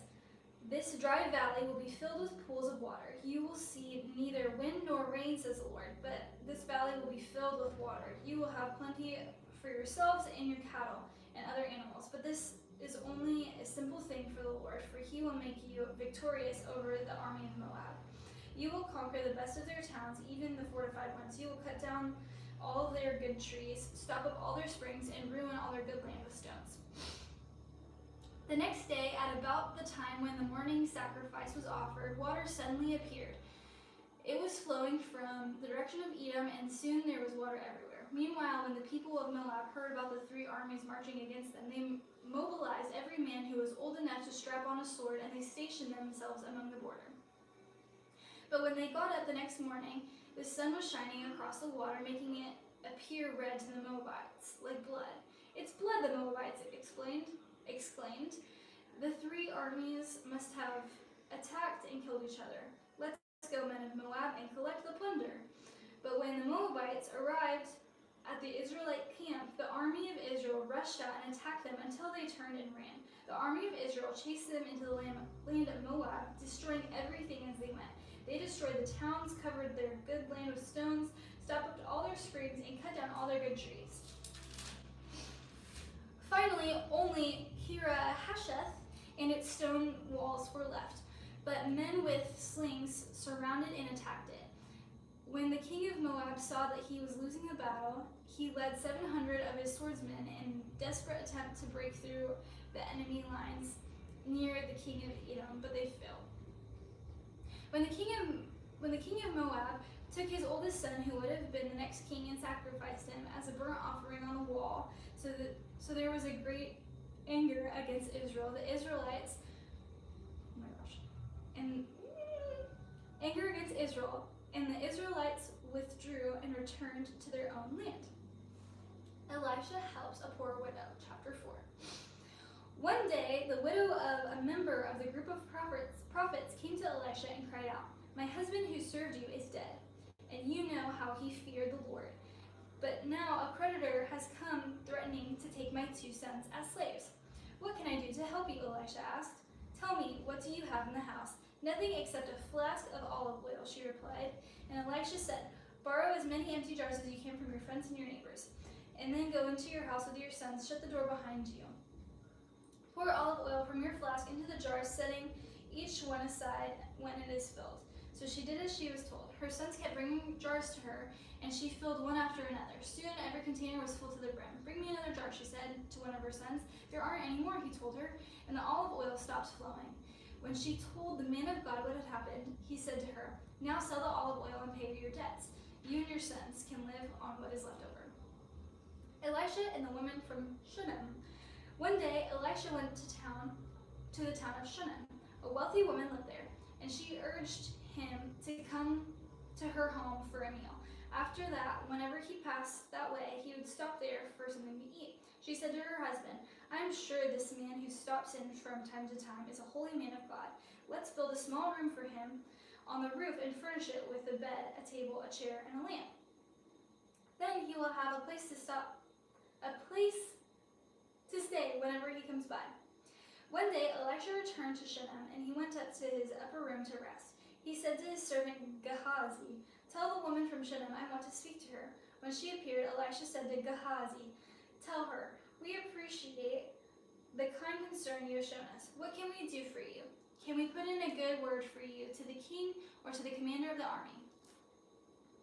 "No," she replied. "My family takes good care of me." Later, Elisha asked Gehazi, "What can we do for her?" Gehazi replied, "She doesn't have a son, and her husband is an old man." "Call her back again," Elisha told him. When the woman returned, Elisha said to her as she stood in the doorway, "Next year at this time you will be holding a son in your arms." "No, my lord," she cried. "Oh man of God, don't deceive me and get my hopes up like that." But sure enough, the woman soon became pregnant, and at that time the following year, she had a son, just like Elisha had said. One day, when her child was older, he went out to help his father, who was working with the harvesters. Suddenly he cried out, "My head hurts, my head hurts." His father said to one of the servants, "Carry him home to his mother." So the servant took him home, and his His mother held him on her lap, but around noontime he died. She carried him up and laid him at the bed of the man of God, then shut the door and left him there. She sent a message to her husband, "Send one of the servants and a donkey so that I can hurry to the man of God and come right back." "Why go today?" he asked. "It is neither a new moon festival nor a Sabbath." But she said, "It will be all right." So she saddled the donkey and said to the servant, "Hurry, don't slow down unless I tell you to." As she approached the man of God at Mount Carmel, Elisha saw her in the distance. He said to Gehazi, Look, the woman from Shunem is coming. Run out to meet her and ask her, 'Is everything all right with you, your husband, and your child?'" "Yes," the woman told Gehazi, "everything is fine." But when she came to the man of God at the mountain, she fell to the ground before him, caught hold of his feet. Gehazi began to push her away, but the man of God said, "Leave her alone. She is deeply troubled, but the Lord has not told me what it is." Then she said, Did I ask you for a son, my Lord? And didn't I say, 'Don't deceive me and get my hopes up'?" Then Elisha said to Gehazi, "Get ready to travel, take my staff and go. Don't talk to anyone along the way, go quickly and lay the staff on the child's face." But the boy's mother said, "As surely as the Lord lives and you yourself live, I won't go home unless you go with me." So Elisha returned with her. Gehazi hurried on ahead and laid the staff on the child's face, but nothing happened. There was no sign of life. He returned to meet Elisha and told him, "The child is still dead." When Elisha arrived, the child was indeed dead, lying there on the prophet's bed. He went in alone and shut the door behind him and prayed to the Lord. Then he lay down on the child's body, placing his mouth on the child's mouth, his eyes on the child's eyes, and his hands on the child's hands. And as he stretched out on him, the child's body began to grow warm again. Elisha got up, walked back and forth across the room once, and then stretched himself out again on the child. This time, the boy sneezed 7 times and opened his eyes. Then Elisha summoned Gehazi, called the child's mother, he said, and when she came in, Elisha said, "Here, take your son." She fell at his feet and bowed before him, overwhelmed with gratitude. Then she took her son in her arms and carried him downstairs. Miracles during a famine. Elisha now returned to Gilgal, and there was a famine in the land. One day, as the group of prophets was seated before him, he said to the servant, "Put a large pot on the fire and make some stew for the rest of the group." One of the young men went out into the field to gather herbs and came back with a pocket full of wild gourds. He shredded them and put them in the pot without realizing they were poisonous. Some of the stew was served to the men, but after they had eaten a bite or two, they cried out, "Man of God, there's poison in this stew," so they would not eat it. Elisha said, "Bring me some flour." Then he threw it into the pot and said, "Now it's all right, go ahead and eat." And then they did, and it didn't harm them. One day, a man from Baal-Shihah brought the man of God a sack of fresh grain and 20 loaves of barley bread made from the first grain of his harvest. Elisha said, "Give it to the people so they can eat." "What?" his servant exclaimed. "Feed 100 people with only this?" But Elisha repeated, "Give it to the people so they can eat, for this is what the Lord says. Everyone will eat, and there will even be some left over." And when they gave it to the people, there was plenty for all and some left over, just as the Lord had promised. The healing of Naaman. The king of Aram had great admiration for Naaman, the commander of his army, because through him the Lord had given Aram great victories. But though Naaman was a mighty warrior, he suffered from leprosy. At this time, Aramean raiders had invaded the land of Israel, and among their captives was a young girl who had been given to Naaman's wife as a maid. One day the girl said to her mistress, "I wish my master would go to see the prophet in Samaria. He would heal him of his leprosy." So Naaman told the king what the young girl from Israel had said. "Go and visit the prophet." The king of Aram told him, "I will send a letter of introduction for you to take to the king of Israel." So Naaman started out carrying as gifts 750 pounds of silver, 150 pounds of gold, and 10 sets of clothing. The letter to the king of Israel said, "With this letter I present my servant Naaman. I want you to heal him of his leprosy." When the king of Israel read the letter, he tore his clothes in dismay and said, "Am I God that I can give life and take it away?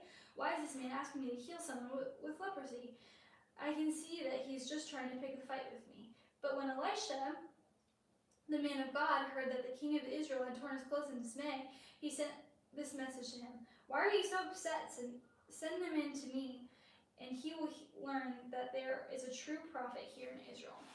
So Naaman went with his horses and chariots and waited at the door of Elisha's house. But when Elisha sent a messenger out to him with this message, "Go and wash yourself 7 times in the Jordan River, then your skin will be restored and you will be healed of your leprosy." But Naaman became angry and stalked away. "I thought he would certainly come out to meet me," he said. "I expected him to wave his hand over the leprosy and call on the name of the Lord his God and heal me. Aren't the rivers of Damascus, the Abana, and the Pharpar better than any of the rivers of Israel? Why shouldn't I wash in them and be healed?" So Naaman turned away and went in rage. But his officers tried to reason with him and said, "Sir, if the prophet had told you to do something very difficult, wouldn't you have done it? So should you certainly obey him when he says simply, 'Go and wash yourself and be cured.'" So Naaman went down to the Jordan River and dipped himself in 7 times as the man of God had instructed him. And his skin became as healthy as the skin of a young child, and he was healed. Then Naaman and his entire party went back to find the man of God. They stood before him, and Naaman said, Now I know that there is no God in all the world except in Israel. So please accept a gift from your servant." But Elisha replied, "As surely as the Lord lives whom I serve, I will not accept any gifts." And though Naaman urged him to take the gift, Elisha refused. Then Naaman said, "All right, but please allow me to load 2 of my mules with earth from this place, and I will take it back home with me. From now on, I will never again offer burnt offerings or sacrifices to any other god except the Lord. However, may the Lord pardon me in this one thing. When my master the king goes into the temple of the god Rimmon to worship there and leans on my arm, may the Lord pardon me when I bow to." "Go in peace," Elisha said. So Naaman started home again. The greed of Gehazi. But Gehazi, the servant of Elisha, the man of God, said to himself, "My master should not have let this Aramean get away without accepting any of his gifts. As surely as the Lord lives, I will chase after him and get something from him." So Gehazi set off after Naaman. When Naaman saw Gehazi running after him, he climbed down from his chariots and went to meet him. "Is everything all right?" Naaman asked. "Yes," said Gehazi. "But my master has sent me to tell you that 2 young prophets from the hill country of Ephraim have just arrived. He would like 75 pounds of silver, 2 sets of clothing, to give to them." "By all means, take twice as much silver," Naaman insisted. And he gave him 2 sets of clothing, tied up the money in 2 bags, and sent him out, and sent 2 of his servants to carry the gifts for Gehazi. But when they arrived at the citadel, Gehazi took the gifts from the servants and sent the men back. Then he went and hid the gifts inside the house. When he went into his master, Elisha asked him, "Where have you been, Gehazi?" "I haven't been anywhere," he replied. But Elisha asked him, "Don't you realize that I was there in the spirit when Naaman stepped down from his chariot to meet you? Is this the time to receive money and clothing, olive groves and vineyards, sheep and cattle, and male and female servants? Because you have done this, you and your descendants will suffer from Naaman's leprosy forever." When Gehazi left the room, he was covered with leprosy. His skin was as white as snow. The floating axe head, chapter 6. One day, the group of prophets came to Elisha and told them, "As you can see it, this place where we meet with you is too small. Let's go down to the Jordan River where there are plenty of logs, where there we can build a new place for us to meet." "All right," he told them. "Go ahead. Please come with us," someone suggested. "I will," he said. So he went with them. When they arrived at the Jordan, they began cutting down trees. But as one of them was cutting a tree, his axe head fell into the river. "Oh, sir," he cried. "It was a borrowed axe." "Where did it fall?" the man of God asked. When he showed him the place, Elisha cut a stick and threw it into the water at that spot. Then the axe head floated to the surface. "Grab it," Elisha said. And the man reached out and grabbed it. Elisha traps the Arameans. When the king of Aram was at war with Israel, he would confer with his officers and say, "We will mobilize our forces at such and such place." But immediately Elisha, the man of God, would warn the king of Israel, "Do not go near that place, for the Arameans are planning to mobilize their troops there." So the king of Israel would send word to the place indicated by the man of God. Time and again, Elisha warned the king so that he would be on alert there. The king of Aram became very upset over this. He called his officers together and demanded, "Which of you is the traitor? Who has been informing the king of Israel of my plans?" "It's not us, my lord the king," one of the officers replied. "Elisha, the prophet in Israel, tells the king of Israel even the words you speak in the privacy of your bedroom." "Go and find out where he is," the king commanded, "so I can send the troops to seize him." And the report came back, "Elisha is at Dothan." So one night, the king of Aram sent a great army with many chariots and horses to surround the city. When the servant of the man of God got up early the next morning and went outside, there were troops, horses, and chariots everywhere. "Oh, sir, what will we do now?" the young man cried to Elisha. "Don't be afraid," Elisha told him, "for there are more on our side than on theirs." Then Elisha prayed, "O Lord, open his eyes and let him see." The Lord opened the young man's eyes, and when he looked up, he saw that the hillside around Elisha was filled with horses and chariots of fire. As the Aramean army advanced toward them, Elisha prayed, "O Lord, please make them blind." So the Lord struck them with blindness, just as Elisha had asked. Then Elisha went out and told them, "You have come the wrong way. This isn't the right city. Follow me, and I will take you to the man you are looking for." And he led them to the city of Samaria. As soon as he had entered Samaria, Elisha prayed, "O Lord, now open their eyes and let them see." So the Lord opened their eyes, and they discovered that they were in the middle of Samaria. When the king of Israel saw them, he shouted to Elisha, "My father, should I kill them? Should I kill them?" "Of course not," Elisha replied. "Do we kill prisoners of war, give them food and drinks, and send them home again to their master?" So the king made a great feast for them and then sent them home to their master. Before that, the Aramean raiders stayed away from the land of Israel. Ben-Hadad besieges Samaria. Some time later, however, King Ben-Hadad of Aram mustered his entire army and besieged Samaria. As a result, there was a great famine in the city. The siege lasted so long that a donkey's head sold for 80 pieces of silver, and a cup of dove's dung sold for 5 pieces of silver. One day, as the king of Israel was walking along the wall of the city, a woman called to him, "Please help me, my lord the king." He answered, "If the Lord doesn't help you, what can I do? I have neither food from the threshing floor nor wine from the press to give you." But then the king asked, "What is the matter?" She replied, "This woman said to me, 'Come on, let's eat your son today, then we will eat my son tomorrow.' So we cooked my son and ate him, and the next day I told her, 'Kill your son so we can eat him.' But she has hidden her son." When the king heard this, he tore his clothes in despair. And as the king walked along the wall, the people could see that he was wearing burlap under his robe next to his skin. "May God strike me and even kill me if I do not separate Elisha's head from his shoulders to this very day," the king vowed. Elisha was sitting in his house with the elders of Israel when the king sent a messenger to summon him. But before the messenger arrived, Elisha said to the elders, "A murderer has sent a man to cut off my head. When he arrives, shut the door and keep him out. We will soon hear his master's steps following him." When Elisha was still saying this, the messenger arrived, and the king said, "All this misery is from the Lord. Why should I wait for the Lord any longer?"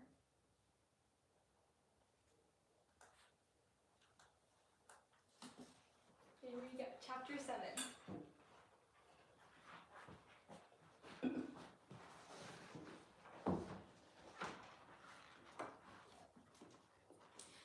Elisha replied, "Listen to this message from the Lord. This is what the Lord says. By this time tomorrow, in the markets of Samaria, 6 quarts of choice flour will cost only 1 piece of silver, and 12 quarts of barley grain will cost only 1 piece of silver. The officer assisting the king said to the man of God, that couldn't happen even if the Lord opened the windows of heaven.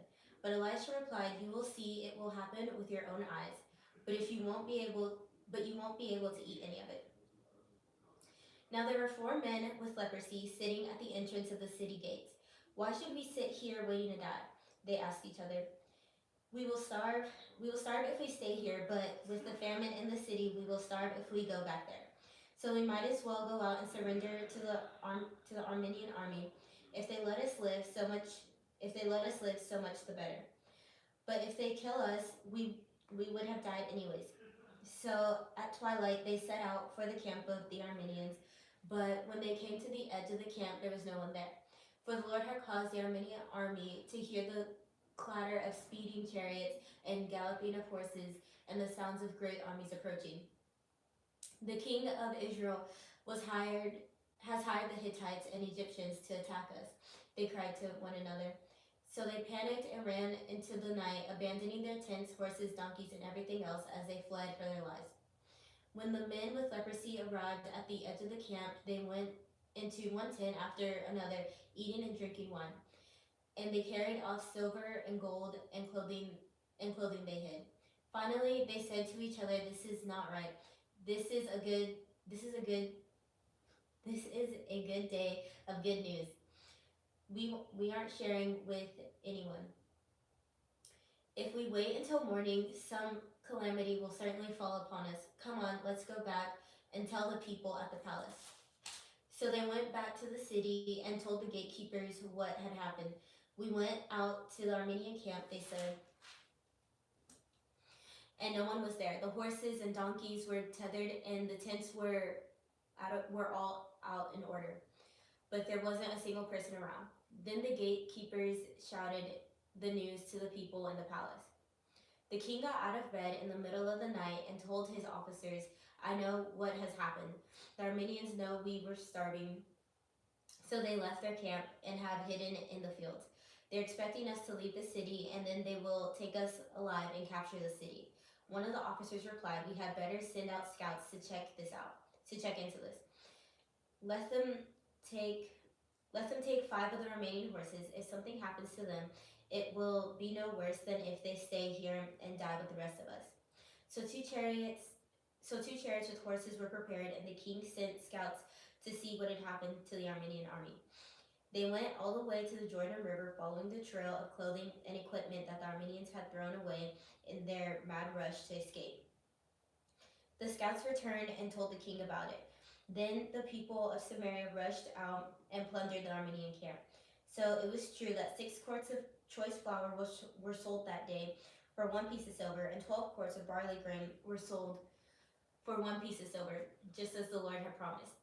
The king anointed the officer to control the traffic at the gate, but he was knocked down and trampled to death and as the people rushed out. So everything had happened exactly as the man of God had predicted. When the king came to his house, the man of God had said to the king, by this time tomorrow, in the markets of Samaria, 6 quarts of choice flour will cost 1 piece of silver, and 12 quarts of barley grain will cost 1 piece of silver. The king's officers had replied, that couldn't happen, even if the Lord opened the windows of heaven. And the man of God had said, you will see it happen with your own eyes, but you won't be able to eat any of it. And so it was, for the people trampled him to death at the gate. Chapter 8. Elisha had told the woman whose son he had brought back to life, take your family and move to some other place, for the Lord has called for a famine on Israel that will last for 7 years. So the woman did just as the man of God instructed. She took her family and settled in the land of the Philistines for 7 years. After the famine ended, she returned from the land of the Philistines, and she went to see the king about getting back her house and land. As she came in, the king was talking with Gehazi, and the servant of the man of God. The king had just said, tell me some stories about the great things Elisha has done. And Gehazi was telling the king about the time Elisha had brought a boy back to life. At that very moment, the mother of the boy walked in to make her appeal to the king about her house and land. Look, my lord, the king, Gehazi exclaimed. Here is the woman now with her son, the very one Elisha brought back to life. Is this true? The king asked her. And she told him the story. So he directed one of his officials to see that everything she had lost was restored to her, including the value of many crops that had been harvested during her absence. Elisha went to Damascus, the capital of Aram, where King Ben-Hadad lay sick. When someone told the king that the man of God had come, the king said to Hazael, take a gift to the man of God, then tell him to ask the Lord, will I recover from this illness? So Hazael loaded down 40 camels with the finest products of Damascus as a gift for Elisha. He went to him and said, your servant Ben-Hadad, the king of Aram, has sent me to ask, will I recover from this illness? And Elisha replied, go and tell him you will surely recover, but actually the Lord has shown me that you will surely die. Elisha stared at Hazael with a fixed gaze until Hazael became uneasy. Then the man of God started weeping. What's the matter, my lord? Hazael asked him. Elisha replied, I know the terrible things you will do to the people of Israel. You will burn their fortified cities, kill their young men with the sword, dash their little children to the ground, and rip open their pregnant women. Hazael responded, how could a nobody like me ever accomplish such great things? Elisha answered, the Lord has shown me that you're going to be the king of Aram. Then Hazael left Elisha and went back. The king asked him, what did Elisha tell you? And Hazael replied, he told me that you will surely recover. But the next day Hazael took a blanket, soaked it in water, and held it over the king's face until he died. Then Hazael became the next king of Aram.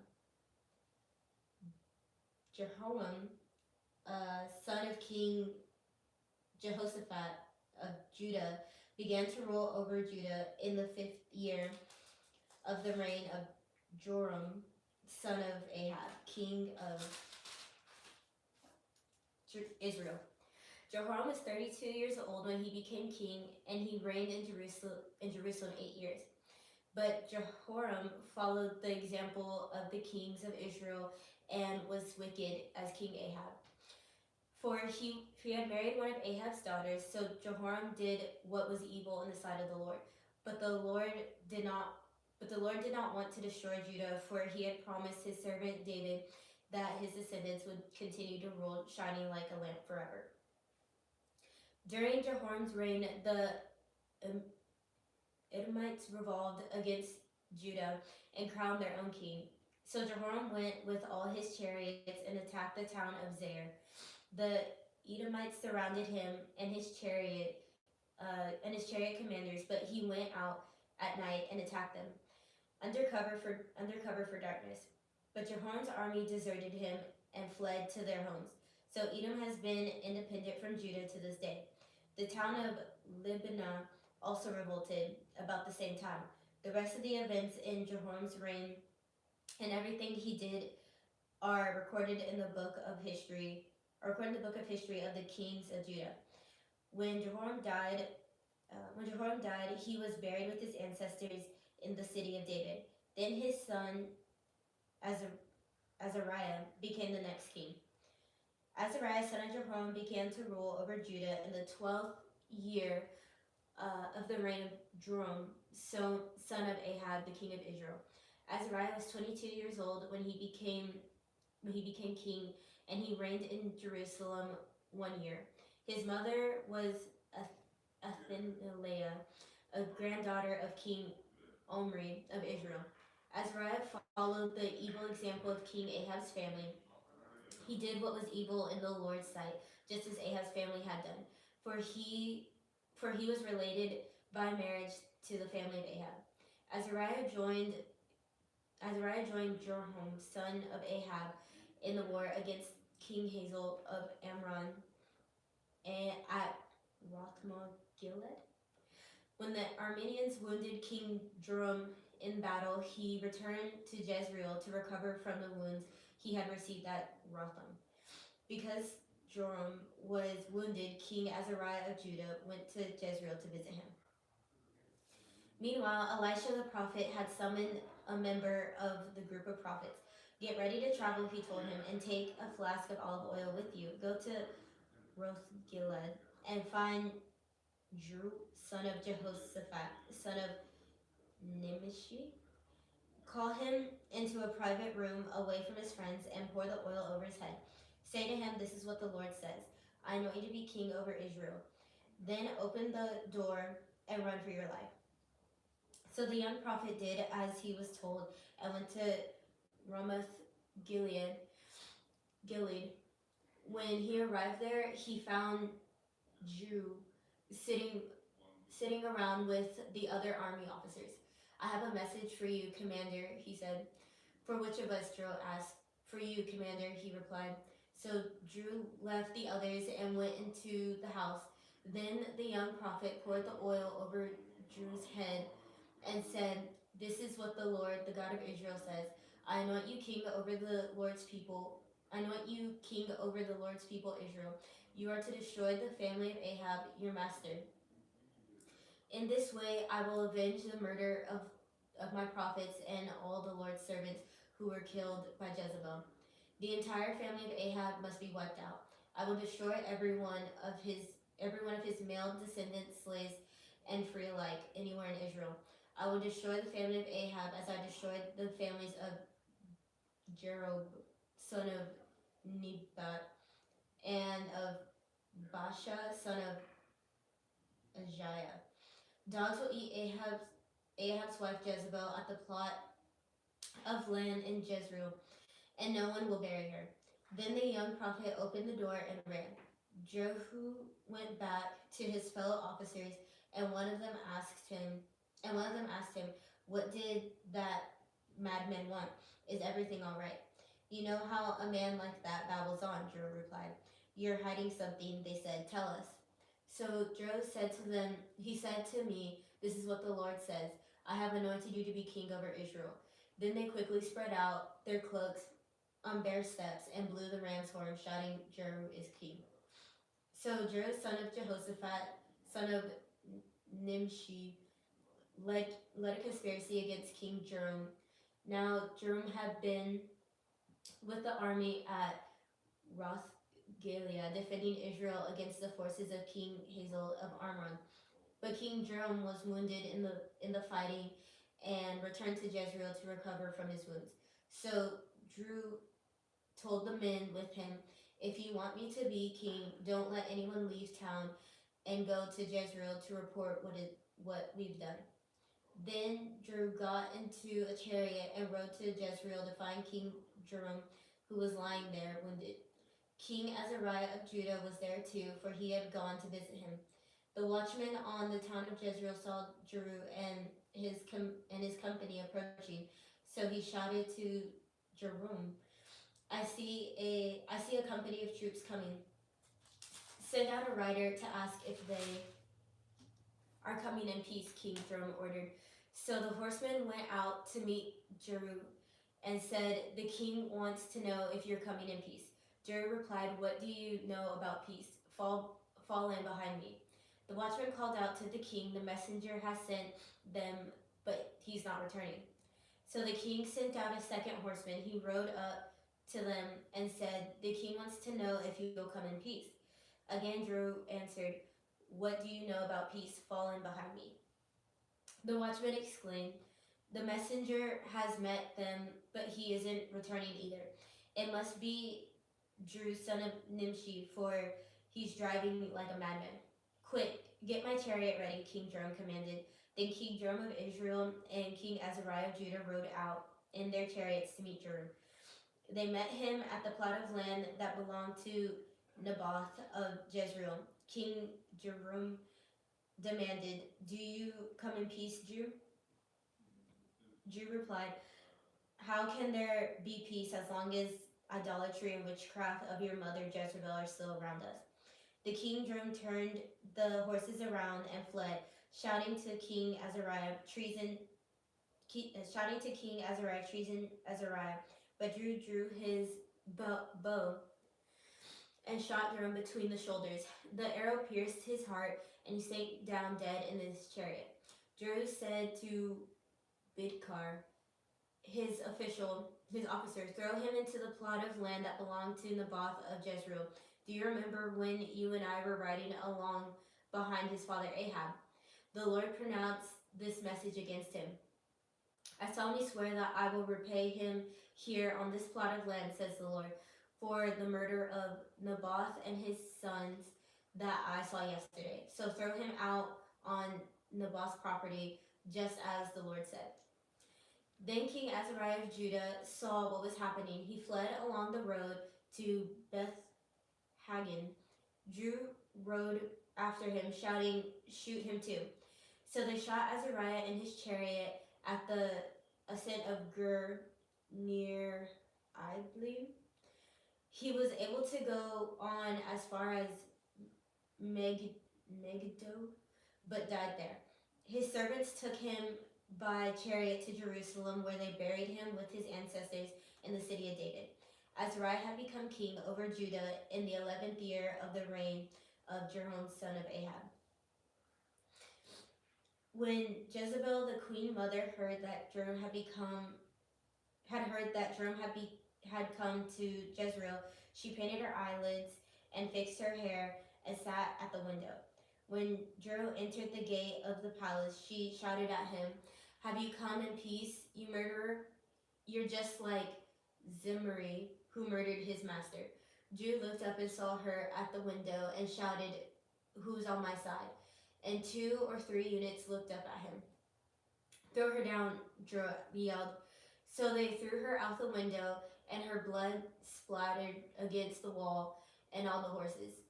And Drew trampled her body under his horse hooves. Then Jerome went into the palace and ate and drank. Afterward he said, "Someone go and bury this cursed woman, for she is the daughter of a king." But when they went out to bury her, they found that her But when they went out to bury her, they found only her skull, feet, and hands. When they returned and told Jeru, he stated, "This fulfills the message from the Lord, which he spoke through his servant Elijah from Tishbe.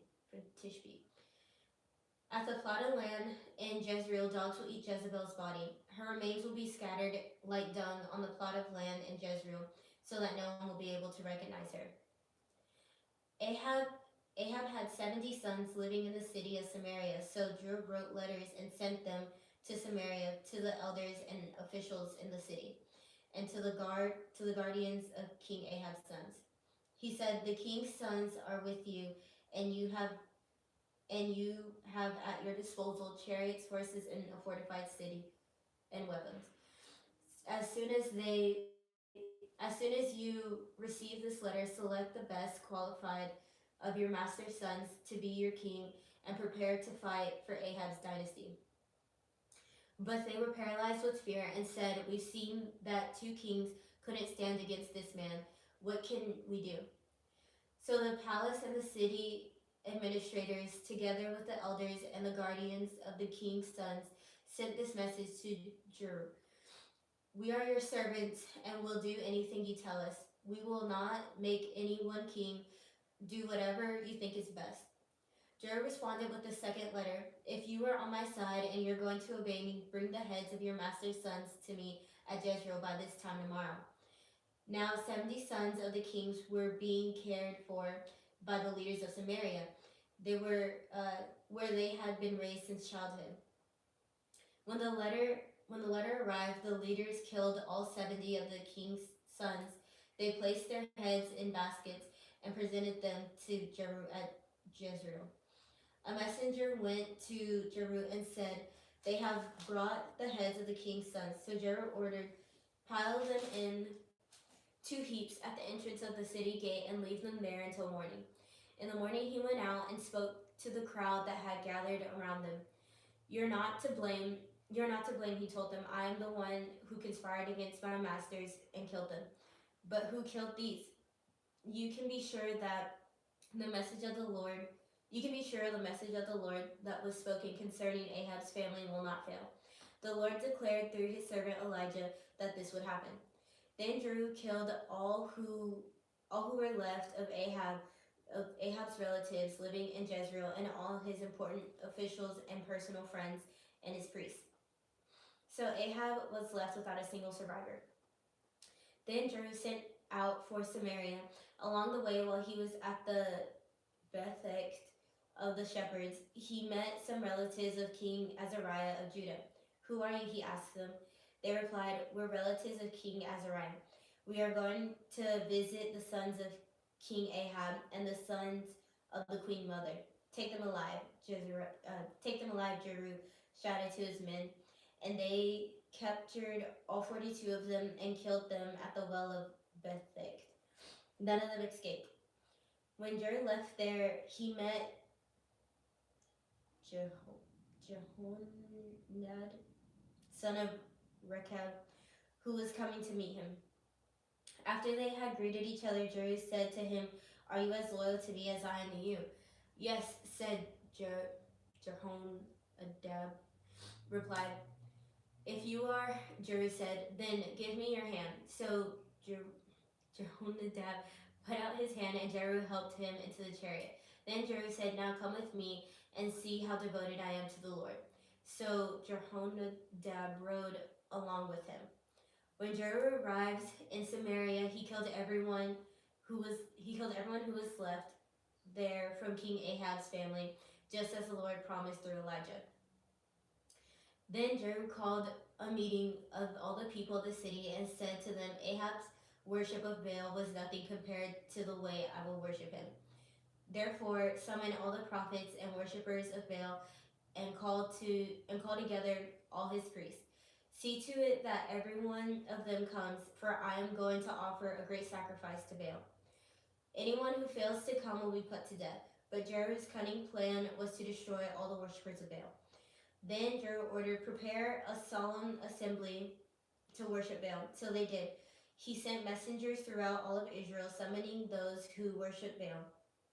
They all came, not a single one remained behind, and they filled the temple of Baal from one end to the other. And Jehu instructed the keeper of the wardrobe, "Be sure that every worshiper of Baal wears one of the robes," so robes were given to them. Then Jehu went into the temple of Baal with Jonadab, son of Rechab. Jehu said to the worshippers of Baal, "Make sure no one who worships the Lord is there, only those who worship Baal." So they were all inside the temple to offer sacrifices and burnt offerings. Then Jehu had stationed 80 of his men outside the building and had warned them, "If you let anyone escape, you will pay for it with your own life." As soon as Jehu had finished sacrificing the burnt offering, he commanded his guards and officers, "Go in and kill all of them. Don't let a single one escape." So they killed them all with their swords, and the guards and officers dragged their bodies outside. Then Jehu's men went into the innermost fortress of the temple of Baal. They dragged the sacred pillar used in the worship of Baal and burned it. They smashed the sacred pillar and wrecked the temple of Baal, converting it into a public toilet as it remains today. In this way, Jehu destroyed every trace of Baal worship from Israel. He did not, however, destroy the gold calf at Bethel and Dan, with which Jeroboam, son of Nebat, had caused Jerusalem to sin. Nonetheless, the Lord said to Jehu, "You have done well in following my instructions to destroy the family of Ahab. Therefore, your descendants will be kings of Israel down to the 4th generation." But Jehu did not obey the law of the Lord, the God of Israel, with all his heart. He refused to turn from his sins that Jeroboam had led Israel to commit. At about that time, the Lord began to cut down the size of Israel's territory. King Hazael conquered several sections of the country east of the Jordan River, including Gilead, Gad, Reuben, and Manasseh. He conquered the area from the town of Aroer by the Arnon Gorge as far north as Gilad and Bashan. The rest of the events in Drew's reign, everything he did, and all his achievements are recorded in the book of the history of the kings of Israel. When Drew died, he was buried in Samaria. Then his son Jehoazan became the next king. In all, Drew reigned over Israel from Samaria for 28 years. Chapter 11. When Athenilah, the mother of the king of Azariah of Judah, learned that her son was dead, she began to destroy the rest of the royal family. But Azariah's sister Jehoshabeah, the daughter of King Jehoram, took Azariah's infant son Joash and stole him away from among the rest of the king's children who were about to be killed. She put Joash and his nurse in a bedroom, and they hid from Athaliah, so the child was not murdered. Joash remained hidden in the temple of the Lord for 6 years while Athena ruled over the land. In the 7th year of Athena's reign, Jehoiada, the priest, summoned the commanders the Carthage mercenaries, and the palace guards to come to the temple of the Lord. He made a solemn pact with them and made them swear an oath of loyalty there in the Lord's temple. Then he showed them the king's son. Jehoiada told them, "This is what you must do. A third of you who are on duty on the Sabbath are to guard the royal palace itself. Another third of you are to stand guard at the Sur gate, and the final third must stand guard behind the palace gate. These 3 groups will guard the palace. The other 2 units who are off duty on the Sabbath must stand guard for the king at the Lord's temple. Form a bodyguard around the king and keep your weapons in hand. Kill anyone who tries to break through. Stay with the king wherever he goes." So the commanders did everything as Jehoiada the priest ordered. The commanders took charge of the men reporting for duty that Sabbath, as well as those who were going off duty. They brought them all to Jehoiada the priest, and he supplied them with the spears and small shields that had once belonged to King David and were stored in the temple of the Lord. The palace guards stationed themselves around the king with their weapons ready. They formed a line from the south side of the temple around to the north side and all around the altar. Then Jehoram brought out Joash, the king's son, placed the crown on his head, and presented him with a copy of God's law. They anointed him and proclaimed him king, and everyone clapped their hands and shouted, "Long live the king." When Athaliah heard the noise made by the palace guards and the people, she hurried to the Lord's temple to see what was happening. When she arrived, she saw the newly crowned king standing in his place of authority by the pillar, as was the custom at times of coronation.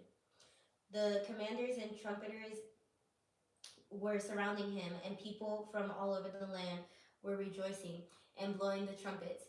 When Athaliah saw this, she tore her clothes in despair and shouted, "Treason, treason." When Jehoiada the priest ordered the commanders who were in charge of the troops, Take her to the soldiers in front of the temple and kill anyone who tries to rescue her, for the priest had said she must not be killed in the temple of the Lord. So they seized her and led her out the gate where horses entered the palace grounds, and she was killed there.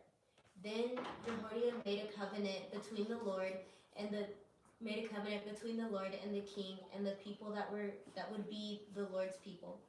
He also made a covenant between the king and the people, and all the people of the land went over to the temple of Baal and tore it down.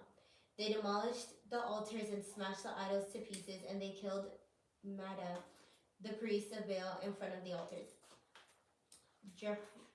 Jehoiada the priest stationed guards at the temple of the Lord. Then the commanders, the Carmite missionaries, and palace guards, and all the people of the land escorted the king from the temple of the Lord. They went through the gate of the guards and into the palace, and the king took his seat on the royal throne. So all the people of the land rejoiced, and the city was peaceful because of Athena had been killed at the king's palace. Joash was 7 years old when he became king.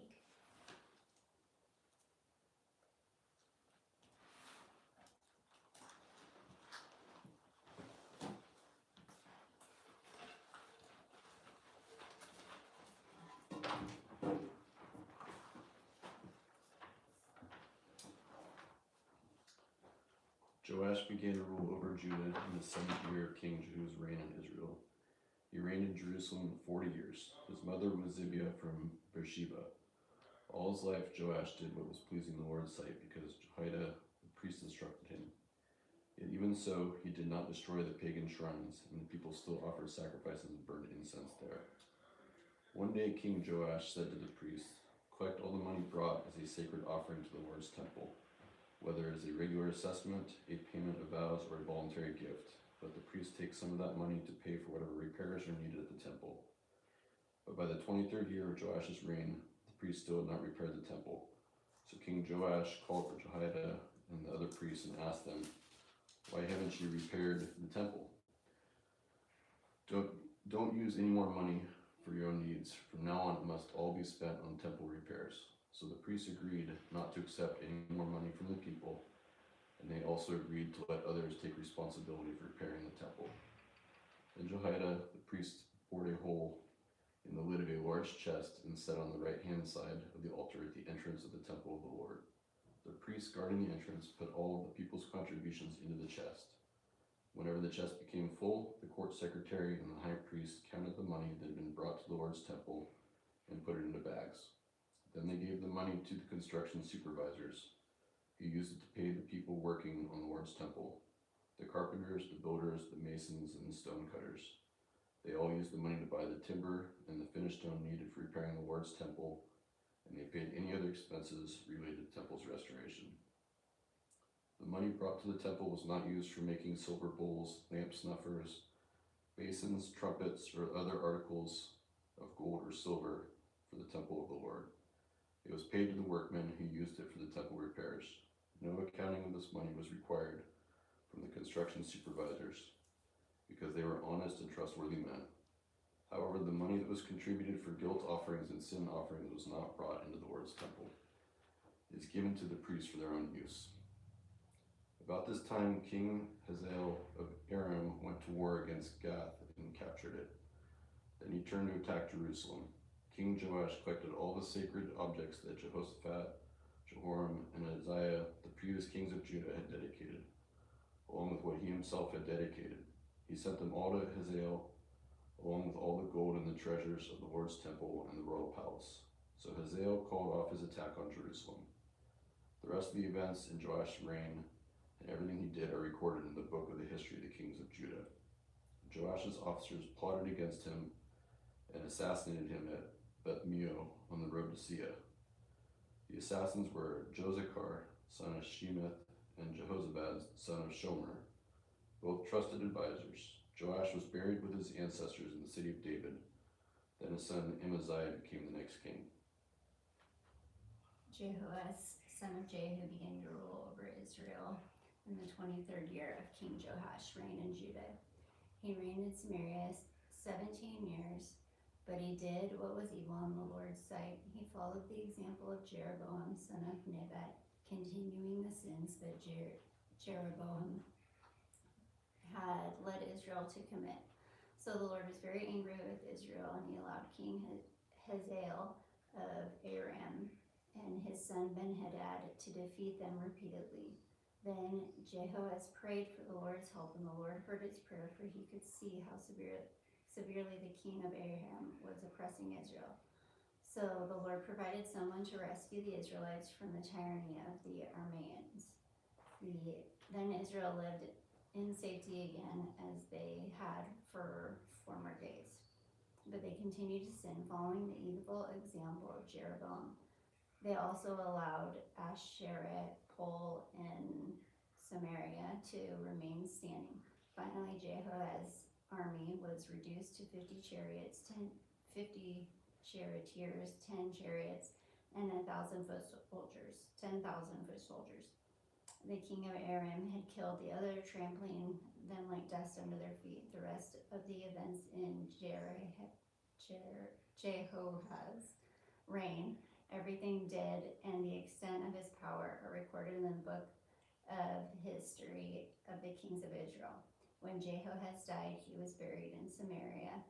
Then his son Jehoash became the next king. Jehoash rules in Israel.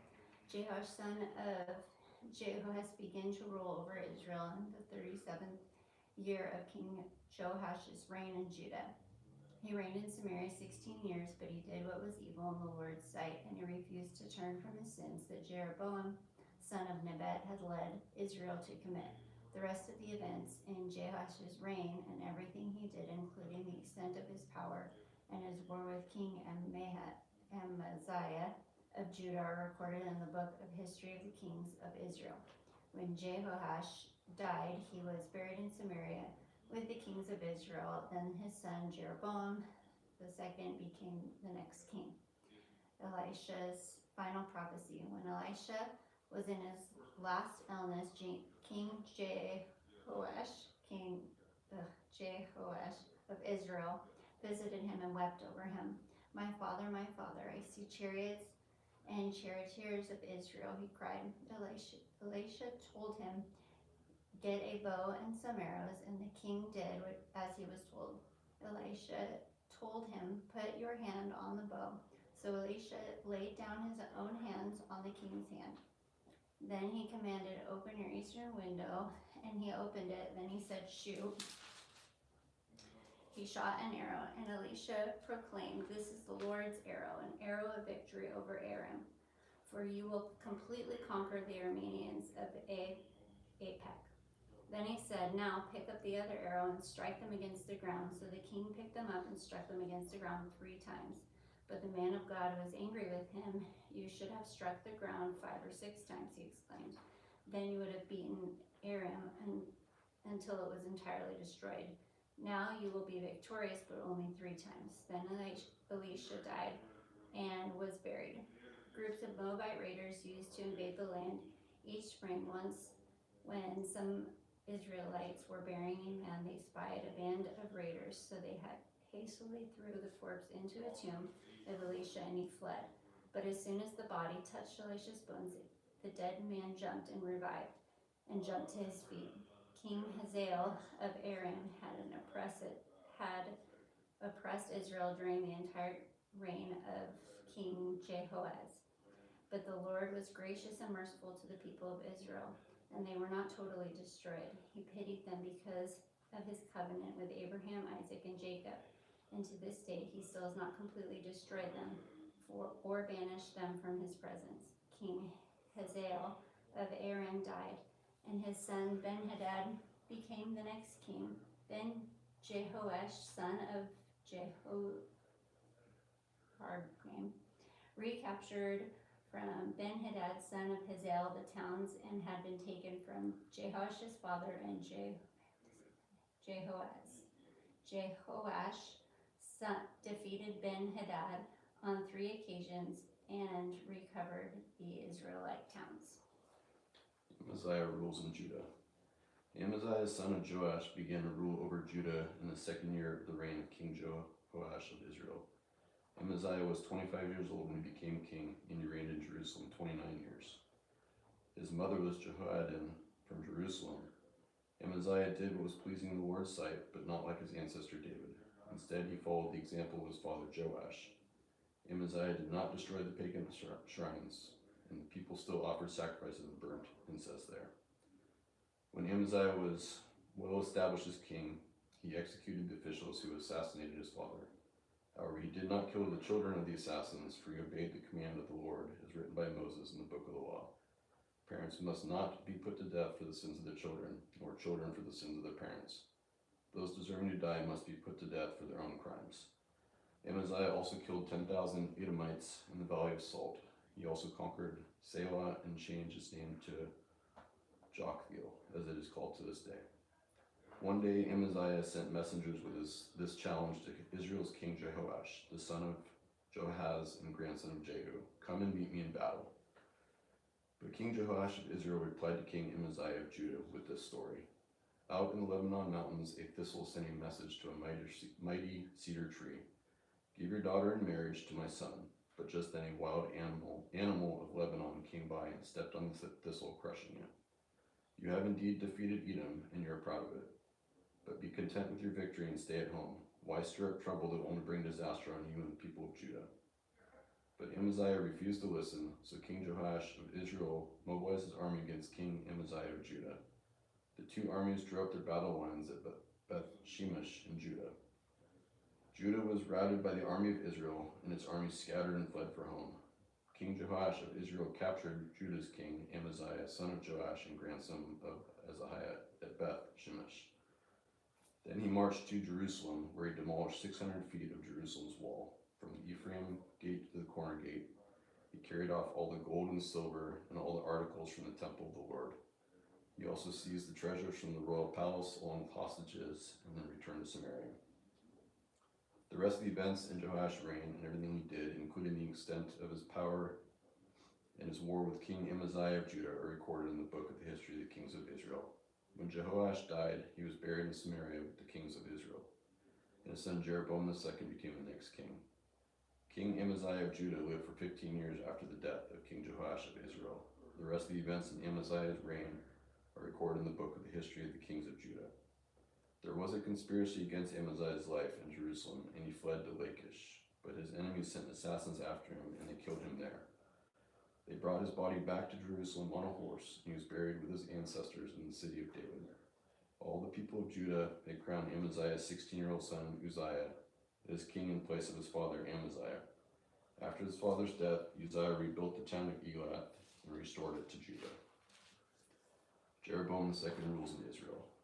Jeroboam II, the son of Jehoash, began to rule over Israel in the 15th year of King Amaziah's reign in Judah.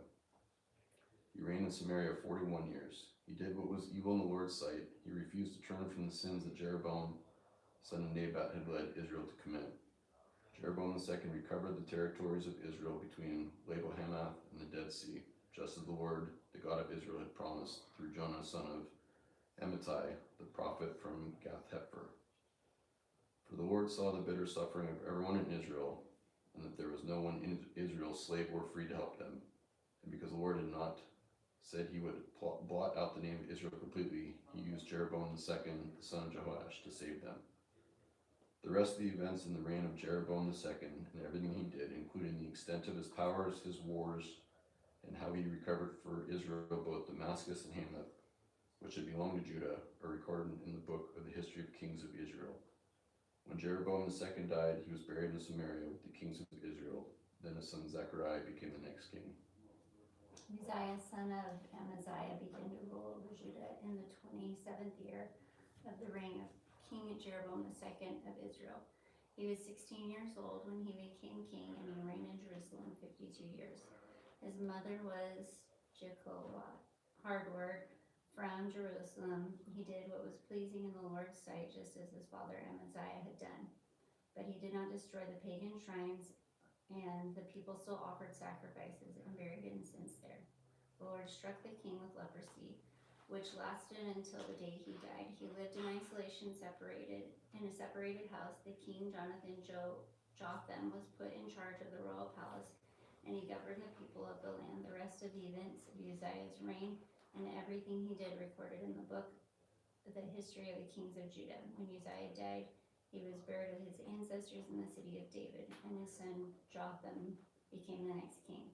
Zechariah, son of Jeroboam II, began to rule over Israel in the 38th year of King Uzziah's reign in Judah. He reigned in Samaria 6 months, and Zechariah did what was evil in the Lord's sight, as his ancestors had done. He refused to turn from the sins of Jeroboam, son of Nebat, had led Israel to commit. Then Shallum, son of Jabesh, conspired against Zechariah, assassinated him in public, and became the next king. The rest of the events in Zechariah's reign are recorded in the book of the history of the kings of Israel. So the Lord's message to Jehu came true. Your descendants will be kings of Israel down to the 4th generation. Shalom rules in Israel. Shallum, son of Jabesh, began to rule over Israel in the 39th year of King Uzziah's reign in Judah.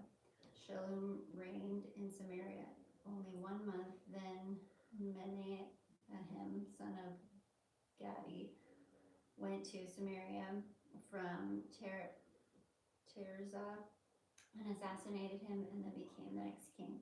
The rest of the events in Shallum's reign, including the conspiracy, are recorded in the book of history of kings of Israel.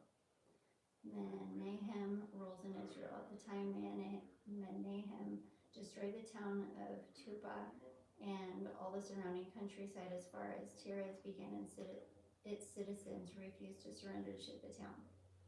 He killed the entire population and ripped open pregnant women. Menahem, son of Gadi, began to rule over Israel in the 39th year of King Uzziah's reign in Judah. He reigned in Samaria 10 years, but Menahem did what was evil in the Lord's sight. During the entire reign, he refused to turn from their sins that Jeroboam, son of Nebat, had led Israel to commit. Then King Tiglath-Pileser of Assyria invaded the land, but Menahem paid him 37 tons of silver to gain support in tightening his grip on royal power. Menahem extorted the money from the rich of Israel, demanding that each of them pay 50 pieces of silver to the king of Assyria.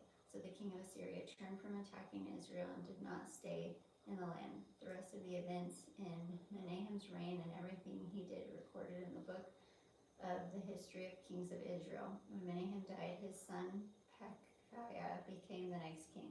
I can't say his name. Pekahiah ruled in Israel. Pekahiah, son of Menahem, began to rule over Israel in the 15th year of King Uzziah's reign in Judah.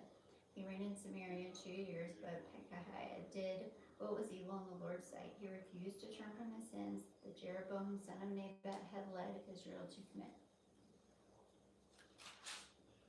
Then Pekahiah, son of Remaliah, the commander of Pekahiah's army, conspired against him with 50 men from Gilead. Pekah assassinated the king along with Argob and Ariah in citadel of the palace of Samaria, and Pekahiah reigned in his palace. The rest of the events in Pekahiah's reign and everything he did are recorded in the book and the history of the kings of Israel. Pekah rules in Israel. Pekah, son of Remaliah, began to rule over Israel in the 52nd year of King Uzziah's reign in Judah. He reigned in Samaria 25 years, but Pekah did what was evil in the Lord's sight. He refused to turn from the sins that Jeroboam, son of Nebat, had led Israel to commit. During Pekah's reign, King Tiglath-Pileser and the Assyria attacked Israel again, and he captured the towns of Hardward, Abel Beth Makkah, Genosh, Hardward, and Hazer. He also conquered the regions of Gilead, Galilee, and Naphtali, and he took all the people to Assyria as captives. Then Hoshea, son of Elah, conspired against Pekah and assassinated him. He began to rule in Israel in the 20th year of Jotham, son of Uzziah. The rest of the events of Pekah's reign and everything he did are recorded in the book of history of the kings of Israel. Jotham rules in Judah. Jotham, son of Uzziah, began to rule over Judah in the 2nd year of King Pekah's reign in Israel. He was 25 years old when he became king, and he reigned in Jerusalem 16 years. His mother was Jerusha, daughter of Zadok. Jotham did what was pleasing in the Lord's sight. He did everything that his father Uzziah had done, but he did not destroy the pagan shrines, and the people still offered sacrifices and burned incense there. He rebuilt the upper gate of the temple of the Lord. The rest of the events in Jotham's reign and everything he did are recorded in the book of history of kings of Judah. In those days the Lord began to send King Rezin of Aram and King Pekah of Israel to attack Judah. When Jotham died, he was buried with his ancestors in the city of David, and his son Ahaz became the next king. Ahaz rules in Judah. Ahaz, son of Jotham, began to rule over Judah in the 17th year of King Pekah's reign in Israel. Ahaz was 20 years old when he became king, and he reigned in Jerusalem 16 years. He did not do what was pleasing in the sight of the Lord his God, as his ancestor David had done. Instead, he followed the example of the kings of Israel, even sacrificing his own son in the fire.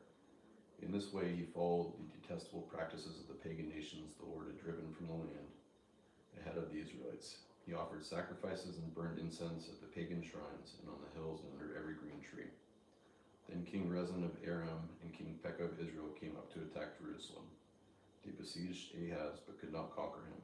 At the time the king of Edom recovered the town of Elath for Edom, he drove out the people of Judah and set Edomites to live there, as they do to this day. King Ahaz sent messengers to King Tiglath-Pileser of Assyria with this message: I am your servant and your vassal. Come up and rescue me from the attacking armies of Aram and Israel. Then Ahaz took the silver and gold from the temple of the Lord and the palace treasury and sent it as a payment to the Assyrian king. So the king of Assyria attacked the Aramean capital Damascus and led its population away as captives, resettling them in Kir. He also killed King Rezin. King Ahaz then went to Damascus to meet with King Tiglath-Pileser of Assyria. While he was there, he took special note of the altar. Then he sent a model of the altar to Uriah the priest along with its design in full detail. Uriah followed the king's instructions and built an altar just like it. It was ready before the king returned from Damascus. When the king returned, he inspected the altar and made offerings on it. He presented a burnt offering and a grain offering. He poured out a liquid offering and he sprinkled the blood of peace offerings on the altar. Then King Ahaz removed the old bronze altar from its place in front of the Lord's temple, between the entrance and the new altar, and placed it on the north side of the new altar. He told Uriah the priest, use the new altar for morning sacrifices of burnt offering, the evening grain offering, the king's burnt offering and grain offerings, and the burnt offerings of all the people, as well as their grain offerings and liquid offerings. Sprinkle the blood from all the burnt offerings and sacrifices on the new altar.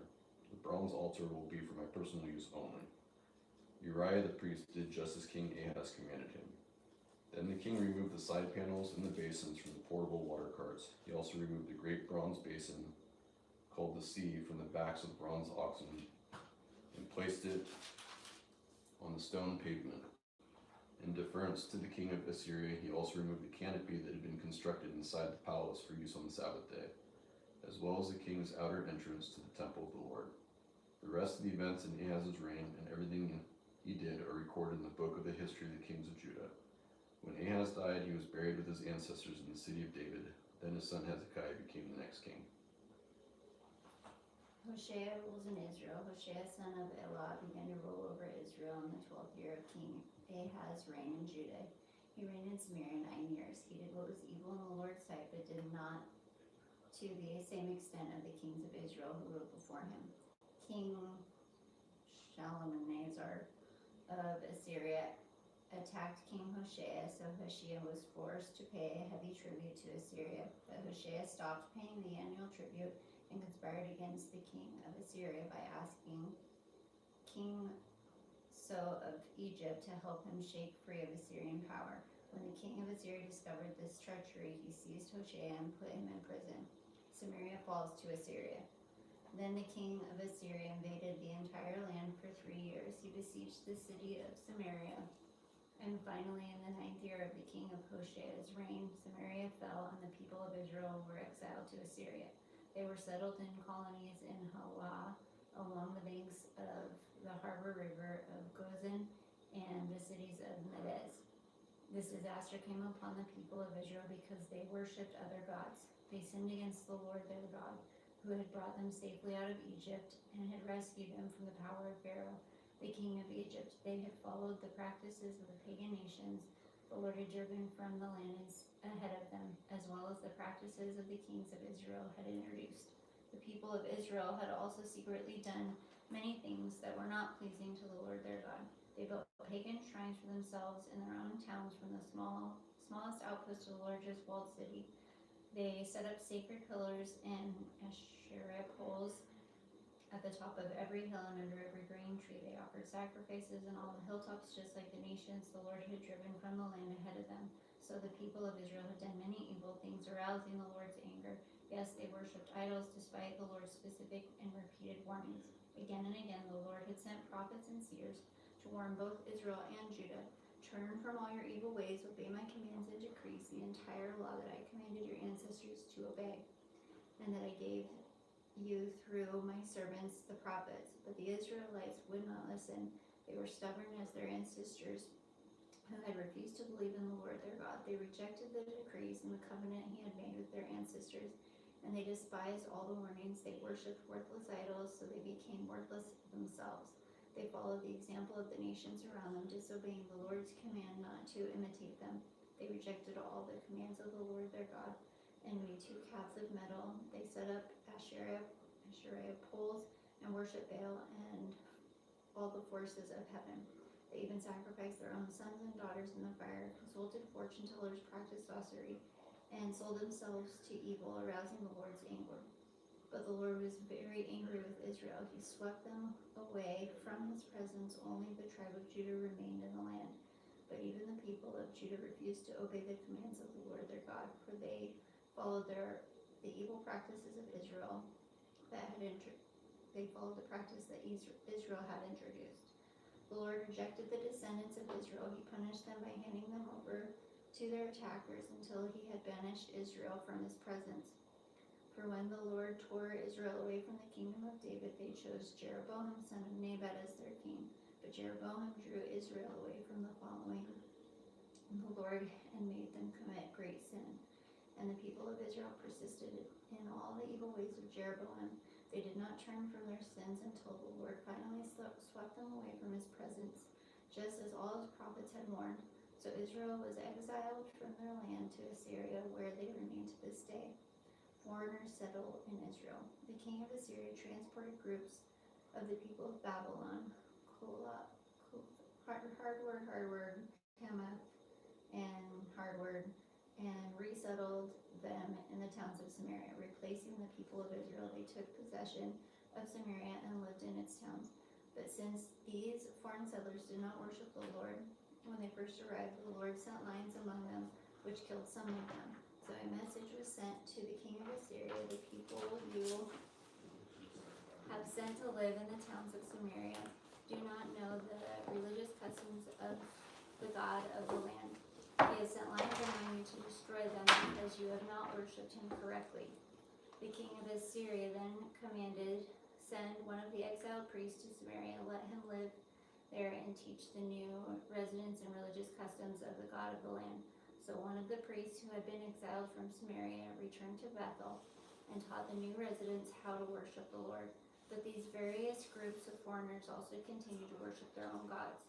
In town after town where they lived, they placed their idols at pagan shrines, and the people of Samaria had built. Those from Babylon worshipped idols of their gods Succoth, Benoth. Those from Hardward worshipped their god Hardward, and those from Hamath worshipped Ashima.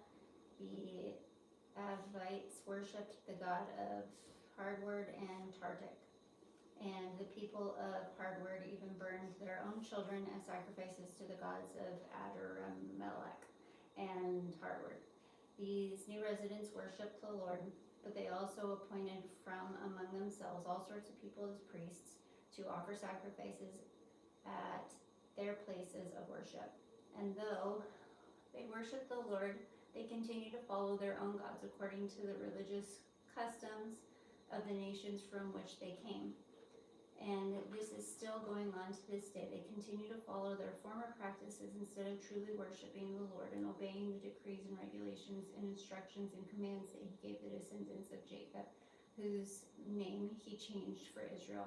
For the Lord had made a covenant with the descendants of Jacob and commanded them, do not worship any other gods or bow before them or serve them or offer sacrifices to them, but worship the Lord your God, who brought you out of Egypt with great strength and power and a powerful arm. Bow down to him alone and offer sacrifices only to him. Be careful at all times to obey the decrees, regulations, instructions, and commands that he wrote for you.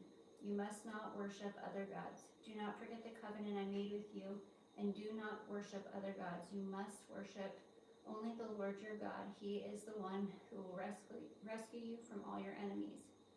But the people would not listen and continued to follow their former practices. So while these new residents worshipped the Lord, they also worshipped their idols, and to this day their descendants do the same.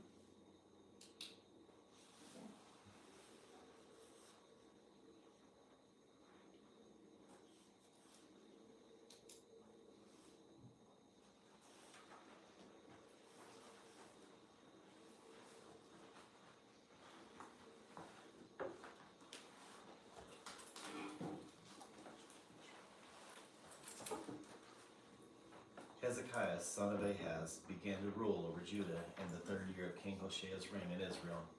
He was 25 years old when he became king, and he reigned in Jerusalem 29 years. His mother was Abijah, the daughter of Zechariah. He did what was pleasing in the Lord's sight, just as his ancestor David had done. He removed the pagan shrines, smashed the sacred pillars, and cut down the Asherah poles.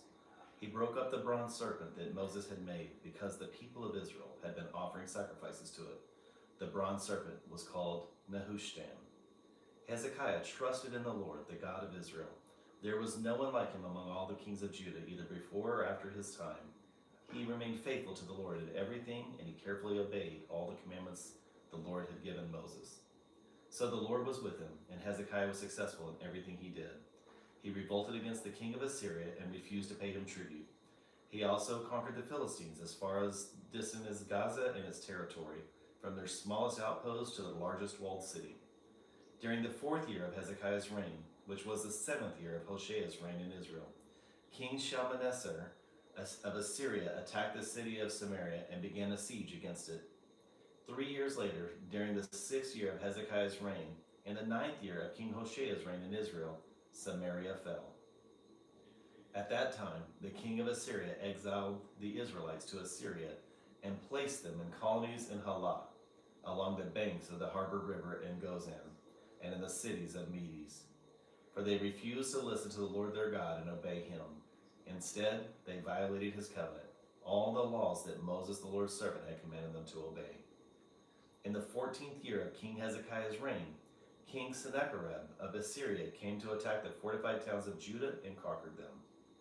King Hezekiah sent this message to the king of Assyria at Lachish: "I have done wrong. I will pay whatever tribute money you demand if you only withdraw." The king of Assyria then demanded a settlement of more than 11 tons of silver and 1 ton of gold. To gather this amount, King Hezekiah used all the silver stored in the temple of the Lord and the palace treasury. Hezekiah even stripped the gold from the doors of the Lord's temple and from the doorposts he had overlaid with gold, and gave it all to the Assyrian king. Nevertheless, the king of Assyria sent his commander-in-chief, his field commander, and his chief of staff from Lachish with a huge army to confront King Hezekiah in Jerusalem. The Assyrians took up a position between the aqueduct that feeds water into the upper pool, near the road leading to the field where the cloth is washed. They summoned King Hezekiah, but the king sent these officials to meet with them: Eliakim, son of Hilkiah, the palace administrator, Shebna, the court secretary, and Joah, son of Asaph, the royal historian. Then the Assyrian king's chief of staff told them to give this message to Hezekiah: "This is what the great king of Assyria says. What are you trusting in that makes you so confident? Do you think that mere words can substitute for military skill and strength? Who are you counting on that you have rebelled against me? On Egypt? If you lean on Egypt, it will be like a reed that splinters beneath your weight and pierces your hand. Pharaoh, the king of Egypt, is completely unreliable. But perhaps you will say to me, 'We are trusting in the Lord our God.' But isn't he the one who was insulted by Hezekiah? Didn't Hezekiah tear down his shrines and altars and make everyone in Judah and Jerusalem worship only at the altar here in Jerusalem? I'll tell you what. Strike a bargain with my master, the king of Assyria. I will give you 2,000 horses if you can find that many men to ride on them. With your tiny army, how can you think of challenging even the weakest contingent of my master's troops, even with the help of Egypt's chariots and charioteers? What's more, do you think we have invaded your land without the Lord's direction? The Lord himself told us, attack this land and destroy it." Then Eliakim, son of Hilkiah, Shebna, and Joah said to the Assyrian chief of staff, "Please speak to us in Aramaic, for we understand it well. Do not speak in Hebrew, for the people on the wall will hear." But Sennacherib's chief of staff replied, "Do you think my master sent this message only to you and your master? He wants all the people to hear it, for when we put this city under siege, they will suffer along with you. They will be so hungry and thirsty that they will eat their own dung and drink their own urine." Then the chief of staff stood and shouted in Hebrew to the people on the wall, "Listen to this message from the great king of Assyria. This is what the king says. Don't let Hezekiah deceive you. He will never be able to rescue you from my power. Don't let him fool you into trusting in the Lord, saying, 'The Lord will surely rescue us. This city will never fall into the hands of the Assyrian king.' Don't listen to Hezekiah. These are the terms of the king of Assyria's offering. Make peace with me, open the gates, and come out. Then each of you can continue eating from your own grapevine and fig tree and drinking from your own well. Then I will arrange to take you to another land like this one, a land of grain and new wine, bread and vineyards, olive groves and honey. Choose life instead of death. Don't listen to Hezekiah when he tries to mislead you by saying the Lord will rescue us. Have the gods of any other nations ever saved their people from the king of Assyria? What happened to the gods of Hamath and Arpad? What about the gods of Shepharvaim, Hena, and Iva? Did any god rescue Samaria from my power? What god of any nation has ever been able to save his people from my power? So what makes you think that the Lord your God can rescue Jerusalem from me?" But the people were silent, did not utter a word, because Hezekiah had commanded them, "Do not answer him." Then Eliakim, son of Hilkiah, the palace administrator, Shebna, the court secretary, and Joah, the son of Asaph, the royal historian, went back to Hezekiah. They tore their clothes in despair. They went in to see the king and told him what the Assyrian chief of staff had said. When King Hezekiah heard the report, he tore his clothes and put on burlap and went to the temple of the Lord. He sent Eliakim, the palace administrator, Shebna, the court secretary, and the leading priests, and all dressed in burlap, to the prophet Isaiah, the son of Amoz. They said to him, "This is what the king Hezekiah says. Today is a day of trouble, insults, and disgrace. It is like when a child is ready to be born, but the mother has no strength to deliver its baby. But perhaps the Lord your God has heard the Assyrian chief of staff, sent by the king to defy the living God, and will punish him for his words. Oh, pray for those of us who are left." After King Hezekiah's officials delivered the king's message to Isaiah, the prophet replied, "Say to your master, this is what the Lord says. Do not be disturbed by this blasphemous speech against me from the Assyrian king's messengers.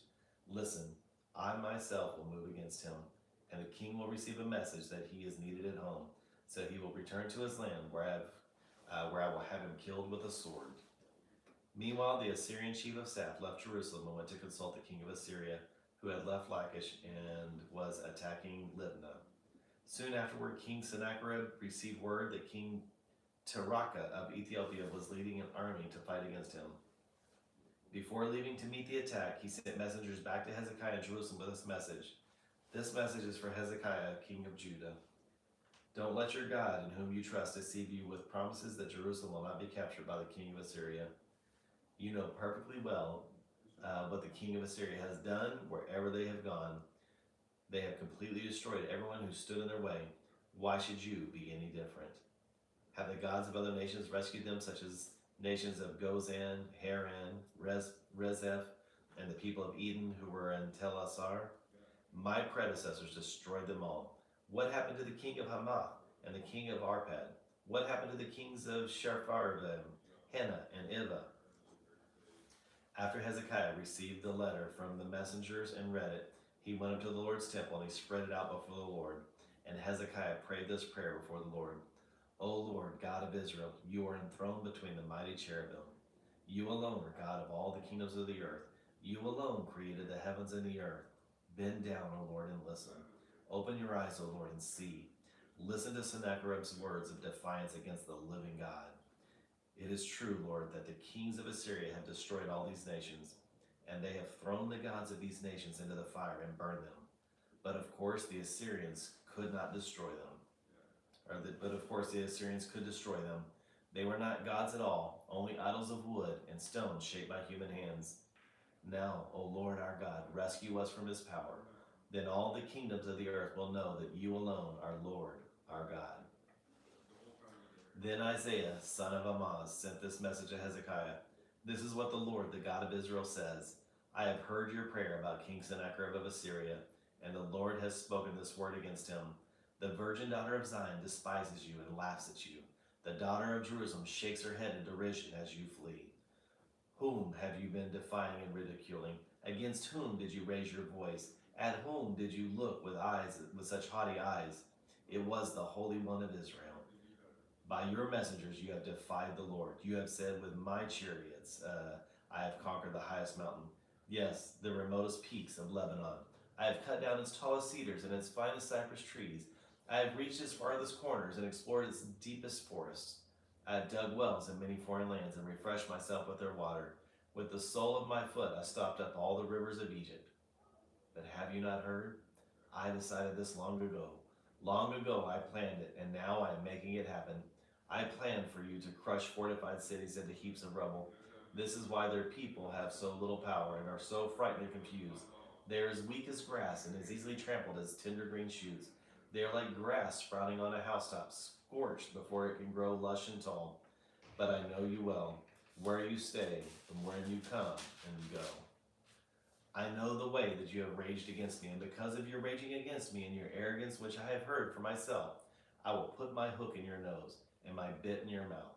I will make you return by the same road on which you came. Then Isaiah said to Hezekiah, here's the proof that what I say is true. This year you will eat only what grows up by itself, and next year you will eat what springs up from that. But in the third year you will plant crops and harvest them. You will tend vineyards and eat their fruit. And you who are left in Judah, who have escaped the ravages of the siege, will put roots down in your own soil and will grow up and flourish. For a remnant of my people will spread out from Jerusalem, a group of survivors from Mount Zion. The passionate commitment of the Lord of the heavens' armies will make this happen. And this is what the Lord says about the king of Assyria. His armies will not enter Jerusalem. They will not even shoot an arrow at it. They will not march outside its gates with their shields, nor build banks of earth against its walls. The king will return to his own country by the same road on which he came. He will not enter the city, says the Lord. For my own honor and for the sake of my servant David, I will defend this city and protect it. That night, the angel of the Lord went out to the Assyrian camp and killed 185,000 Assyrian soldiers. When the surviving Assyrians woke up the next morning, they found corpses everywhere. Then King Sennacherib of Assyria broke camp and returned to his own land. He went home to his capital of Nineveh and stayed there. One day, while he was worshiping in the temple of his god, Nisroch, his sons, Adramelech and Sharezer, killed him with their swords. They then escaped to the land of Ararat, and another son, Esarhaddon, became the next king of Assyria. About that time, Hezekiah became deathly ill, and the prophet Isaiah, son of Amoz, went to visit him. He gave the king this message. This is what the Lord says. Set your affairs in order, for you are going to die. You will not recover from this illness. When Hezekiah heard this, he turned his face to the wall, and he prayed to the Lord. Remember, O Lord, how I have always been faithful to you, and how and have served you single-mindedly, always doing what pleases you. Then he broke down and he wept bitterly. But before Isaiah had left the middle courtyard, this message came to him from the Lord. Go back to Hezekiah, the leader of my people, and tell him, this is what the Lord, the God of your ancestor David says. I have heard your prayer and seen your tears. I will heal you, and 3 days from now you will get out of bed and go into the temple of the Lord.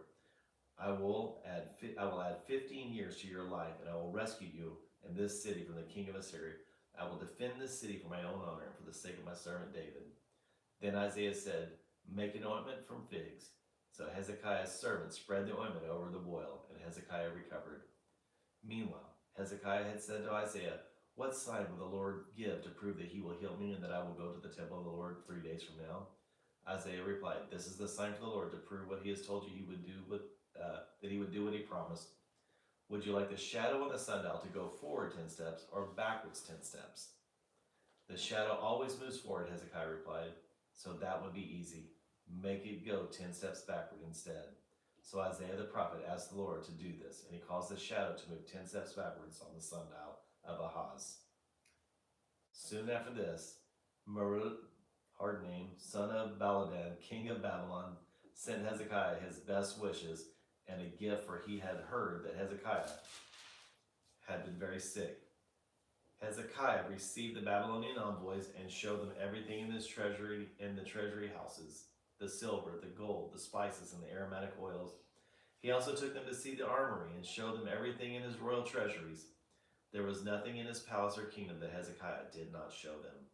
Then Isaiah the prophet went to King Hezekiah and asked him, "What did those men want? Where were they from?" Hezekiah replied, "They came from the distant land of Babylon." "What did they see in your palace?" Isaiah asked. "They saw everything," Hezekiah replied. "I showed them everything I owned, all my royal treasuries." Then Isaiah said to Hezekiah, "Listen to this message from the Lord. The time is coming when everything in your palace, all your treasuries stored up by your ancestors until now, will be carried off to Babylon. Nothing will be left, says the Lord. Some of your very own sons will be taken away into exile. They will become eunuchs who will serve in the palace of Babylon's kings." Then Hezekiah said to Isaiah, "This message you have given me from the Lord is good." For the king was saying, "At least there will be peace and security during my lifetime." The rest of the events in Hezekiah's reign included the extent of his power and how he built a pool and dug a tunnel to bring water to the city, are recorded in the book of the history of the kings of Judah. Hezekiah died, and his son Manasseh became the next king. Manasseh was 25 years old when he became king, and he reigned in Jerusalem 55 years. His mother was Hephzibah. He did what was evil in the Lord's sight, following the detestable practice of the pagan nations that the Lord had driven from the land ahead of the Israelites. He rebuilt the pagan shrines his father Hezekiah had destroyed. He constructed altars for Baal and set up an Asherah pole, just as King Ahab of Israel had done. He also bowed before all the powers of the heavens and worshipped them. He built pagan altars in the temple of the Lord, the place where the Lord had said, "My name will remain in Jerusalem forever." He built these altars for all the powers of the heavens in both the courtyard and of the Lord's temple. Manasseh also sacrificed his own son in the fire. He practiced sorcery and divination. He consulted with mediums and psychics. He did much that was evil in the Lord's sight, arousing his anger. Manasseh even made a carved image of Asherah and set it up in the temple, the very place where the Lord had told David and his son Solomon, "My name will be honored forever in this temple and in Jerusalem, the city I have chosen from among all the tribes of Israel. If the Israelites will be careful to obey my commands, all the laws my servant Moses gave them, I will not send them into exile from this land that I gave their ancestors." But the people refused to listen, and Manasseh led them to do even more evil than the pagan nations that the Lord had destroyed when the people of Israel entered the land. Then the Lord said through his servants the prophet, "King Manasseh of Judah has done many detestable things. He is even more wicked than the Amorites who lived in this land before Israel. He has caused this people of Judah to sin with his idols. So this is what the Lord, the God of Israel, says. I will bring such disaster on Jerusalem and Judah that the ears of those who hear it will be tingling with horror. I will judge Jerusalem by the same standard I used for Samaria and the same measure I used for the family of Ahab. I will wipe away the people of Jerusalem as one wipes a dish and turns it upside down. Then I will reject even the remnant of my own people who are left, and I will hand them over as plunder for their enemies. For they have done great evil in my sight, and have angered me ever since their ancestors came out of Egypt. Manasseh also murdered many innocent people until Jerusalem was filled from one end to the other with innocent blood. This was in addition to the sin that he caused the people of Judah to commit, leading them to do evil in the Lord's sight. The rest of the events of Manasseh's reign and everything he did, including the sins he committed, are recorded in the book of the history of the kings of Judah. When Manasseh died, he was buried in the palace garden, the garden of Uzzah. Then his son Amon became the next king. Amon was 22 years old when he became king, and he reigned in Jerusalem 2 years. His mother was Meshullemeth, the daughter of Haruz of Jotbah. He did what was evil in the Lord's sight, just as his father Manasseh had done. He followed the example of his father, worshiping the same idols his father had worshipped. He abandoned the Lord, the God of his ancestors, and he refused to follow the Lord's ways. Then Ammon's own officials conspired against him and assassinated him in his palace. But the people of the land killed all those who had conspired against the king Ammon, and they made his son Josiah the next king. The rest of the events in Ammon's reign and what he did are recorded in the book of the history of the kings of Judah. He was buried in his tomb in the garden of Uzzah. Then his son Josiah became the next king. Josiah was 8 years old when he became king, and he reigned in Jerusalem 31 years. His mother was Jedidah, the daughter of Adiah from Boskath. He did what was pleasing in the Lord's sight and followed the example of his ancestor David. He did not turn away from doing what was right. In the 18th year of his reign, King Josiah sent Shaphan, son of Azaliah, and grandson of Meshullam, the court secretary, to the temple of the Lord. He told him, "Go to Hilkiah, the high priest, and have him count the money the gatekeepers have collected from the people of the Lord's temple. Entrust this money to the men assigned to supervise the restoration of the Lord's temple. Then they can use it to pay the workers and repair the temple. They will need to hire carpenters, builders, and masons, and have them buy the timber and the finishing stone needed to repair the temple. But don't require the construction supervisors to keep account of the money they receive, for they are honest and trustworthy men." Hilkiah the high priest said to Shaphan, the court secretary, "I have found the book of the law in the Lord's temple." Then Hilkiah gave the scroll to Shaphan, and he read it. Shaphan went to the king and reported, "Your officials have turned over the money collected at the temple of the Lord to the workers and supervisors at the temple." Shaphan also told the king, "Hilkiah the priest has given me a scroll." So Shaphan read it to the king. When the king heard what was written in the book of the law, he tore his clothes in despair. Then he gave these orders to Hilkiah the priest, Ahikam, son of Shaphan, Akbor, son of Micaiah, Shaphan, the court secretary, and Asahiah, the king's personal advisor. "Go to the temple and speak to the Lord for me and for the people and for all of Judah. Inquire about the words written in the scroll that has been found, for the Lord's great anger is burning against us because our ancestors have not obeyed the words in the scroll. We have not been doing everything it says we must do." So Hilkiah the priest, Ahikam, Akbor, Shaphan, and Asaiah all went to the new quarter of Jerusalem to consult with the prophet Huldah. She was the wife of Shallum, son of Tikvah, son of Harhas, the keeper of the temple wardrobe. She said to them, "The Lord, the God of Israel, has spoken. Go back and tell the man who sent you, this is what the Lord says. I am going to bring disaster on this city and its people. All the words written in the scroll that the king of Judah has read will come true, for my people have abandoned me and offered sacrifices to pagan gods, and I am very angry with them for everything they have done. My anger will burn against this place, and it will not be quenched. But go to the king of Judah who sent you to seek the Lord and tell him, this is what the Lord, the God of Israel, says concerning the message you have just heard. You were sorry and humbled yourself before the Lord when you heard what I had said against this city and its people, that this land would be cursed and become desolate. You tore your clothing in despair and wept before me in repentance, and I have indeed heard you, says the Lord. So I will not send the promised disaster until after you have died and been buried in peace. You will not see the disaster I am going to bring on this city." So they took her message back to the king. Then the king summoned all the elders of Judah and Jerusalem, and the king went up to the temple of the Lord with all the people of Judah and Jerusalem, along with the priests and the prophets, all the people from the least to the greatest. There the king read to them the entire book of the covenant that had been found in the Lord's temple. The king took his place of authority beside the pillar and renewed the covenants in the Lord's presence. He pledged to obey the Lord by keeping all the commandments, the laws, and decrees with all his heart and soul. In this way he confirmed all the terms of the covenant that were written in the scroll, and all the people pledged themselves to the covenant. Then the king instructed Hilkiah, the high priest, and the priests of the second rank, and the temple gatekeepers to remove from the Lord's temple all the articles that were used to worship Baal, Asherah, and all the powers of the heavens. The kings had all these things burned outside of Jerusalem on the terraces of the Kidron Valley, and he carried the ashes away to Bethel. He did away with the idolatrous priests who had been appointed by the previous kings of Judah, for they had offered sacrifices at the pagan shrines throughout Judah and even the vicinity of Jerusalem. They had also offered sacrifices to Baal and to the sun, the moon, the constellations, and to all the powers of the heavens. The king removed the Asherah pole from the Lord's temple and took it outside Jerusalem to the Kidron Valley, where he burned it. Then he ground the ashes of the pole to dust, and he threw the dust over the graves of the people. He also tore down the living quarters of the male and the female shrine prostitutes that were inside the temple of the Lord, where the women wore coverings for the Asherah pole.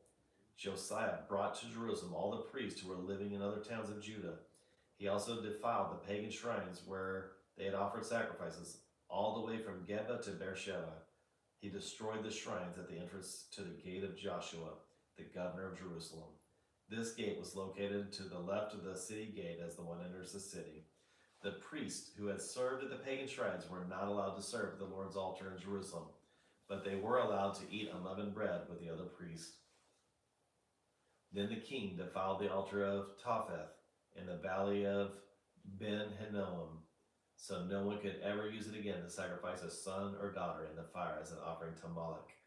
He removed the entrance to the Lord's temple, removed from the entrance of the Lord's temple the horse statues that the former kings of Judah had dedicated to the sun. They were near the quarters of Nathan Melech, the eunuch, an officer of the court. The king also burned the chariots dedicated to the sun. Josiah tore down the altars that the kings of Judah had built on the palace roof above the upper room of Ahaz. The king destroyed all the altars that Manasseh had built in the two courtyards of the Lord's temple. He smashed them to bits and scattered the pieces in the Kidron Valley. The king also desecrated the pagan shrines east of Jerusalem to the south of the Mount of Corruption, where King Solomon of Israel had built shrines for Asherah, the detestable goddess of the Sidonians, and Chemosh, the detestable gods of the Moabite, and for Moloch, the vile god of the Ammonites. He smashed the sacred pillars and cut down the Asherah poles. Then he desecrated these places by scattering human bones over them. The king also tore down the altar at Bethel, the pagan shrine that Jeroboam the son of Nebat had made when he caused Israel to sin. He burned down the shrine and ground it to dust, and he burned the Asherah pole. Then Josiah turned around and noticed several tombs in the side of the hill. He ordered that the bones be brought out, and he burned them on the altar at Bethel to desecrate it. This happened just as the Lord had promised to the man of God when Jeroboam stood beside the altar at the festival. Then Josiah turned and looked up at the tomb of the man of God who had predicted these things. "What is that monument over there?" Josiah asked, and the people of the town told him, "It is the tomb of the man of God who came from Judah and predicted the very things that you have just done at the altar at Bethel." Josiah replied, "Leave it alone. Do not disturb his bones." So they did not burn his bones or those of the old prophets from Samaria. Then Josiah demolished all the buildings of the pagan shrines in the towns of Samaria, just as he had done at Bethel. They had been built by the various kings of Israel, and had made the Lord very angry. He excused the priests of the pagan shrines on their own altars, and he burned human bones on the altars to desecrate them. Finally, he returned to Jerusalem. King Josiah then issued this order to all the people: "You must celebrate the Passover of the Lord your God, as required in this book of the covenant." There had not been a Passover celebration like that since the time when the judges ruled in Israel, nor throughout all the years of the kings of Israel and Judah. But in the 18th year of King Josiah's reign, the Passover was celebrated to the Lord in Jerusalem.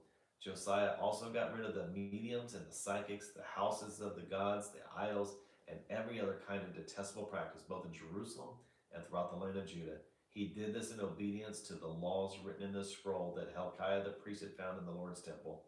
Never before had there ever been a king like Josiah, who turned to the Lord with all his heart and soul and strength, obeying all the laws of Moses, and there has never been one like him ever since.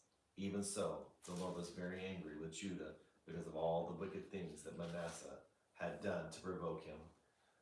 For the Lord said, "I will banish Judah from my presence, just as I have banished Israel, and I will reject my chosen city of Jerusalem and the temple where my name will be honored." The rest of the events of Josiah's reign and all his deeds are recorded in the book of the history of the kings of Judah. While Josiah was king, Pharaoh Necho, king of Egypt, went to the Euphrates River to help the king of Assyria. King Josiah and his army marched out to fight him, but King Necho killed him when they met in Megiddo. Josiah's officers took his body back in the chariot from Megiddo to Jerusalem and buried him in his own tomb. Then the people of the land anointed Josiah's son, Jehoahaz, and made him the next king. Jehoahaz was 23 years old when he became king, and he reigned in Jerusalem 3 months. His mother was Hamutal, the daughter of Jeremiah from Libnah. He did what was evil in the Lord's sight, just as his ancestors had done. Pharaoh Necho put Jehoahaz in prison in Riblah, in the land of Hamath, to prevent him from ruling in Jerusalem. He also demanded that Judah pay 7,500 pounds of silver and 75 pounds of gold as tribute. Pharaoh Necho then installed Eliakim, another of Josiah's sons, to reign in the place of his father, and he changed Eliakim's name to Jehoiakim. Jehoahaz was taken to Egypt as a prisoner, where he died. In order to get the silver and gold demanded as tribute by Pharaoh Necho, Jehoiakim collected a tax from the people of Judah, requiring them to pay in proportion to their wealth. Jehoiakim was 25 years old when he became king, and he reigned in Jerusalem 11 years. His mother was Zebedah, the daughter of Pedaiah from Rumah. He did what was evil in the Lord's sight, just as his ancestors had done.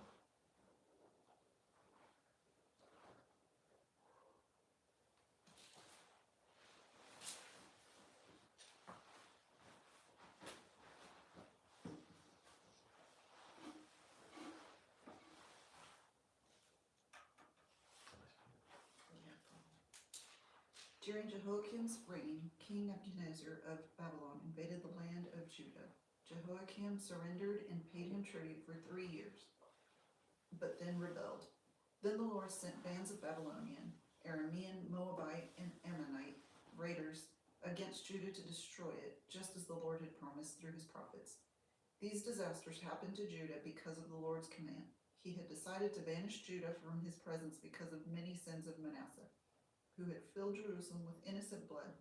The Lord would not forgive this. The rest of the events in Jehoiakim's reign and all his deeds are recorded in the book of history of the kings of Judah. When Jehoiakim died, his son Jehoiachin became the next king. The king of Egypt did not venture out of his country after that, for the king of Babylon captured the entire area formerly claimed by Egypt, from the brook of Egypt to the Euphrates River. Jehoiachin was 18 years old when he became king, and he reigned in Jerusalem 3 months. His mother was Nehushta, the daughter of Elnathan from Jerusalem. Jehoiachin did what was evil in the Lord's sight, just as his father had done. During Jehoiachin's reign, the officers of King Nebuchadnezzar of Babylon came up against Jerusalem and besieged it. Nebuchadnezzar himself arrived at the city during the siege.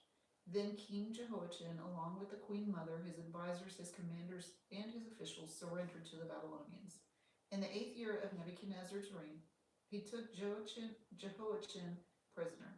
As the Lord had said beforehand, Nebuchadnezzar carried away all the treasures from the Lord's temple and the royal palace.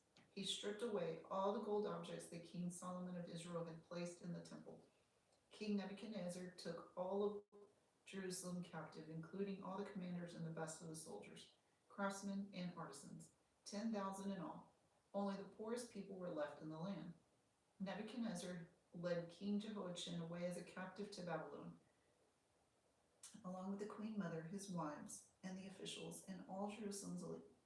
He also exiled 7,000 of the best troops and 1,000 craftsmen and artisans, all of whom were strong and fit for war. Then the king of Babylon installed Mattaniah, Jehoiachin's uncle, as the next king, and he changed Mattaniah's name to Zedekiah. Zedekiah was 21 years old when he became king, and he reigned in Jerusalem 11 years. His mother was Hamutal, the daughter of Jeremiah from Libnah. But Zedekiah did what was evil in the Lord's sight, just as Jehoiakim had done.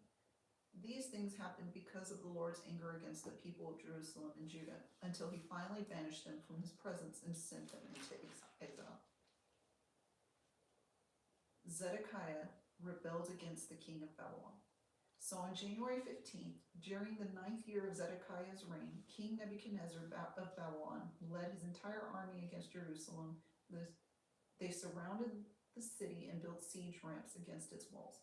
Jerusalem was kept under siege until the 11th year of King Zedekiah's reign. By July 18th, in the 11th year of Zedekiah's reign, the famine in the city had become very severe, and the last of the food was entirely gone. Then a section of the city wall was broken down. Since the city was surrounded by the Babylonians, the soldiers waited for nightfall and escaped through the gate between the 2 walls behind the king's garden. Then they headed toward the Jordan Valley. But the Babylonian troops chased the king and overtook him on the plains of Jericho, for his men had all deserted him and scattered. They captured the king and took him to the king of Babylon at Riblah, where they pronounced judgment upon Zedekiah. They made Zedekiah watch as they slaughtered his sons. Then they gouged out Zedekiah's eyes, bound him in bronze chains, and led him away to Babylon. On August 14 of that year, which was the 19th year of King Nebuchadnezzar's reign, Nebuzaradan, the captain of the guard and an official of the Babylonian king, arrived in Jerusalem. He burned down the temple of the Lord, the royal palace, and all the houses of Jerusalem. He destroyed all the important buildings in the city. Then he supervised the entire Babylonian army as they tore down the walls of Jerusalem on every side. Then Nebuzaradan, the captain of the guard, took as exiles the rest of the people who remained in the city, the defectors who had declared their allegiance to the king of Babylon and the rest of the population. But the captain of the guard allowed some of the poorest people to stay behind to care for the vineyards and fields. The Babylonians broke up the bronze pillars in front of the Lord's temple, the bronze water carts, and the great bronze basins called the sea, and they carried all the bronze away to Babylon. They also took all the ash buckets, shovels, lamp snuffers, ladles, and all the other bronze articles used for making sacrifices at the temple. The captain of the guard also took the incense burners and basins and all the other articles made of pure gold or silver. The weight of the bronze from the two pillars, the sea, and the water carts was too great to be measured. These things had been made for the Lord's temple in the days of Solomon. Each of the pillars was 27 feet tall. The bronze capital on top of each pillar was 7.5 feet high and was decorated with a network of bronze pomegranates all the way around. Nebuzaradan, the captain of the guard, took with him as prisoners Sariah the high priest, Zephaniah the priest of second rank, and the 3 chief gatekeepers. And from among the people still hiding in the city, he took an officer who had been in charge of the Judean army, 5 of the king's personal advisors, the army commander's chief secretary who was in charge of recruitment, and 60 other citizens. Nebuzaradan, the captain of the guard, took them all to the king of Babylon at Riblah. And there at Riblah, in the land of Hamath, the king of Babylon had them all put to death. So the people of Judah were sent into exile from their land. Then King Nebuchadnezzar appointed Gedaliah, son of Ahikam, and the grandson of Shaphan, as governor over the people he had left in Judah. When all the army commanders and their men learned that the king of Babylon had appointed Gedaliah as governor, they went to see him at Mizpah. These included Ishmael, son of Nethaniah, Johanan, son of Kareah, Sariah, son of Tanhumet, the Netophahite, Jezaniah, son of Maacathite, and all their men.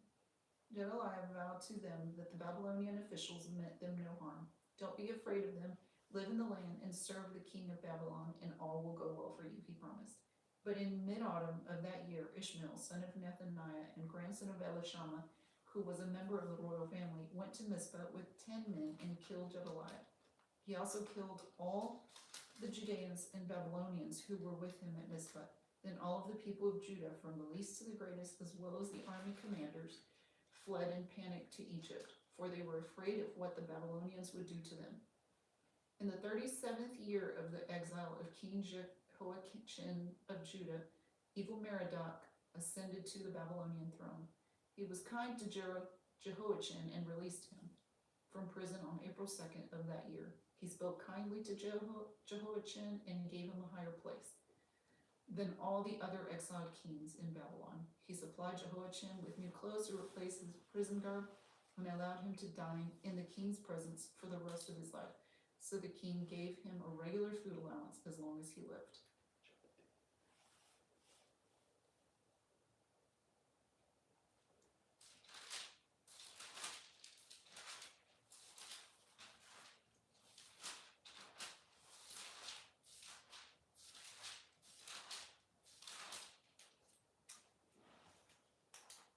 Now the Philistines attacked Israel, and the men of Israel fled before them. Many were slaughtered on the slopes of Mount Gilboa. The Philistines closed in on Saul and his sons, and they killed 3 of his sons, Jonathan, Abinadab, and Malchishua. The fighting grew very fierce around Saul, and the Philistine archer caught up with him and wounded him. Saul groaned to his armor bearer, "Take your sword and kill me before these pagan Philistines come to taunt and torture me." But his armor bearer was afraid and would not do it. So Saul took his own sword and fell on it. When his armor bearer realized that Saul was dead, he fell on his own sword and died. So Saul and his 3 sons died there together, bringing his dynasty to an end. When all of the Israelites in Jezreel Valley saw that their army had fled and that Saul and his sons were dead, they abandoned their towns and fled. So the Philistines moved in and occupied their towns. The next day, when the Philistines went out to strip the dead, they found the bodies of Saul and his sons on Mount Gilboa. So they stripped off Saul's armor and cut off his head. Then they proclaimed the good news of Saul's death before their idols and to the people throughout the land of Philistia. They placed his armor in the temple of their gods, and they fastened his head to the temple of Dagon. But when everyone in Jabesh Gilead heard about everything the Philistines had done to Saul, all their mighty warriors brought the bodies of Saul and his sons back to Jabesh. When they buried their bodies beneath the great tree of Jabesh, and they fasted for 7 days. So Saul died because he was unfaithful to the Lord. He failed to obey the Lord's command, and he even consulted a medium instead of asking the Lord for guidance. So the Lord killed him and turned the kingdom over to David, son of Jesse.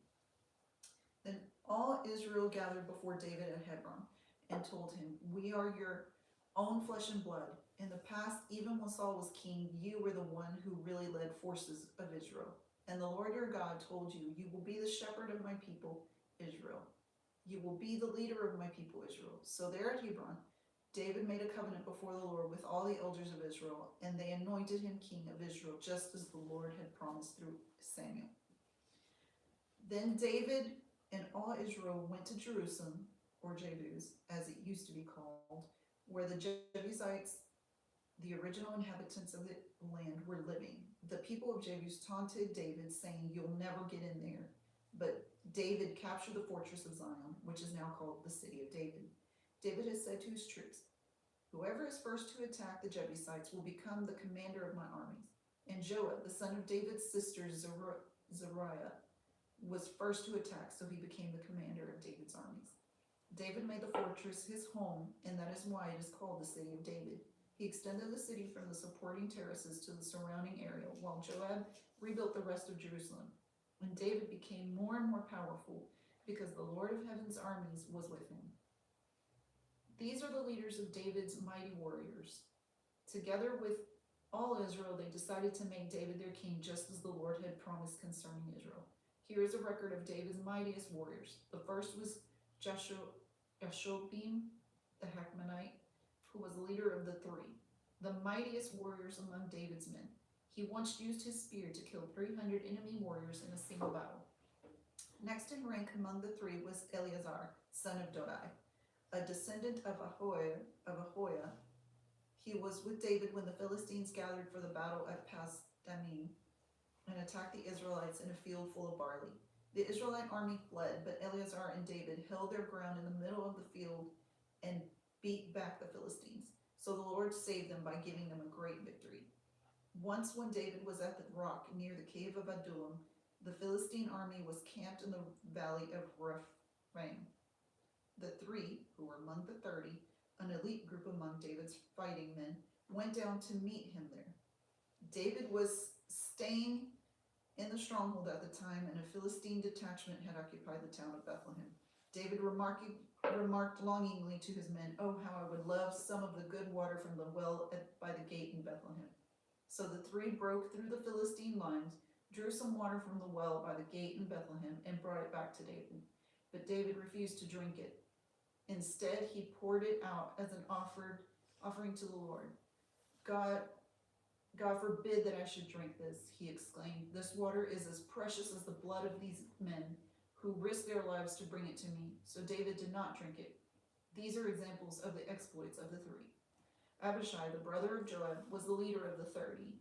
He once used his spear to kill 300 enemy warriors in a single battle. It was by such feats that he became as famous as the 3. Abishai was the most famous of the 30 and was their commander, though he was not one of the 3.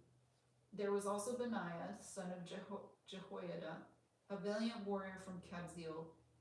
He did many heroic deeds, which included killing 2 champions of Moab. Another time, on a snowy day, he chased a lion down into a pit and killed it. Once armed only with a club, he killed an Egyptian warrior who was 7.5 feet tall and who was armed with a spear as thick as a weaver's beam. Benaiah wrenched the spear from the Egyptian's hand and killed him with it. Deeds like these made Benaiah as famous as the 3 mightiest warriors. He was more honored than the other members of the 30, though he was not one of the 3. And David made him captain of his bodyguard. David's mighty warriors also included Asahel, Joab's brother, Elhanan, son of Dodo, from Bethlehem, Shammah from Harod, Heliz from Pelon, Ira, son of Ikish, from Tekoa, Ibyasev from Anathoth, Sibakai from Husha, Salmon from Ahoa, Maharai from Netophah, Heled, son of Bana, from Netophah, Ittai, son of Ribai, from Gibeah in the land of Benjamin, Benaiah from Pirathon, Hurai from near Nahal Gash, Abialbon from Arabah, Azmaveth from Bahurim, Eliahba from Shalbon, the sons of Jashin from Gizon, Jonathan son of Shagi from Harar, Ahiam son of Sharar from Harar, Eliphaz son of Ur, Hefer from Mekirah, Ahijah from Pelon, Hezro from Carmel, Parai son of Ezbai, Joel the brother of Nathan, Mibhar son of Hagri, Zelek from Ammon, Naharai from Neroth, the armor bearer of Joab son of Zeruiah, Ira from Jatir, Gareb from Jatir, Uriah the Hittite, Sabad son of Achlai, Adina son of Shiza, the Reubenite leader who had 30 men with him, Hanan son of Makkah, Joshaphat from Milthna, Uzziah from Ashtaroth, Shammah and Jael, the sons of Hotam from Aroer, Jediel son of Shimri, Jocha, his brother from Tiz, Eliel from Mahazvah, Heribai and Joshaviah, the sons of Elnam, Ithma from Moab, Eliel and Obed, Jasiel from Rubah. The following men joined David at Ziklag while he was hiding from Saul, son of Kish. They were among the warriors who fought beside David in battle. All of them were expert archers, and they could shoot arrows or slingshot stones with their left hand as well as their right. They were all relatives of Saul from the tribe of Benjamin. Their leader was Ahiezer, son of Shema, from Gibeah. His brother Joash was second in command.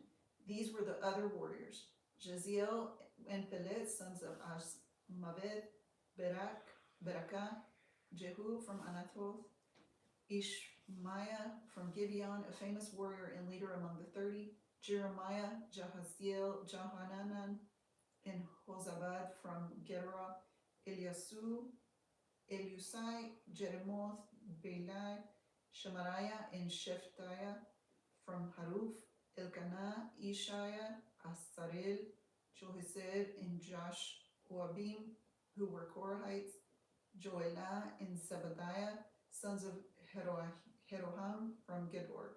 Some brave and experienced warriors from the tribe of Gad also defected to David while he was at the stronghold in the wilderness. They were expert with both shield and spear, as fierce as lions and as swift as deer in the mountains. Ezer was the leader, Obadiah was second, Eliab was third, Mishmanah was fourth, Jeremiah was fifth, Attai was sixth, Eliel was seventh, Johanan was eighth, Ezabath was ninth, Jeremiah was 10th, Machbanai was 11th. These warriors from Gad were army commanders. The weakest among them could take on the 100 regular troops, and the strongest could take on 1,000.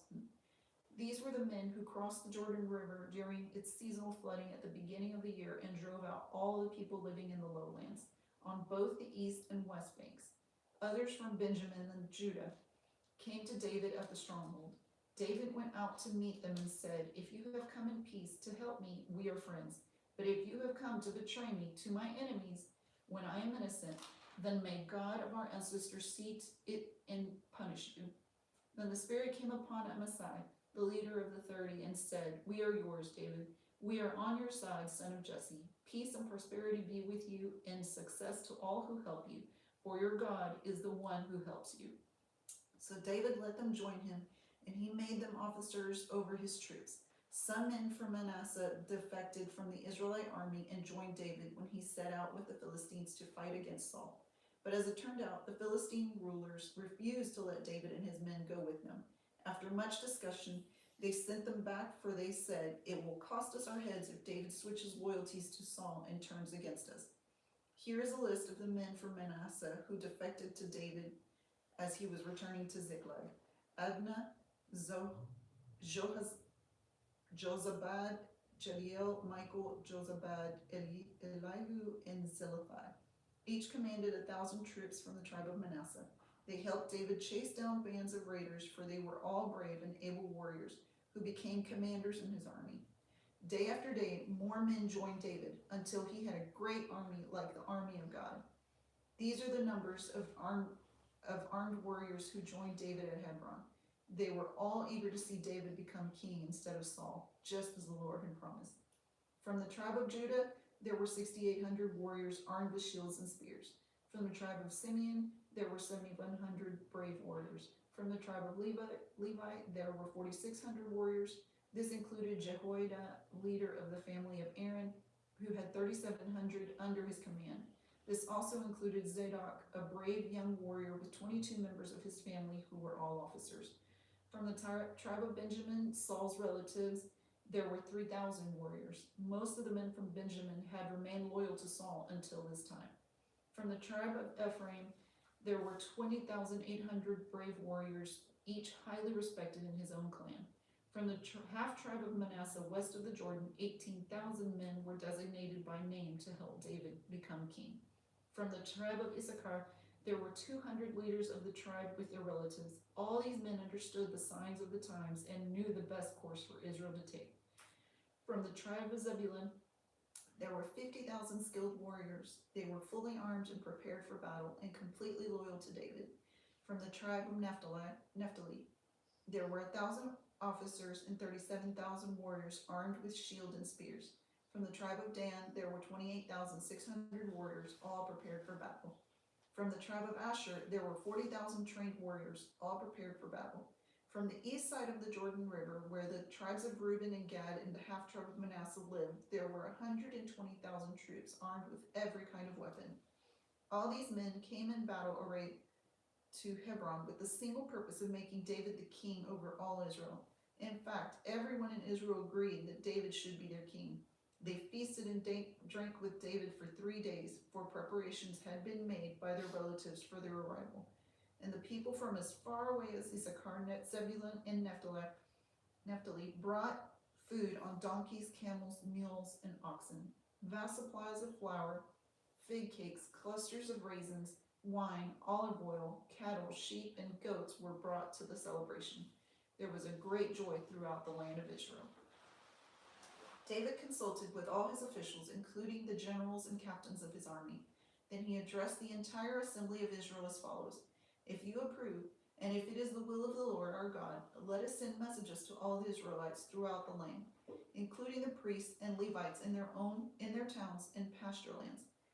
Let us invite them to come and join us. It is time to bring back the ark of our God, for we neglected it during the reign of Saul." The whole assembly agreed to this, for the people could see it was the right thing to do. So David summoned all Israel from the Shihar brook of Egypt in the south all the way to the town of Lebo-Hamath in the north, to join in bringing the ark of God from Kiriath Jearim. Then David and all Israel went to Baalah of Judah, also called Kiriath Jearim, to bring back the ark of God, which bears the name of the Lord, who is enthroned between the cherubim. They placed the ark of God on a new cart and brought it from Abinadab's house. Uzzah and Ahiah were guiding the cart. David and all Israel were celebrating before God with all their might, singing songs and playing all kinds of musical instruments: lyres, harps, tambourines, cymbals, and trumpets. But when they arrived at the threshing floor of Nacon, the oxen stumbled, and Uzzah reached out his hand to steady the ark. Then the Lord's anger was aroused against Uzzah, and he struck him dead because he had laid his hand on the ark. So Uzzah died there in the presence of God. David was angry because the Lord's anger had burst out against Uzzah. He named that place Perez Uzzah, which means to burst out against Uzzah, as it is called today. David was now afraid of God, and he asked, "How can I ever bring the ark of God back into my care?" So David did not move the ark into the city of David. Instead, he took it to the house of Obed-Edom of Gath. The ark of God remained there in Obed-Edom's house for 3 months, and the Lord blessed the household of Obed-Edom and everything he owned. Then King Hiram of Tyre sent messages to David along with cedar timber and stonemasons and carpenters to build him a palace. And David realized that the Lord had confirmed him as king over Israel and had greatly blessed his kingdom for the sake of his people, Israel. Then David married more wives in Jerusalem, and they had more sons and daughters. These are the names of David's sons who were born in Jerusalem: Shemua, Shobab, Nathan, Solomon, Ibhar, Elishua, Elpelet, Nogah, Nepheg, Japhia, Elishama, Eliada, and Eliphalet. When the Philistines heard that David had been anointed king over all Israel, they mobilized all their forces to capture him. But David was told they were coming, so he marched out to meet them. The Philistines arrived and made a raid in the valley of Rephaim. So David asked God, "Should I go out to fight the Philistines? Will you hand them over to me?" The Lord replied, "Yes, go ahead. I will hand them over to you." So David and his troops went up to Baal Perazim and defeated the Philistines there. "God did it," David exclaimed. "He used me to burst through my enemies like a raging flood." So they named that place Baal Perazim, which means the Lord who burst through. The Philistines had abandoned their gods there, so David gave orders to burn them. But after a while, the Philistines returned and raided the valley again. And once again, David asked God what to do. "Do not attack them straight on," God replied. "Instead, circle around behind and attack them near the poplar trees. When you hear a sound like marching feet in the tops of the poplar trees, go out and attack. That will be the signal that God is moving ahead of you to strike down the Philistine army." So David did what God commanded, and they struck down the Philistine army all the way from Gibeon to Gezer. So David's fame spread everywhere, and the Lord caused all the nations to fear David.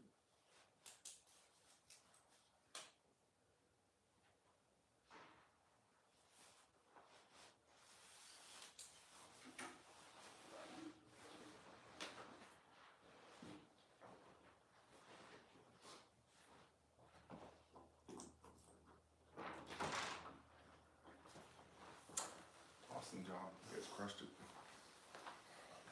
Thank you, guys.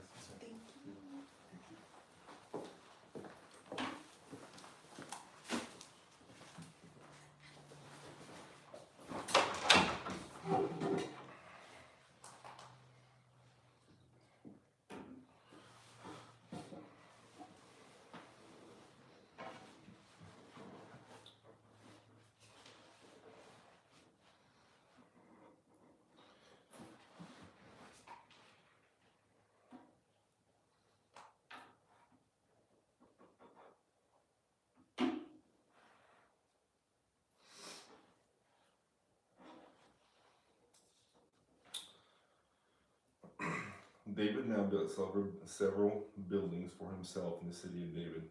He also prepared a place for the ark and set up a special tent for it. Then he commanded, "No one except the Levites may carry the ark of God. The Lord had chosen them to carry the ark of the Lord to serve him forever." Then David summoned all Israel to Jerusalem to bring the ark of the Lord to the place he had prepared for it. This is the number of descendants of Aaron, the priest, and Levites who were called together. From the clan of Kohath, 120, with Uriel, the leader. From the clan of Merari, 220, with Azad as their leader. From the clan of Gershon, 130, with Joel as their leader. For the descendants of Eliasaph, 200, with Shemiah as their leader. From the descendants of Hebron, 80, with Eliel as their leader. From the descendants of Uziel, 112, with Abinadab as their leader. Then David summoned the priests of Zadok and Abiathar and the Levite leaders, Uriel, Asaiah, Joel, Shimei, Eliel, and Amminadab.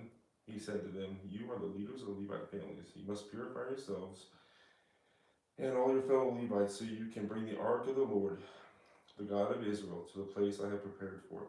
Because you Levites did not carry the ark the first time, the anger of the Lord, our God, burst out against us. We failed to ask God how to move it properly. So the priests and the Levites purified themselves in order to bring the ark of the Lord, the God of Israel, to Jerusalem.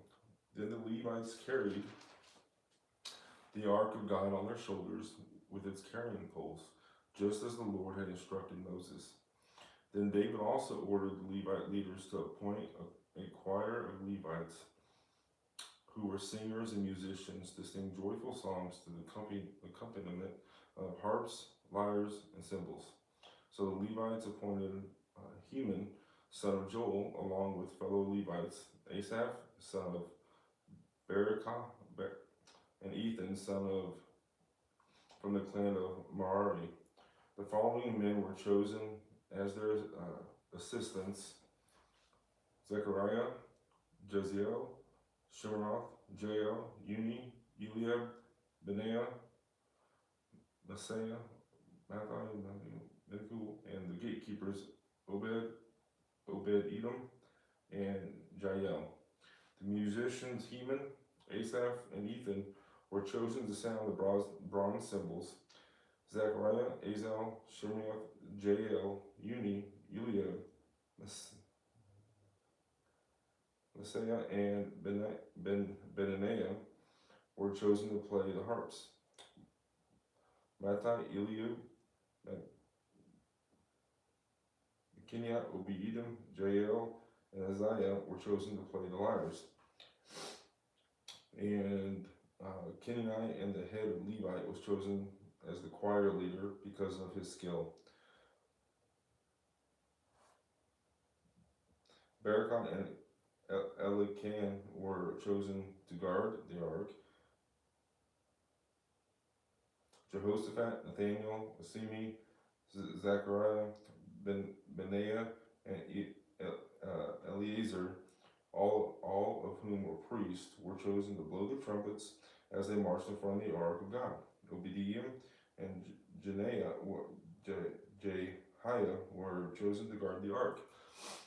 Then David and the elders of Israel and the generals of the army went to the house of Obadiah and to bring the ark of the Lord's covenant to Jerusalem with a great celebration. And because God was clearly helping the Levites as they carried the ark to the Lord of the Lord's covenant, they sacrificed 7 bulls and 7 rams. David was dressed in the robe of fine linen, as were all the Levites who carried the ark, and also the singers and the Kenaniah, the choir leader. David was also wearing priestly garment. So all Israel brought up the ark of the Lord's covenant with the shouts of joy, the blowing of ram's horns, trumpets, and crashing of cymbals, and the loud playing on harps and lyres. But as the ark of the Lord's covenant entered the city of David, Michal, the daughter of Saul, looked down from her window. When she saw King David skipping about and laughing with joy, she was filled with contempt for him. They brought the ark of God and placed it inside the special tent David had prepared for it. And they presented burnt offerings and peace offerings to God. When he had finished his sacrifices, David blessed the people in the name of the Lord. He gave it to every man and woman in all of Israel a loaf of bread, a cake of dates, a cake of raisins. David appointed the following Levites to lead the people in worship before the ark of the Lord, to invoke his blessings, to give thanks and praise to the Lord, the God of Israel. Asaph, the leader of the group, sounded the cymbals. Second to him was Zechariah, followed by Jael, Shemarath, Jehiel, Eliab, Benaiah, Obadiah, and Jael. They played the harps and the lyres. The priest Benaiah, and Jaziel played the trumpets regularly before the ark of God's covenant. On that day, David gave to Asaph, the fellow Levites, the song of thanksgiving to the Lord. Give thanks to the Lord and proclaim his greatness. Let the whole world know what he has done. Sing to him, yes, sing his praises. Tell everyone about his wonderful deeds. Exalt in his holy name. Rejoice, you who worship the Lord. Search for the Lord and for his strength. Continually seek him. Remember the wonders he has performed, his miracles, and the rulings he has given.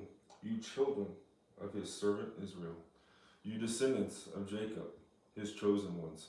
He is the Lord our God. His justice is seen throughout the land. Remember his covenant forever, the commitment he has made to thousands of generations. This is the covenant he made with Abraham, and with the oath he swore to Isaac. He confirmed it to Jacob as a decree, and to the people of Israel as a never-ending covenant. I will give you the land of Canaan and your special possession. And he said this when you were few in number, a tiny group of strangers in Canaan. They wandered from nation to nation, from one kingdom to another. Yes, he did not let anyone oppress them. He warned kings on their behalf. He did not touch my chosen people. Do not hurt my prophets. Let the whole earth sing to the Lord. Each day proclaim the good news that he saves. Publish his glorious deeds among the nations. Tell everyone about the amazing things he does. The great is the Lord. He is most worthy of praise. He is to be feared above all gods. The gods of other nations are mere idols, but the Lord made the heavens. Honor and majesty surround him. Strength and joy fill his dwelling. O nations of the world, recognize the Lord. Recognize that the Lord is glorious and strong. Give to the Lord the glory he deserves. Bring your offerings and come to his presence. Worship the Lord in all his holy splendor. Let all the earth tremble before him. The world stands firm and cannot be shaken. Let the heavens be glad and the earth rejoice. Tell all the nations, the Lord reigns. Let the sea and everything in it shout his praise. Let the fields and their crops burst out with joy. Let the trees and the forest sing for the joy before the Lord, for he is coming to judge the earth. Give thanks to the Lord, for he is good. His faithful love endures forever. Cry out, save us, O God, to our salvation. Gather and rescue us from among nations, so we can thank your holy name and rejoice and praise you. Praise the Lord, the God of Israel, who lives from everlasting to everlasting. And all the people shouted, Amen, with praise, and praise the Lord.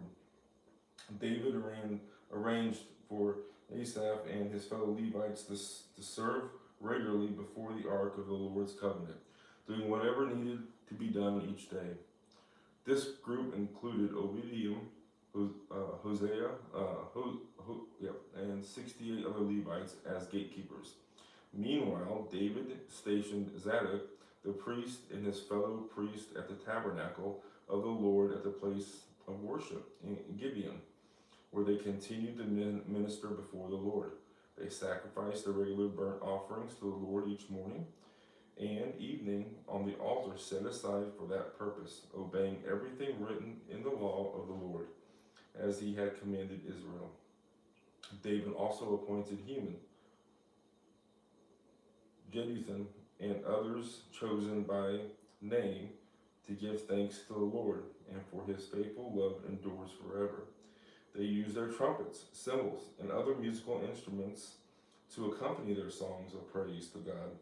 And the songs of Jeduthun were appointed as gatekeepers. Then all the people returned to their homes, and David turned and went home to bless his own family. When David was settled in his palace, he summoned Nathan the prophet. Look, David said, I am living in a beautiful cedar palace. but the ark of the Lord's covenant out there is under a tent. Nathan replied to David, do whatever you have in mind, for God is with you. But that same night, God said to Nathan, go and tell my servant David, this is what the Lord has declared. You are not to build a house for me to live in. I have never lived in a house from the day I brought the Israelites out of Egypt until this very day. My home has always been a tent, moving from one place to another in a tabernacle. Yet no matter where I have gone with the Israelites, I have never once complained to Israel's leaders, the shepherds of my people. I have never asked them, why haven't you built me a beautiful cedar house? Now go and say to my servant David, this is what the Lord of heaven's armies has declared. I took you from tending sheep in the pasture and selected you to be the leader of my people. I have been with you wherever you have gone, and I have destroyed all your enemies before your eyes. Now I will make your name as famous as anyone who has ever lived on earth. And I will provide a homeland for my people, Israel, planting them in a secure place where they will never be disturbed.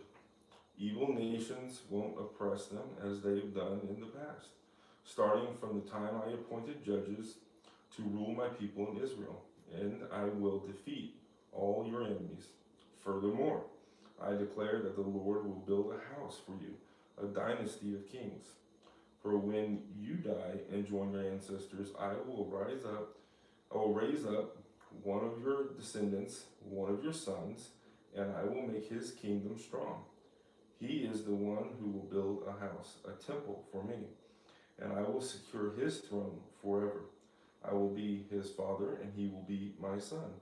I will never take my favor from him as I took it from the one who ruled before you.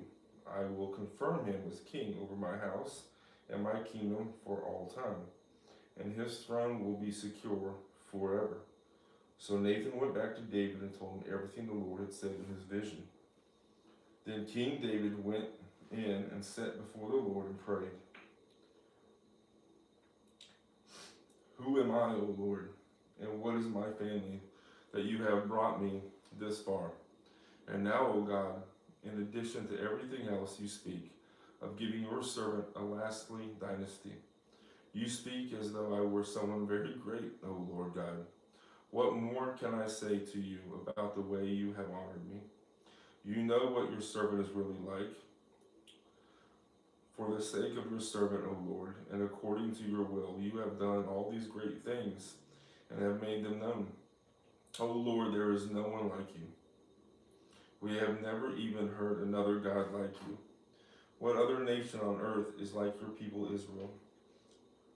What other nation, O God, have you redeemed from slavery to be your own people?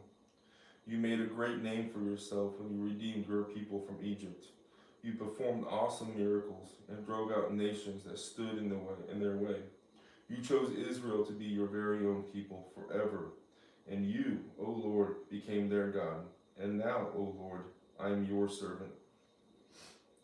Do as you have promised concerning me and my family. May it be a promise that will last forever.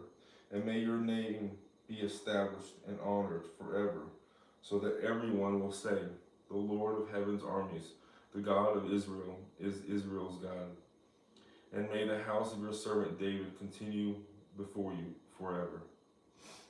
Oh my God, I have been bold enough to pray to you because you have revealed to your servant that you will build a house for him, a dynasty of kings. For you are God, O Lord, and you have promised these good things to your servant. And now it has pleased you to bless the house of your servant, so that it will continue forever before you. For when you grant a blessing, O Lord, it is an eternal blessing.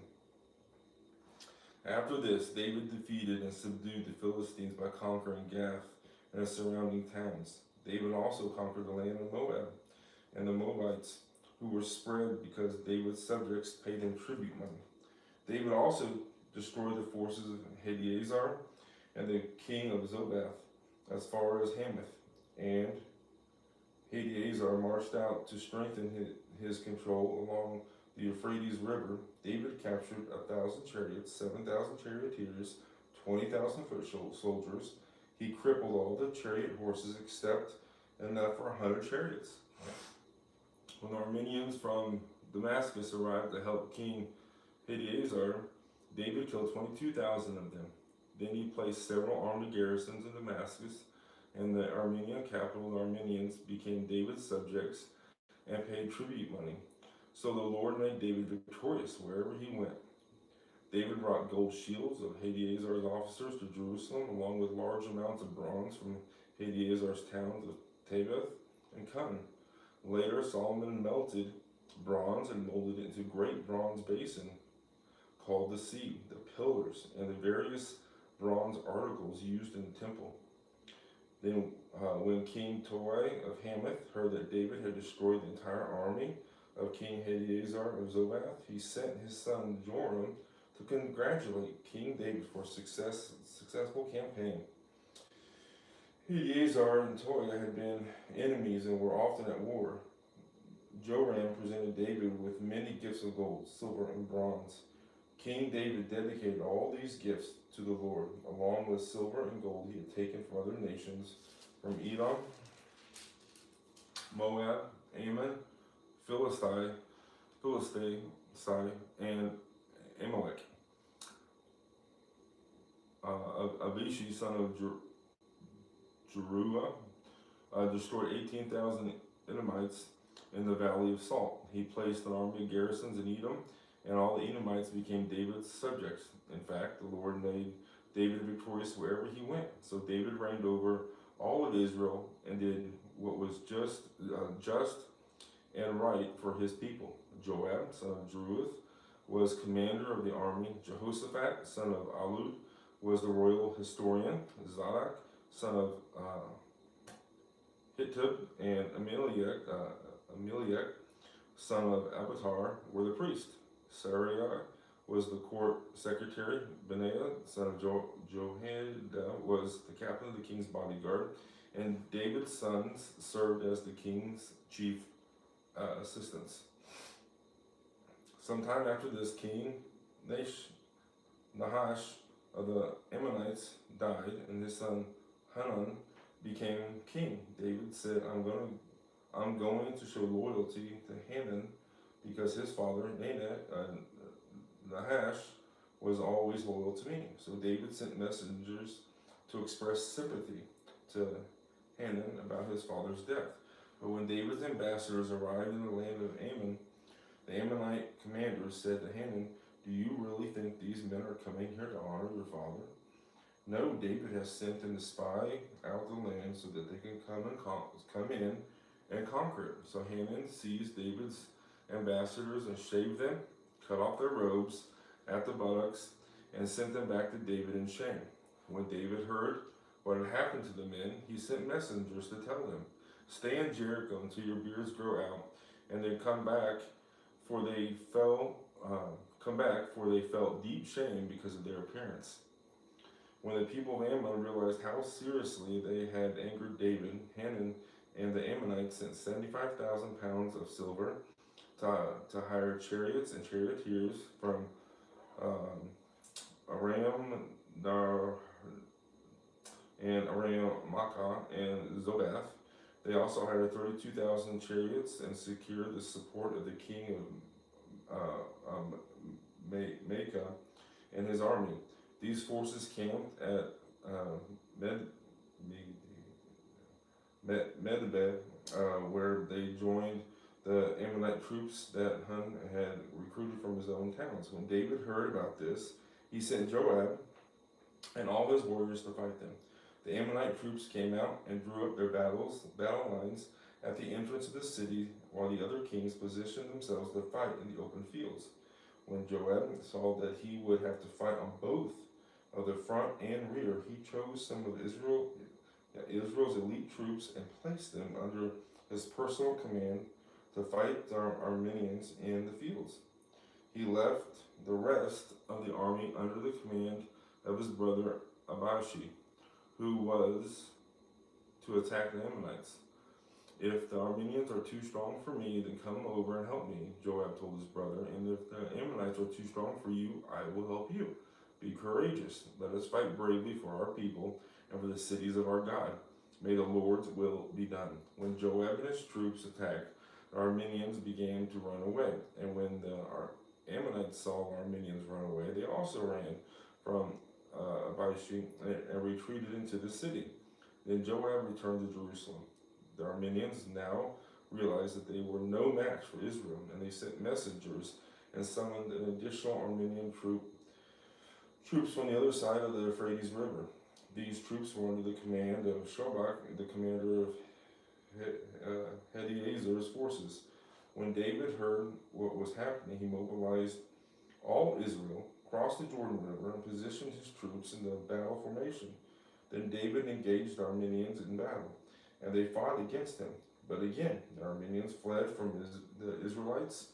This time David's forces killed 7,000 charioteers, 40,000 foot soldiers, including Shobach and the commander of their army. When Hadaezer's allies saw that they had been defeated by Israel, they surrendered to David and became his subjects. After that, the Arameans were no longer willing to help the Ammonites. In the spring of that year, when the kings normally go out to war, Joab led the Israelite army in successful attacks against the land of the Ammonites. In the process, he led siege to the city of Rabbah, attacking and destroying it. However, David stayed behind in Jerusalem. Then David went to the city and removed the crown from the king's head, and it was placed on his own head. The crown was made of gold and set with gems that he had found, and it weighed 75 pounds. David took a vast amount of plunder from the city. He also made slaves of the people of the city and forced them to labor with his saws, iron picks, and iron axes. This is how David dealt with the people of all the Ammonite towns. Then David and all the armies returned to Jerusalem. After this, war broke out with the Philistines at Gezer. As they fought, Sibbecai from Hush killed Spa, a descendant of the giants, so the Philistines were subdued. During another battle with the Philistines, Eliam, son of Jair, killed Lami, the brother of Goliath of Gath. The handle of Lahami's spear was as thick as a weaver's beam. In another battle with the Philistines in Gath, they encountered a huge man with 6 fingers on each hand and 6 toes on each foot, 24 in all, who was also a descendant of the giants.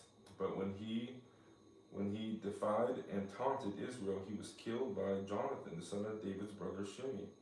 These Philistines were the descendants of the giants of Gath, but David and his warriors killed them. Satan rose up against Israel and caused David to take a census of the people of Israel. So David said to Joab and the commanders of the army, "Take a census of all the people of Israel, from Beersheba in the south to Dan in the north, and bring me a report so I may know how many there are." But Joab replied, "May the Lord increase the number of his people 100 times over. But why, my lord, the king, do you want to do this? Are they not all your servants? Why must you cause Israel to sin?" But the king insisted that they take the census, so Joab traveled throughout all of Israel to count the people.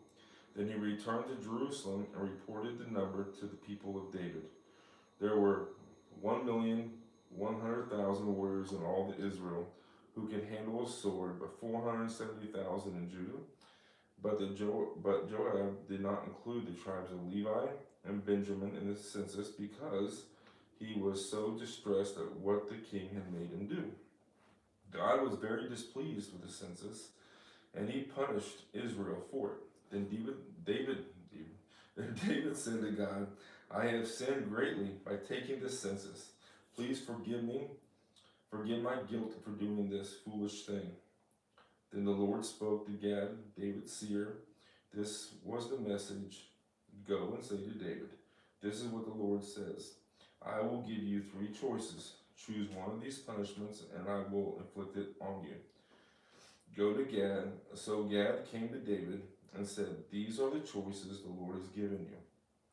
You may choose 3 years of famine, 3 months of destruction by the sword of your enemies, or 3 days of severe plague, as the angel of the Lord brings devastation throughout the land of Israel. Decide what answer I should give the Lord who sent me. I am in a desperate situation, David replied to Gad, but let me fall into the hands of the Lord, for his mercy is very great. Do not let me fall into human hands. So the Lord sent a plague upon Israel, and 70,000 people died as a result. And God sent an angel to destroy Jerusalem. But just as the angel was preparing to destroy it, the Lord relented and said to the death angel, Stop. That is enough. At that moment, the angel of the Lord was standing by the threshing floor of Aruah, the Jebusite. David looked up and saw the angel of the Lord standing between heaven and earth with his sword drawn, reaching out over Jerusalem. So David and the leaders of Israel put on burlap to show their deep distress and fell face down on the ground. And David said to God, I am the one who called for the census. I am the one who sinned and done wrong. But these people are innocent as sheep. What have they done? O Lord my God, let your anger fall against me and my family, but do not destroy your people. Then the angel of the Lord told Gad to instruct David to go up and build an altar to the Lord on the threshing floor of Aruah and the Jebusite. So David went up to do what the Lord had commanded him through Gad. Araunah, who was busy threshing wheat at the time, turned and saw the angel there. His four sons who were with him ran away and hid. But when he saw David approaching, he left his threshing floor, bowed before David with his face to the ground. And David said to him, Let me buy this threshing floor from you at its full price. Then I will build an altar to the Lord there, so that he will stop the plague. Take it, my lord, the king, and use it as you wish. I will give the oxen for burnt offerings and the threshing boards for wood to build a fire on the altar, and the wheat for the grain offering. I will give it all to you. But David replied, No, I insist on buying it for a full price. I will not take what is yours and give it to the Lord. I will not present burnt offerings that have cost me nothing. So David gave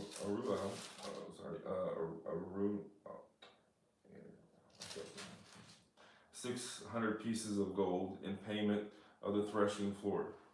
David built an altar there to the Lord and sacrificed burnt offerings and peace offerings. And when David prayed, the Lord answered him by sending fire from heaven to burn up the offering on the altar. Then the Lord spoke to the angel, who put the sword back into its sheath. When David saw that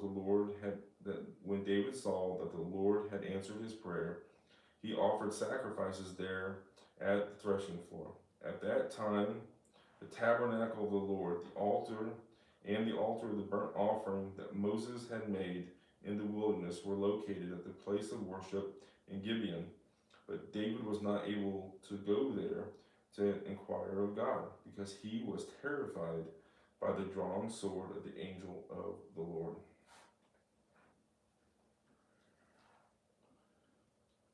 Then David said, This will be the location for the temple of the Lord God, and the place of the altar of Israel's burnt offerings.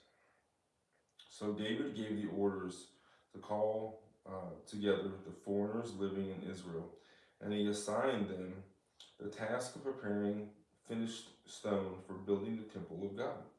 David provided large amounts of iron for the nails that would be needed for the doors and the gates for the clamps.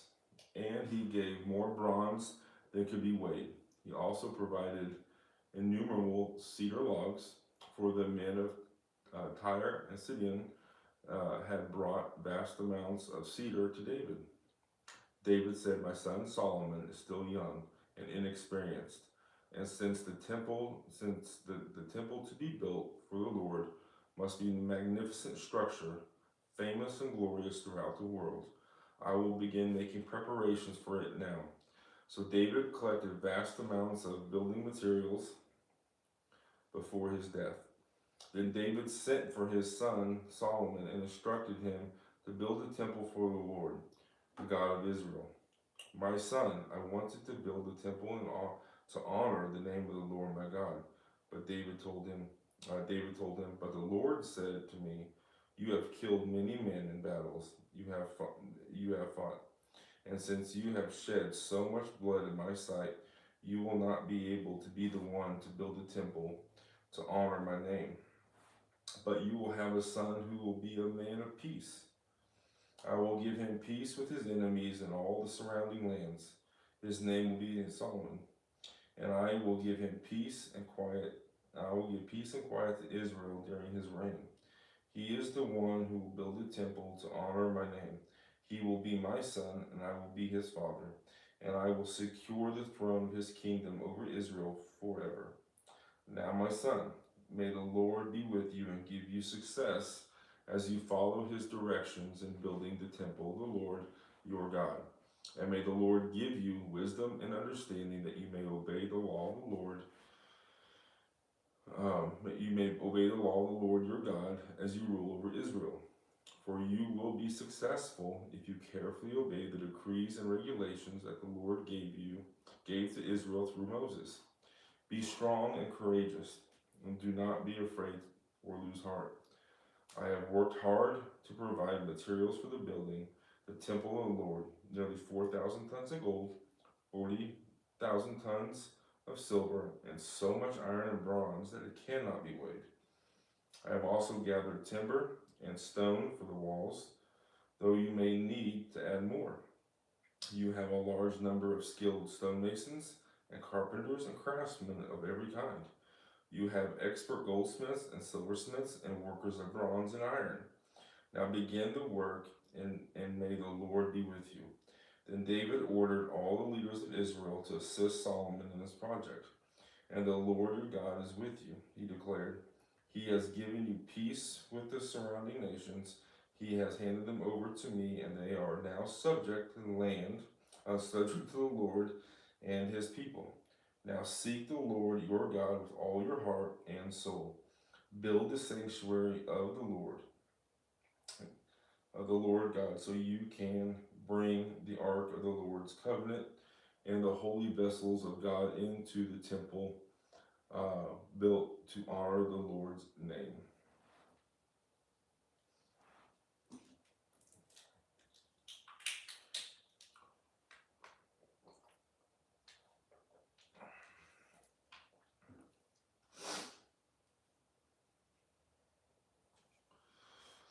When David was an old man, he appointed his son Solomon to be king over Israel. David summoned all the leaders of Israel together with their priests and Levites. All the Levites who were 30 years old or older were counted, and the total came to 38,000. Then David said, from all the Levites, 24,000 will supervise the work at the temple of the Lord. Another 6,000 will serve as officials and judges.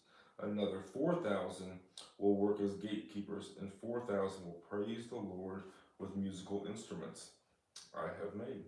Then David divided the Levites into divisions named after the clans descended from the three sons of Levi, Gershon, Kohath, and Merari.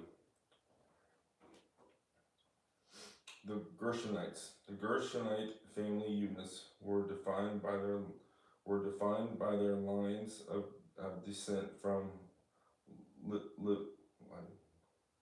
Libni and Shimi and the sons of Gershon. The three descendants of Libni were Jael, Zetham, and Joel.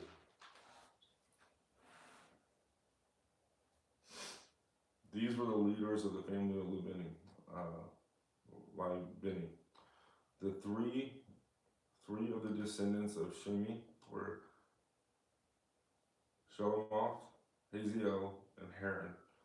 4 other descendants of Shimi were Zaeth, Zeziah, Zuzish, and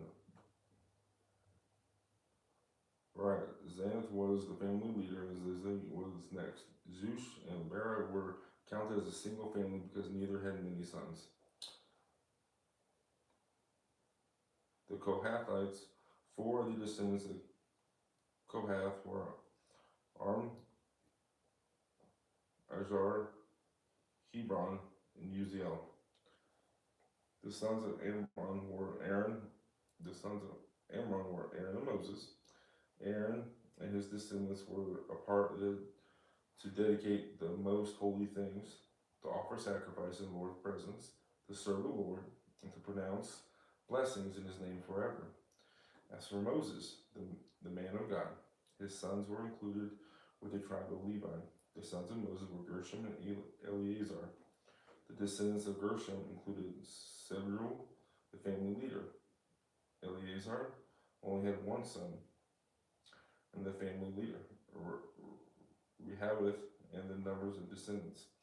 The descendants of Izhar included Sheliamith, the family leader. The descendants of Hebron included Jeriah, the family leader, Amariah, the second, Jahaziel, and Jechimim. The descendants of Uziel included Micah and Ishah the second. The descendants of Merari included Mali, Amushi, descendants of Eleazar and Kish. Eleazar died with no sons and only daughters. His daughters married their cousins, the sons of Kish. The 3 descendants of Mushi were Mali, Eder, and Jermoth. These were the descendants of Levi clans, leaders of their family groups, registered carefully by name. Each had to be 20 years old or older to qualify for service in the house of the Lord. For David said, the Lord, the God of Israel, has given us peace, and he will always live in Jerusalem. Now the Levites will no longer need to carry the tabernacle and its furnishings from place to place. In accordance with David's final instruction, all the Levites 24 years old or older were registered for service. The work of the Levites was to assist the priests, the descendants of Aaron, as they served at the house of the Lord. They also took care of the courtyards, the side rooms, helped perform ceremonies or purifications, and served in many other ways in the house of God. They were in charge of the sacred bread that was set out on the table, the choice flour for grain offerings, the wafers made without yeast, the cakes cooked in olive oil, and other mixed breads. They were also responsible to check all the weights and measures, and each morning and each evening they stood before the Lord to sing songs of thanks and praise to him. They assisted with burnt offerings that were presented to the Lord on Sabbath days, at new moon celebrations, and at all the appointed festivals. The required number of Levites served in the Lord's presence at all times, following all the procedures they had been given. And so, under supervision of the priest, the Levites watched over the tabernacle and the temple and faithfully carried out their duties of service at the house of the Lord. This is how Aaron's descendants, the priests, were divided into groups for service. The sons of Aaron, Nadab, Abihu, Eleazar, and Ithamar. But Nadab and Abihu died before their father, and they had no sons. So only Eleazar and Ithamar were left to carry on as priests. With the help of Zadok, who was a descendant of Eleazar, and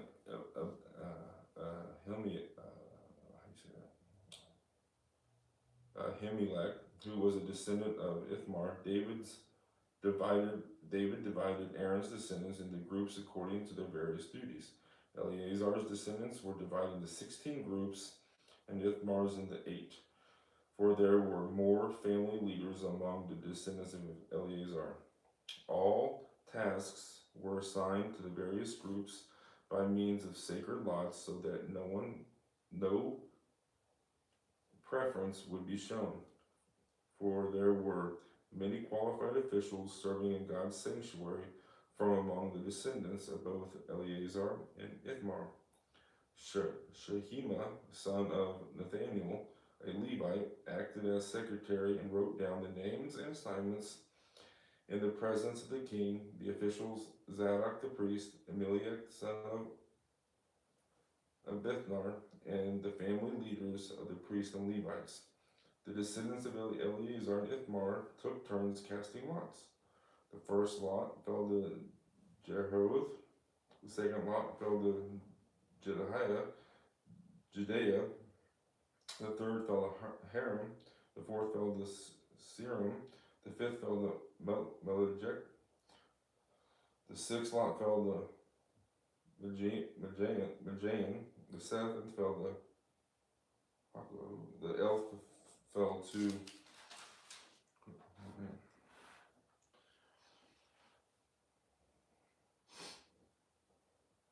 the 9th fell to Joshua, the 10th fell to Shechaniah, the 11th fell to Elizabeth, the 12th fell to Jacob, the 13th fell to Hupa, the 14th fell to,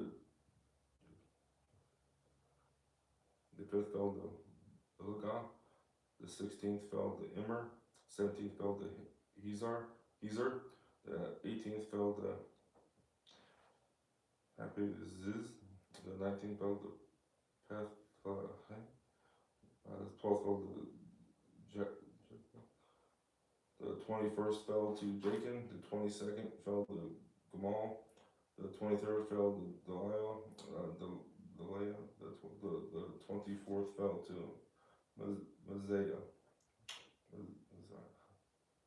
Each group carried out its appointed duties in the house of the Lord according to the procedures established by their ancestor Aaron in obedience to the commands of the Lord, the God of Israel. These were the other family leaders descended from Levi. Crushed her.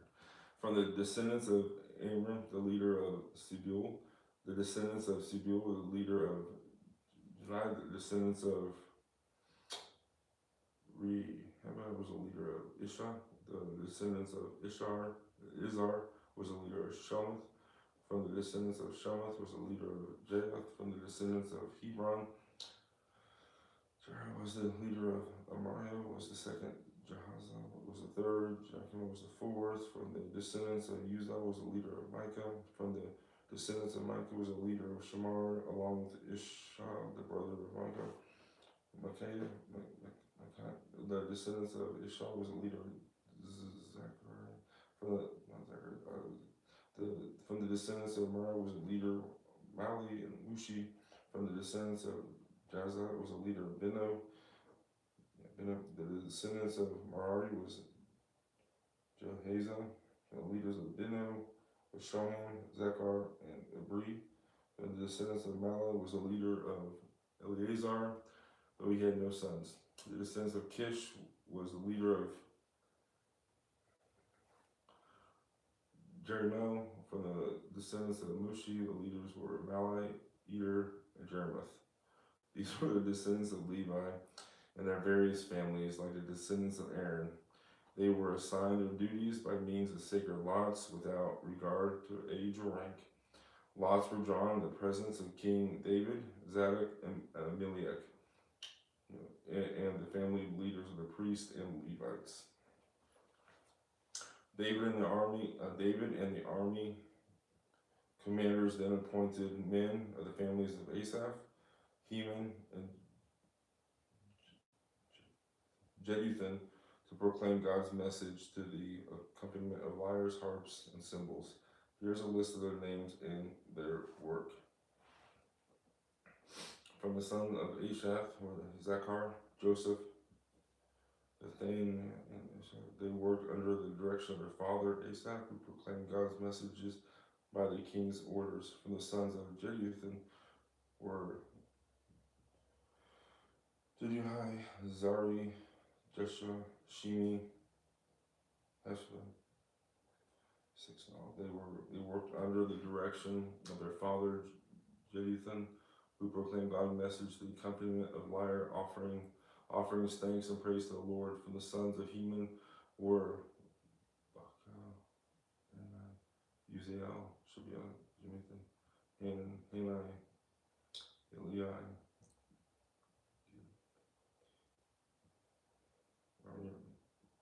Joshua. All these were the sons of Heman, the son Seir, for God had honored him with 14 sons and 3 daughters. All these men were under the direction of their fathers as they made music at the house of the Lord. Their responsibilities included playing cymbals, harps, lyres at the house of God. Asaph, Jotham, and Heman reported directly to the king. There, their families were all trained in making music before the Lord, and each of them, 288 in all, was an accomplished musician.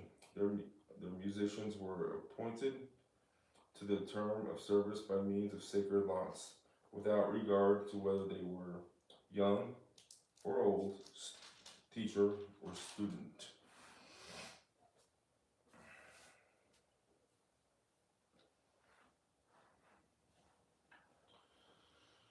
The first lot fell to Joseph and Asaph, the clan of 12 sons and relatives. The second lot fell to Leah, the 12 sons of relatives. The third lot fell to Zachar, the 12 sons and 12 of his sons and relatives. The fourth lot fell to Zari and 12 of his sons and relatives. The fifth lot fell to Nathaniel and 12 sons and relatives. The sixth lot fell to Buka and 12 sons and his relatives. The seventh lot fell to and the 12 sons and relatives. The eighth lot fell to Shia, 12 of his sons and relatives. And the ninth lot fell to Mattiah and 12 of his sons and relatives. The 10th lot fell to Shimi and 12 of his sons and relatives. The 11th lot fell to Uzel, the 12 of his sons and relatives. The 12th lot fell to Heshbah and 12 of his sons and relatives. The 13th lot fell to Sabil and 12 of his sons and relatives. The 14th lot fell to Malcolm and 12 of his sons. The 15th lot fell to Jareth and 12 of his sons and relatives. The 16th lot fell to Hananiah and 12 of his sons and relatives. The 17th lot fell to Josh and 12 of his sons and relatives. The 18th lot fell to Hanni and 12 of his sons and relatives. The 19th lot fell to Wathi and 12 of his sons and relatives. The 12th lot fell to Eliath, 12 of his sons and relatives. The 21st lot fell to Hothor and 12 of his sons and relatives. The 22nd lot fell to 12 of his sons and relatives. The 23rd lot fell to Mazioth and 12 of his sons and relatives. The 24th lot fell to Romanthi-Ezer and 12 of his sons and relatives. These are the divisions of the gatekeepers from the Kohathites, and they were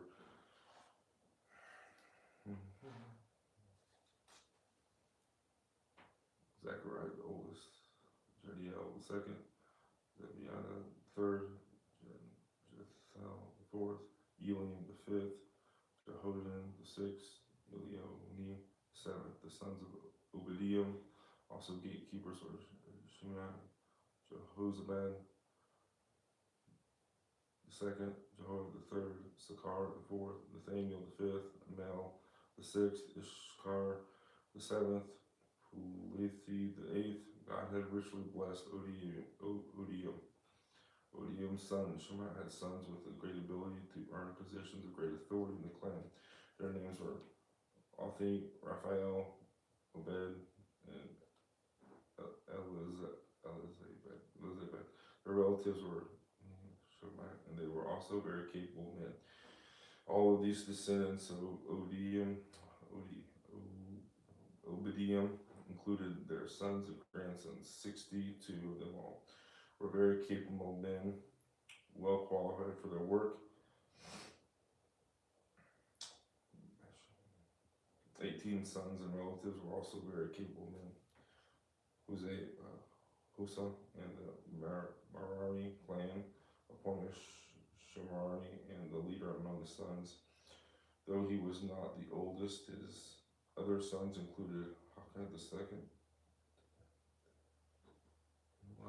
the third, Zechariah, the fourth, Hosea's sons and relatives, who served as gatekeepers, number 13 in all.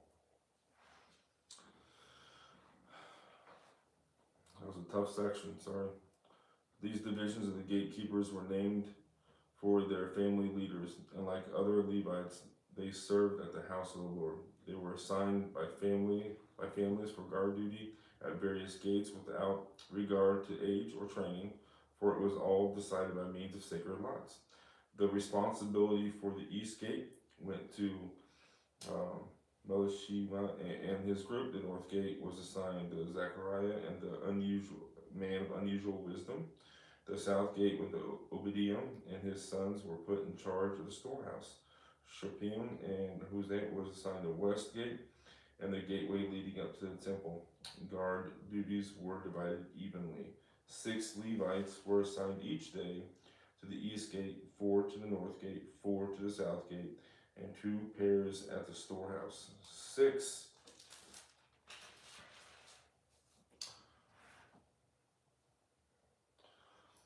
were assigned each day to the west gate, 4 to the gateway leading up to the temple, and 2 to the courtyard. These were the divisions of the gatekeepers from clans of Korah and Merari.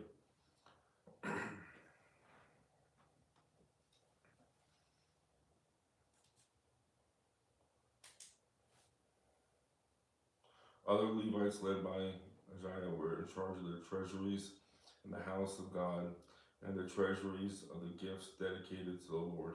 From the family of Levini and the clan of Gershon, and Jael was the leader. The son of Jael, Zethan, and the brother Joel were in charge of treasuries of the house of the Lord. These are the leaders that descended from Arami, Ishar, Hebron, and Uziel.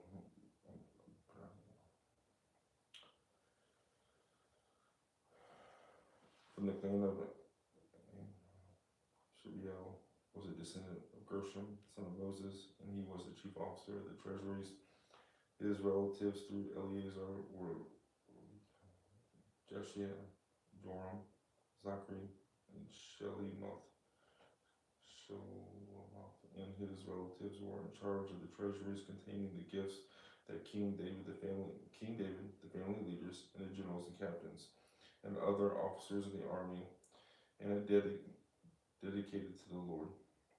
These men had dedicated some of the plunder they had gained in the battle to maintain the house of the Lord. Shelomoth and his relatives also cared for the gifts dedicated to the Lord by Samuel the seer, Saul the son of Kish, Abner the son of Ner, and Joab the son of Zeruiah. All other dedicated gifts were in their care too. From the clan of Izhar came Kenaniah, and his sons were given administrative responsibilities over Israel as officials and judges. From the clan of Hebron came Hashabah and his relatives. 1,700 capable men were put in charge of the Israelite lands west of the Jordan River. They were responsible for all matters related to the things of the Lord and the service of the king in that area. Also from the clan of Hebron came Jeriah, who was the leader of the Hebronite, according to the genealogical records. In the 40th year of David's reign, a search was made in the records, and capable men from the clan of Hebron were found at Jazer in the land of Gilead. There were 2,700 capable men among the relatives of Jeriah. King David sent them to the east side of the Jordan River and put them in charge of the tribes of Reuben, Gad, and half tribe of Manasseh. They were responsible for all matters related to God and to the king.